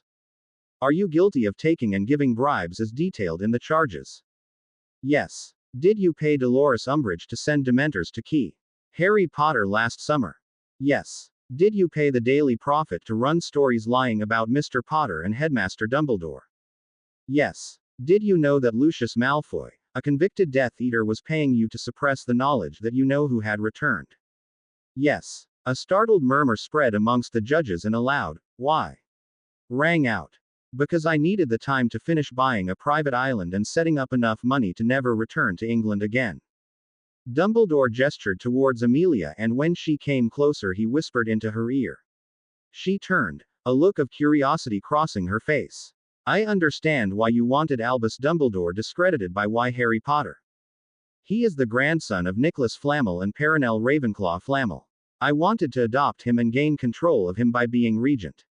When that didn't happen, I wanted to leave England before he came into his magical inheritances at maturity. He will be too powerful since he has Gryffindor and Hufflepuff ancestry through his father. His toneless recitation of the facts left the entire chamber in an uproar as everyone stood and began shouting their opinion and questions all at once. Albus placed his wand on his own throat and said, "Silence." Like a bunch of errant schoolchildren, the members of the highest wizarding authority in all of Great Britain sat down and quieted so that they could hear more of this astonishing tale of corruption and intrigue. Amelia Bones turned toward Albus and with a nod turned the questioning over to him as the head of the Wizengamot. How do you know these things? I have a copy of the adoption papers of Lily Flamel Evans after her parents were murdered by werewolves. The Muggle authorities took her to a Muggle hospital where Dr. Evans requested and was granted permission to adopt the 6-week-old. I found documents showing the ancient heritage of the baby among the papers that were confiscated by the Muggle police at the murder scene. When I tried to adopt Potter, his aunt never answered my owls, so I investigated the Potter heritage among forgotten ministry papers and found out about Gryffindor and Hufflepuff after several years of searching. Another outroar of outrage had to be stifled before order was once more restored to the huge room. Dumbledore rapped the butt end of his wand 3 times and called for a motion as to sentences for the multiple crimes admitted to by the former minister. When the vote was cast between serving life without parole and receiving the Dementor's key, the margin was close, but the former minister barely escaped without his soul being key. Ed. Of course, after a life sentence with the Dementors he might not have his mind intact for very long. The entire Wizengamot agreed to have the world-shattering information about the Potter boys' heritage obliterated, and so only Amelia Bones, Albus Dumbledore and newly appointed Minister for Magic Rufus Scrimgeour, still knew of the startling heritage of Harry James Potter. It had been a long and stressful night, but finally the children had dragged themselves up to bed, leaving Sirius, Remus and Molly to care for the 2 still comatose wizards. The jubilant celebration and euphoria caused by the sudden removal of the dark and evil that had permeated every corner of Grimmauld Place had worn off, and Sirius and Molly were running on adrenaline, almost too tired to fully understand what they were doing. Remus had slept much of the day before after his very painful transformation of the night before, so he was feeding Severus while Molly just held hands with the thin man. Sirius was trying to stay awake, but he was so comfortable spooned behind Harry that he could only manage to rub his hand across Harry's head once every few minutes. His free arm was wrapped around the slightly heavier child, the peaceful feeling of his rhythmic breathing lulling the tired man deeper and deeper into sleep. His hand stroking the top of Harry's head got lower and lower until, with his hand lying directly across Harry's famous scar, he lost his battle and went to sleep. Harry had left Snape and went for a ride on his firebolt, his thoughts and emotions churning at what had been revealed and what he had revealed. Professor Dumbledore had always told him he and Snape were a lot alike, but he had never believed him. How could Snape be so cruel and vicious when he knew what it felt like? Harry couldn't imagine bullying anyone. After all, he knew exactly how helpless it made you feel and how much it damaged you to not be able to fight back. How could Snape know how that felt and still do it to everyone else, particularly little first years? When he had reviewed his memories, he had verified for himself that he had never started anything with Malfoy or Snape. He had simply refused to bow down and accept their abuse. But if he stood up to them, how could he not stand up to Vernon and Dudley? Was he being a hypocrite in saying that he wasn't a bully? After all, he did answer Malfoy's verbal abuse with hexes, didn't he? His thoughts churning so hard, he almost didn't notice when he flew across the edge of the forest and the evil flood far below became visible. His head turned and he idly noticed that the flow seemed much less than normal. He sat up straight on his broomstick and really noticed the river. He was sure of it. It was much slower and the water level was down significantly. He grabbed the stick firmly and pushed it around to speed back, needing to discuss his findings with someone, anyone. It would have to be Snape since he was the only one available. Albus sat in his office in the dark, an open bottle of fire whiskey and a single still full glass sitting on his desk. Even Fox trilling didn't make him cheer up. How could I have done so much to hurt that boy without even realizing in my own arrogance that I didn't know everything? He could have had a loving set of grandparents who could have kept him very safe all these years, but no, in my own arrogance, I sent him to hell. I just don't know anymore. What? His aimless muses were interrupted by the one person who knew him almost better than he knew himself. Minerva opened his office door and tutted in disapproval. She flicked the lights up and removed the glass and bottle with a disapproving glare at the morose old man. What's got your knickers tied in a knot, Albus? She reached down and pulled an unresisting hand up before guiding her friend over to sit on a comfortable couch in front of the smoldering firelight. Albus dropped his head into his hands, too weary and heartbroken to even hold it up. I took that poor boy and locked him away without even knowing all the facts about him. He lived in a hell when he could have had a loving family. Because I thought the almighty and all-knowing Albus Dumbledore was some kind of god, I probably damaged that poor child more than Severus and Voldemort combined. Minerva looked surprised. Isn't that a tall order for just one wizard, Albus? Pray tell me, exactly what did you do to the boy? Albus explained all the new information that had come out during Fudge's testimony, his voice cracking with emotion by the time he had finished. Minerva stood and brought back the bottle and 2 glasses. She poured a stiff drink for both of them before sitting down on the couch beside her friend and rubbing a hand across the stiff muscles in his back. Instead of sitting here in the dark, beating yourself up over something that cannot be changed, how about we focus on something that we can do? Like make as many positive changes in that boy's life that we can. Albus took a drink and coughed slightly at the burn. Right as always, my dear. Unfortunately, the Flamels died after the destruction of the stone that was here at Hogwarts during Harry's first year. In my omnipotence, I took away the child's only living family and destroyed his inheritance. I think you are still giving yourself too much power over others' decisions. Are you sure the Flamels are dead? Perhaps they had elixir of life stored up. Have you checked lately, or are you just assuming once more that you know everything? Albus turned toward his deputy, speechless. I assumed so. When I talked to Nicholas 3 years ago, we talked about the danger of keeping the stone and he told me to destroy it so that it couldn't fall into Voldemort's hands. I just assumed they would put their affairs in order and then pass on. I haven't talked to them since, but then again, I haven't received notice of a funeral or memorial for either of them either. Minerva patted him on the head like a little boy. Well, then first things first, you need to send them an owl and inform them of the glad tidings. I'm sure they would like to know that they have a great however many grandson, don't you? Albus tossed back the last swallow of his whiskey and stood up, swaying a little before walking over to his desk to draft a letter to his hopefully still living old friends. Madame Pomfrey brought a bag with her to just move into Grimmauld Place for a few days. She had no patience at Hogwarts, and with the castle virtually empty for another 10 days, she could see no reason to commute back and forth. With the lightening of the house, a whole new floor had appeared as well as several hidden rooms on each existing floor. The woodwork and walls gleamed with polish, the paint bright, the depressing snake decorations were now simple swirls of decoration, the books in the library were dust-free and inviting, and the entire house exuded a warmth and hominess previously non-existent. Poppy stood in the middle of the transformed sick room, her lips twisted and pursed as she tried to make sense of her conflicting diagnostic spells. Severus' fever had finally broken, his back was healing, his concussion was gone, as were most of his bruises, but he was now almost as deeply comatose as Harry. And Harry was now deeper in unconsciousness than he had been for several days. She furrowed her brow as she pulled out several more potions, debating with herself whether or not to administer them to her two obstinate patients.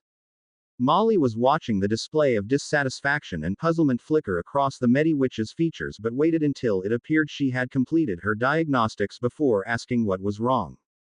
Problems, Poppy. Severus should be awake and he's not, and I don't know why. Her voice was tinged with irritation as she continued. And Harry was much more aware than he appears to be now, and I can't find any reason for it. Though to be truthful, there never was a physical finding for him to be in a coma. Poppy flopped down into an old armchair and accepted a mug of hot tea from Dobby before he handed one to Molly. He stopped by Harry long enough to hand Hermione a bowl full of warm fortified mush and then popped out of the room, his tall stack of knitted hats bouncing in his happiness at the new feelings of the house. Ginny was sitting with Harry on her lap once more, so she just picked up his shoulders and leaned his head over her arm while Hermione spooned small bits of gray mush into his mouth, waiting patiently for him to swallow each one. She giggled at Ginny. I wouldn't wake up either if this is what I had to eat. It looks like boiled and mashed flobberworms. Ginny grinned at her friend. Wonder if he'd wake up for chocolate or treacle tart. I bet my mum's shepherd's pie would rouse him. He never can resist that at our house. She brushed the unruly hair out of his eyes and brushed a soft key across his forehead. Her cheeks flushed pink at her daring, refusing to look up and meet Hermione's gleefully knowing look. Hermione stopped feeding Harry for a moment. When are you going to tell him you like him, Ginny? Ginny huffed and then looked slyly at the brown-haired girl smirking at her. Same time you tell Ron you fancy him, my own, same time. The two girls broke down in girlish giggles, both of their faces bright pink with embarrassment, hoping the two women over by Professor Snape hadn't heard them. Professor, I need to talk to you, sir. Harry was yelling at Snape before he had even landed completely beside the still-bound man. Snape forced one sticky eye open and glared at the excited boy. What is it, Potter? Can't you even let me die in peace? You're not dying, Professor. In fact, you look much better than you did. At least you aren't as pale as you were. Harry looked critically at his potions professor and offered, I have some pain potion and healing potions if you like, sir. Where did you get those potions, Potter? In case it has escaped your infinitesimal intellect, we are stuck inside the wide open and empty expanse that passes for your mind. Snape's head was pounding and he was tired of lying on the hard ground without moving. After his childhood and the years of spying with the Dark Lord's penchant for playing games with his followers, he hated not having complete control over himself.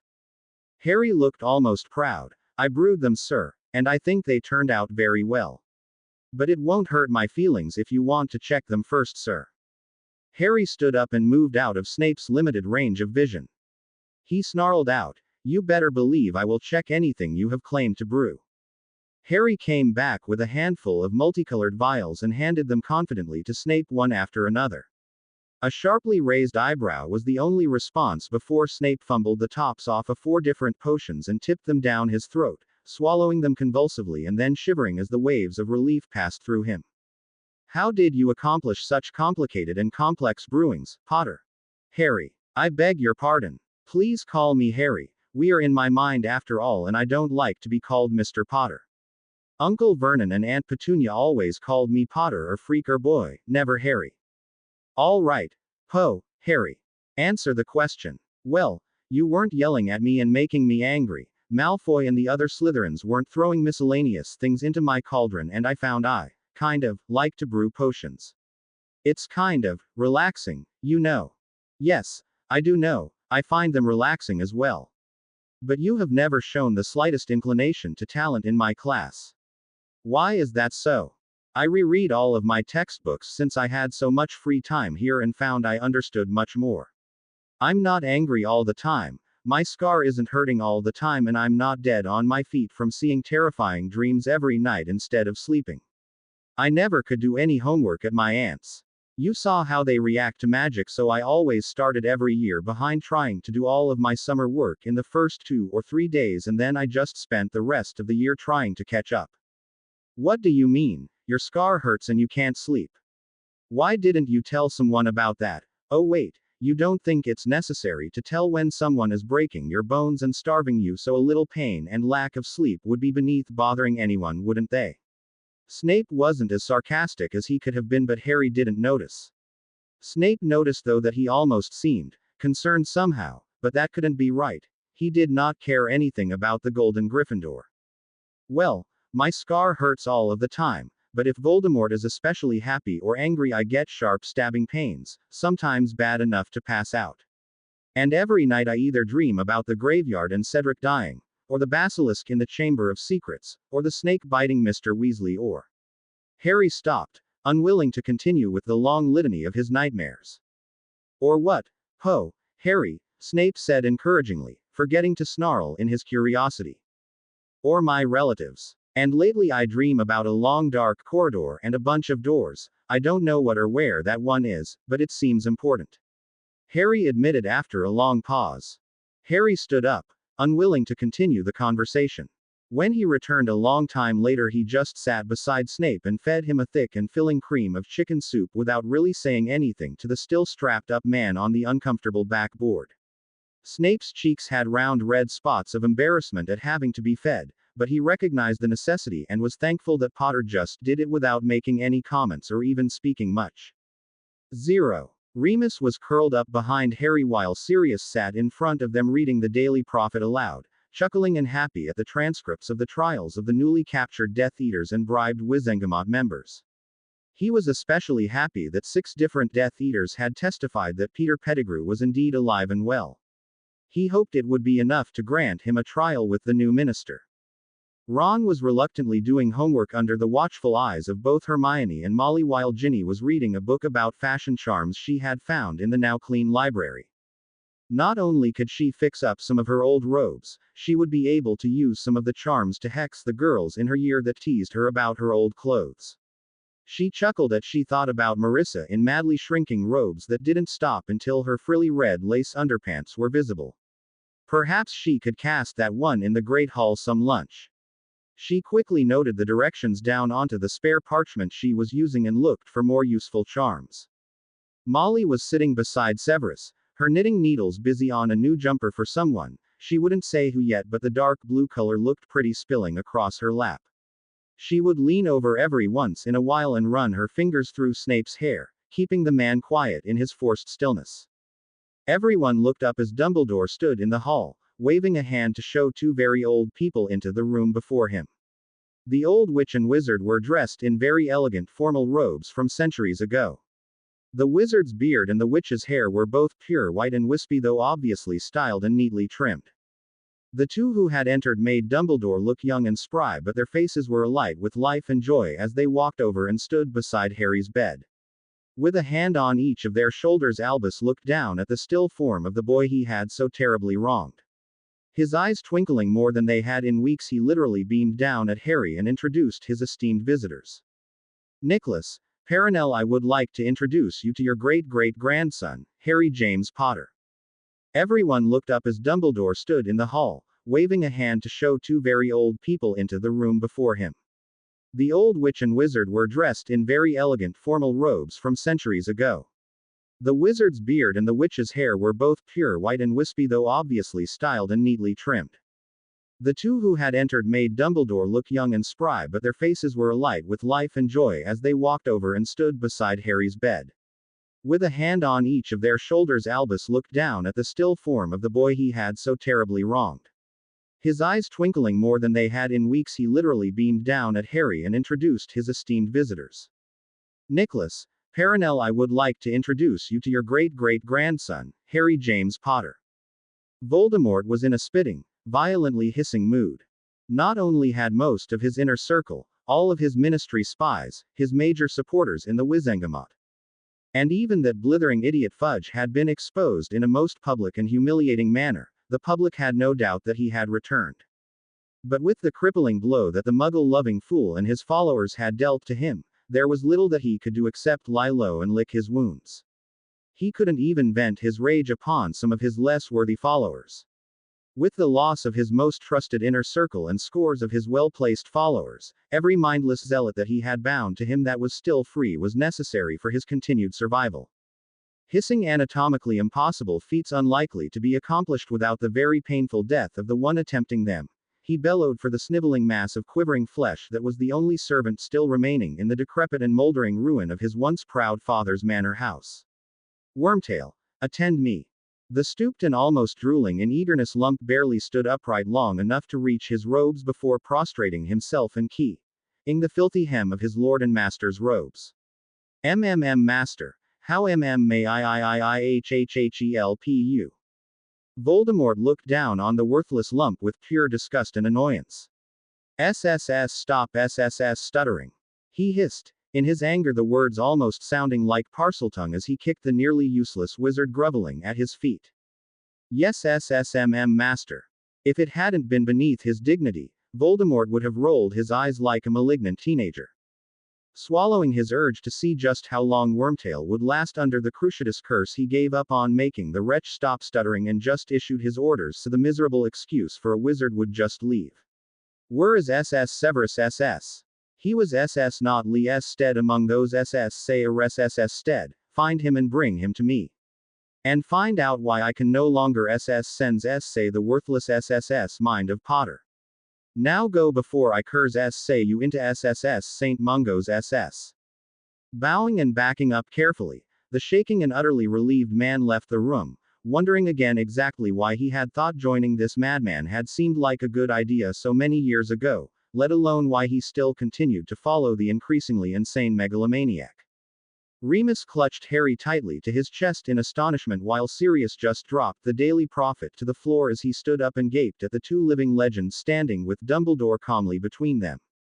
Hermione shrieked with excitement before Albus turned toward her and raised a hand to stop the barrage of questions he knew the brilliant teenage witch wanted to ask. His gentle smile took away some of the sting of the unspoken reprimand, but she looked almost ready to burst with excitement.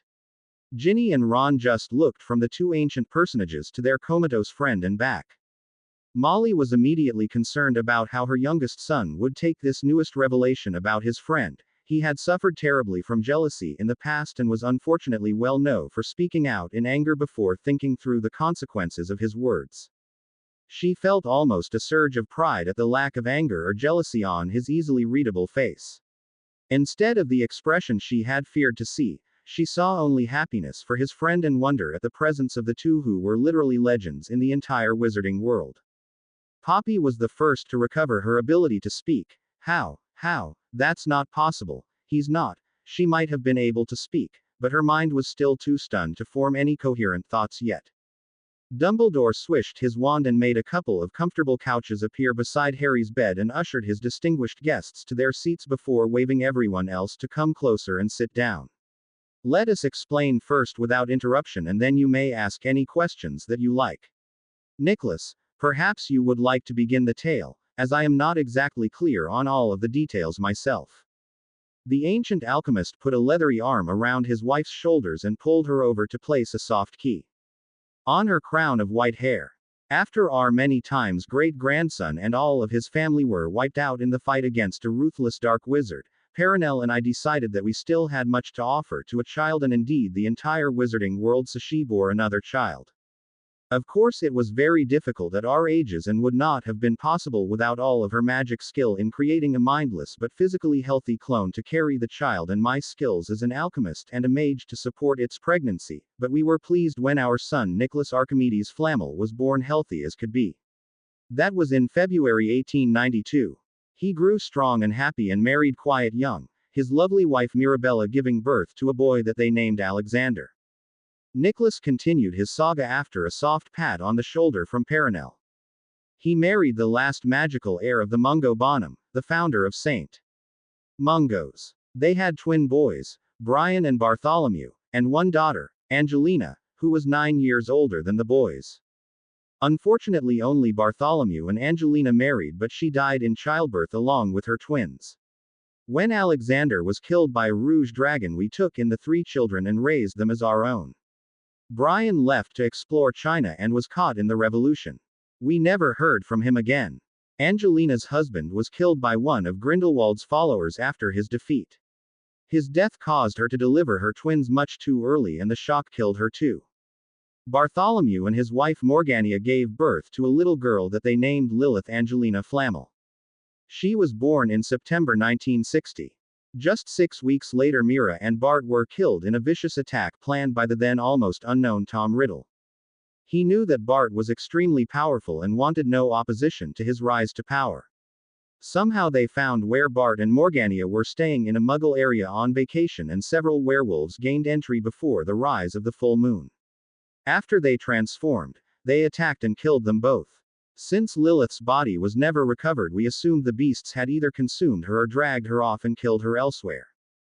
Perenelle stroked her husband's thinning white hair in support as he gathered his thoughts to continue. Even though it had happened a long time ago, the pain of the tragedy was still clearly affecting the old man. He looked at his wife with love in his eyes before turning to look at his audience and continuing. We just found out yesterday that the child had been hidden in a locked closet and had escaped to be found by the Muggle authorities. She was taken to a hospital and then adopted by the Muggle doctor that examined her. Apparently, he fell in love with her auburn hair and green eyes. The name of the Muggle doctor was Charles Evans. He changed her name to Lily since they already had a daughter named Petunia and his wife's name was Rose. Stunned expressions were evident all around as everyone tried to assimilate this new and startling information. Dumbledore waited a few minutes until everyone seemed to be focused once again and continued the tale. You all know about Lily Evans and how she met and fell in love with James Potter, so I shan't retell that part. When they were killed, not knowing anything about Lily being adopted, I placed young Harry with Petunia and used the traces of his mother's willing sacrifice of her blood to set wards around the house that I thought would protect him as he grew up. Knowing Lily as I did, it was inconceivable that her sister would be any less loving and kind to a poor orphaned infant, so I had no qualms about leaving Harry there. Nicholas interrupted. Albus child, that was always a failing of yours that I had hoped you would outgrow.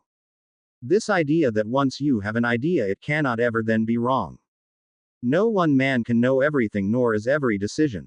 Even those made with the best information and intentions at the time, incapable of needing revising or downright scrapping. It might have been the best decision, but that shouldn't have stopped you from continuing your investigation. At least a simple heritage potion to find unknown relatives that could have trained the child in his magical heritage rather than leaving him with even loving and caring muggles would have been preferable. His voice was soft and chiding, but his rebuke was clear and pointed. Molly looked smugly satisfied at witnessing the aged headmaster being dressed down like a wayward first year. She still wouldn't mind a few well-placed swings with her trusty wooden spoon, but she supposed the Flamels had even more right to discipline Dumbledore than she had. Sirius snarled, and they certainly weren't loving or decent folks. In fact, most Death Eater families treat their children better than he was treated. Perenelle leaned around her husband so that she could see Sirius' face clearly.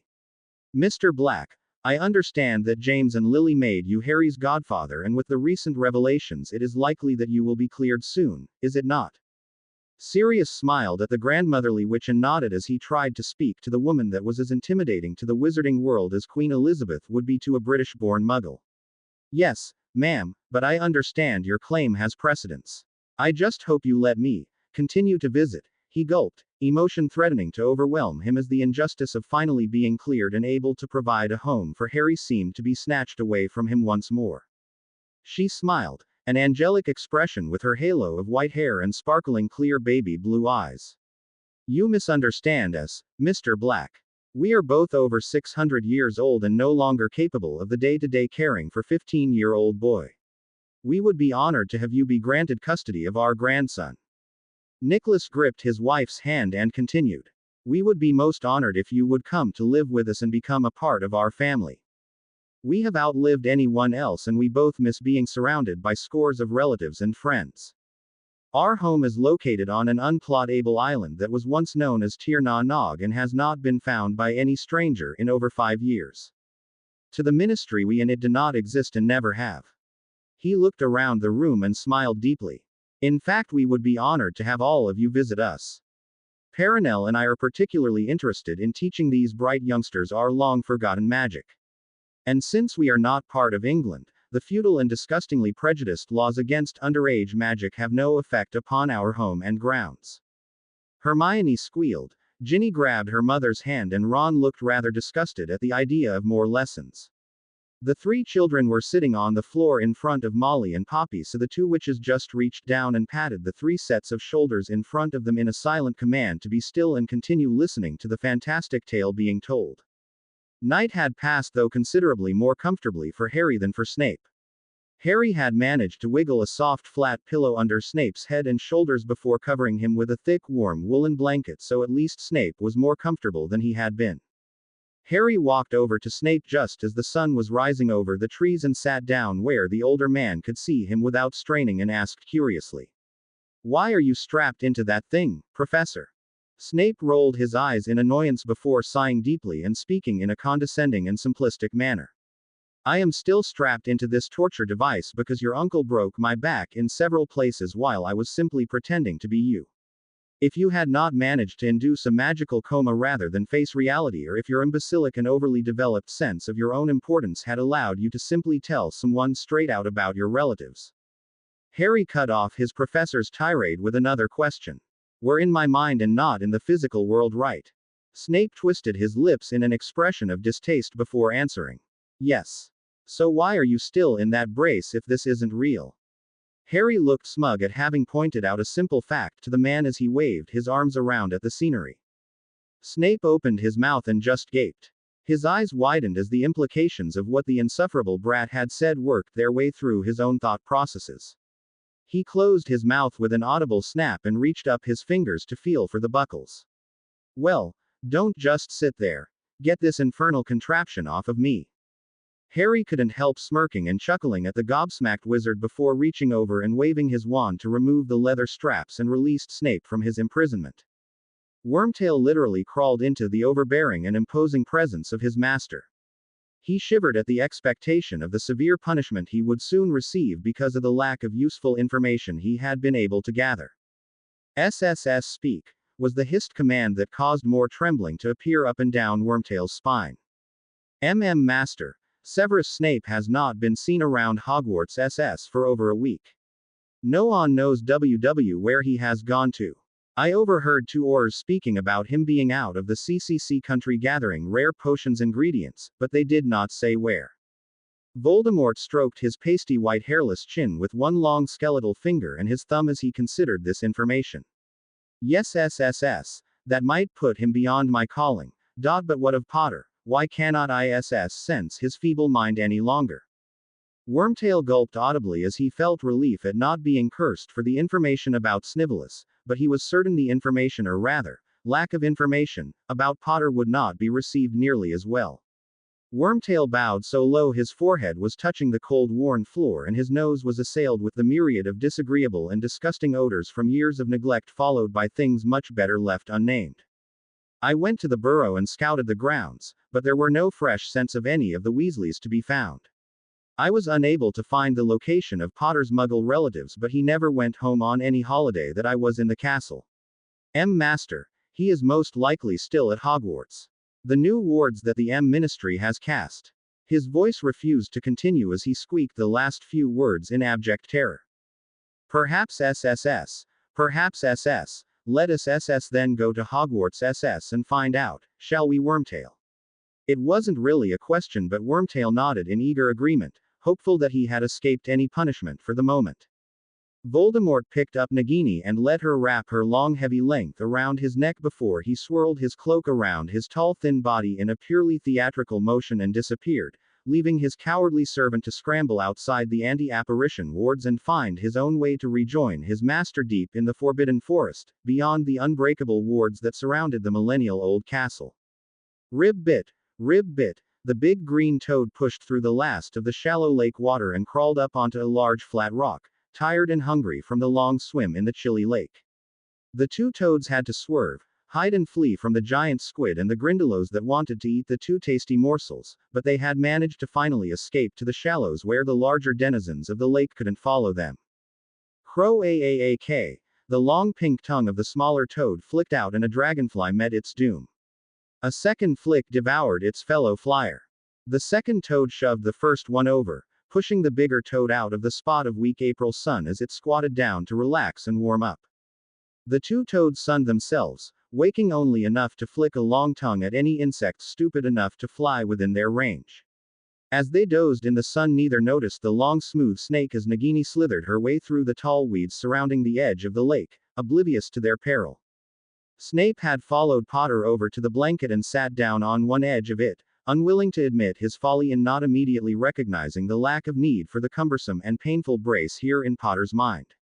Luckily, Potter refrained from saying anything as the two sat down and Potter began pulling hot food and cold drinks from within the basket, silently passing half to the starving man sitting in a sulking blue funk just barely on the edge of the blanket, enough to keep the morning dew from soaking through his long black trousers. So, Professor Snape, why exactly are you in my mind if you weren't conscious and casting the legilimens at me? I didn't think that was possible, Harry said around a mouthful of fluffy cheese and ham omelette. Snape swallowed his mouthful of pumpkin juice and thought for a moment before answering. He would never admit, not even under Veritaserum questioning, that Potter had posed a very intelligent question. I'm not sure, Harry. He took a bite of jelly-covered toast before continuing. We are both being tended in the same room at Grimmauld Place and we are both apparently unconscious at the present time. I can only assume the physical proximity combined with the close contact our two minds have had over the last weeks has forged an unconscious link between us. And since my own mind was caught in an endless loop of painful memories that I was unable to break because of the powerful potions being fed to my body, I escaped to somewhere more pleasant than my own mind. Harry nodded as he scooped up the last bite of omelette with a bit of crispy hash browns. Makes sense, Professor. I guess I'd rather be here than trapped in my own bad memories too. As he finished his own juice, he leaned back and looked calculatingly over at the dark-haired man who was finishing his own breakfast. Can I talk to you about something, Professor, without you interrupting me? Snape didn't look happy about having to listen to Harry, but he nodded curtly at the boy to continue. Just past the edge of the forest to the west there is a deep crevasse. At the bottom a huge river is cutting through the rock. It's very turbulent and black as can be. Whenever I get close to it I feel my scar hurt and then I get really angry and full of hate and rage, about nothing, since there's nothing here for me to get angry about. Snape now looked more interested than annoyed, so Harry continued with his observations.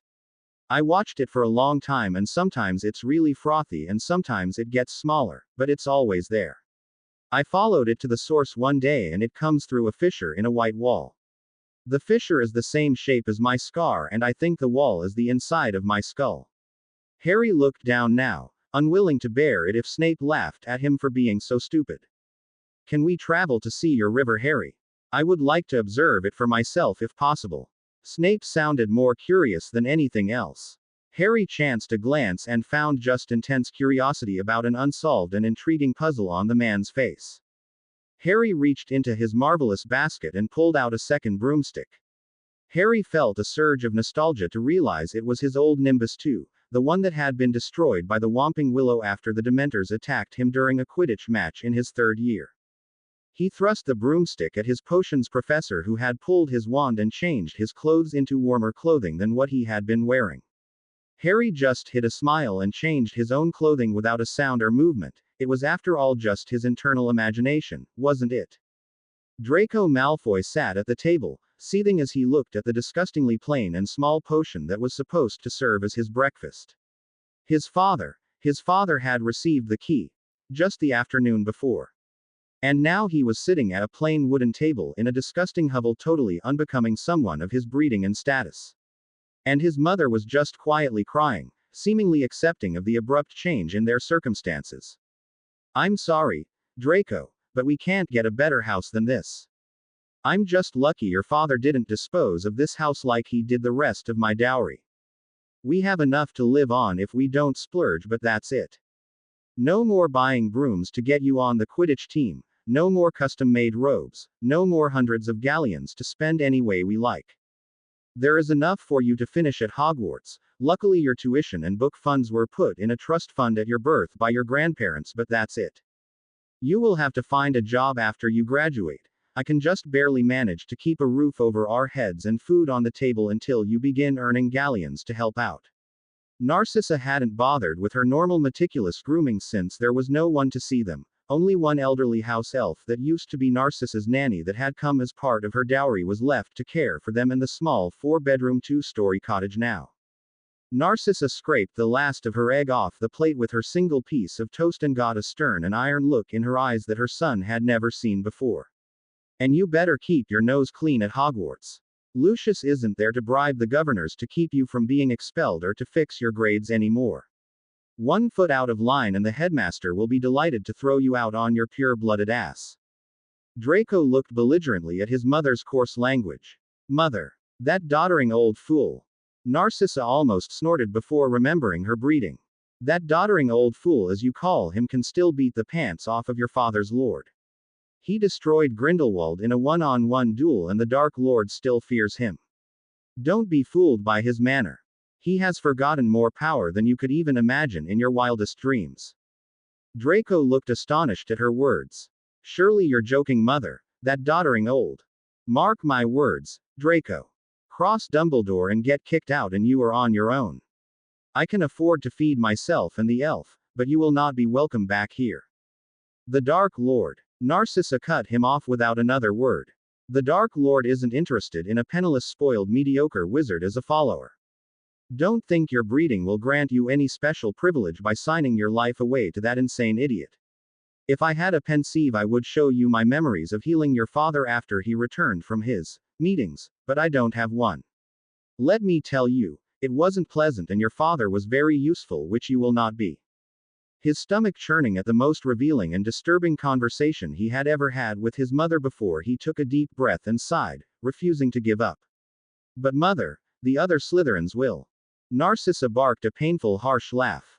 Surely you have been a Slytherin long enough to know those few still untainted will drop you like a Muggle disease. No one will want to even be seen talking with you, let alone supporting you. Are you really so foolish and idiotic to believe other Slytherins follow you because they like you? Any power you had in that house was directly proportional to the power and prestige your father had, nothing more, nothing less. Now get over it and start studying. Now, boy. As he stood up and scooted out of the room to escape his mother's harsh words, she looked around before pulling his untouched breakfast over, salted it before calmly cutting up the single egg and eating it with the now cold toast. The group in the living room at Grimmauld Place had shifted somewhat during the time following the tale told by Nicholas Flamel. He was now sitting on the long couch beside his wife, Harry's still comatose body lying on its side, propped up with his arm resting on the padded arm of the couch. The ancient mage held the boy close to his chest as his wife leaned against his shoulder, her hand patting the boy's back, alternating between soft thumps and long strokes. Harry's bed was covered with people. Hermione sat squeezed between Ron and Ginny. Remus and Sirius were lounging on the far end. Albus sat between Minerva and Poppy on the other couch, with Dobby and Winky half sitting, half bouncing with excitement on the floor at their feet. Soft conversations that didn't disturb the touching reunion between the Flamels and their great-grandson whispered all around the room. Arthur had been called home from the ministry and Charlie, Bill and the twins had returned from giving testimony about the Dursleys to Amelia Bones just a short while ago. Remus had pulled the newcomers aside and explained the unexpected but thoroughly remarkable story of the Flamels to them while Molly and Poppy had arranged Harry with the help of Albus so that they could hold their newly found great-grandson, even if Harry was unaware of what was happening. Albus had summoned chairs from all over the newly brightened house so that Molly and Arthur were sharing a small burgundy love seat and their four sons were sitting on ornately carved golden oak chairs from the newly reappeared formal dining room around them. Everyone had been making small talk, allowing the Flamels the time to recover from the emotionally draining ordeal of telling their story following the shock of finding out that the beloved great-granddaughter that they had believed lost to a most horrible death had survived only to be murdered before they even knew about her survival. With a last loving smile at his wife and his grandson, Nicholas raised his head once more and looked around the much larger group. He softly cleared his throat to gain everyone's attention and looking pointedly at Hermione he said, "I suppose now would be the time for your questions, Miss Granger." She looked like her birthday, Christmas and winning the lottery had all occurred on the same day. "Mr. Flamel, I've read about Tir na Nog of course, but I didn't know that anyone could return from there." Perenelle smiled at the eager young witch. "My child, don't believe everything that's written in books. After all, each book is written by a human with their own beliefs and agendas, isn't that so? But to answer your question, many things written about our island are true, most however are not. It is indeed unplottable and most people do not believe it exists at all. It is unique in many ways. Its exact location changes with the needs of its inhabitants. People do not age the normal way when there so that you could spend the next 2 years there and only a short time would have passed here." Nicholas ran a long, age-spotted hand through Harry's messy hair before continuing. "Your summer vacation here would be almost a year there, for example. The time is not exact. It also varies upon the age of the individual. Perenelle is over 6 years old here, but in physical age she is not more than 2. The total amount of time she has spent off of the island in her life. The very air of the island stops the aging process, well, slows it down considerably, you still age somewhat. The air surrounding the island is imbued with strong amounts of monoatomic gold, the same substance that makes up the Philosopher's Stone. When the stone that was in Albus' possession was destroyed, Perenelle and I simply made another one. At our age it is necessary for us to use the elixir it produces to visit anywhere other than the island." Sirius was excited as he thought of the possibilities. "So if we bring Harry to the island, not only will we be able to spend much longer with him over the summer months, but the ministry will never be able to find me. And we can safely train all of the children without worrying about them getting in trouble or being safe to just wander the island and be kids." The two nodded at his understanding. Yes, no evil being can ever find the island, so they are perfectly safe to wander to their heart's content. They can fly, practice magic and just be children for a short time before having to return to the real world and the threatening war, though we have been researching ways to put a stop to the madness of Tom Riddle ever since his unfortunate return. We have some ideas on how that might be accomplished, particularly if all of you are willing to help." There were nods and sounds of agreement all around as Perenelle and Nicholas continued to tell the enthralled group about their home well into the evening. Voldemort had apparated deep in the dark forest, striding swiftly forward through the trees without worry or care about any of its natural inhabitants threatening or trying to impede his movements. None of them would dare try to harm him. His vast knowledge of dark magics and his willingness to use those spells against anything without hesitation was well known. He finally reached the area of thinning trees within sight of the edge of the forest, just 200 meters from the beginning of the lush green lawns of Hogwarts, and stopped, his skin tingling from the strong wards that began only a few meters from him. Nagini flicked her tongue in and out rapidly, tasting the magic flowing so strongly in the air in front of them. She curled her long body around Voldemort's neck until she was facing her child, and spoke hissingly to him. "I tush ss sweet no new magics, though the old ones SSS are much SSS stronger than they were." Voldemort sent out his own senses, analyzing what they told him. His Parseltongue was harsh, frighteningly menacing in the peaceful stillness of the forest around him. "Neither do I, my love, but you are correct about their SSS strength. This SSS is SSS Interus S Sting." He bent down and sent Nagini forward to investigate. She disappeared quickly in the direction of the lake, her flicking tongue smelling prey nearby. Wormtail came crashing through the undergrowth in the direction of his master, his breath coming in sharp, gasping pants as he leaned against a nearby tree for support. I am here, Master. Voldemort did roll his eyes at the moron. Imbecile, was the nicest thought going through Voldemort's mind at his servant's obvious statement. He quickly ordered Wormtail to transform and check out the castle for either Snape or Potter. And return quickly or I shall not be pleased as said. Wormtail scampered out of his master's sight, thankful that he had once more escaped punishment.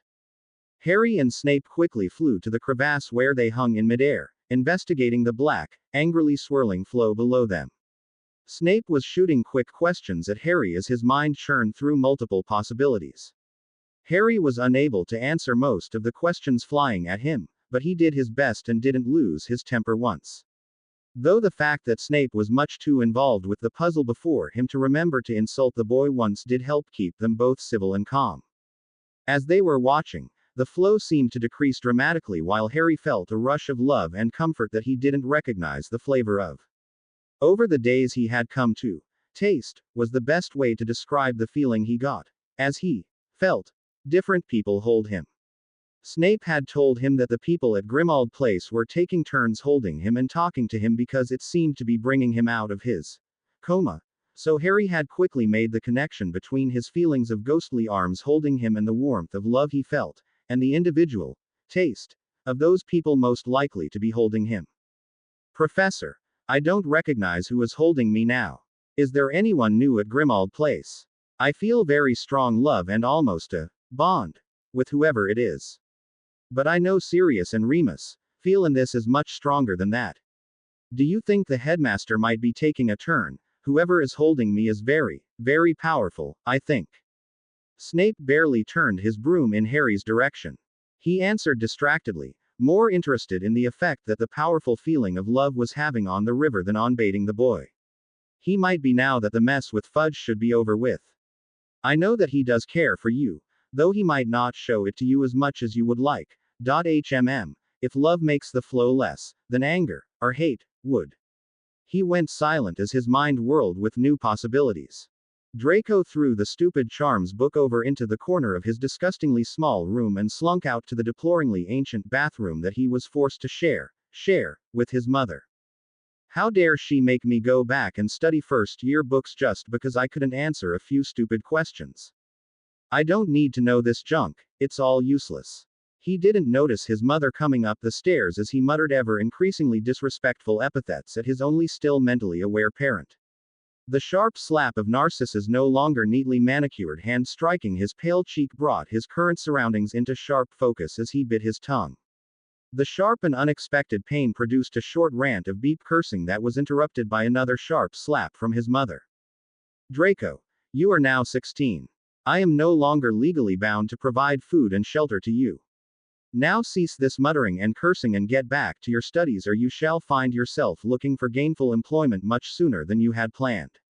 I will not coddle you like your father did.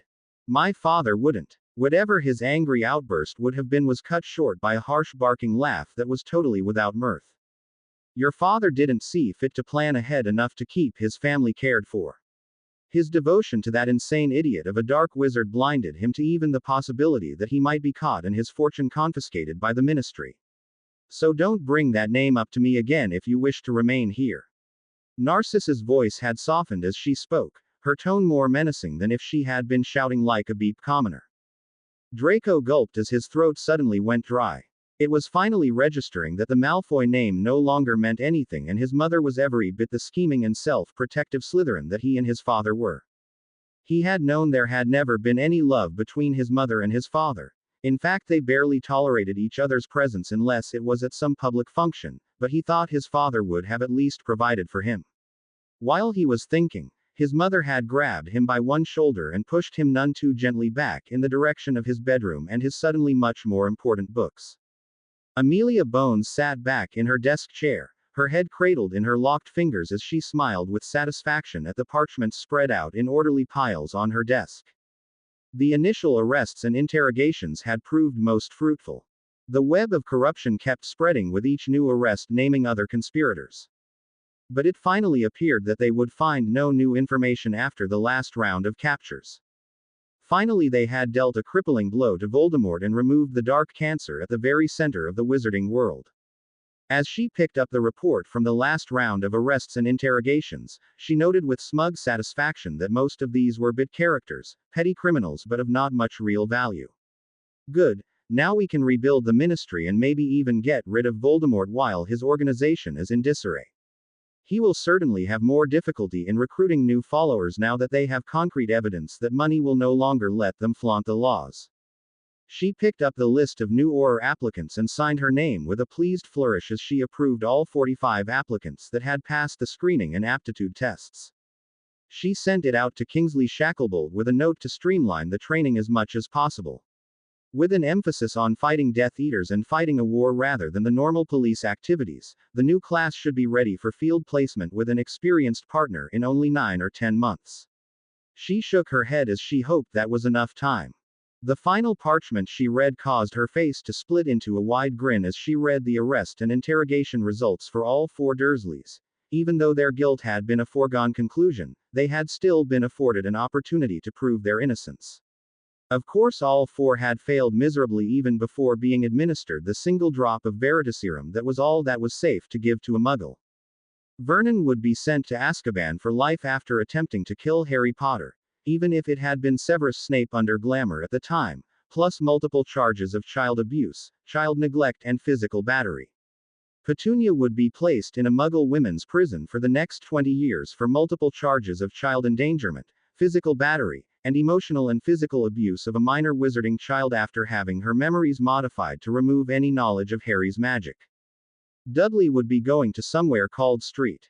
Brutus Center for Delinquent Boys until he reached 22 because of his activities as a gang leader, and multiple charges of assault and battery against Harry, as well as many other children in the neighborhood who were more than happy to give depositions against the bully. Unfortunately, they only had charges of aiding and abetting in child abuse and neglect, plus multiple charges of emotional and verbal abuse against Marge. Her sending her dog Ripper against a small child had unfortunately been too long ago to be chargeable. But she would still receive 5 years in a Muggle Women's Rehabilitation Center and lose all rights to even visit her nephew, Dudley. As she sent a copy of the 4's final sentences to Dumbledore, she gave a deep sigh of satisfaction. She looked over the results of Poppy Pomfrey's deep medical history scan and shuddered at the length and severity of the injuries that poor boy had suffered in his short life. Even discounting the numerous Quidditch injuries and some other normal damage, it was still much too extensive. She trembled even at reading about him being poisoned by a basilisk at the age of 12 and the multiple curses including the Cruciatus that showed. And how had he turned out to be such a kind and caring boy after being abused, neglected and starved? She had no idea, but her niece Susan assured her that he was. She filed the report with the other paperwork, placed the strongest privacy and imperturbability charms she knew on the entire file and then sent it deep into the most secret archive the ministry had. No need for that particular file to ever become public after all. Nagini slunk through the tall grass, her tongue tasting toad, lovely delicious warm toad. Silently unhinging her jaws in order to swallow the tasty morsel, she raised her head up, her shadow falling carefully away from her prey's sight. With a lunge almost too quick for the eye to follow, the warm tasty toad was down her throat, the rhythmic squeezing of her neck muscles forcing the toad further down her throat with each passing second. She stopped for a single moment as she met resistance to her constricting muscles. She forced more strength into them and with a sharp crack of wood breaking, all resistance was gone. She had no time to savor her dinner as a mighty surge of magic flared within her throat. With the breaking of Umbridge's tiny wand, the acromantula stinger that made up its core exploded, the traces of all the magic that had ever flowed through it providing the impetus for the massive explosion that ripped a gigantic hole through both sides of the giant snake's neck, her now dead head barely attached to her still convulsing body by only 2 thin threads of attached and charred snakeskin. The backlash caused by the traumatic death of his bonded familiar, and the beast that had provided the venom necessary to maintain the spirit of Voldemort while he was disembodied, forced the Dark Lord to his knees in blinding agonizing pain. The tortuous sharp stabbing through his very essence caused him to lose consciousness, falling down just barely past the wards protecting Hogwarts against him. The sudden explosion followed by the rain of gory snake guts had stunned the second, larger frog into near catatonia. As it clung to the sunny rock, it failed to notice the long tentacle reaching out from the murky depths of the lake, snaking towards the rock and its tempting occupant surrounded by still warm snake gore and the finally still snake carcass. The tentacle swept up dead snake and live toad in a single strong stroke and dropped both into its waiting maw. Unremarked and unlamented, the final resting place of Argus Filch and Dolores Umbridge was deep within the belly of the giant squid who slumbered, drowsy and full with its large meal, deep beneath the surface of the Hogwarts lake. In the office of the headmaster, the organizational charts listing all of the present and former staff and employees of Hogwarts shimmered, the writing on the thick parchments wavered before reforming with the names of Dolores Umbridge and Argus Filch moving from the active list to the deceased list. The river below the two flyers surged to a flood level, great churning clouds of black mist rising from its molten surface. It looked more like a volcano erupting than a river as the surface boiled and pure rage, hatred and evil were flung into the very air they breathed. An unearthly duet of screams sliced through the stillness as both wizards convulsed in agony. Pain exploding all around him as he fought to stay airborne. Harry's scar split open, blood pouring down his face as he tried to fly with one hand on the broom and the other vainly attempting to keep his eyes clear enough to see through the blinding sharp stabs that threatened to split his head in two. His broom turning and twisting out of control, he only managed to catch short flashes of Snape's own battle to remain airborne. The final stab through his skull was even worse than the feeling of being bitten by the basilisk. His screaming faded in his own ears as Harry lost the battle with consciousness and the world turned black in nothingness as he went limp, the broom no longer holding him up. Snape grabbed at his burning arm, the sleeve of his shirt smoldering as the pure agony tore through his consciousness.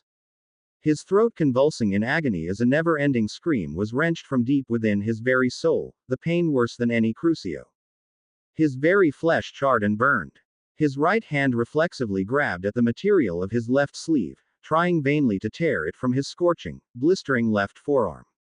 The pain caused his vision to tunnel in as he lost his grip on the broomstick between his knees, his last conscious sight, the plunging and screaming body of Harry Potter, his hands tight against his face, blood streaming over his fingers as Snape pitched off his own broomstick to fall in tandem with Harry into the dark oblivion as they both fell toward the earth below them. The Dementors in Azkaban flared with the influx of pain and agony surging off of their many Death Eater prisoners.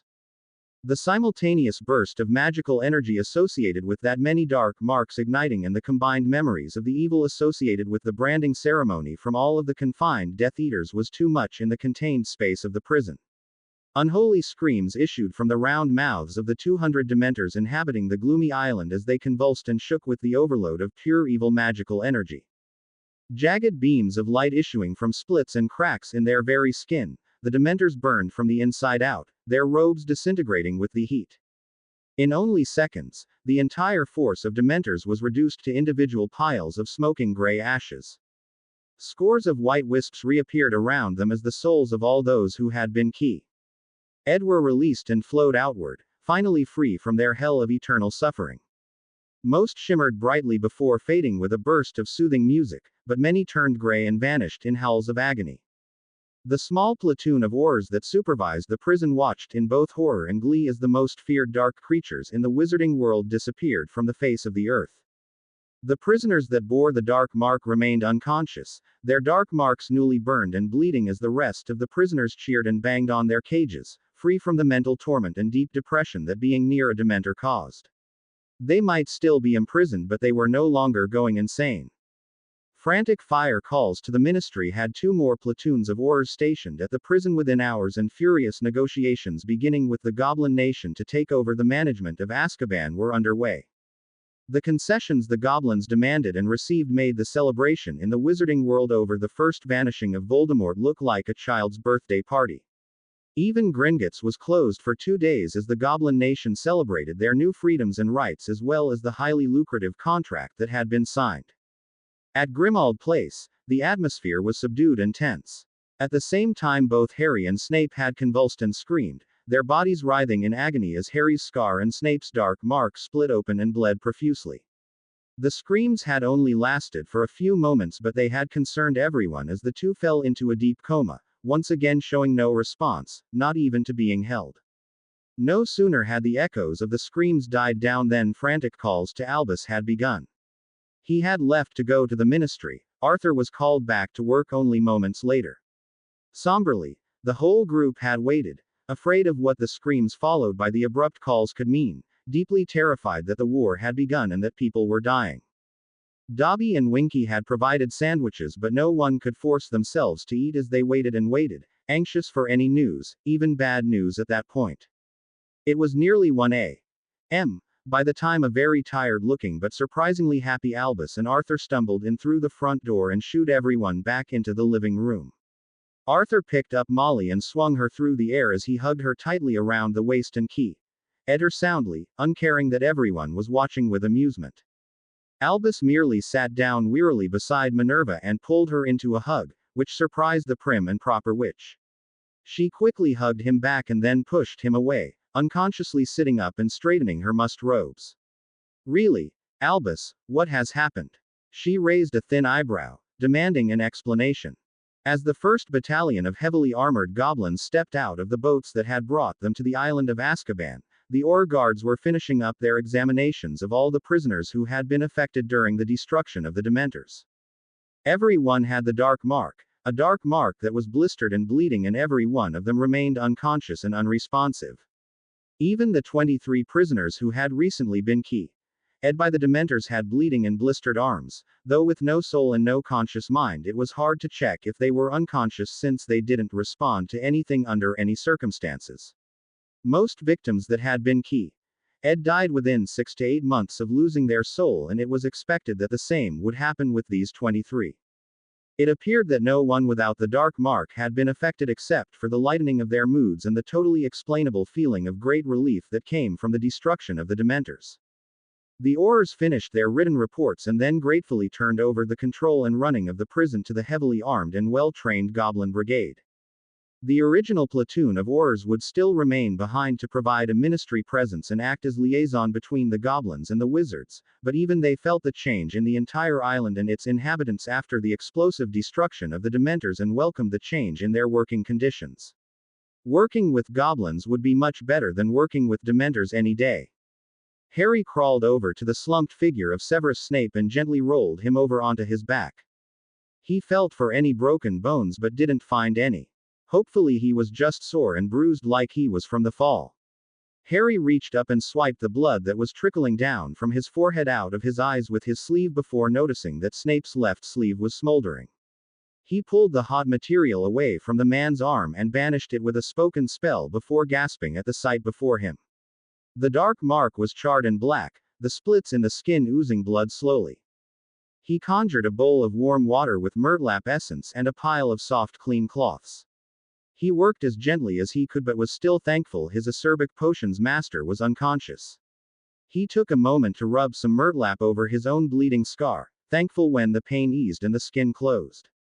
He finished up on Snape's arm, wrapping it carefully in gauze to protect it. Finished, he sat back to catch his breath, wondering what else he could do as long as the man remained unconscious. He knew that Poppy had some way of spelling potions into an unconscious patient with magic, but since he was usually that patient he didn't know what they were. He summoned his potions pouch to his hand and searched for a pain potion for his own splitting headache. As he tossed back his head, grimacing at the bitter taste, his gaze fell upon the dark river below. It was almost gone. It looked like a river in the middle of a harsh summer draft. Excited, he reached down and grabbed Snape's shoulder, shaking it as he yelled. "Professor! Professor, you have to wake up and see this. Professor!" Snape groaned loudly, his hands going up to cup either side of his throbbing head. The movement caused a sharp stab of pain in his arm and he forced one eye open to see what was wrong with his left arm. His brow furrowed in confusion at the sight of the thick blood-stained bandage wrapped around his dark mark. He forced open the other eye and squinted to make the two Harry Potters he could see blend into a single annoying menace. "Quit shouting. I can hear you just fine," he whispered, his head feeling every vibration of sound. "What are you blithering on about?" Harry reached under Snape's shoulders and with surprising gentleness lifted him up so that he could see down into the crevasse. Snape sat up abruptly at the sight before squeezing his eyes shut at the pain the sharp and totally unwise movement produced. Harry wordlessly pushed a vial of pain potion into Snape's unresisting hand. With a single glance of one eye, Snape forced off the top and swallowed the substance.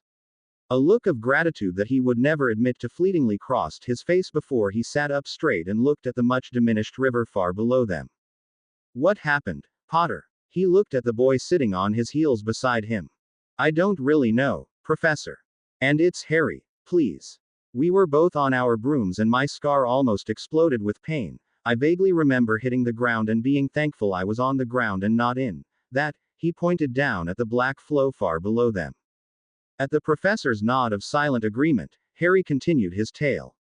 I woke up and crawled over to you. My head was pounding so I couldn't stand up if I wanted to. Your sleeve was on fire so I removed it and your dark mark was blistering and smoking. I cleaned it up with myrtlap essence and bandaged it. I also treated my scar which was bleeding.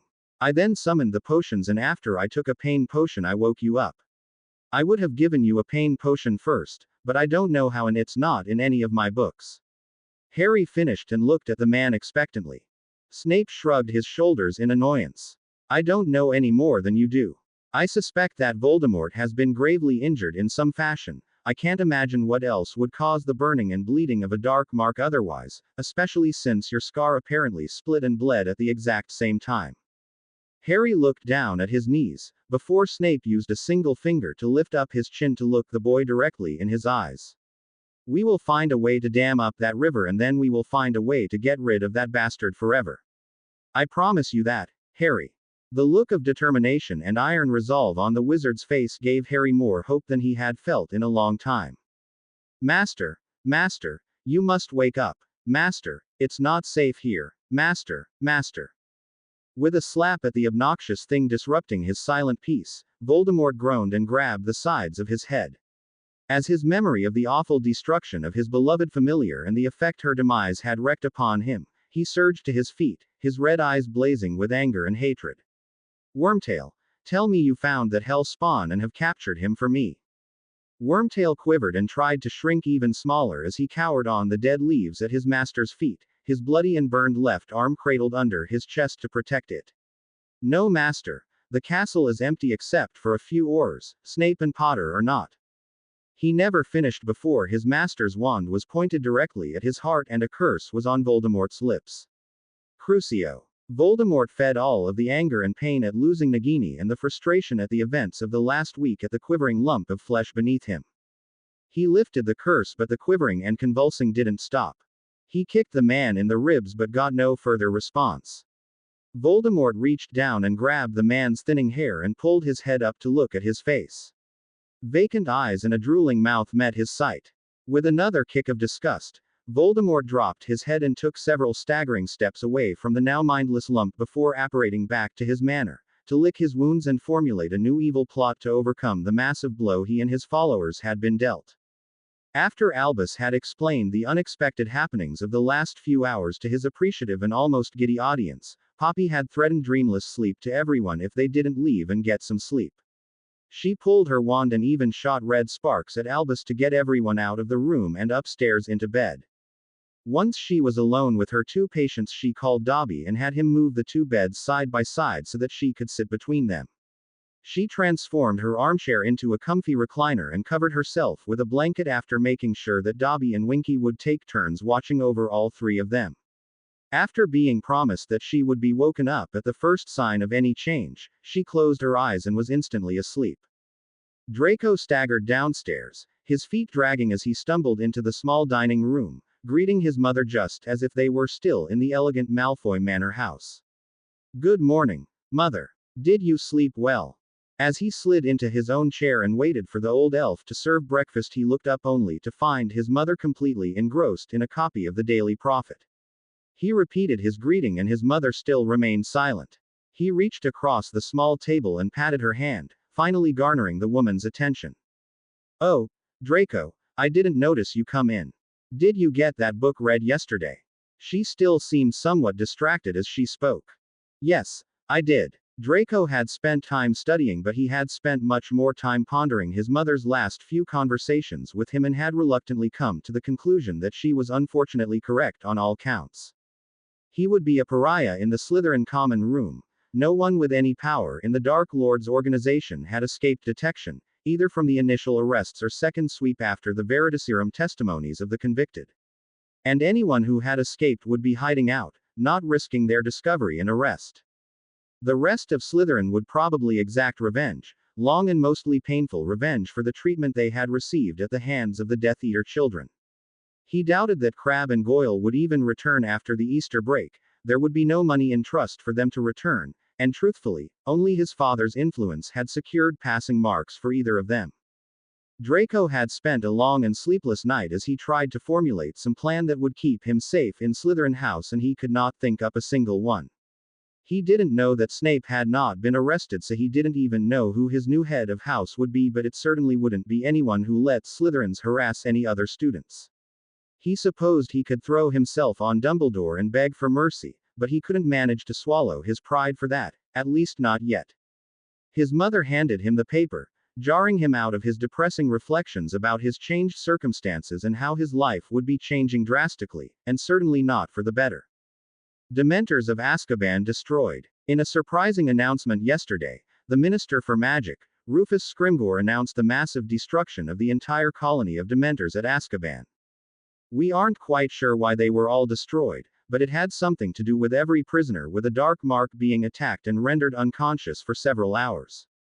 But don't worry, the Dementors have already been replaced, and I am pleased and happy to announce a formal treaty and agreement between the Goblin Nation and the Ministry. Pursuant to this agreement, the Goblins have assigned an entire brigade to Azkaban to take over for the destroyed Dementors. The changeover took place without incident last night, and the prison is even more secure than before. Scrimgeour stated this morning at an early morning press conference. Details of the entire new treaty have not yet been released, but Gringotts spokes goblins have declared the bank will be closed for the next 2 days to allow all employees to participate in the festivities within the Goblin Nation. Neither of the Malfoys noticed the barely 2-paragraph story buried on the bottom of the 14th page right between the notice of a 10% off sale on all new household charms books at Flourish and Blots and an advertisement for owl treats at Magical Menageries. Unidentified wizard found on Hogwarts grounds. An unidentified wizard suffering from the after effects of a prolonged exposure to the Cruciatus curse was found at the edge of the Forbidden Forest yesterday by Rubeus Hagrid, Professor of Care of Magical Creatures and the head groundskeeper for the last 5 decades. Don't know who the poor blighter was, he's at Mungo's now for sure, though, said Hagrid when questioned. Officials from the ministry said they would be checking to ascertain the wizard's identity as soon as the healers at St. Mungo's allow the man visitors. When a sharp stab of pain nearly knocked Potter off of his already unsteady feet, Severus swept the boy up, his burned arm screaming with pain as it came into contact with the boy's back. Luckily he had used his right arm to grab under the boy's legs as it was bearing much more of the boy's weight. He bit his lower lip to keep from crying out as he staggered back from the edge of the precipice, his weak legs only allowing him a few steps back before he dropped to his own knees in agony. He barely glanced at the new stains of bright red blood appearing on the thick bandage before he lay the boy down on the grass, thankfully back far enough from the abrupt edge to ensure their safety even if they were suddenly attacked again, and they both passed out. Potter, wake up, boy. Snape was reluctant to attempt an enervate spell while still ensconced deep within Potter's unconsciousness. No telling how that might affect the boy. Not that he really cared, he insisted to himself. No, all he was interested in was getting the boy back and healthy enough for him to kill the Dark Lord, right? 0. The witches and wizards that had spent the night at Grimmauld Place staggered back into the living room in an unsteady dribble, some still yawning and stretching, no one actually having slept long enough. Albus walked over to where Poppy was waving a wand up and down Severus' body, running another of her endless diagnostic spells on the man still strapped in the traction device. She smiled softly in satisfaction. Help me get him out, Albus. His injuries to his spine are mostly healed. There will be some residual weakness and stiffness, but he should be able to work them all out and be back to his usual unpleasant self by the time the children return next week. She had reached down and started to unbuckle the thick strap across his forehead as she spoke. Albus looked back over his shoulder at the horribly familiar sight of a limp Harry being held tightly in his godfather's arms, his great-grandparents sitting beside him, each holding one cold damp hand as they spoke to their lost child. Poppy's lips thinned in frustration, No change yet. The boy's recovery from the last week is totally gone. He is as deeply unconscious as he was in the beginning, and I still don't know what to do for the boy. Do the Flamels have any ideas? Albus just sighed as he undid another tight strap, his expression full of sorrow and guilt. No, nothing that we haven't tried before. Poppy flicked her wand to banish the traction harness after they had removed the last strap. She motioned for Albus to stand back and pointed her wand straight at the thin pasty and bony chest on the bed in front of her. Enervate. A slim beam of light appeared from the end of her wand and hit Snape directly in the center of his east bone. The beam of magic spread, causing a jolt of magical energy to awaken the comatose wizard and forcing his dark eyes open as he was forcibly awakened. Snape sat bolt upright in the bed, his head twisting madly as he looked around wildly, his face terrified and his eyes wide and unseeing. No, no, no. I must return. Harry is still unconscious. The river, danger. I must return. Albus grabbed Severus by the shoulders and gently shook the nearly hysterical man. Not only the three students but everyone who knew Snape had expressions of shock on their faces. Had Snape just called Potter Harry and been concerned for him? Albus forced Snape to look at him as he questioned, "Where were you? Do you know what happened? Do you know what's wrong with Harry?" Snape gulped loudly and tried to get his wildly swinging emotions under control. Pulling up shields from deep within himself, he managed to clamp down his worry. No, he wouldn't. He couldn't be worried about Harry. No, Potter. No, it just couldn't be. Forcing his eyes to concentrate on the shocked face of the headmaster just inches from the end of his nose, he collected his thoughts and tried to explain. I have been inside his mind for several days. I know what is damaging him. I think I know how to save him. Snape had to shut his eyes to block out Albus' damn twinkle before it blinded him and then stiffened as the old wizard pulled him close and hugged him, actually hugged him, in front of students. Snape shuddered at the close contact and then finally, almost infinitesimally relaxed into the headmaster's comforting arms. Voldemort staggered as he apparated into his bedroom at his father's old manor house, his knees bending with fatigue, his whole body trembling in aftershock and pain, as he staggered the 3 steps necessary before collapsing into his bed. His abnormal body was racked with tremors and quivering as every muscle screamed with agony. His head pounded in time to his rapid heartbeat, his chest burned with each labored breath, his fingers and lips so blue they were almost purple from lack of oxygen. He had known that much of his life force in this new body was sustained by his bond to Nagini. She was not only his familiar, but because she had supplied the venom used as the base of the potions that fed his disembodied spirit, her venom was inextricably tied to his continuing existence. Because of her loss, his magic would be very weak and it would take much longer for him to regain his former powers, if he ever did. He berated himself for losing his temper at Wormtail. Without the constant presence of the wizard who gave his flesh willingly, the very structure of his new body might develop flaws. There might be inherent weaknesses that he would not even know about until it was too late. He shoved the passing thought that if Wormtail had died, his body might literally fall apart from his mind and concentrated on what he needed to do to strengthen his new body. He needed Snape here with his formidable knowledge of potions, but without Wormtail there to use his dark mark to summon the man, he was virtually helpless.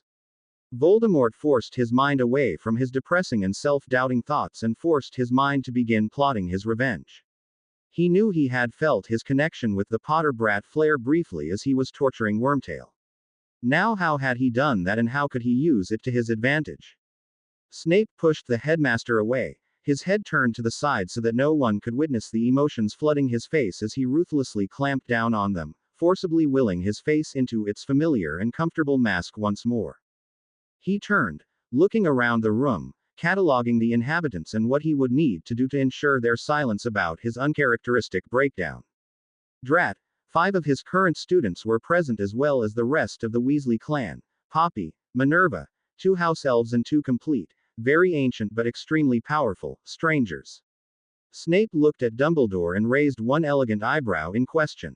Ah, my child, let me introduce to you my old friends, Nicholas Flamel and his lovely wife, Perenelle.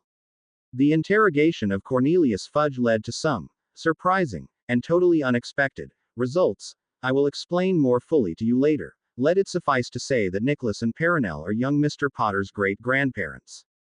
Snape was too shocked to even form a coherent question as his mouth opened and then shut abruptly without even making a single sound. Yes, Severus, it came as something of a profound shock to everyone here, but apparently Fudge found out about Harry's ancestry, and that is the basis for all of his machinations to gain and maintain complete control over young Harry's life. Severus' mind was churning over the possibilities, but his face reflected none of his agitated thoughts. He finally looked back at the headmaster, who was now sitting beside him on the edge of his bed. That actually makes sense. Albus, I was aware that Lily Evans was adopted. She came to me to brew a familial degree potion after something her sister, Petunia, let slip during an argument over the summer after her 6th year. It showed no genetic relationship between Lily and Petunia whatsoever. It did not show who her ancestors were. We had planned to brew a Genetica potion the next year during the Christmas break, but circumstances changed and he shrugged, and Albus knew he was referring to the shattering of their friendship after Lily found out he had been marked during the Samhain festivities of Halloween just before he turned 17. Since her parents had been killed in a Death Eater raid in late September just the month before, she had not even stayed with him long enough to even hear an explanation. That incident and its fallout had led, after much soul-searching and agonized introspection and thinking, to him eventually going to Albus during Christmas break, and asking the old wizard to accompany him as he turned himself into the ministry for trial.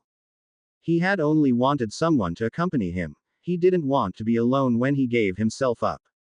Instead, Albus had offered him a way to fight back against the dark, and he had grasped it as a way to redeem himself and prove himself worthy of Lily's friendship, and he hoped, a returning of the love that he felt for her. It had not happened. By the time he had gained enough courage to seek her out, she had turned to her longtime friend and hopeful lover James Potter, and they had fallen deeply in love with each other, shutting him out completely.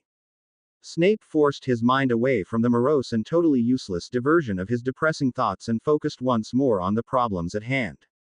Albus, I must return at once to Harry's mind. He was unconscious and his scar was bleeding once again. He threw back the blankets from his legs and tried to push himself up, feeling a sharp stab of pain in his left arm. As he fell back weakly onto the bed, he looked down to find the same injuries present that he had suffered while deep in Harry's subconscious.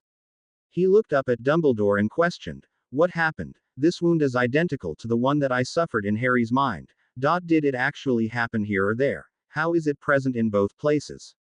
He looked from Albus to Poppy, confusion plainly visible in his dark eyes. Poppy stepped forward and laid a hand on Severus' shoulder as she explained. "Your dark mark is blistered and burned.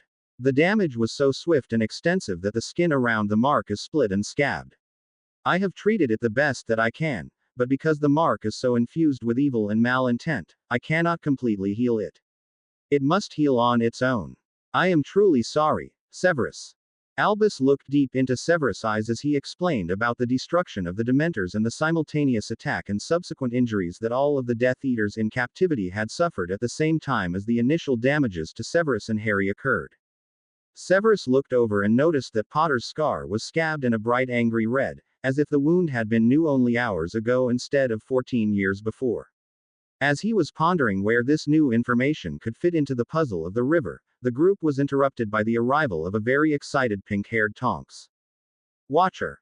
Folks. The wizard that was found nearly mindless from the Cruciatus curse at the edge of Hogwarts has been identified as Peter Pettigrew." She had paused for dramatic effect as she watched her cousin Sirius Black respond to the news that the one who had betrayed his friends and then framed him for their deaths had been captured, brain damaged, but captured. She was not disappointed as he stood up, nearly dropping Harry from his lap as he responded. Perenelle grabbed the slight child before his head fell off the side of the bed, and her husband helped her to slide into Sirius' place, cradling her grandson's head on her own lap, her hands busy stroking the black hair in unconscious but comforting love. Remus grabbed Sirius and the two did an impromptu dance of happiness before turning when Albus cleared his throat loudly and asked Tonks for any more information. Is his mind totally gone like the Longbottoms, or is there hope he might recover enough to be questioned?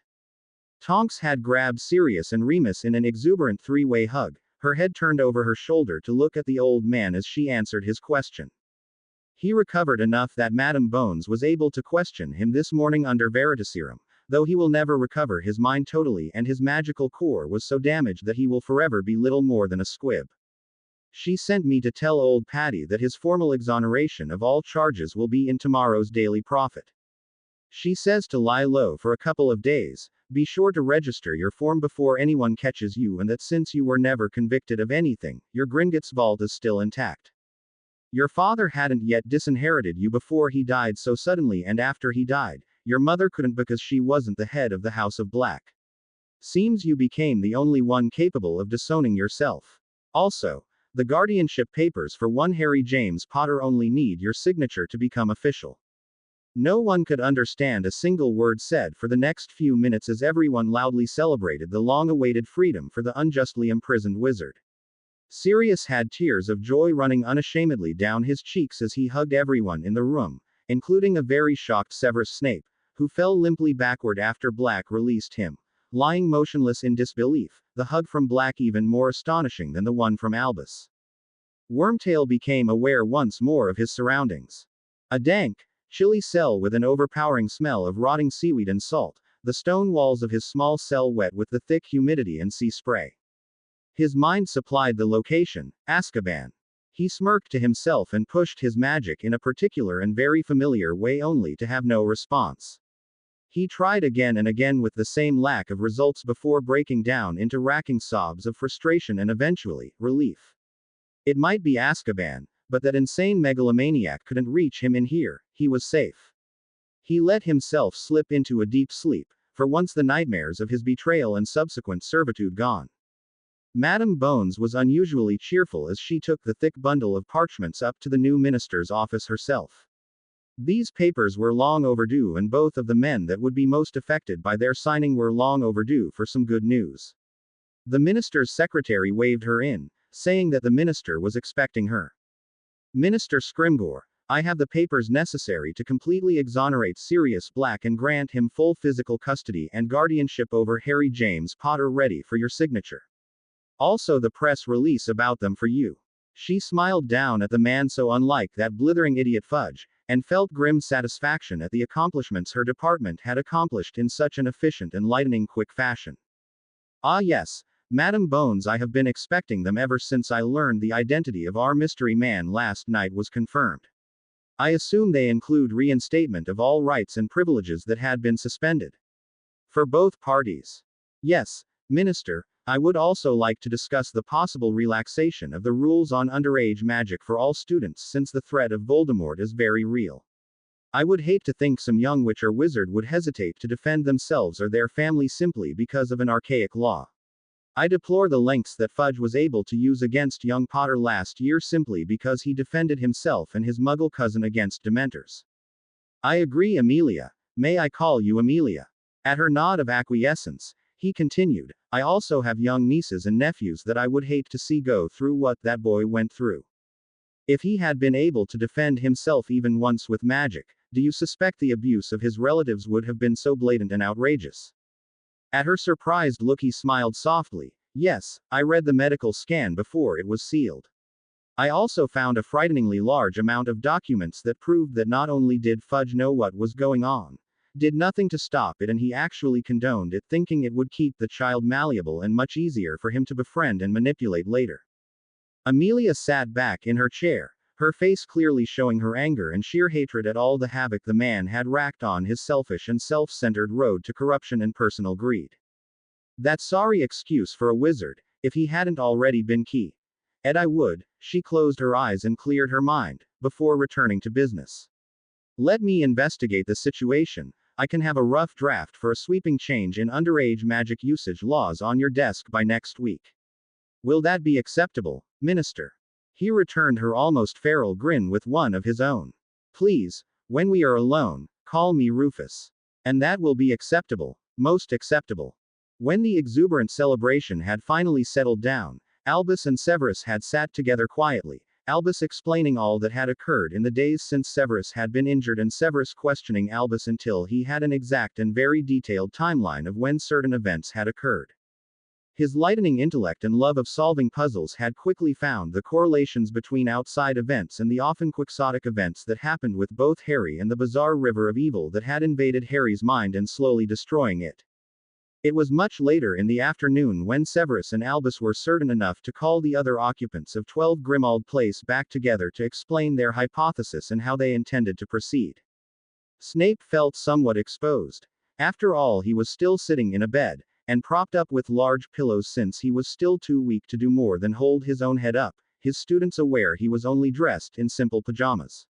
Without his forbidding and intimidating black teaching robes, he felt somewhat vulnerable, though no sign of this perceived weakness could be found in his taciturn expression, and contrary to his own belief, no one else even thought it.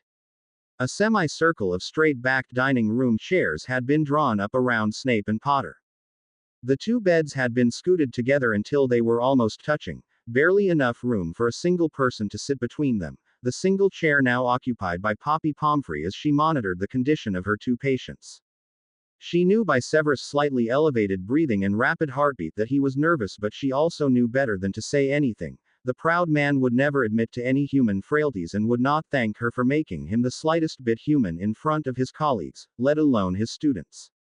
Snape closed his eyes as he decided exactly what he would be saying and how he could garner the unhesitating support of the group now watching him with such anxiety overlaid with an almost palpable sense of hope. He mentally berated himself. Now exactly how did I become the savior of the blasted boy who lived?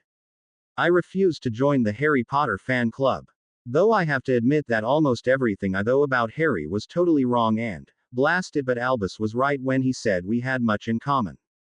I guess I just didn't want to see the evidence of abuse, the talking back to keep from crying, the false confidence to cover the deep feelings of loneliness and self-doubt that I labeled arrogance, the fierce independence instead of admitting to anyone, even yourself, of how starved for acceptance you are. His conversation with himself was stopped when the headmaster asked him if he was all right.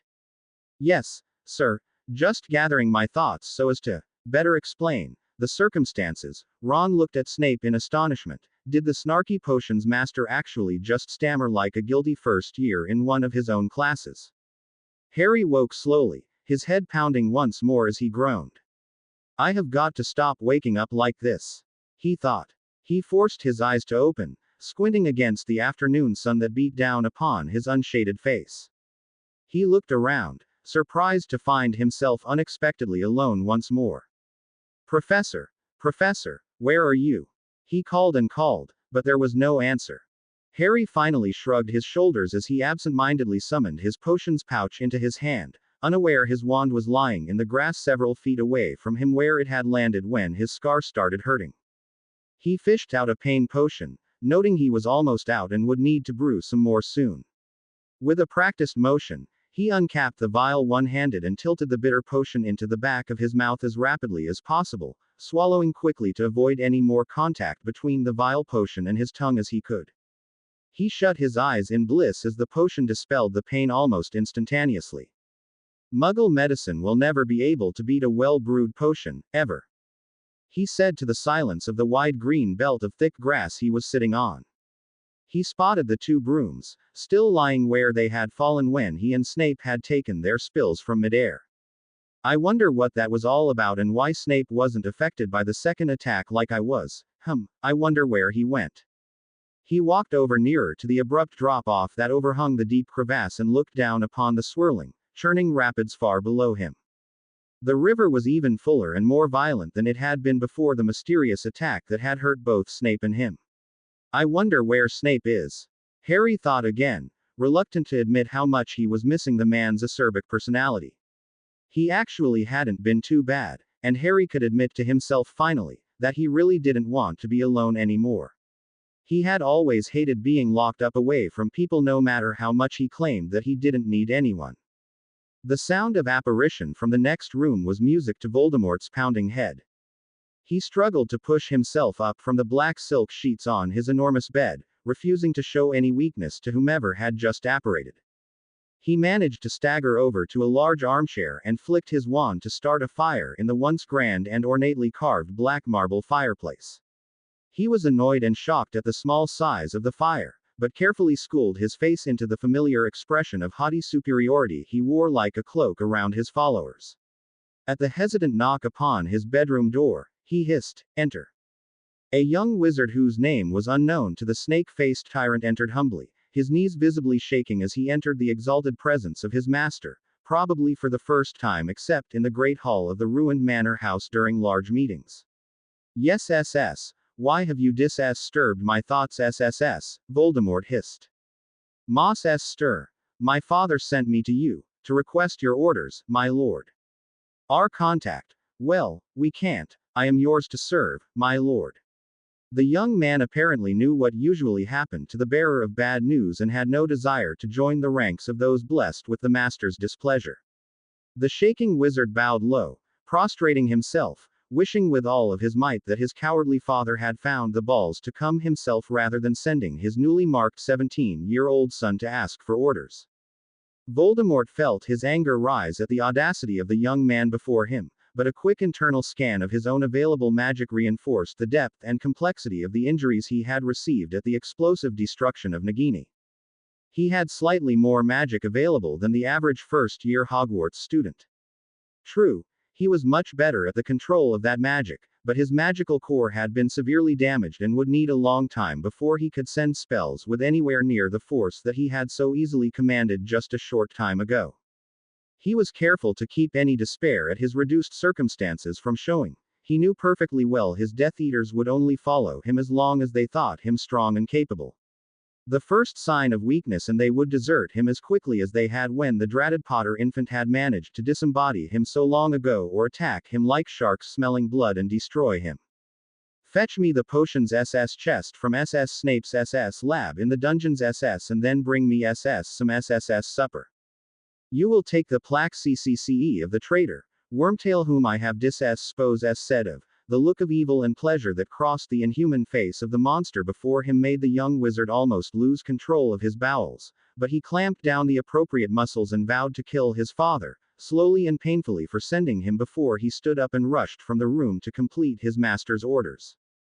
Snape shifted uncomfortably under the combined intense stares of all 14 witches and wizards present and began his explanation into the convoluted workings of Harry Potter's mind. "I found myself trapped in recurring memories in my own mind and was unable to escape because of the potions I had taken. I hypothesized that since I had recently spent a great deal of time in Mr. Potter's mind and our close proximity combined with our simultaneous bouts of unconsciousness allowed me to coexist with Potter in his subconscious without actually casting a Legilimens spell." He looked around, daring anyone in the group to say anything, but they all continued to listen raptly to his explanation, everyone willing to hold any questions for the present. "Potter has created an idyllic refuge deep within his own subconscious. It is quiet, there are no responsibilities, no disagreeable demands upon him, no pain, no strife." He held up a hand to forestall the objections Potter's friends started to make as he continued as if there had been no objections to his portrayal of their friend as having escaped because of some cowardice, or, "No, I am not saying anything against Potter. After having lived his life with his relatives for even a short time, it is remarkable that he has survived as mentally intact as he has, considering the many years of unmitigated and vile abuse heaped upon an innocent child."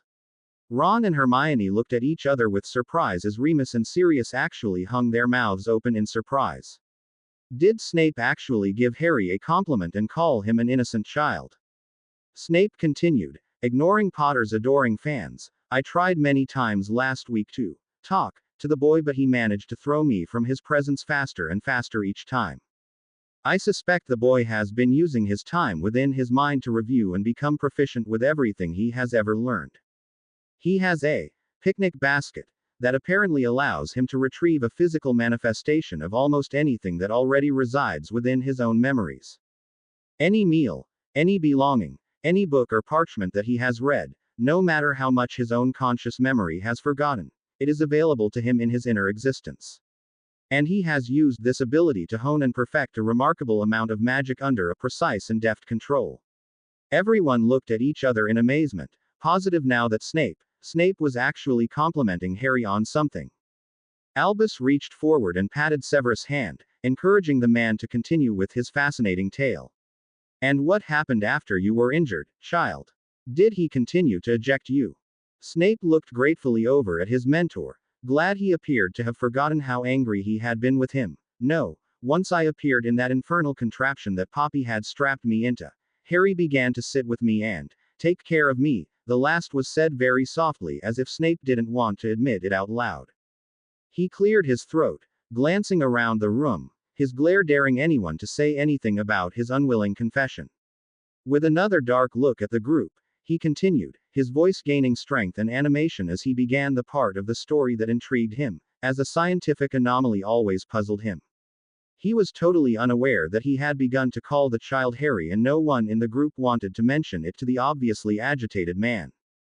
I recovered quickly as Harry told me of his discovery of a malignant feeling black river that was digging a deeper and deeper crevasse through the very substance of his brain. We flew over the flow, noticing that both his scar and my dark mark surged with increasing pain, the closer we got to the flow. It surged and billowed with a black mist that exuded hate and rage and then would subside as Harry reported feeling ghostly arms holding him and the warmth of love filling him. I explained about the rotation of people holding him and talking to him, and he eventually began to report that he knew who was holding him by the flavor of their feelings toward him. Sirius looked over at Remus with a smug expression while Ginny blushed as bright as her red hair, her brother sniggering behind his hand at her expression, while Hermione reached over Ginny and punched him in his shoulder for being such an insensitive git. Several people whispered, "Hush, let him continue," at the same time. By the headmaster's reckoning, the burning and subsequent unconsciousness of everyone bearing a dark mark coincided with a violent attack upon both Harry and I that not only rendered us unconscious, but caused us both to fall off of our brooms. I awoke to Harry treating my burn, his own scar bearing traces of splitting open and bleeding. We had just managed to recover somewhat and were trying to formulate a hypothesis about what had happened when Harry grabbed his bleeding scar and doubled over, screaming before passing out once again. I was tending to him when Madame Pomfrey forced me awake. I have since learned this second attack occurred precisely when Voldemort was torturing Pettigrew. Draco Malfoy had spent the last 2 days sorting through his options and possibilities only to find that they were very limited and none of them were particularly appealing. He could refuse to return to Hogwarts, in which case he would forfeit his trust fund and his mother would probably kick him out of their meager, but better than nothing, abode. Second, he could return to school and try to continue to rule Slytherin, but he realized without his father's money and influence that scheme would most likely end with his abrupt demise in much less than a week. Third, he could throw himself on the mercy of Dumbledore and his other teachers, but he suspected his rather dismal past history and his wholehearted support of that which Umbridge would not encourage them to believe his change of heart was sincere. And since it wasn't particularly sincere, he tossed that idea aside with the previous two. He swallowed bile as he realized his fourth option was the only one with any hope of any success that he would even be partially satisfied with. Just as his mother had encouraged, he would return to school, study very hard, keep his head down and his nose clean, and hope that the other Slytherins would eventually accept him into the fringes of their group without too much retribution. Since it appeared he would be obliged to earn his own living, it was the only solution that would allow him to earn enough NEWTs to procure any kind of meaningful employment in the future. With a sense of resignation and resolve, he pulled out a stack of parchment, sneering at the poor quality of the paper. Sharpened a self-inking quill from his school bag and began to write conciliatory letters to everyone he could think of, starting with Blaise Zabini and Daphne Greengrass in Slytherin and finishing with Hermione Granger and Harry Potter in Gryffindor. The last letters caused the bile to rise up almost to his mouth as he apologized for the insults and taunts he had made over the years, pleading the necessity to please his overly harsh father for their occurrences, broad clues hinting at severe physical abuse if his father was not pleased with his performance. He gritted his teeth as he denied any personal belief in the purity of blood having any bearing on a wizard or witch's worthiness to be integrated fully into wizarding society. He smiled to himself as he realized the stupid Gryffindors would probably accept his apologies much better than those of his own house. After all, Gryffindors were noted for giving second chances and believing in the redemption of former enemies after all. He wrote through lunch and dinner, finally only stopping when his cramping hand refused to clutch the now bedraggled and ink-stained quill in his fingers any longer. He smiled with grim satisfaction, Phase 1 of the new life of Draco Malfoy had begun. Albus helped Severus sit up while he removed the pillows from behind the still very weak wizard and scooted behind the man to hold him up against his own chest. Snape closed his eyes at the unusual feelings that assaulted his senses. The overwhelming sense of love and comfort that the regular breathing and the warmth of the steady heartbeat of the man cradling him evoked. Feelings he had refused for a very long time to even admit to himself that he needed, let alone still craved like an abused and unloved child. Nicholas was in the same position behind his grandson. The two beds had been moved to touch, Severus and Harry now facing each other, each cradled in the warm arms of one of the strongest two light wizards in centuries. Albus put a hand on Severus' forehead, forcing his head back onto his own shoulder as Nicholas did the same to Harry. With gentle fingers, Perenelle placed a hand on each side of Harry's still head and used her index fingers and thumbs to gently pry Harry's unresisting eyelids open. Severus looked deep into the staring lifeless green eyes of the child opposite him before taking a deep breath, lifting his wand in a strangely weak right hand and whispered, "Legilimens." Albus helped Severus sit up while he removed the pillows from behind the still very weak wizard and scooted behind the man to hold him up against his own chest. Snape closed his eyes at the unusual feelings that assaulted his senses. The overwhelming sense of love and comfort that the regular breathing and the warmth of the steady heartbeat of the man cradling him evoked. Feelings he had refused for a very long time to even admit to himself that he missed, let alone still craved like an abused and unloved child. Nicholas was in the same position behind his grandson. The two beds had been moved to touch, Severus and Harry now facing each other, each cradled in the warm arms of the strongest two light wizards in centuries. Albus put a hand on Severus' forehead, forcing his head back onto his own shoulder as Nicholas did the same to Harry. With gentle fingers, Perenelle placed a hand on each side of Harry's still head and used her index fingers and thumbs to gently pry Harry's unresisting eyelids open. Severus looked deep into the staring lifeless green eyes of the child opposite him before taking a deep breath, lifting his wand in a strangely weak right hand and whispered, "Legilimens." Harry looked up at the sound of footsteps coming across the dried leaves and pine needles of the forest. The surprisingly welcome visage of his formerly most hated professor came into view. Dolores Umbridge now held that title. Harry suspected that the man could have been completely soundless in his approach had he wished to be. He was probably allowing some noise so that Harry would have time to recognize his approach. "Where did you go, Professor? I came to and you were gone. It looks like the river is back even stronger and swifter than it was before. And my scar is itching, not quite painful but almost. Do you know what's happening?" Snape smiled at the boy. Okay, it was more of a smirk than a smile, but it did lack most of the malice it would have contained last week. "Sit down, Harry, and I will explain what has happened and what the headmaster and I have decided needs to be done." Harry waved his empty hand and his familiar thick blanket and the ever-present basket appeared invitingly beside him. Snape raised one eyebrow at the boy's totally unconscious use of extremely powerful wandless and wordless magic. Harry just sat down, oblivious of what he had so blithely accomplished, seemingly without any effort whatsoever. Snape rubbed the bridge of his nose in disbelief. How could the child not be aware of just how powerful he was becoming?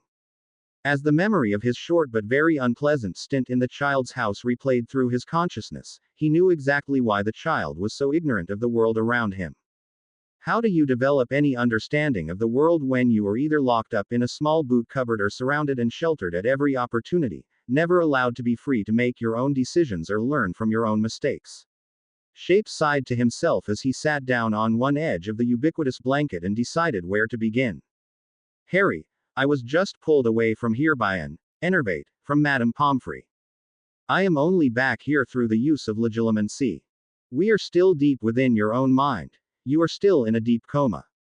Please let me explain everything before you ask questions. I promise you that I will answer anything to the best of my abilities." Harry looked doubtful but then thought to himself, Snape really had never lied to Hi, berated him, verbally abused him, harassed him, but never outright lied to him. At least he didn't think so. He nodded his acceptance and waited impatiently for the man to continue with his explanation. "I found out that the attack we experienced coincided with a harsh attack on every bearer of the Dark Mark and the explosive destruction of every one of the Dementors at Azkaban. No one knows exactly why the attack occurred or what it was or even how it targeted only Death Eaters, but we do know that every mark burned and blistered like mine, and every Death Eater in captivity was rendered unconscious by a blast of very powerful but incredibly dark magic. The headmaster believes, and I agree with him, that the massive burst of dark magic overloaded the Dementors so much that they could no longer handle the amount of dark memories and torment that they burned up. I know you are familiar with electricity. Imagine a powerful surge of electricity through a power line. It would overload anything plugged into it and cause it to short out, and if enough power was involved, burst into flames. The powerful backlash that caused every Death Eater's mark to burn and blister brought forth the intense feelings of having your very flesh branded and the powerful and very terrifying memories of the dark ceremonies and Muggle torture that accompanied each Death Eater's initiation all at once, overloaded the Dementors, causing them to burn up. Your scar seems to tie you to the Dark Lord in many of the same ways that the Dark Mark ties his Death Eaters to him. He held up a hand to forestall the boy's objections before continuing. Yes, I know it isn't exactly the same and that it was hardly voluntary, but it does bear many of the same characteristics. He reached into Potter's basket and pulled out 2 icy bottles of butter beer, opened one for himself while handing the other one across the blanket to Potter. He took a refreshing swig and continued. The second attack on your scar took place while the Dark Lord was punishing Wormtail. He has since been captured and forced to confess. Your godfather will be a free man by tomorrow. Harry literally bounded to his feet, his shouts of joy and his exuberant leaps into the air, belying the lingering stiffness and pain he had felt only moments before, as his overwhelming joy and happiness pushed any concerns about pain from his mind. Snape waited patiently, sitting calmly on the edge of the blanket, slowly drinking his butter beer as he waited for the boy to calm down enough to listen again. Sirius was watching the 2 comatose wizards with ever-growing impatience. He supposed that Snape was actually doing something within Harry's mind, but watching him perform legilimens on Harry was about as exciting as watching grass grow.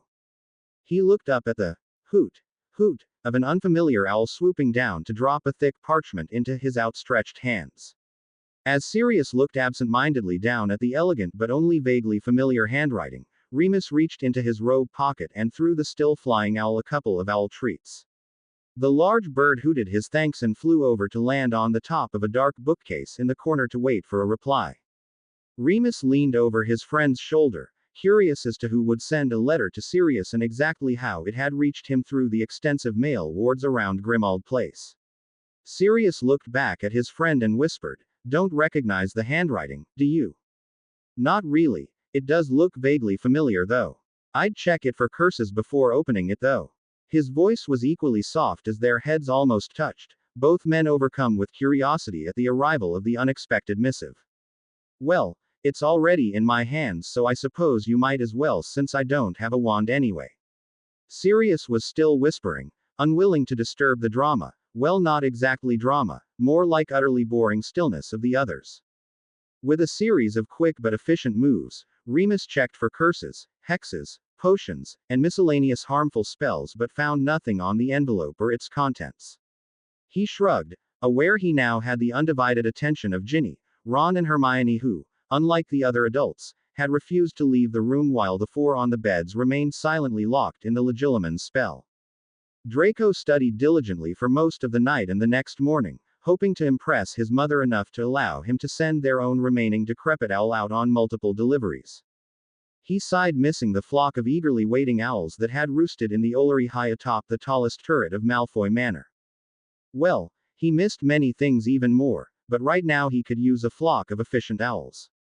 He trudged down the narrow stairs, carefully brushing the wrinkles out of his favorite dark green summer robes, thankful they had been allowed to bring all of their personal belongings. He had felt humiliated as the ministry clerks watched him pack each of his items of clothing, his personal books and his many belongings, carefully inventorying every item. Of course, almost anything of value had been swiftly confiscated, but his extensive wardrobe had escaped intact. As he slid into his seat, his face grimacing at the bowl of porridge that awaited him for his breakfast, he touched his mother's hand as she perused the Daily Prophet. She dropped the top of her paper and looked at her son, one elegantly curved eyebrow raised in unspoken question. "May I borrow our owl to send some letters out today, Mother?" Draco made sure his voice was appropriately respectful as he made his request. To whom are you sending owls, Draco? Her tone was deceptively calm, but he knew she was far more interested in his answer that her tone of voice reflected. I am attempting to follow your advice by sending out a series of apologies for previous behaviors to several of my classmates in the hopes of re-establishing the Malfoy name, as much as is possible after Father has sullied it. He hoped he had used the proper amount of reconciliation in his tone without seeming too subservient. It was a fine line, but he had learned from a master, Lucius Malfoy.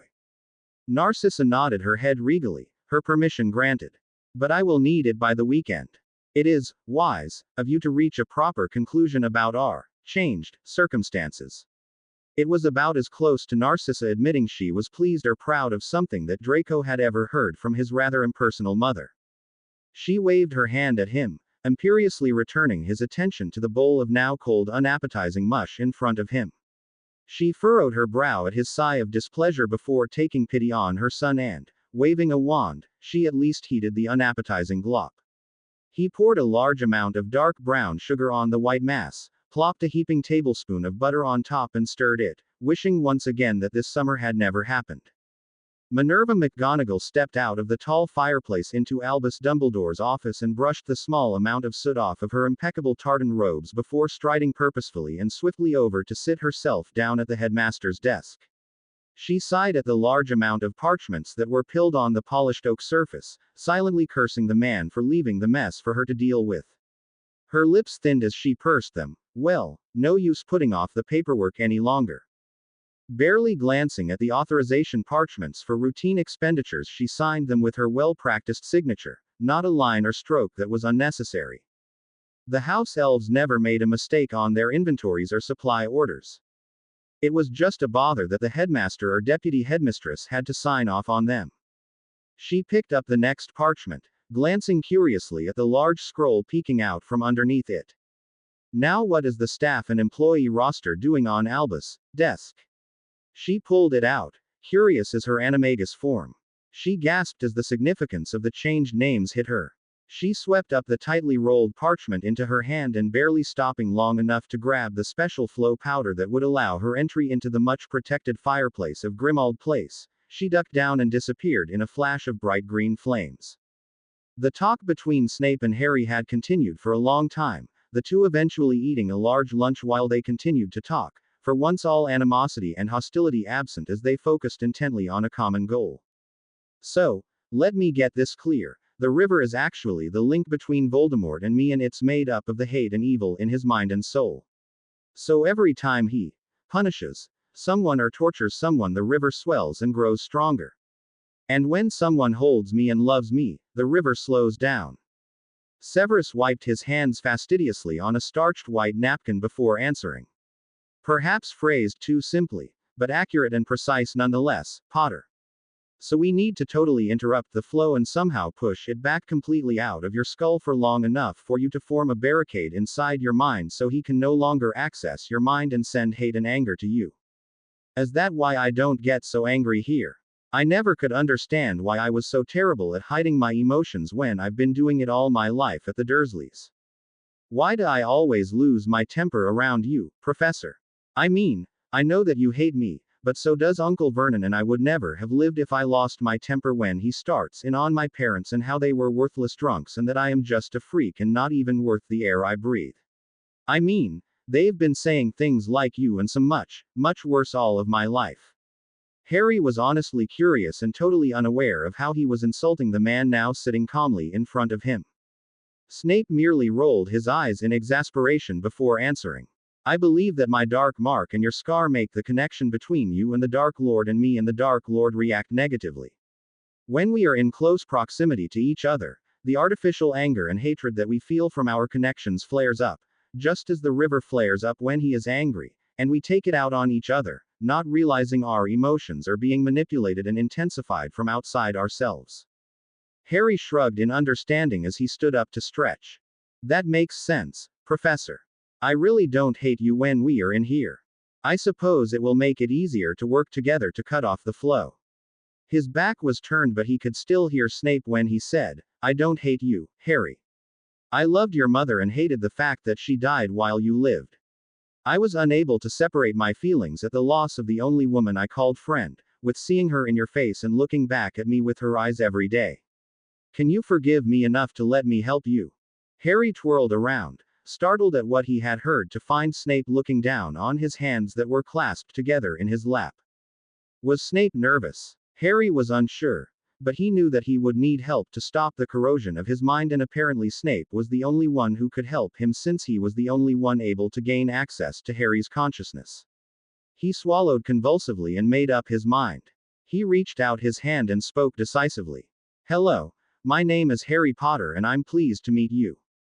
Snape took his hand and used it to pull himself up to stand in front of his student. Hello Harry, my name is Severus Snape. When we are alone you may call me Severus. Harry looked startled as he muttered, I'll have to get back to you on that. Severus, sweet Merlin, but that is just too weird. He grinned his lopsided grin, and picked up the 2 broomsticks off of the ground and offered one to Snape. With a confident motion, they both grabbed the broomsticks tightly and took off once more to fly over the visibly weakened river as they finalized their plans to cut off the flow once and for all. 0. Remus watched over Sirius' shoulder as his best friend slipped his finger under the flap and opened the cheap parchment envelope. Identical gasps of surprise sounded as the two read the unexpected missive.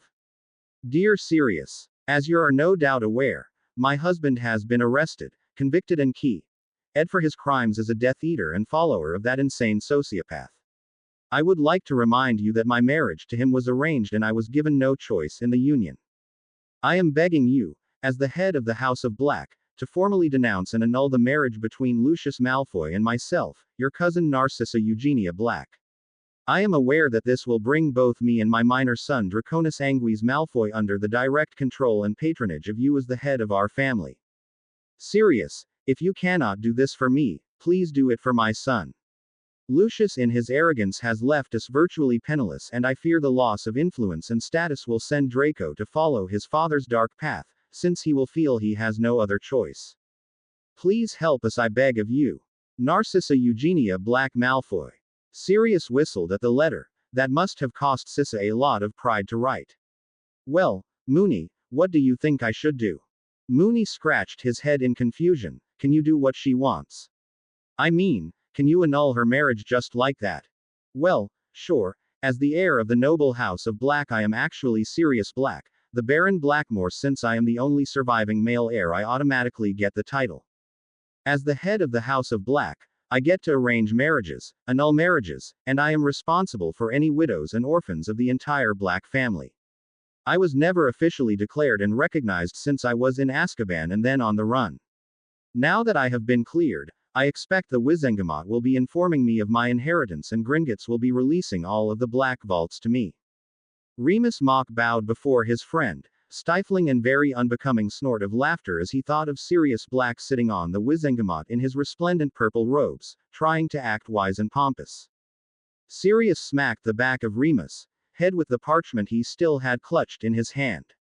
Stop it, Moony, this is serious. Oh, shut up about that old joke. What should I do about them? Her owl is still waiting for an answer.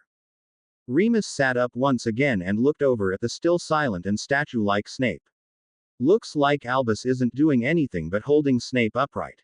Go talk to him. It might be a perfect opportunity to turn Draco, or he might think that it will just make Draco too bitter and he's already lost. I honestly don't know, Patty. Sirius stood up and reluctantly approached the bed where Albus was holding Snape's head, one hand steady on his forehead to help keep the weakened man upright as his consciousness remained in Harry's head. When Albus looked up, Sirius handed him Narcissa's letter without comment. He stood by the elderly wizard, curiously watching as both Harry and Snape sat as still as marble statues. Snape landed first, waiting patiently for Harry to gracefully coast down beside him. They sat back down again on the blanket and finalized their plans. I am sorry, Harry, it is patently obvious that no matter how you tried to clear your mind you would have been unable to do so, since the Dark Lord has always been inside your mind. It would be like telling you to ignore your right eye but still look out of your left one. It was an impossible task and I did not adequately instruct you as I wished to see you fail. Well, I didn't actually work at it either, sir. I mean, I just wondered what everyone was hiding from me. No one would tell me why I needed to learn this, and then every time I had a lesson with you, my head felt like it would split open and I had the most horrendous nightmares and migraines. I couldn't sleep at all and I couldn't even manage to eat anything without getting sick. Snape grabbed Harry by the chin and forced the boy's bowed head up. Why didn't you tell anyone about what happened after occlumency lessons? I can understand why you didn't want to talk to me, but surely Albus or Minerva would have. Harry jerked his head away from Snape's hand as he vigorously shook his head no. The headmaster hasn't talked to me once since the Dementor's attack last summer. He won't even look me in the eye. And I went to Professor McGonagall to tell her about the quill that uses my own blood to write lines in the back of my hand that Umbridge was using for detentions, and she told me to just keep my head down and control my temper before I could even show her my hand. Snape grabbed at Harry's hands and forced them both palm down. He dropped his left hand and pulled his right hand closer to inspect the back where, I will not tell lies, was permanently scared into the pale skin of his hand. Snape swore, loud and long, before dropping Harry's hand. That was made by a blood quill, which is a proscribed dark object. By using that, especially on a minor child, she will receive a mandatory stay in Azkaban even if she was not guilty of any other crime. But for now, I need you to throw me out of your mind so that we can begin to implement our plan. Remember, I will return to assist you as quickly as I am able. In the meantime, please sit and meditate. Calm yourself as much as you are able. Remember, Harry, we will succeed. I will not allow this to fail. We will force the Dark Lord out of your mind and sever the link forever, I promise you. Harry nodded and shoved out his hand once more. Snape took it for a quick handshake before nodding to Harry that he was ready. Harry focused his mind intently, pushing Severus out of his mind without hurting him in the process. Sweat broke out on his forehead, mixing with the dried blood already there to drip. An odd pinkish red trickled down the side of his face as he concentrated all his might on his task. With a soft swish of displaced air, Severus disappeared from view and Harry plopped down on the blanket, lying on his back, hands under his head as he concentrated on the fluffy clouds overhead, using them as a focus to clear his mind and meditate. Minerva rushed into the living room, a very thick scroll of parchment clasped tightly in her clenched fist. She stopped at the sight of Severus Snape lying in bed, his back leaning against Albus Dumbledore's chest, the headmaster holding his head against his shoulder with one hand while the other grasped the younger man around the waist, apparently holding the unnaturally still man upright. Facing the duo not a meter away was Nicholas Flamel, holding Harry Potter upright in the same fashion, Perenelle holding tight to the boy's hand. Sirius was sitting in a corner of the room, talking quietly to Remus Lupin while Ginny, Hermione and Ron appeared to be quietly working on homework over on a large well-lit table in another corner. She strode forward, every step efficient and purposeful, to hand her boss the parchment, unrolled just enough for him to read the last two names that were written in bold red ink. Albus glanced at Minerva and then down at the parchment she was thrusting under his long crooked nose. He tilted his head back to look through his half-moon spectacles. He read the names quickly and then looked up at Minerva, startled. Then they did not escape. I wonder. What do you think happened to them, Albus? When Peeves was unable to reach them in time, I assumed the open door and the keys and wand we found were merely a diversion to throw us off of their real escape route, but now I wonder if they tried to swim through the lake to escape. I shall have to speak with the giant squid when we return. But for now, we shall need to replace them quickly, for we have only a week until the students return. Let me think this over and we shall discuss this later. Minerva leaned over and spoke softly, looking over at the two wizards talking quietly in the corner. Do you suppose that Sirius would consent to become the Dada teacher? He did after all complete OR training and got O's on both his OWLs and NEWTs in Dada. And it would be good for Harry to have him close. Excellent idea. Minerva, and he could give Harry much more extensive training without raising any suspicions about Harry spending time with him. We would have to institute the guidelines about parents not grading or disciplining their own children, but it would certainly not be the first time we had a professor with children attending Hogwarts. Would you ask him, Minerva? I am occupied, as you can see. Just what exactly are you doing, Albus? And why are Harry and Severus being held up and facing each other? Her curiosity was plainly written upon her face as she looked down on the floor. Before he could answer her, Severus sat up suddenly, gasping for breath and shuddering before he slumped back against Albus once more, his eyes shut tightly as he grimaced in obvious pain. Albus stroked the dark head that trembled against his shoulder as he spoke gently. Severus, Severus, are you all right? Wake up. My child, you are safe here with me. Severus opened his eyes as he turned back and forth, frantic to find out where he was and if he was in danger. Albus stroked his hair several times before leaning down to ask, "Were you able to communicate our plan to Harry successfully? Can it be done?"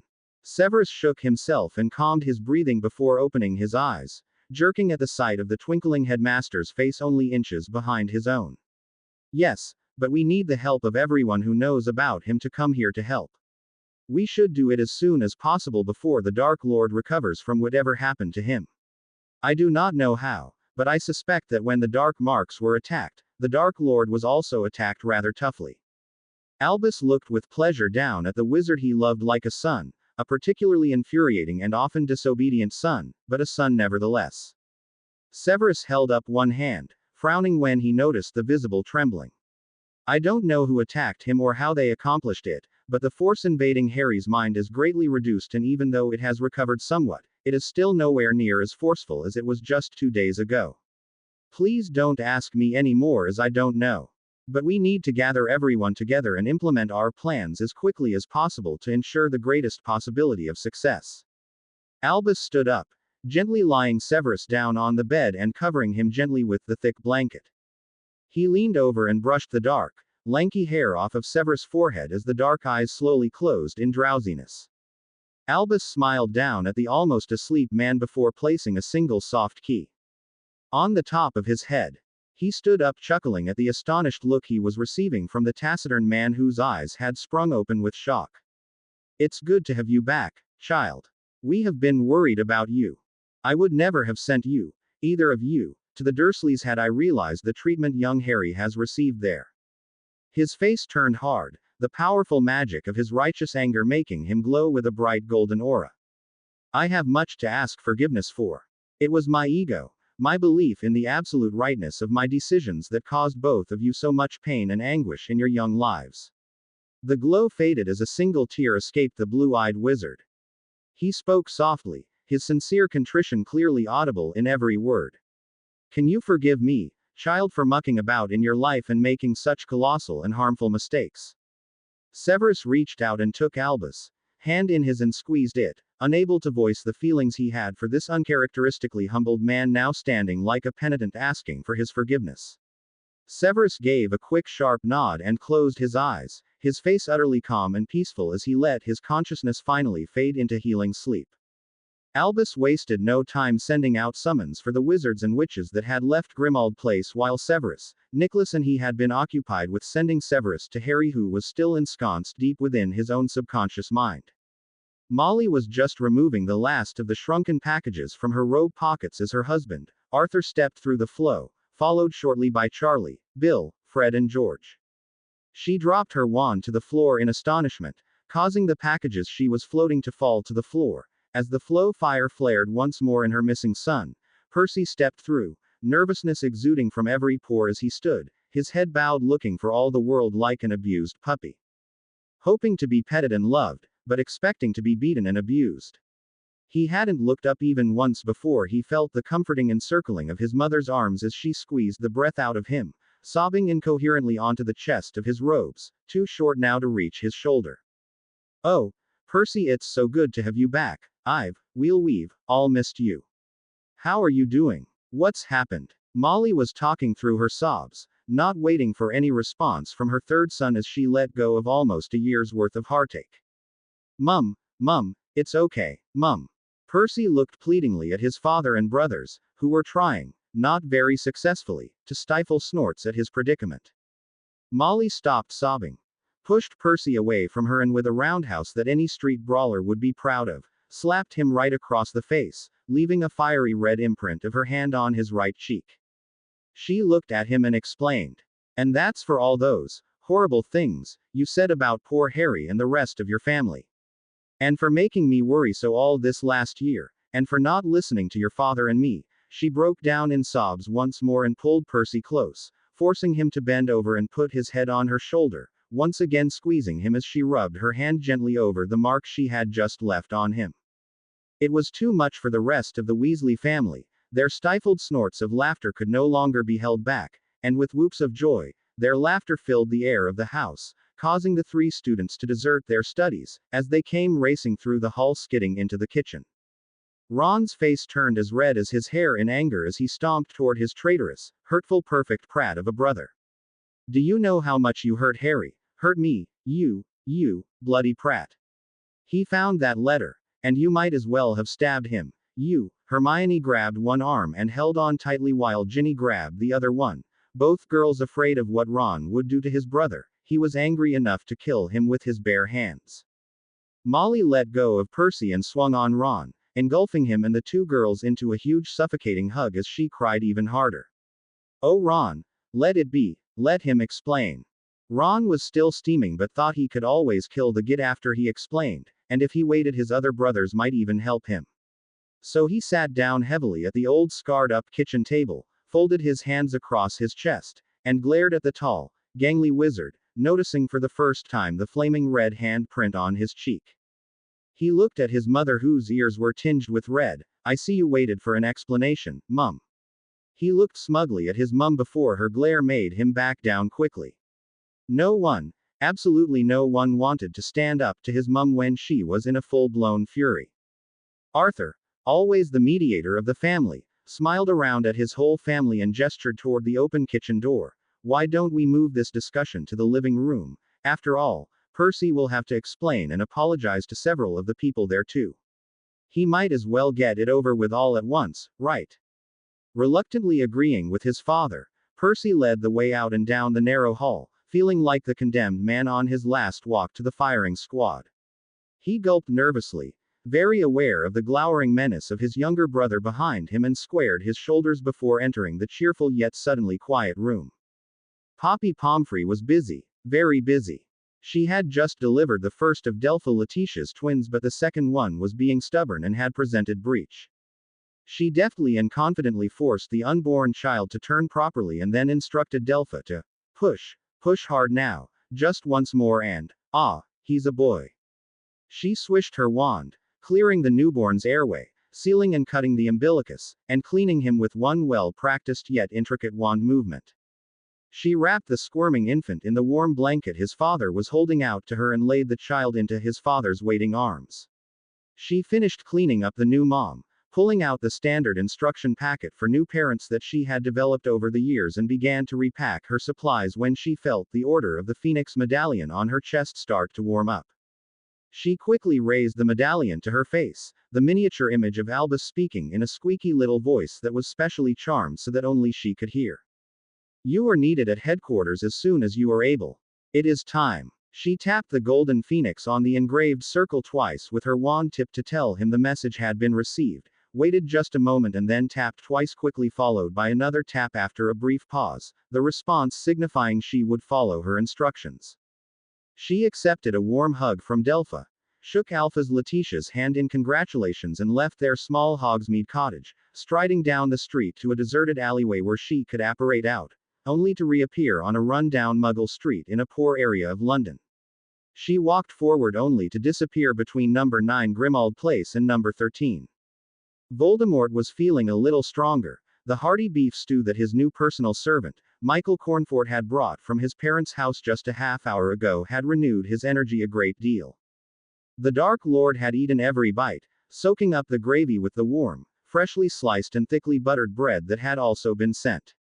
The loss of his familiar in such a precipitous manner had severed the telepathic connection he had spent years forging with her. He had spent long, lonely years disembodied, and the mental communication with Nagini had been the only thing keeping him sane. For long years, the potions that had been based upon her venom had kept him alive, her magic giving him the strength he needed until they were so tightly bonded that he physically needed her strength to maintain his own, just as he had needed her magical bond to keep his own magical core from destabilizing as he regained his own strength after having been without a physical body for so long. He made sure that the boy was nowhere near before he let himself sag back into his favorite chair.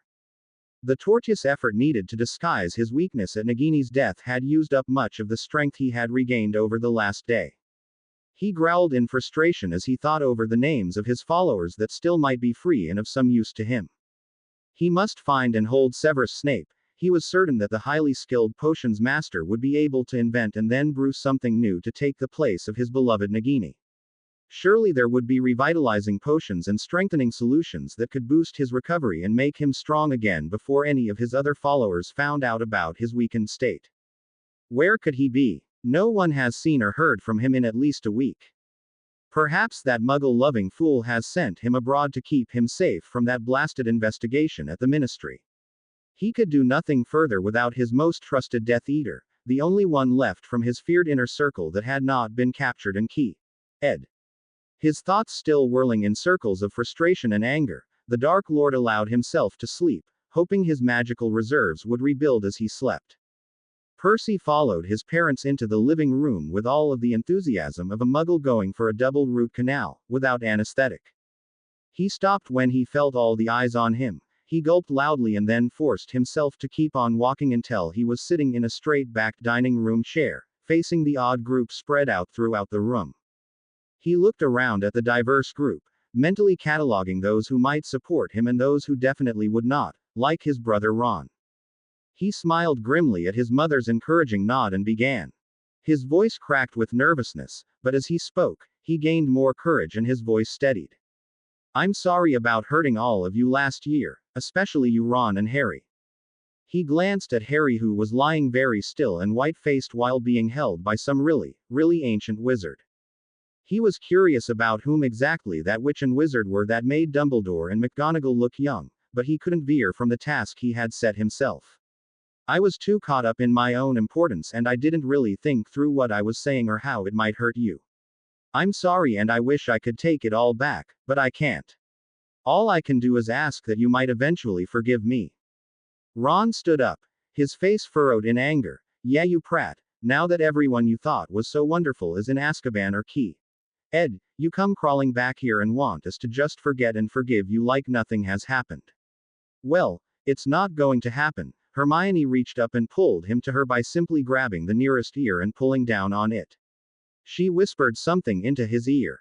He looked startled and then embarrassed before he sat down, white-lipped but silent. Hermione looked at Percy with pity as she rounded on the arrogant git. I wasn't your target very often, Percy, but I saw what you did and how you acted. I hope you figure out someday that family is more important than rules and that sometimes the rules are wrong. She sat down, her arms folded across her chest, her face closed, her emotions unreadable as she glared at him. Percy looked at his other brothers, making eye contact with them each, one by one. Charlie, Bill, I have always looked up to you. I'm sorry I didn't listen to you when you tried to tell me that family was much more important than any ministry job. I just let all that prestige and power go to my head. Forgive me. Charlie and Bill looked at each other before reluctantly nodding, Bill speaking for them both. You went against your family and everything that we were raised to believe. You broke Mum's heart, rubbed Dad's happiness in his unglamorous department in his face and devastated both Ron and Harry. But as we tried to tell you, family is the most important thing. We haven't forgotten what you did and you will need to prove to us that you have really changed, but for now we will forgive you. Percy looked relieved as he turned further, his face blanching as he next faced the twins who had identical glares upon their faces. Percy, you were a big git when you were just a little kid and that didn't change. You just kept getting a bigger and bigger head. We tried to get you to lighten up and have some fun. But you never did. You just got worse. We saw Harry crying after he found your letter. And we never saw Harry cry. Not after broken bones. Not after concussions. Not even after Voldemort killed Cedric and battled him in that graveyard. But your letter made him cry. We won't forget easily. Nor quickly. But you are our brother. Welcome home. The last was said together and sincerely heartfelt by both twins. Molly and Arthur both beamed at the maturity their boys were showing. Everyone turned to the last Weasley, Ginny. She simply stood up and walked calmly over to her brother, swung back one foot and kicked him in the shin, hard. Don't do it again, Percy. And you better apologize to Harry as soon as he wakes up. Percy reached down with both hands and rubbed his aching shin, afraid to say anything that might set off his spitfire of a sister further. He looked around the room, puzzled. What's going on? Why is Professor Snape in a bed? And why isn't Harry awake? Molly and Arthur pulled their third son back out into the hall and spent the next 10 minutes telling him the basics of what had happened over the last few weeks to him. While they were gone, Ginny leaned over to Hermione and whispered conspiratorially, "What did you whisper to Ron that made him back down? I've never seen him stopped so abruptly once he gets really wound up in true Weasley temper mode. He's like Mum, a full-blown terror when he loses his temper." Hermione smiled and whispered back, "I just reminded him of when he didn't believe Harry about not putting his name into the Goblet of Fire and how Harry had treated him when he came back asking for Harry's forgiveness. It hit too close to home for his own comfort." Hermione looked over to where Ron and the twins had their heads together plotting something and gave him a smug smile when he turned to glance at the two girls, feeling their eyes upon him. The two groups continued to talk softly amongst themselves until Molly led Percy back into the room, followed closely by Arthur. When they led Percy back into the room, his eyes were slightly glazed over with all the information he had just heard, too overwhelmed to really make sense of it yet. He had returned not only because his conscience had been bothering him for a long time, but because this morning Amelia Bones and Kingsley Shacklebolt had dragged him into an empty office and reamed him royally about what he was doing to his family. He had almost lost his job. He had barely been able to talk the head of magical law enforcement into believing that he really had been as clueless about what was going on all around him as he had seemed. He felt entirely lucky that he had been reassigned to the pool of available clerks rather than fired or even imprisoned as Madame Bones had first planned on doing. He had swallowed his pride and gone to his father, arriving in his office only moments before his father had been summoned to Grimmauld Place for an emergency. Percy had begged his father to allow him to accompany him so that he could ask his family for forgiveness and had been drawn once again into the bizarre events that always seemed to revolve around Harry Potter. But this time he wouldn't shirk his duty, he would support his family in any way that he could, and that family now included both Harry and Hermione. 0. Arabella Figg was beside herself. She had sent Severus Snape on with Poppy Pomfrey days ago and no one had contacted her since to let her know if the poor man had even survived the journey. She wrung her hands as she paced back and forth, until she finally made up her mind. Stuffing a few belongings into a carpetbag, she took out her mother's old beloved wand from her dresser drawer, and walked down one block, turned left into the alleyway behind Wisteria Walk and flung her right hand with her mother's wand grasped tightly, hoping it would be enough. With a squeal of tires and a booming cloud of exhaust, the huge purple double-decker night bus appeared, the pimple-faced conductor pushed to one side in her haste to board. "Take me to Grimmauld Place, London, and it's an emergency." She thrust a golden galleon into his hand, ignored his gobsmacked expression and settled herself into the nearest empty armchair, wrapping one surprisingly strong arm around the brass post and braced herself for the bus, abrupt entry back into motion. Draco studied all day, stopping only to wash down a tasteless and very dry sandwich with a glass of pumpkin juice at lunch. He made himself read and study an entire chapter before stopping to look out the window for any owls approaching. Even though he knew it was too soon to expect any responses, he felt a surge of anticipation before looking out the grimy little window. Each look was followed with his heart dropping in disappointment as the sky remained clear. He lost count of the times he repeated his fruitless search as each chapter was finished before he began doggedly studying the next one.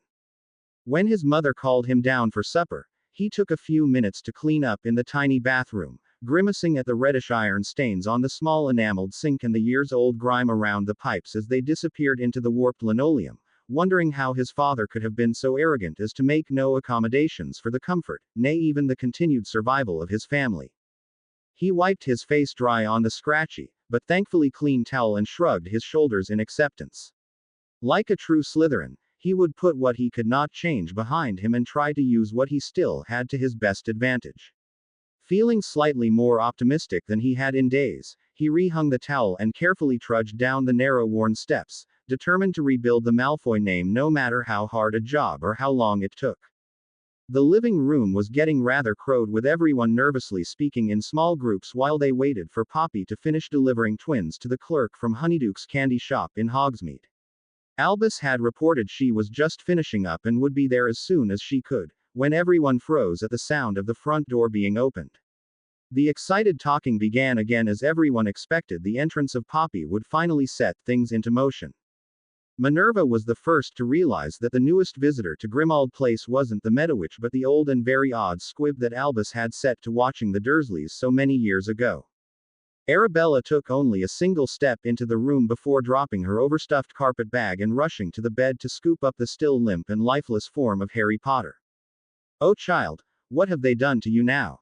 She looked wildly around and found the taciturn potions master as he lay still in the next bed, his expression sour and frustrated as he stared up at the remarkably clean white ceiling. Arabella laid Harry down on his pillow very gently and then rushed over to Severus Snape and scooped the startled man up into an identical hug, squeezing him tightly as tears of relief flowed unchecked down the age-withered cheeks. "Oh, you poor boy. No one told me how you were and I was just so worried. I saw the Aurors take away those miserable beasts, but no one came back and told me how you were. I'm sorry. It's just that you looked so terrible the last time I saw you, and I was afraid that you hadn't." Her voice seized up as her emotions overwhelmed her.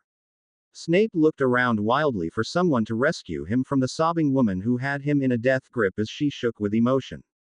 His normal mask was completely gone and he looked ready to leap out of bed and flee in total panic. Molly took pity on the poor man and came over to grasp the sobbing woman by the shoulders and led her over to sit down. Ginny, understanding her mother's unspoken look, ran to the kitchen and came back only a minute or two later with a steaming mug of hot, sweet tea. Minerva must have had a similar idea, for she came back into the room right after Ginny with a familiar bright, clear blue vial of calming potion. Between the tea and the potion, Arabella had soon calmed down. She sat still. Only an occasional expression of horror would show fleetingly across her face as the events of the past few days and what was now planned were carefully explained to her. She immediately demanded to take part in the ritual to free Harry from the cursed scar. After all, she had been looking out for that poor boy a lot longer than anyone else in that room. Narcissa Malfoy sat in her small study, the accounts book open on the small, well-worn desk in front of her. She let her perfect posture slump into a position of defeat as she tried once more to find a solution from the skimpy figures written so painstakingly into the ledger. She sighed, hoping against hope that her cousin Sirius would find it in his heart to forgive her all the things she had done and said over the years. Without his support and the annulment of her disastrous marriage to Lucius, she would have to throw herself on the mercy of her third cousins by marriage that still lived in France. The ones that Lucius had always looked down his long aristocratic nose at, because they worked in the Muggle world. She remembered him ranting about how they had sullied and disgraced the Malfoy name by participating in dirty Muggle commerce. She hoped that wherever his soul was now, that it was in eternal torment. She carefully added the figures in the long columns again, but the meager totals didn't change, as they hadn't changed the last 5 or 6 times she had added them together. She could just manage to survive for 2 years, but only 2 years, if she could convince Draco not to get into any trouble. She despaired of what would occur without the small support she would receive from his school trust account each month and what would happen to them once Draco graduated. She knew that she had never been trained for any type of job. In fact, without her old nanny house elf, she would be helpless to even feed the 2 of them. Hearing the sound of Draco's feet coming carefully down the old stairs, she put the ledger into the middle drawer of the desk and locked it. She shut her eyes for just a moment, sending a silent prayer that her once tormented and despised cousin might feel more for her son than his own father had. 0. The tension in the living room had escalated to the point that even the house elves were subdued as they waited and waited for the arrival of Poppy Pomfrey so that the ritual could at long last begin. Everyone had been couched and tested on their roles until everyone had no questions left and could recite the long and complex Latin incantation without hesitation or flaws. Severus Snape was snapping at anyone who came within earshot, unwilling to admit that he was feeling anxious about how long he had left Harry alone after telling the boy he would be back as soon as he could. He knew the boy had expended a great deal of energy in expelling him and he had not yet fully recovered from the dual attacks through his cursed scar. He pulled at the thick bandage that still covered his dark mark, the scabs now itching and pulling as he picked at it in frustration. Snape startled slightly as he felt his mentor's hand on his shoulder, silently cursing himself for showing that he had not been paying attention to his surroundings. He snarled. "What can I do for you, Albus?" "Ah, child, it does you no good to fret and worry about the boy." "I am not worrying about that brat." He hastened to correct the old wizard, but Albus just threw back his head and laughed. "You may have convinced yourself of that, Severus, but you will never convince me. I know you much too well for you to lie to me now." Albus pushed on his side gently until Severus scooted over on the bed, making room for Albus to sit down beside him. Albus reached down and patted his hand, the gesture oddly comforting to Severus as he lost some of his impatience with Poppy over her delay in arriving. "She will be here shortly, child. One cannot hurry along a birthing, particularly twins. They will come when they are ready, and not a moment sooner." Severus was ready with a harsh and sarcastic retort, but he never got to say it as Poppy swept into the room, her uniform disheveled. Several strands of gray hair had escaped from her matron's hat, and she was short of breath. "Sorry, folks, but those twins were stubborn." At Molly's sharp look she continued, "They're both just fine, stubborn, but fine. Now let's get this ritual started so I can wake Harry up." A short cheer erupted from the room as everyone gathered around, looking expectantly at Albus and Severus on one bed and Nicholas and Harry on the other. Nicholas lifted Harry's shoulders up once more as Albus scooted behind Severus. Perenelle opened Harry's eyes gently and Severus once more intoned, "Legilimens." Harry looked up as Snape walked out of the forest once more, a determined expression on his face. He remained quiet until the dark man was almost to him before asking, "What took you so long? I thought you would have returned before now." Snape's face twisted as his lips curled with disgust. Poppy had to deliver twins in Hogsmeade before she could come to headquarters, so the ritual was delayed. "We will need to be in position and ready as soon as you feel the connection weakening. Grab a broomstick and follow me." Without waiting for an answer, he flung one long leg over the nimbus and kicked off, flying straight towards the precipice and the black river that flowed far below it. Harry followed, his emotions fluctuating wildly between hope that everything went well and anxiety and despair that the ritual would not only not work, but would actually make things much worse. He refused to admit to Snape how worried he actually was, still unsure that the uneasy truce they had would stand up to much stress. The two wizards floated on broomsticks high above the river, watching the dark flow intently, hoping to catch the first sign of blockage from the ritual they knew would be starting outside of Harry's mind at any minute. Sirius sat on the bed in front of Harry and Nicholas and grasped Harry firmly under the arms with one strong arm around his chest, his lolling head being held steady by Nicholas and Perenelle, who each had one hand on his head and the other over the scar on his forehead. Albus let down Severus onto the bed gently and looked pointedly at Minerva before nodding at her to begin. She pulled her wand and transfigured the bed into a strange ottoman type of thing that supported Sirius as he clutched Harry tight to his chest, one hand around his chest holding him upright and the other now placed over the Flamel's warm hands on Harry's forehead. Everyone else scooted in close, chest to back in a full circle around Harry where he was being held upright by his godfather and his new grandparents. Albus placed his hand next, followed by Ron, Hermione and Ginny, then Remus and the rest of the Weasleys crowded around and placed a hand on Harry's head. By the time Minerva, Arabella, Tonks and then Dobby and Winky had found places to touch Harry's head, there was not a square inch of his head still exposed. The group around him formed a barrier of love so thick that the air in the room was heavy with the feeling of love and anticipation. The room was absolutely silent except for the sound of 20 beings breathing softly as Albus began to chant, his voice deep and echoing in power. "Embrace this child in love, surround him with our protection. Destroy the evil wizard's link, sever it with our love. Unleash the child's mind, destroy the evil and fill him with our love. Close the link, obstruct the pain, and sever the connection. And send it back upon the evil sorcerer, that he may feel the pain of this innocent child." Harry yelled, "There, Professor, the river is slowing, I can see it." Severus and Harry swept down on their broomsticks, careful to avoid any splash of the vile black liquid as it churned in agitation below them, the strength of the flow decreasing with each passing second. Harry was excited when the flow slowed enough to see the white wall with the lightning-shaped hole clearly. He concentrated all his formidable willpower on building a brick wall just to one side of the now trickling stream. The inky black substance was still dribbling, but it was almost completely gone. Albus repeated the couplet twice. The powerful words almost hung in the air as their purpose and intent became clearer with each repetition. He then incanted the ritual that would forever seal Harry's mind from invasion and fill the crevasse that Voldemort had forged over the years, with love. Everyone in the room chanted with him, the 20 voices echoing with determination, love, affection, and courage.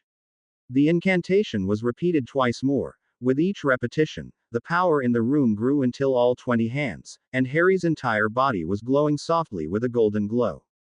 Complexo as parvulus indeligo, redimio him per nostrum tutela atero malum beneficus linc, diserpo as per nostrum deligo, nisi parvulus mens, atero malum quad replio him per nostrum deligo. Propinquus linc, retardo pena, quad diserpo eunctio, quad transporto as tergum super malum sorcerer, utas me sentio pena illi incens incentus parvulus. Snape flew lower and lower, lending his strength to Harry to finally push the evil out of his mind once and for all. He ignored the flaring pain in his own dark mark as he focused all of his own will on the child he had finally admitted was not his father, and was actually someone who might be worth his while to get to really know. He struggled, torn with guilt and racked in agony as his arm flared with renewed pain. With a last internal struggle, Snape let go of the useless and destructive hatred and anger he had nursed for 20 years and forgave his childhood tormentors, a wash of peace and freedom filling his own mind as he could feel the love surrounding Harry and because of his proximity, himself. Severus smiled in spite of himself. Joy and happiness were a foreign feeling to the normally bitter man, but he opened his own heart and embraced the new flood of warm love that was blocking the black and evil flow. As Harry struggled to push the last of the black trickle out of his mind, he looked up, surprised to find Snape shoulder to shoulder with him, his mind joining the younger wizard in finally pushing Voldemort's evil connection out of his mind the last few inches so that the new wall could spring into place and block Voldemort from Harry's mind forever. Voldemort screamed in pure agony, his skeletal fingers clutched desperately on either side of his head, his entire being shot through with sharp stabbing pains of pure fire. Sweat poured down his barely human skull, his evil red eyes dulled with the pain he was enduring. As the mental attack continued without abating, he begged for mercy, he cried out for oblivion, he demanded to the gods that the torment stop, but no one heard his screams. In total solitude he bore the pain of his link with Potter being severed and the agony of the killing curse that was the beginning of the connection rebounded upon him until he could bear no more and slumped, limp and barely breathing as his mind burned with the pain of pure love. Harry collapsed, exhausted and drained of both magic and physical energy as the last crack in his skull was forever cemented shut. Only the fact that Severus had been flying with their shoulders almost touching allowed the older wizard to catch the slumped boy and land them both safely on the very edge of the precipice. Snape took just long enough to check Harry to make sure he was just exhausted and not injured in any way before he leaned over, precariously hanging on to the edge of the cliff to watch the dry riverbed below him fill slowly but surely. Layer by layer, the new pure white stones rebuilt the destroyed area of Harry's brain, filling in all the spots that had been eroded away by the evil intrusion of Voldemort. Smiling a smile of deep satisfaction and contentment, Severus slumped down beside Harry, pulling his long cape over both of them as he joined Harry in a well-deserved and uninterrupted sleep. Michael Cornford had heard the Dark Lord's agonized screams followed by an unnatural stillness and hid in a dark cupboard where he wouldn't be found. He waited for 20 minutes, though it felt more like 20 hours before hesitantly creeping out of the dark cupboard he had squeezed himself into. He slunk, keeping to the dark shadows at the edges of the dank walls and finally reached the Dark Lord's private chambers. He hesitantly reached a trembling hand out to touch the doorknob before pulling it back rapidly. Cursing at himself for not having already left while he could, he reached back and pushed the door open just a tiny crack. He swallowed a gasp at the sight before him. Slumped down where he had slid out of his chair by the fire, was Lord Voldemort. The infinitesimal rise and fall of his robes let Michael know that the thing was still alive but unconscious. Michael gathered up his courage and did something he had wanted to do ever since his blasted father had made him take the dark mark just last month. He shut the door quietly, walked swiftly to the nearest exit and fled, never to return again. Back in the living room of Grimmauld Place, it looked like the aftermath of a battle. Bodies lay sprawled in every conceivable position as the amount of energy expended to force Voldemort out of Harry's mind and then to rebuild his brain on a strong foundation of pure love had exhausted everyone. Even Dobby was too tired to bounce and was sleeping curled up on a big pillow in the fireplace with Winky curled up with him. Poppy looked around the room in amused satisfaction. Her scans showed everyone would recover fairly quickly and even Harry was now in normal, albeit exhausted sleep. She wished she had a camera to take a picture of Severus Snape. She was sure she had never seen him smile like that, not ever, even when he was a young boy at Hogwarts. Ah, the possibilities of blackmail she was missing. Perenelle was asleep on one side of Harry, his grandfather tied on the other side of the now enlarged bed. Albus was on one end of the couch, his head flopped back, his mouth open as he gently snored, oblivious to the presence of Minerva sleeping with her head on his lap. Ginny, Ron, Hermione and the twins were all tangled together in a mass of arms and legs on the floor in front of the fireplace while the rest of the Weasleys had conjured more comfortable chairs to sleep in. Even Percy was sleeping on the floor, his head cradled in his mother's lap as she leaned on her husband's shoulder. Tonks was draped over Remus while Arabella was curled up almost like one of her beloved cats in a worn but comfortable old armchair. Sirius had transformed to his big black dog and was draped over the legs of Harry, Perenelle and Nicholas, his long pink tongue hanging out in contentment. Dobby and Winky were the first to awaken and she sent them to Hogwarts to recruit help in providing dinner. The two elves were so tired still, that they forgot to complain that Poppy was questioning their ability to provide supper for their family. Narcissa sat down across from her son and dished up half of the chicken on his plate along with a small potato and some green beans from the garden. She almost smiled when she noticed he no longer curled up his nose at such simple fare and dug in with obvious appetite. The two pointedly refrained from mentioning the lack of responses to the owls they had sent out, not wanting to break their fragile peace. The conversation was decidedly impersonal, but pleasant nonetheless, and both adjourned for a game of chess in the small study before heading up to their respective bedrooms. Both Narcissa and Draco had been pleasantly surprised at how the simple occupation had been so enjoyable. Draco went to sleep quickly, his last thought about how he was actually enjoying getting to know his mother for the first time in his life. Narcissa took several minutes to write in her journal, something she had started well before she began her schooling at Hogwarts and had kept up even though it brought ridicule from her husband. As she finished writing about the simple activities that had filled her days, she thought to herself that this might not be so bad for Draco after all. Luckily, the children had all woken up before Molly, so she never saw the sprawling mass of arms and legs that had been totally innocent but actually looked rather naughty.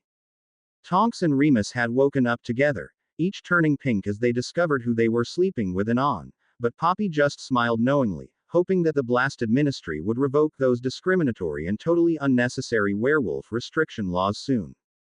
Minerva had sat up suddenly, all prim and proper as she looked anywhere but at Albus, her hands automatically straightening her rumpled robes as her cheeks sported identical pink spots of embarrassment. Albus merely patted the witch's shoulder, remarking, "I'm always pleased to provide a pillow for you, Minerva, anytime you like." Minerva blushed even brighter, but a small smile graced her thin mouth as she looked away. Everyone had awakened except for Severus and Harry by the time Dobby and Winky returned with a small contingent of Hogwarts elves, each burdened down with invitingly delicious-smelling platters and bowls.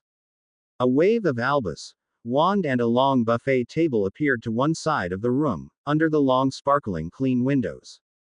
The view was obviously magical since the real view would have been the side of another large brick building instead of the inviting panoramic view of graceful lawns leading down to a peaceful, clear blue lake, home to flocks of graceful swans and honking ducks. Everyone stood up, stretching kinks out of abused and still tired muscles, wandering over to fill the large plates provided with a delectable selection of Hogwarts fine food. Perenelle sat eating a plate provided by her husband as he left to fill his own plate. She was talking softly to Albus as he handed a generously filled plate to the now awake and still softly smiling Severus Snape. The children would frequently look over at their potions master and shake their heads in wordless astonishment before returning to their own excellent dinners. Perenelle leaned over to make room to allow her husband to scoot back into his place, holding up Harry's shoulders before looking down at the boy still lying on her lap.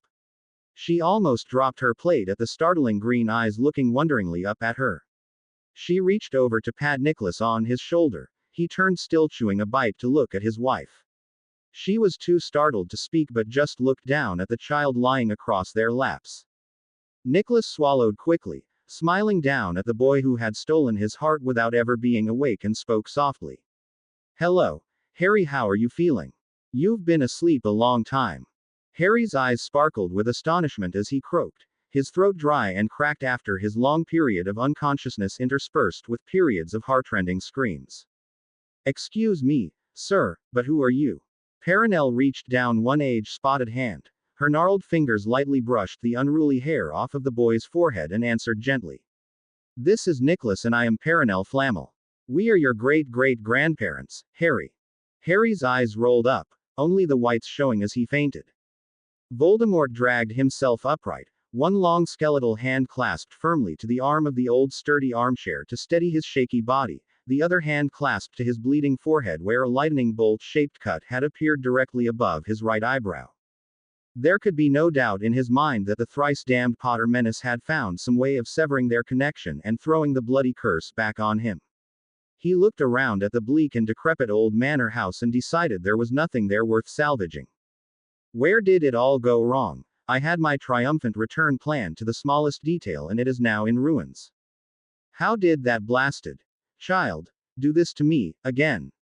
Voldemort grabbed up the potion's chest. Opening it, he downed the strongest headache potion that it contained. He waved his long wand, gathering his belongings together into a once elegant but now decidedly moth-eaten satchel, shrank it with a whispered command and placed it into the small potion's chest. He wrapped both emaciated arms around the precious chest, took a deep breath and apparated, intent upon his return to the familiar Ural Mountains where he had spent his long lonely years while disembodied. He vowed to regain his strength, concentrate on recruiting and rebuilding his decimated inner circle as well as an army of strong warriors before returning to England and completely destroying it, magical and muggle alike. And the first one to be destroyed would be the demon-spawned, thrice-damned Harry Potter. Poppy bustled over to the trio now huddled around the once again unconscious Harry and scanned him quickly with the wand she had automatically pulled out as she walked. She smiled at the worried faces. "It's all right, Mr. and Mrs. Flammel, Sirius.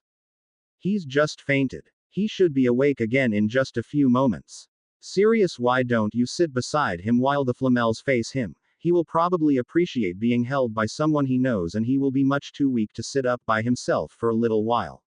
She left him with 2 potions that she insisted he feed Harry as soon as the young man awoke before going over to the buffet table to fill a small plate with food suitable for someone just waking up from a long coma.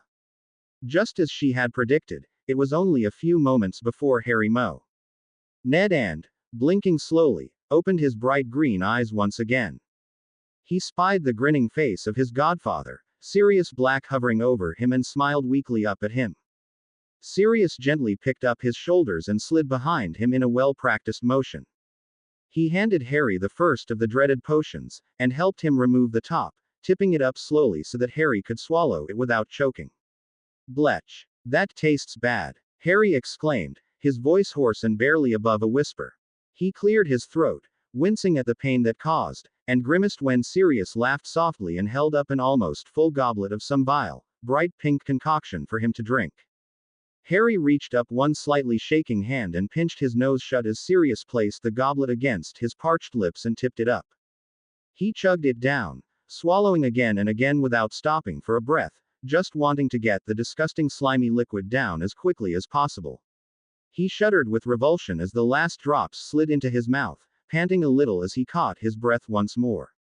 He gratefully leaned his too heavy head against the strong warm shoulder behind him and smiled, closing his eyes as the now familiar taste of Sirius flooded his senses. "You've been holding me a lot lately, haven't you, Siri?" Sirius nodded, pleased that Harry had reinvented the nickname that his mother had given him when she had gotten fed up with the overused and downright annoying Serious jokes the four marauders had used. Yes, pup, we all have.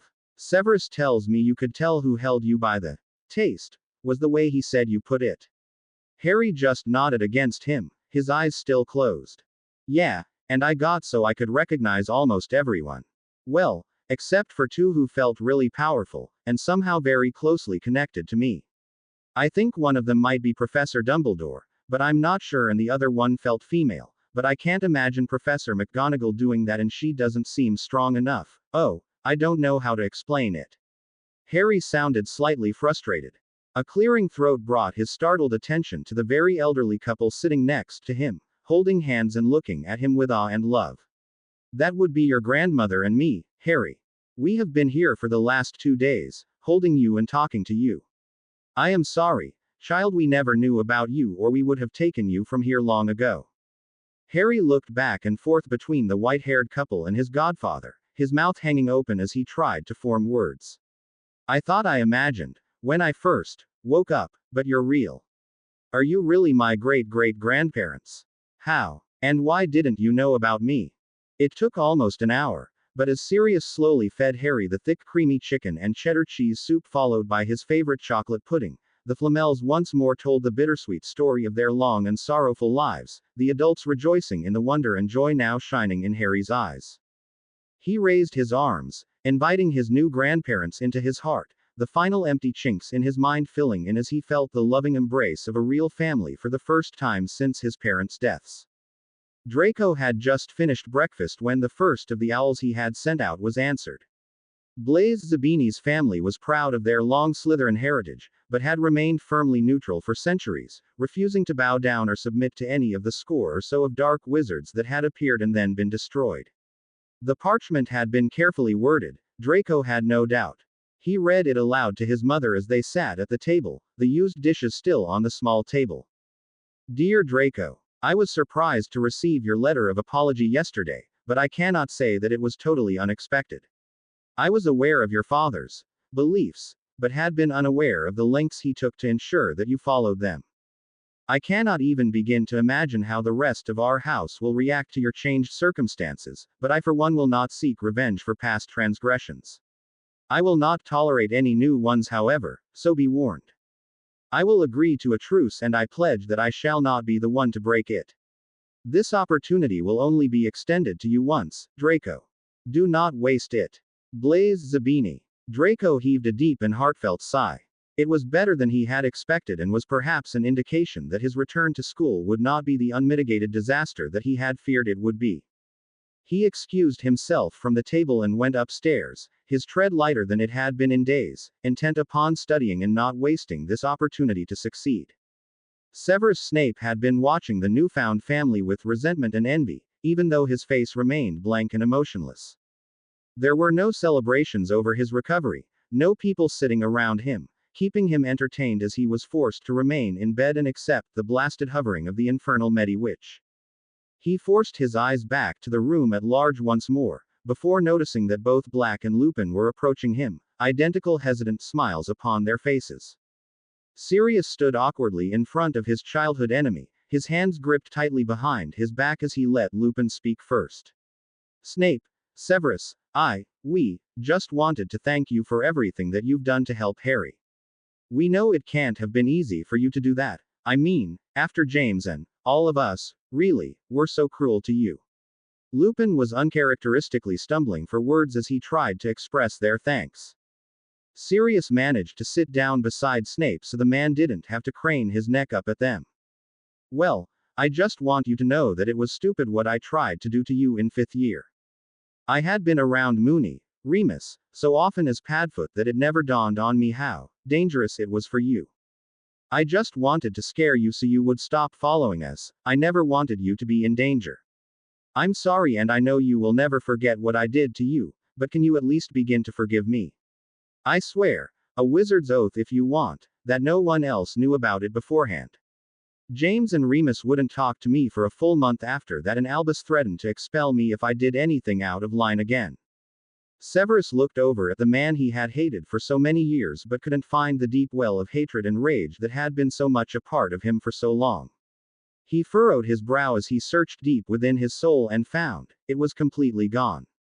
He could look back and think logically about everything that had happened between them, and it no longer brought up the overwhelming hatred and rage that he was so accustomed to feeling at the mere mention of Sirius' name.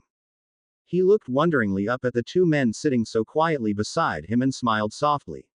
I suppose I can, Black. I admit I was a right mean bastard at times too. Remus let go of the breath he had been holding and leaned forward. I don't know if Albus has explained to you why Sirius wasn't expelled for endangering you, has he? No. I know he has tried to on several occasions, but I was never willing to even discuss the incident.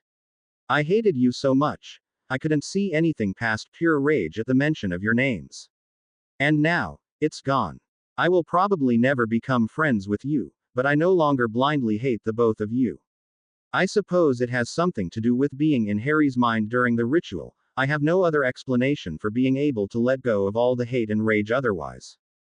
None of the three men had noticed the quiet arrival of Albus as they spoke. He sat down next to Severus on his bed and took one of his hands in both of his own. He leaned over and placed a soft and gentle key on Severus' forehead, surprising all three of the wizards watching. I am so pleased to hear that, my child. I can now tell you that my first choice would have been to expel Sirius for the impossibly stupid stunt he pulled, but that would have revealed Remus' problem and exposed him to the ministry. At the least, they would have forced him from Hogwarts, but my greatest fear was that they would have used the incident to have him killed for endangering another student.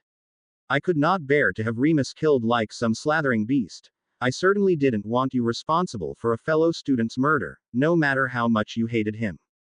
He patted the hand he still held between his and continued.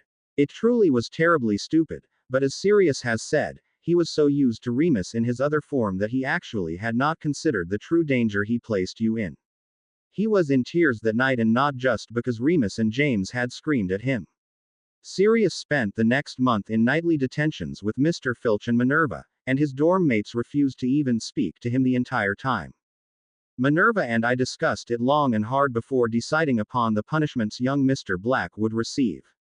There was also the very real possibility that expelling him and returning him to the rest of his family would condemn him to serving Tom Riddle as his brother, and the rest of his family eventually did.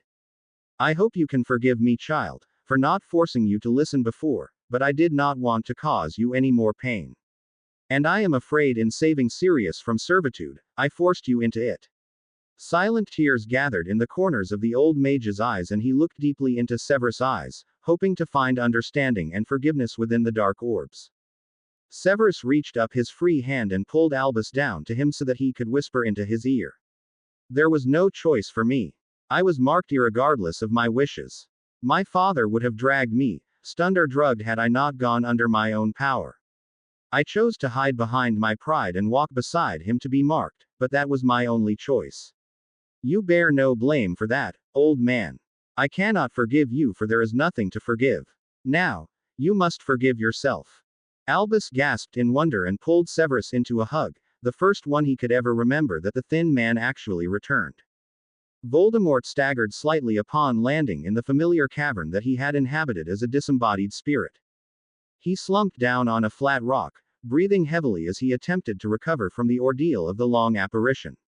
He had collapsed the formidable wards he had surrounded his father's old manor house back into himself, the inward rush of pure magic allowing him the energy needed for such a long and arduous trip, but that energy was now expended, and there were no more convenient wards or followers or Nagini to feed him energy while his own stores recharged.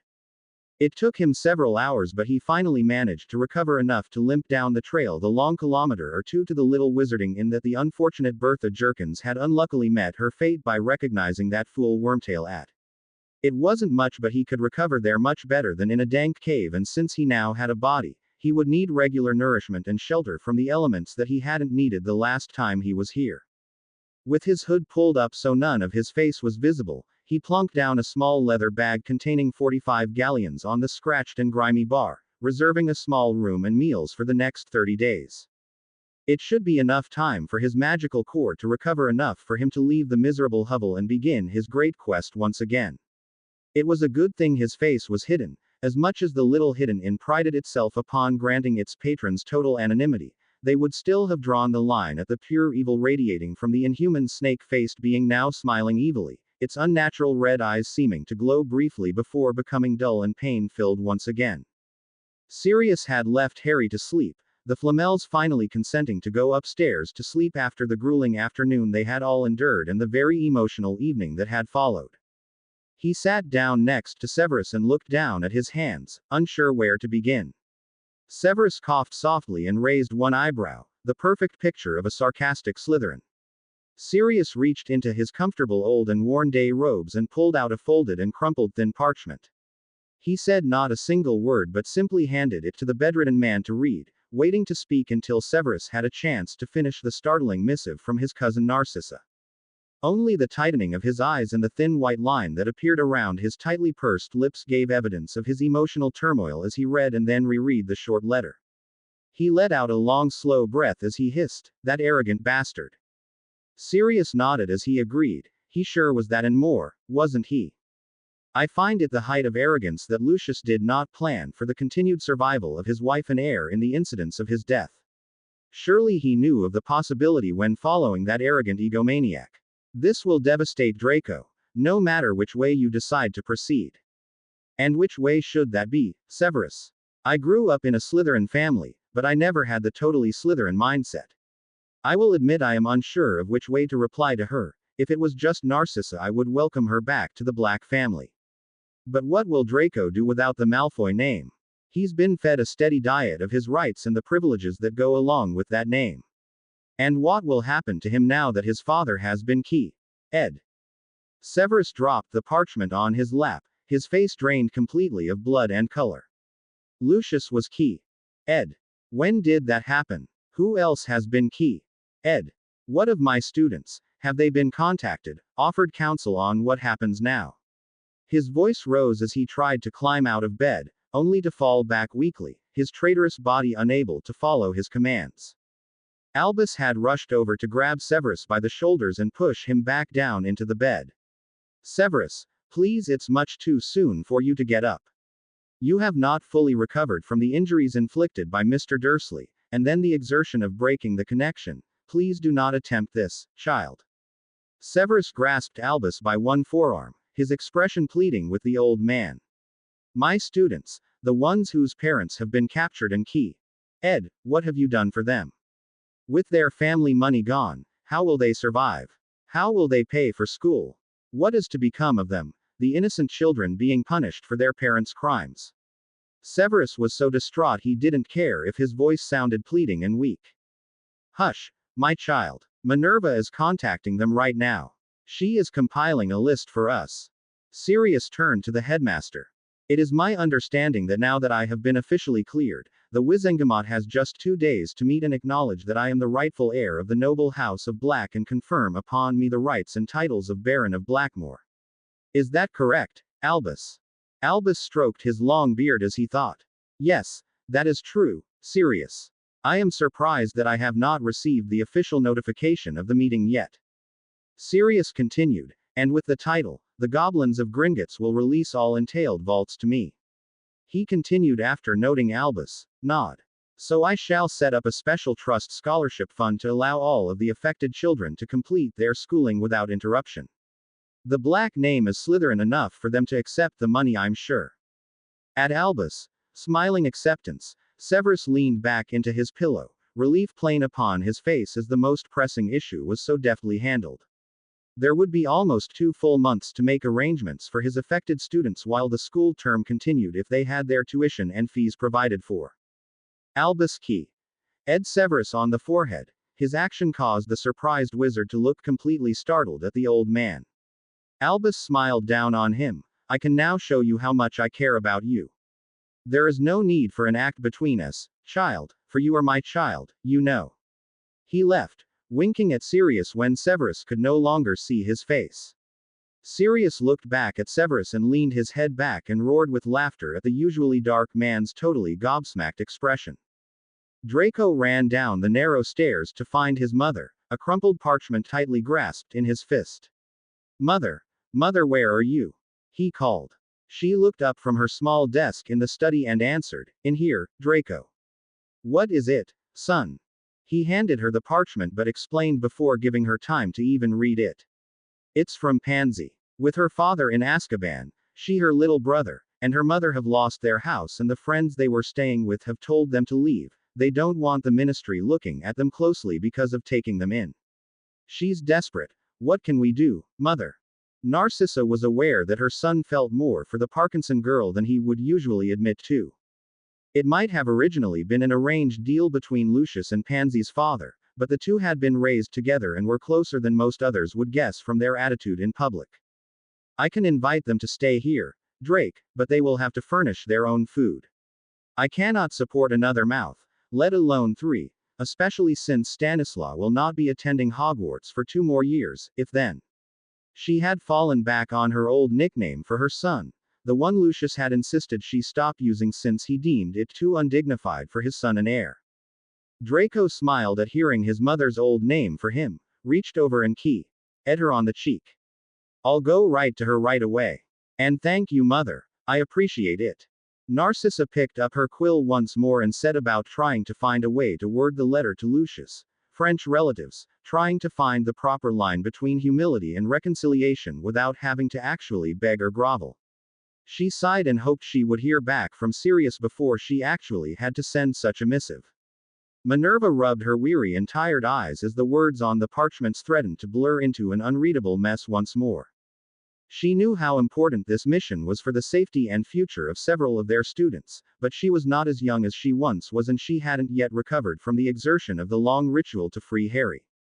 She certainly didn't begrudge him the effort, but Merlin, she was tired. She thought back to the short nap she had involuntarily had directly after the ritual ended and twin spots of color appeared on her cheeks. She would never admit it, but she had enjoyed her makeshift pillow and waking up to Albus, hand stroking the top of her head, her tight bun completely fallen down. She certainly wouldn't let anyone know how much she enjoyed being petted while in her animagus form. Most people assumed she became a cat because of her almost overwhelming curiosity about the world around her, but she thought her love of being touched, petted and just held might also have had some influence upon the choice her magic had made. With a rueful smile she forced herself back to her tasks. Thoughts like that were useless, she knew, and dreaming about what could never be certainly didn't get any work done. Percy almost turned around and walked out of the kitchen when he wandered in looking for some breakfast and only found Ron and Ginny sitting at the long wooden table. With one hand on the doorframe he debated, but before he could move Ron looked up from his mug of hot chocolate and muttered, "Don't let the flow fire burn your ass on the way out, Percy." Percy turned to glare at Ginny. "What are you looking at?" Ginny smiled evilly. "I used to think you were a pain in the neck, now I think the pain is much lower." Percy huffed, his face turning red as he yelled, "Well, at least I don't go around like a lovesick fool about someone who doesn't even know I exist." Ron laughed at him. "Nah, you just follow a guy with fewer brains than a mountain troll until he gets killed, and then you key up to a wizard with less of a backbone than a flobberworm." Ginny joined in the laughter. "That's right, Percy. You always said you were nobody's fool, but maybe you'll get lucky and somebody will adopt you anyway." Percy turned and rushed out the door, unwilling to hear any more, only to run into George and Fred on the stairs. "Where you going so fast, Percy? We have some news for you from the Daily Prophet." Percy couldn't help himself. "What news?" "You just came in third in the yearly beauty contest, right behind Grop and Umbridge." The twins leaned up against each other, laughing as their older brother sputtered at them, his face brighter than his red hair. Percy clenched his fists tightly and took a step towards them, only to be stopped by the sight of his mother coming out of the dining room behind them. "Oh, there you are, boys. Breakfast is on the table. Come on in while I find everyone else." "Yeah, Percy. Better eat up before you have to leave for work. I know it used to be checking cauldron bottoms, now it's making sure boogie-flavored Bots beans have the proper amount of boogies in each batch, right?" Molly smacked a twin with each hand as she passed them. "Boys, leave your brother alone. Let's just be a family for a while." All 3 boys looked chagrined as they walked into the dining room. Luckily there were several people already waiting, or the 3 might have given in to their urges to start a food fight. Severus had slept badly all night. The letter from Narcissa Malfoy and the plight of all of his students weighed on him too heavily for him to relax, plus he had spent an inordinate amount of time in sleep the last week or so. He looked up as Albus entered the room, a plate of steaming hot breakfast in each hand. He was followed by the Flamels and the two marauders who pulled up chairs so that they could all sit between the two beds. After handing a plate to Severus, who had managed to scoot himself up to sit against the headboard, Albus reached into a deep pocket and pulled out a thick roll of parchment before he sat down with his breakfast perched on a small table beside the head of the bed. Eat up, child, before it gets cold. And we can discuss what is to be done with your little snakes as we eat. Severus looked pointedly at Harry before he took a small bite of scrambled eggs with sautéed mushrooms and bell peppers, smothered in provolone cheese. Are you sure we should discuss this here, Albus? Oh, quite. With the prophecy looming and the events of the past year or so, it is important for all four houses at Hogwarts to come together. Plus, now that Sirius has guardianship of Harry, if he does as Narcissa asks, it would make Draco almost Harry's brother.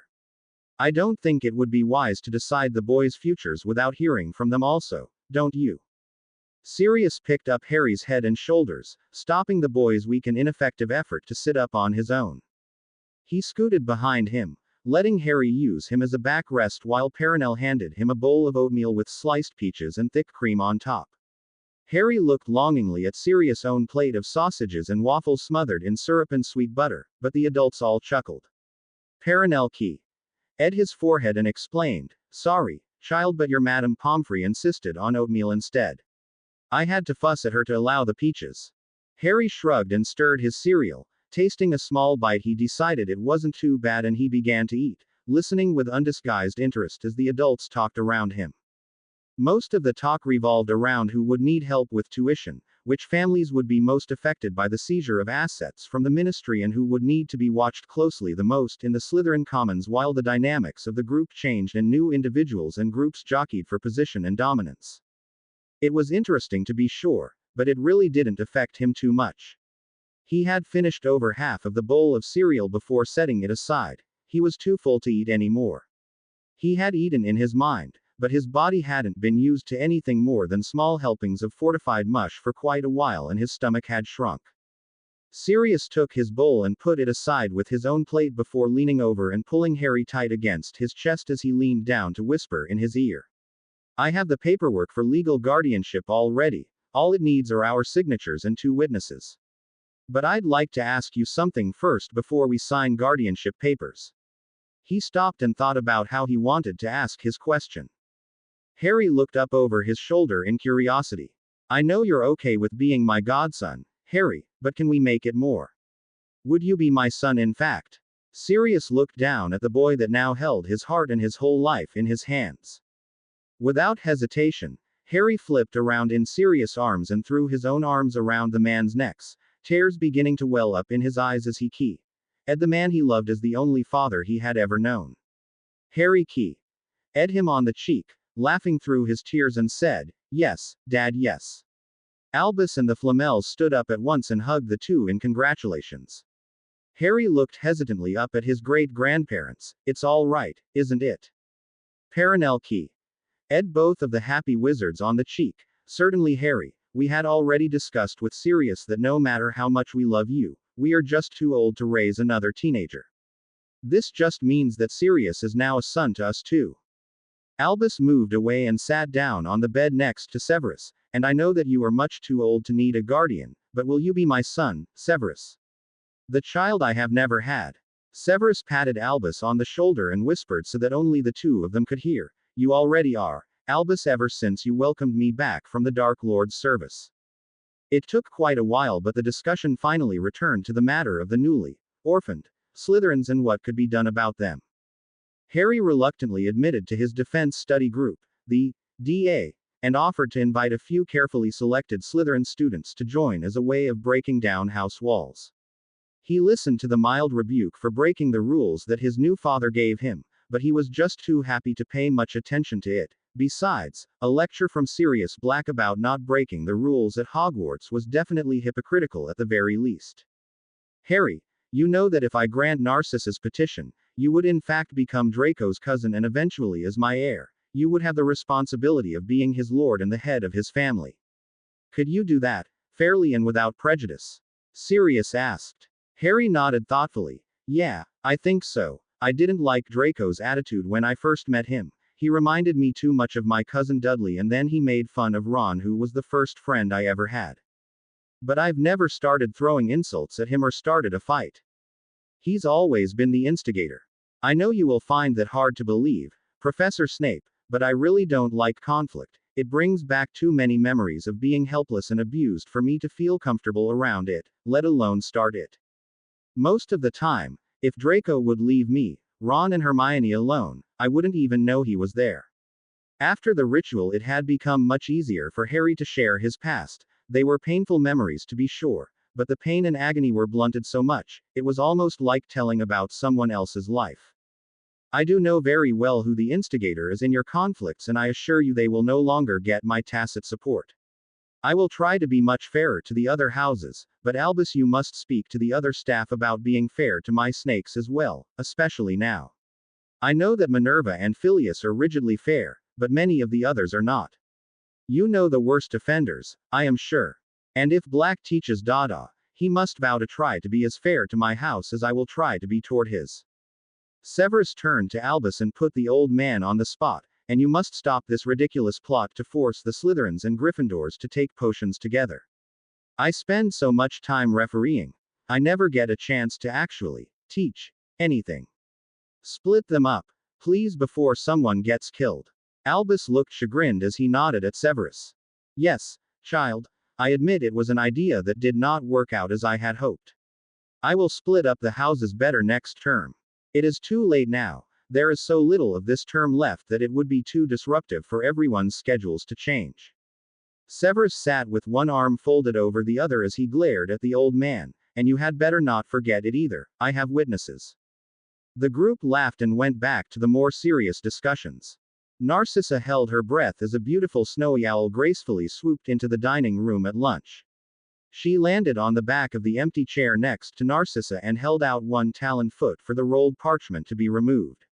Draco handed the owl a piece of ham off of his sandwich and watched his mother curiously as she seemed to be holding her breath as she read. Narcissa finished the long parchment and slumped into her seat in relief. She would not have to beg Lucius' relatives for assistance after all. Of course, she would now have to explain her idea and all of its ramifications to her son, which might actually be harder. She took a deep breath, her own lunch forgotten as she absent-mindedly reached up a hand to stroke the beautiful owl. Draco, I need you to listen to me and not interrupt until I have finished, please. I wrote to the head of my family a few days ago, and this is his answer. As you know, I was born Narcissa Black, and with the clearing of all charges against Sirius Black, he is to be acknowledged and confirmed as the Baron of Blackmore and the head of House Black. He has the power to arrange marriages, annul marriages, and the responsibility and duty to care for any unmarried women, widows, and orphans of the family. Draco nodded. He knew all of this from the frequent culture lectures his father had made him sit through. But he would now be head of the Malfoy family, wouldn't he? Why was his mother writing to her old head of house? He waited impatiently but silently for his mother to continue. I know that you were aware that Lucius and I barely tolerated each other. It was an arranged and very political marriage and nothing that either one of us wanted. I have asked Sirius Black, my cousin, to annul my marriage to Lucius, and he has granted my petition to be placed under his protectorate and care. It means that I am no longer a Malfoy and, if you so choose, neither are you. What? Without asking me? How could you do that, mother? Draco was shouting in fury that something so important to him had not been discussed with him before she wrote to Sirius Black. Calm down, Draco, and let me finish, or I will cast a body bind and you will listen anyway. Draco knew her threat wasn't a hollow one, so he forced himself back down onto his chair and clamped his lips tightly shut. As Draco Black, you will be supported and have resources that are no longer available to you. Sirius has informed me that he has adopted his godson, Harry Potter. Hush, and just listen. You will not be his heir, but you will be under his protection, something that you do not have now. The Black family has long been a power in Slytherin, and the name still yields weight that the Malfoy name will never again. She looked at her son shrewdly and laid the cards directly on the table. Sometimes blunt honesty was the best way to get through to the Slytherin ambition and cunning that her son had in overabundance. Be the disgraced and penniless son of a convicted and key-ed criminal, or the moneyed ward of a very powerful and titled lord, free to pursue a relationship with Pansy. You choose Draco, but know that this offer will not stay open long. I intend to take it, but Sirius has left the decision about your future up to you. Oh, and your abominable behavior towards Harry Potter, and the rest of Gryffindor will cease and desist either way, or we shall find ourselves disowned from both families. Now, go to your room and think about your future. She swept out of the room to go pen her answer to her new head of house, the owl floating down the hall silently after her, leaving her son to stare at his unfinished lunch, too deep in thought to eat. Percy had been humiliated, picked on and tormented all day, but he couldn't really say that he had expected anything else, especially from his younger 4 siblings. After all, he had lorded his being a prefect over them and then used his position as head boy to dock them points and lecture them at every opportunity. He even made himself sick thinking back on that horrific and pompous letter he had sent to Ron earlier in the year.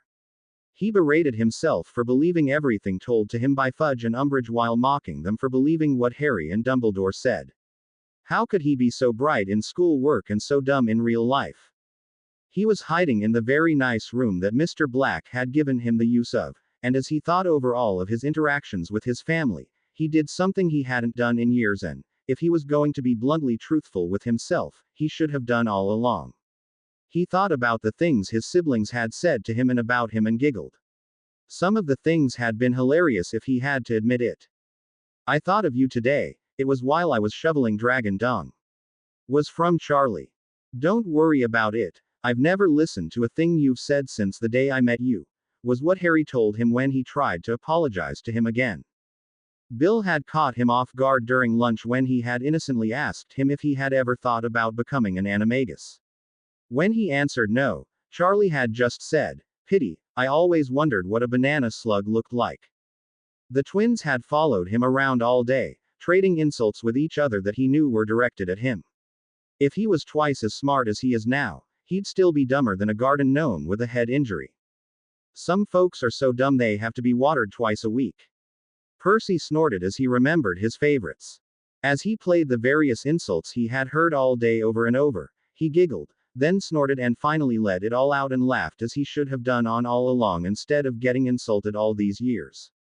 The book-smart boy had finally realized that laughter and love of his family were more important than prestige and power. Poppy came bustling into the living room just before supper time, Winky following behind with a tray full of potions and bandages. She stopped first at Harry's bed and made the small group of people around him move back so that she could check out his recovery. She tisk-tisked and humphed as she waved her wand. You are going to have to let him rest much more than you have today or he will never recover enough to return to school next week. She reached back to Winky and selected 4 different potions which she handed to Harry to drink. He gagged and coughed harder with each one. What was in that Madame Pomfrey?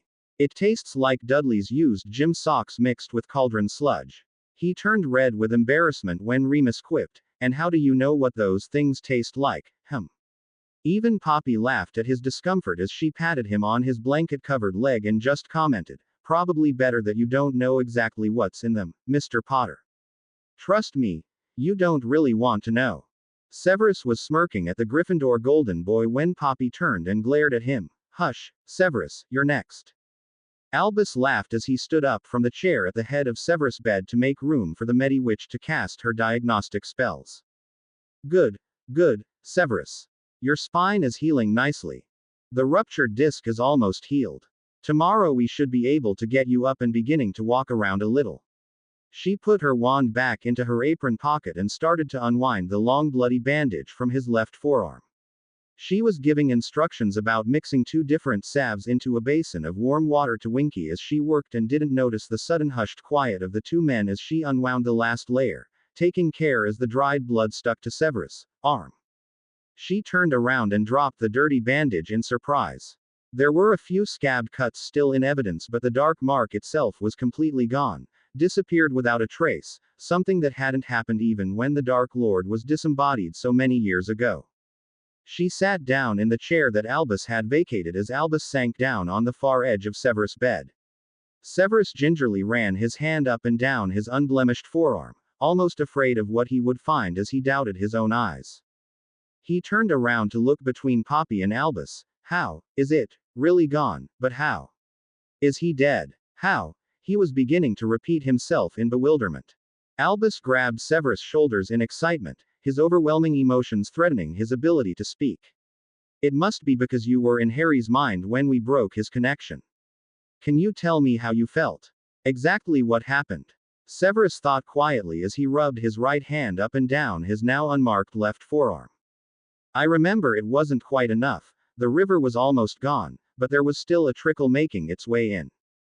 My arm was burning and it was distracting me, so I gathered up all of the hate and fear and pain I was feeling and fed all the power of those emotions to Harry for him to push the Dark Lord the last little bit out of his mind forever. I remember feeling suddenly lighter and happier than I can ever remember being, as if a heavy weight that had always been there was gone. The wall sealed up the opening. Harry passed out, but I managed to stay awake long enough to get us both down. Then I saw the deep crevasse in his mind filling in, layer after layer of clean white rocks. I fell asleep before it was done and then I woke up, here. Nicholas looked at Albus, his face solemn in deep reflection. I have heard you call Severus child, and my child, on several occasions over the last few days. Do you consider him your child, truly and beyond doubt? Albus nodded and simply stated, yes, for many years, but he wouldn't listen to me and turned away from me when I called him that. Now he no longer glares when I call him that. He smiled down at Severus, who forgot to even scowl in his surprise and the warm feeling deep in his chest at hearing Albus' words. But I thought you would never forgive me for tricking and hurting Harry. I treated him and the other children so badly and you were always so angry with me. I thought you didn't approve or even like me.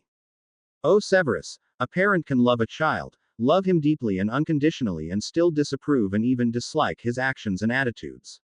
But that doesn't change the fact that you love your child. Look at Percy and his family. Do you think they have truly hated him this last year, or just that they disapproved of his choices and actions? A slight tinge of pink appeared on Severus' cheeks as he fully understood the reason that Albus had shown such disappointment and disapproval towards him all these years. And I didn't help it any by not understanding. I have never had a parent's unconditional love before. Nicholas coughed softly, drawing the attention of the two men back to the current discussion. I know, Severus, that you did not hear what Albus chanted while the rest of us focused our love and our magic on shielding Harry's mind from Voldemort. He said, embrace this child in love, surround him with our protection. Destroy the evil wizard's link, sever it with our love. Unleash the child's mind, destroy the evil and fill him with our love. Close the link, obstruct the pain, and sever the connection. And send it back upon the evil sorcerer, that he may feel the pain of this innocent child. A look of deep understanding filled Albus' face as he smiled broadly. Ah yes, I did not specify which innocent child I was asking for protection and to have the connection severed from, did I? That incantation fits both Harry and Severus, does it not? Nicholas nodded at his friend's epiphany, while Severus just looked thunderstruck. You think of me as an innocent child. I was a Death Eater. I am no innocent. I have blood on my hands and I always will, as you well know. Perenelle leaned over and patted Severus on the head, much as she had been doing to Harry all day. You did not choose that life now, did you, child? At his reluctant nod, she continued. You did what you had to survive and continue to do a very difficult task in order to save other lives, did you not? Severus still didn't look convinced, but it was difficult when three of the most powerful wizards in all of history ganged up on you. Poppy interfered at that moment and hustled everyone but Harry and Severus out of the room and off to dinner, telling them the two men needed to rest and that the elves would bring them dinner later after they had napped. Poppy put both hands on her hips and glared at the two, threatening to dose them with dreamless sleep if they didn't obey her command. Harry looked over at Snape and grinned, his lopsided smile infectious. Scary, isn't she? Severus just nodded as he scooted down on his bed and pulled up the blanket to his chin. You have no idea, Potter. You have no idea. Draco was sitting silent and distant when Narcissa entered the sunny room the next morning. She sat down opposite him, but she wasn't sure he even noticed her entrance. Drake, son, have you decided? I am afraid I must answer Lord Black so that arrangements can be made before you return to school this weekend. She was gentle but firm, thankful her voice revealed none of her inner turmoil. Draco heaved a theatrical sigh before looking up at his mother. There really is no choice, is there, mother? I refuse to serve that sick bastard, even if he would have me. And I have no future for myself, let alone one to share with Pansy as a Malfoy. I must accept my Lord Black's offer and make the best of it if I want any kind of a life. Narcissa smiled. She had been sure her son would choose the correct path. Now if he could just learn to hold his temper and keep his mouth shut, this might actually work out better for the two of them than if Lucius was still free and their fortune intact. She reached out and grabbed his hand. It will be better, Drake, you'll see. And you can now choose your own future and make your own name. Use this as the opportunity to excel on your own merits and not as a setback. Show what a real Slytherin is made of, son. I know that you can do it. She quickly finished her morning meal, anxious to send off her reply with the snowy owl that was still waiting patiently on the end of table. She then hurried out to help Draco and the old elf prepare rooms for the Parkinson family that would be arriving later that day. Pettigrew sat on the floor of his cell in Azkaban, his spread legs and a rolled-up blanket making a rough circle on the floor as he urged on the two cockroaches. Go, Blackie. Go, you can win, just a little farther. The goblins marching down the slimy hallway between the cells just smirked, their pointed teeth showing as they contemplated the madness of wizards. Voldemort used the last bit of coarse black bread to sop up the gravy of the almost meatless stew that had been left for his evening meal. A few turnips and carrots gave the brown glop texture and color but not much taste. His eyes flared dark red as he scratched the scab on his right eyebrow. How had that muggle-loving old coot managed to sever his mind connection with the brat? He snarled and plotted as he finished the last of the bitter mead in the small mug that completed his meal. He put the tray with the dirty utensils on the meager table in the corner and pulled a clean nightshirt out of his carpetbag before leaving his small room to trudge to the end of the hall. At least the community washroom would be empty at this time of night. The raucous laughter and ribald singing that wafted up the stairs signaled that the other occupants of the small inn were still downstairs. A too-short bath with not enough hot water didn't alleviate his evil mood as he rubbed himself dry on the tiny, roughly textured towel, his eyes narrowing and deadly when the towel moved enough to bear the newly burned dark mark on his own arm. Early the next morning, Minerva cornered Sirius as he was coming out of the kitchen, a large mug of steaming black coffee under his nose as he inhaled the aroma, waiting for the liquid to cool enough to drink. She grabbed him around the upper arm and led him like a wayward student into the empty study. Something I can help you with, Minerva? Or is this a delayed detention? Sirius was still rather euphoric about the happenings of the day before. It was hard not to with the almost physical manifestation of love that had suffused the room during and after the ritual. She pursed her lips, her hands clasped tightly together in front of her waist as she contemplated what she wanted to ask. Sirius, have you thought this through? It is a huge step between claiming guardianship and asking Harry to be your son. Are you ready for the responsibility? Can you grow up enough for him as emotionally and psychologically fragile as he is after all of the abuse? And more importantly, are you willing to stick around and endure what comes after the excitement of having a parent wears off? Harry has obviously never had a father. That miserable muggle, Dursley, doesn't deserve the title. Sirius blew across his hot mug, gingerly taking a small sip to give him time to formulate his answer. I've actually been thinking about it for a long time, Minerva. I had years of nothing but time to think. My years as a fugitive have pretty much killed any impulsiveness that was left from 12 years of rethinking and replaying every bad action, every bad decision I ever made in my life. When the Dementors would leave, you would lie on your cot and just think and wish you were able to go back and change everything, rethinking and replaying every decision, every action you ever made that turned out bad. I haven't been able to be there for Harry before, but I vow I will be there now. And with the ceremonies and investiture at the Wizengamot tomorrow morning, I have to declare an heir. If I do not adopt Harry, the position of the Black Heir is automatically passed to Draco Malfoy as my nearest male relative. He looked closely at her for her reaction. She sat down heavily on the desk chair, her face going white as the full implications of that happening filtered through her mind. She cleared her throat. It would be signing your own death warrant and the guaranteed marking of Mr. Malfoy, willing or not. Sirius nodded as he swallowed his coffee. You got it in one. Voldemort wouldn't be able to pass up unlimited access to such a fortune and the seat on the Wizengamot Inner Council that the Lord of Blackmore controls. And because Draco is still a minor, he would just appoint one of his toadies as guardian, the fortune would be siphoned off and Draco would be discarded as useless before he came of age. And it would all be legal. I don't know the exact total of the 6 Black family vaults, but last I heard it made Lucius Malfoy look like a pauper. Several of the oldest families have been absorbed through marriage into the Black family and the combining of the family wealth added to the Black coffers. And as my heir and son, I can protect Harry and train him in how to manage an estate. Even though the Potter estate isn't quite as large, now that we know he has inherited the Ravenclaw estate and stands to inherit from the Flamels, he will need serious training and advice lest he fall prey to the vultures.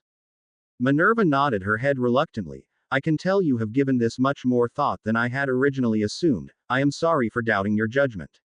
I had, though it was a spur of the moment offer, based upon the euphoria and exhilaration that affected us all so much yesterday. I don't think I have ever been so aware of the connection between strong emotion and magic as I was yesterday. Sirius barked a short laugh. Yes, even our resident cynic was overwhelmed with the love yesterday. I wonder how he will react today when he remembers what happened and what he said, in public, yesterday. Minerva joined in his laughter. Well, let's just go see if the 2 patients are awake yet then, shall we? Albus stood on the circular staircase as it turned upward towards his office. A pleased and happy smile graced his lips, his eyes twinkling merrily. That was the most enjoyable and productive board of directors meeting I have ever attended. Without Lucius and his cronies, we actually got some real changes pushed through. And the 6 new directors actually had some sound suggestions.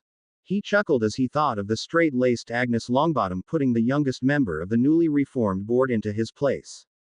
Of course, young was a relative term. Cyrus Baxley was pushing the far side of 40, but compared to the other board members, that was a young chicken. Mr. Baxley had suggested that the school uniform be either scrapped or greatly modified toward more Muggle-style clothing, and the rest of the board, particularly Mrs. Longbottom, had been very vocal in their disapproval. But most of the other suggestions had some merit, and some would even be implemented by the following fall term. He rubbed his hand through his long beard as he contemplated the new staff he would have to find. Dada would be taken care of by Sirius. He was well qualified, a pureblood, trained as an Auror, extremely wealthy, not a werewolf, or a host for an evil Dark Lord, and most important of all, he intended to stay as the Dada professor for the foreseeable future. He thought with satisfaction about finally being able to force Professor Binns to move on to the afterlife. Now, he just had to find a more stimulating and interesting teacher. The suggestion that the Muggle Studies professor be either a squib who lived as a Muggle or an actual Muggle who already knew about magic was an idea he had contemplated many times over his long tenure, but the makeup of the old board had precluded anyone who was not a pureblood from being hired to teach anything at Hogwarts. And then the new classes of wizarding culture, magic and the law, and business in the magical and Muggle world would not only need professors but a whole curriculum developed for each. He knew he could convince Poppy to set up and oversee the suggested magical healing course that would be even more necessary in the coming years. It had been taught in the past, but when the last healing teacher had retired, the course had been stricken from the castle. Albus rubbed his hands together in anticipation. Soon he would be overwhelmed and bogged down with decisions and the sheer volume of work required in beginning implementing all of the sweeping changes, but for now he could just relish the progress that had been accomplished in such a short amount of time. Poppy relished waking up her 2 patients and beginning their physical therapy program. She always delighted in the improvement in her patients. She really got much too personally involved with her patients. Which was the major reason she had left Street Mungo's, even though she was well qualified and in fact a formidable healer whose great talents were somewhat wasted as the matron at Hogwarts, but she could watch her students grow and develop, care for them for 7 long years and even watch over them as they left school for their adult lives. Something she had never been able to do with the see them, heal them and send them on their way mentality of the magical hospital. She rubbed her hands together to at least warm them up a little before pulling the covers down from the deeply sleeping Harry Potter. She smiled as his eyes flashed open with the shock of the cold air. All right, Mr. Potter, you have lazed about in bed long enough, time to get up and moving. She held her hands down so that he could grab hers, stabilizing him as he swung his pale legs around to sit up, swaying as a wave of dizziness swept over him. She flicked her wand, exchanging his hospital gown for a pair of muggle sweatpants and warm sweatshirt. Waiting just long enough for the vertigo to subside, she pulled gently on his hands, encouraging him to stand up. You must be able to attend the Wizengamot meeting tomorrow at 11 a.m. So you must be up and moving, Mr. Potter. Harry looked around wildly. Where is everyone? Where's Sirius? He looked bewildered at the now virtually empty room, the only witness to Madame Pomfrey, and he was a smirking Professor Snape, propped up with several plump pillows in his own bed now moved further across the large room. Poppy looked down at the boy as he trembled on weak legs, and answered, They all have things to be getting on with, they will be in and out all day today, but for now, you are mine. She turned and looked over her shoulder at the satisfied snort that came from Snape's bed. You're next, Severus, and I imagine your attempts will be even less successful. After all, Mr. Potter is only weak from being in bed so long. You are recovering from a ruptured disc and a broken back. It will be much longer and more work to get you up and moving. So if you don't want Mr. Potter laughing at your efforts, I would suggest you lie still and anticipate your own turn. She turned back to Harry with a satisfied gleam in her eyes as she encouraged Harry to stand up by himself. Harry wobbled a little as he let go of first one hand and then the other, finally managing to stand unsupported after a few minutes of hard work. He tentatively took a single small step, shuffling his foot forward instead of truly picking it up, but he did manage without falling. He took several more small steps, Madame Pomfrey encouraging him with each successful effort. By the time he was 5 feet from the bed, his hair was plastered to his forehead with sweat and he was literally shaking with the exertion.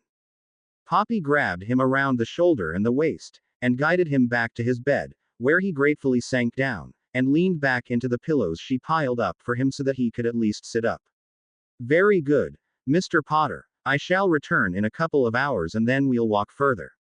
Rest now and breakfast will be here soon. She got an evil look in her eyes and turned away from him, her glance falling upon her next victim. Severus cringed from the evil menace heading his way. He had been badgered and tormented by the Medowitch since his own student days and had never managed to completely overcome the conditioning. He crossed his arms over his chest in defiance and raised a single elegant eyebrow in insolence. Poppy just charged on, totally ignoring his most intimidating glare, the one guaranteed to make an entire class of first years cower into stuttering silence. She waved her wand, changing his pajamas into a set of soft sweats, and gleefully grasped the covers, pulling them out of his weakened grasp with a soft chuckle. She held her hands out wordlessly to Severus, offering silent support to help him turn in the bed and stand up. He pushed her hands away impatiently, and tried to swing his legs around, only to flip his whole body off the bed when his legs refused to comply. Only Poppy's quick action of grabbing him in her surprisingly strong grip saved him the ignobility of flopping off the edge of the bed and landing in an ungraceful heap face first on the floor. She chuckled again and offered her hands again. Curling his upper lip into a snarl, he grudgingly accepted her help and tried to swing his legs again. He finally managed to move his legs off of the bed, but the effort left him shaking and sweating. He wasn't sure how much more effort he would be capable of, but he was damn sure he wouldn't let Potter make more progress than he did. After letting him sit for several moments, chest heaving with exertion, Poppy pulled his hands up slightly, encouraging Severus to try to stand up. Severus bent his back forward to shift his weight preparatory to standing and gasped, the sharp stab of agony bringing unwanted tears to his eyes with its intensity. He couldn't stop the long moan of agony that escaped his pursed lips and the sudden dizziness that caused his vision to tunnel in with blackness. Poppy smiled with satisfaction. She knew from long experience with Severus Snape that he would never listen to her advice and had to learn about his limitations by himself, not that he would ever admit to any. She helped the poor man back against the pillows, lifting his almost useless legs up and covering him with the blanket, casting a warming charm to make him more comfortable. She waited, one eyebrow raised until he managed to open his eyes again and glower up at her. Pain potion, Severus. She didn't wait for an answer but grabbed one from the small table at the head of his bed and opened it with well-practiced ease. She picked up his head and put the vial to his lips where he swallowed without comment. She waited several minutes for the potion to work its way through his body as she sat on the edge of his bed. As soon as she saw the pain wrinkles leave his face, she patted his hand and explained. You were severely injured, Severus, and in fact you nearly died. It will take a while to recover. I will not lie to you. Or sugarcoat it. It will be painful and hard work, but you will recover fully, eventually. For now, you will need to concentrate on exercises to stretch and strengthen your back muscles. I will be back after breakfast to give you a therapeutic massage, and show you some exercises that you can do while lying in bed. Now just rest for a few minutes while I see about some breakfast for the two of you. With a final pat of his hand, she reached up over his head and pulled down a very welcome sight. His wand. He reached for it eagerly and ran his hands up and down the well-worn and beloved length, finally feeling whole again. As Poppy stood and left the room, he gave the long smooth wood one final stroke before tucking it under his pillow, easily accessible if he needed it, but safe. Draco paced back and forth in the narrow entranceway, chewing on his bottom lip in anxiety. He had helped his mother clean and prepare rooms for the Parkinsons, and they were due to arrive at any minute. His mother called out from her place in the study, "Relax, Drake, they should be here any moment." Just as she finished speaking, a hesitant knock sounded on the sturdy oak door, and Draco grabbed the iron handle and yanked it open before a second knock could sound. Pansy stood startled, her hand upraised to knock again, stopping just short of hitting Draco in the chin. She looked at his face, seeing the old him for the first time in a long time, the Malfoy mask of arrogant disdain gone. She smiled coyly and asked, "Going to ask us in, Draco?" Mrs. Parkinson met Narcissa's eyes with a knowing look as the tall, graceful woman exited the study to greet her guests. Stanislaus stood half hiding behind his mother, the events of the past week having shattered his whole life. First his father had been arrested, tried and then their house and belongings had been seized. They had moved in with the Baddock family, but that had only lasted a few short, very tension-filled days. And now his mother and sister had brought him out here, somewhere else unknown. The 9-year-old boy was understandably nervous and uncertain about the future. His mother pushed him forward with a firm hand upon his back and introduced him to the Malfoys, his new hosts. Sirius was ready to pull his own hair out. He had been shuffled from one cranky bureaucrat to the next, one ministry department to the next, in a seemingly endless circle of paperwork, all necessary to be completely filled out before he would be allowed to claim guardianship and adoption of his godson. The paperwork he had signed regarding his own innocence and the reinstatement of all of his rights as a fully qualified wizard had been much less complicated and only involved a single department. With the signed and certified paperwork from the Department of Magical Law Enforcement, he had excitedly walked down to the Department of Adoptions, only to be sent to the Department of Wizarding Children's Services, since there was an open case involving Harry and his Muggle relatives. That had involved a mountain of paperwork before all of the Dursleys' rights to Harry had been revoked and his own godfather status had been proved with a copy of James and Lily's will. Thankfully, the paperwork that Amelia had provided stated that he had been cleared of all charges and was deemed an upstanding and productive member of society, or he would have had to wait for an investigation. A copy of his own Gringotts account proved he was not only capable of providing for himself but also a minor child, but that had involved a trip to the Financial Services Department at Gringotts only to return to the first department again. Finally, armed with a file folder full of documents from them, he had irritably waited for the elevator up 3 floors to the Department of Adoptions. He had to wait an interminable 45 minutes for a caseworker to be available to even open a case file for him. He yanked on his hair again, chewing on his lip to keep from screaming at the balding, overly officious man and his damned paperwork. He held his temper in check as he provided the involuntary release of custody for the Dursleys, followed by the parchment that proved Harry's relationship with the Flamels, while voluntarily releasing their rights to custody to Sirius, citing their advanced age as the reason.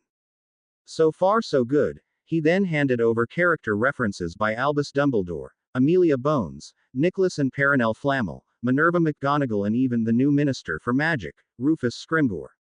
The officious little rat took his time reading each of the notarized statements, his little nose wrinkling up over a pretentious handlebar mustache as he read them.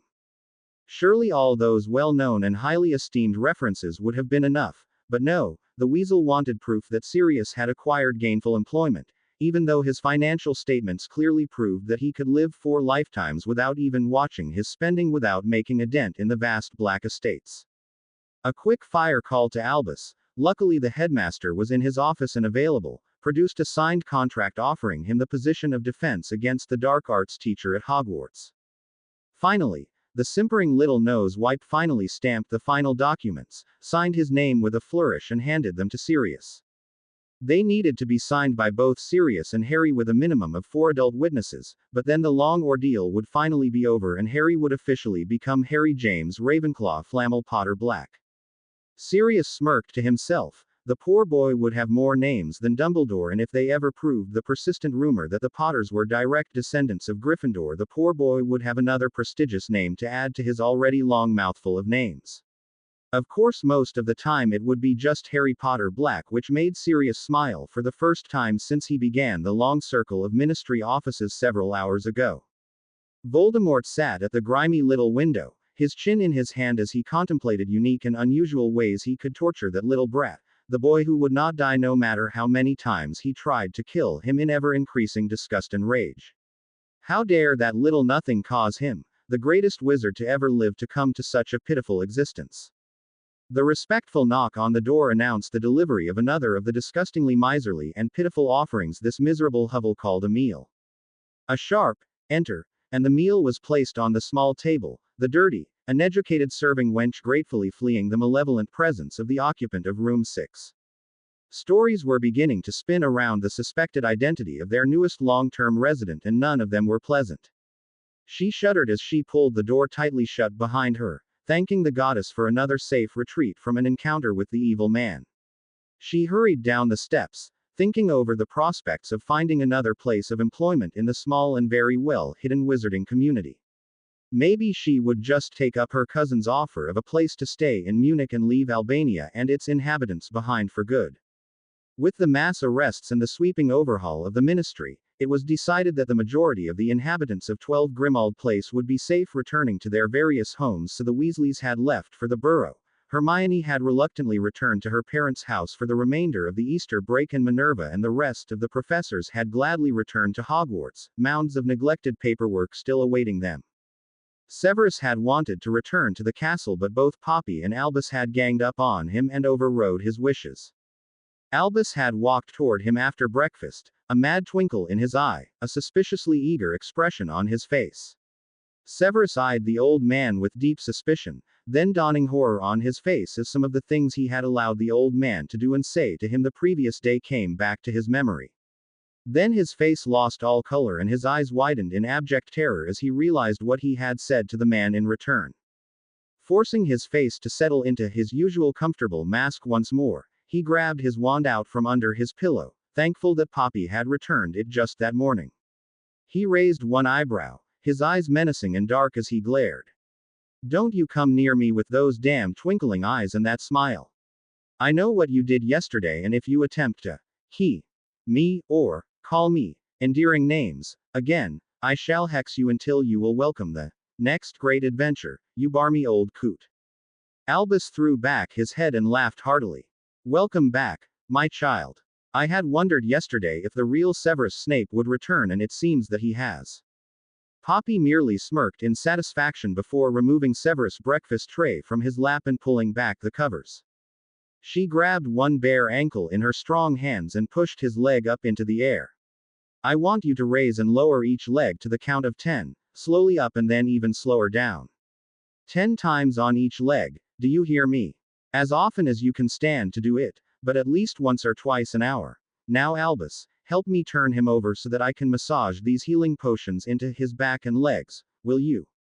Severus glowered over to where the Potter brat, no Harry, now, was looking at him, trying hard not to laugh. "I can still deduct points and give you detention, Mr. Potter. I demand the respect due to me regardless of the present circumstances." His voice oozed with sarcasm and scorn. Harry gulped loudly and looked down at his own half-eaten breakfast. "Yes, sir," he said, hoping the presence of the headmaster and Madame Pomfrey would alleviate the possibility of retaliation from his potions professor. He knew his own embarrassment over the revelations in his mind of the last few days would be nothing to the humiliation and embarrassment the professor would be feeling just knowing that Harry had seen him totally helpless and suffering. At least Snape didn't know that he had heard him pleading with his father to stop beating him. At least Harry hoped he didn't know. he just knew he wouldn't be bringing up the subject anytime soon, or ever for that matter. George, Fred and Ron were busy throwing garden gnomes over the hedge, the mindless and familiar activity allowing for uninterrupted conversation and planning. So what do you think we should do to old Snape for what he did to Harry? Ron asked his brother as he twirled a gnome by its feet, watching with satisfaction as the small being flew in a long graceful arc before landing well past the hedge. What do you mean, little bro? Asked George as he scrambled to catch an escaping gnome. I overheard Mum talking to Professor McGonagall that Harry's coma was caused by him snooping in the old greasy Git's pensieve. Apparently the bastard had made up a horrendous fake memory that destroyed Harry's faith in his father. I don't know exactly what the memory contained, but the old prune said it was deliberate and was a trap just for Harry. Ron had stopped throwing gnomes to face his two older brothers. They looked at each other, contemplative expressions on both redheads as they silently communicated with each other. Let us think on it a while. Fred finally said, his expression turning to glee at the thought of pranking the old bat.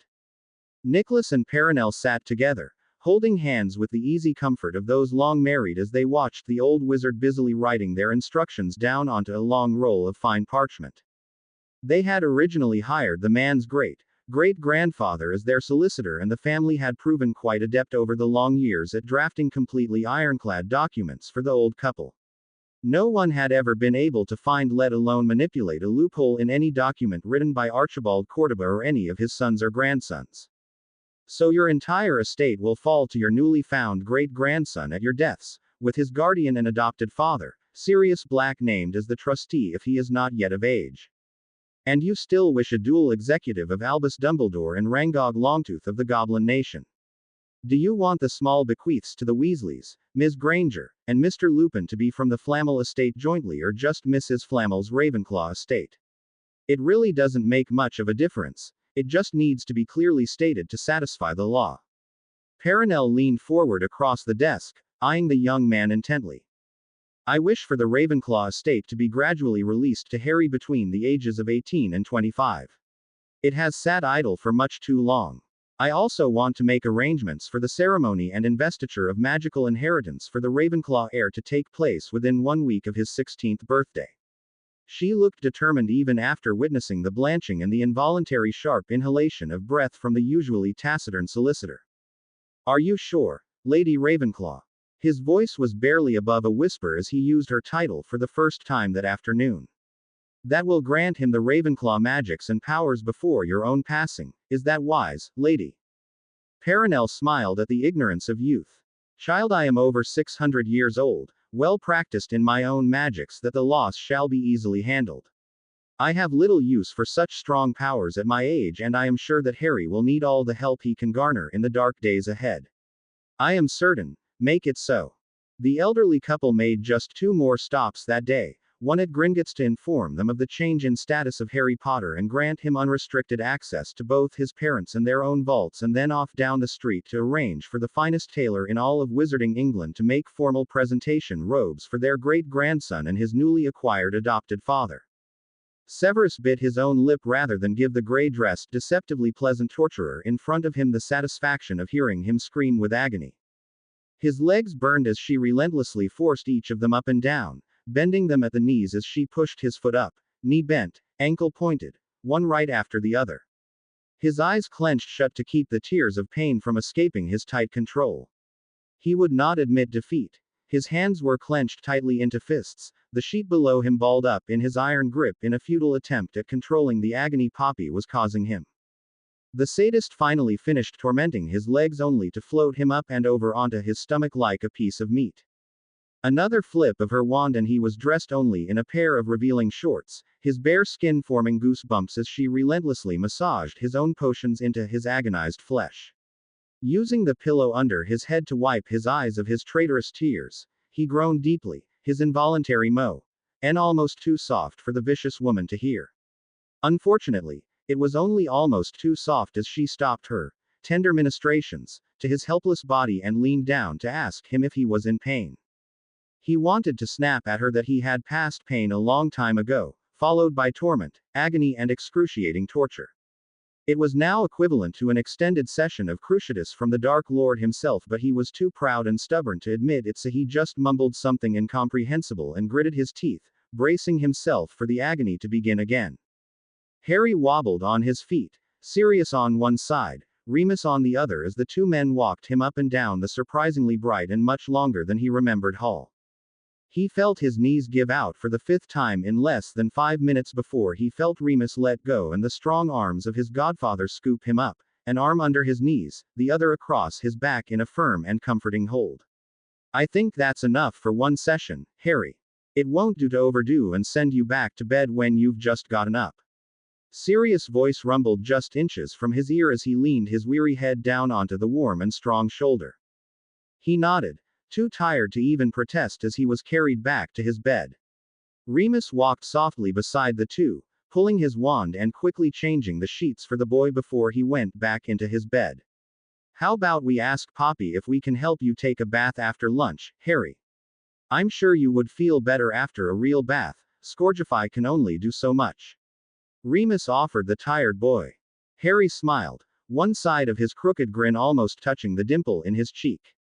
That'd be great, Moony, he managed to say before his eyes drooped, too heavy for him to open them again. Sirius looked over at where Poppy was busy giving a therapeutic massage to a grumbling and obviously in great pain Severus Snape. Remus followed his eyes and smiled before commenting softly, hate to say it but it's easier to relate to the familiar, greasy git, than the emotional, kind man of yesterday, isn't it? Sirius nodded in agreement. Yeah, almost didn't know how to relate to the new Snape, but at least we got the air cleared between us about the past. I still haven't forgiven the git for the planted memory yet. And I don't even know how to bring up the subject with Harry. His recovery is just so fragile. I don't want to do anything to break him again. I don't know if I could live through that again. Remus sat down on the edge of Harry's bed, absent-mindedly brushing the dirty hair off of the boy's forehead. I know what you mean, Patty. But it will have to be dealt with sometime. Severus is going to have to admit the truth of what he did to Harry before the two will be able to get past this. I know, but they are both such proud, stubborn men. I can't give you an answer, friend, since I don't have one myself. The two sat in companionable silence for a few minutes before conversing about what the upcoming days would bring to the emotionally fragile and just barely recovering child sleeping so peacefully beside them. To be continued. I hope you enjoyed this story. Also remember to subscribe and like this video. See you in the next video.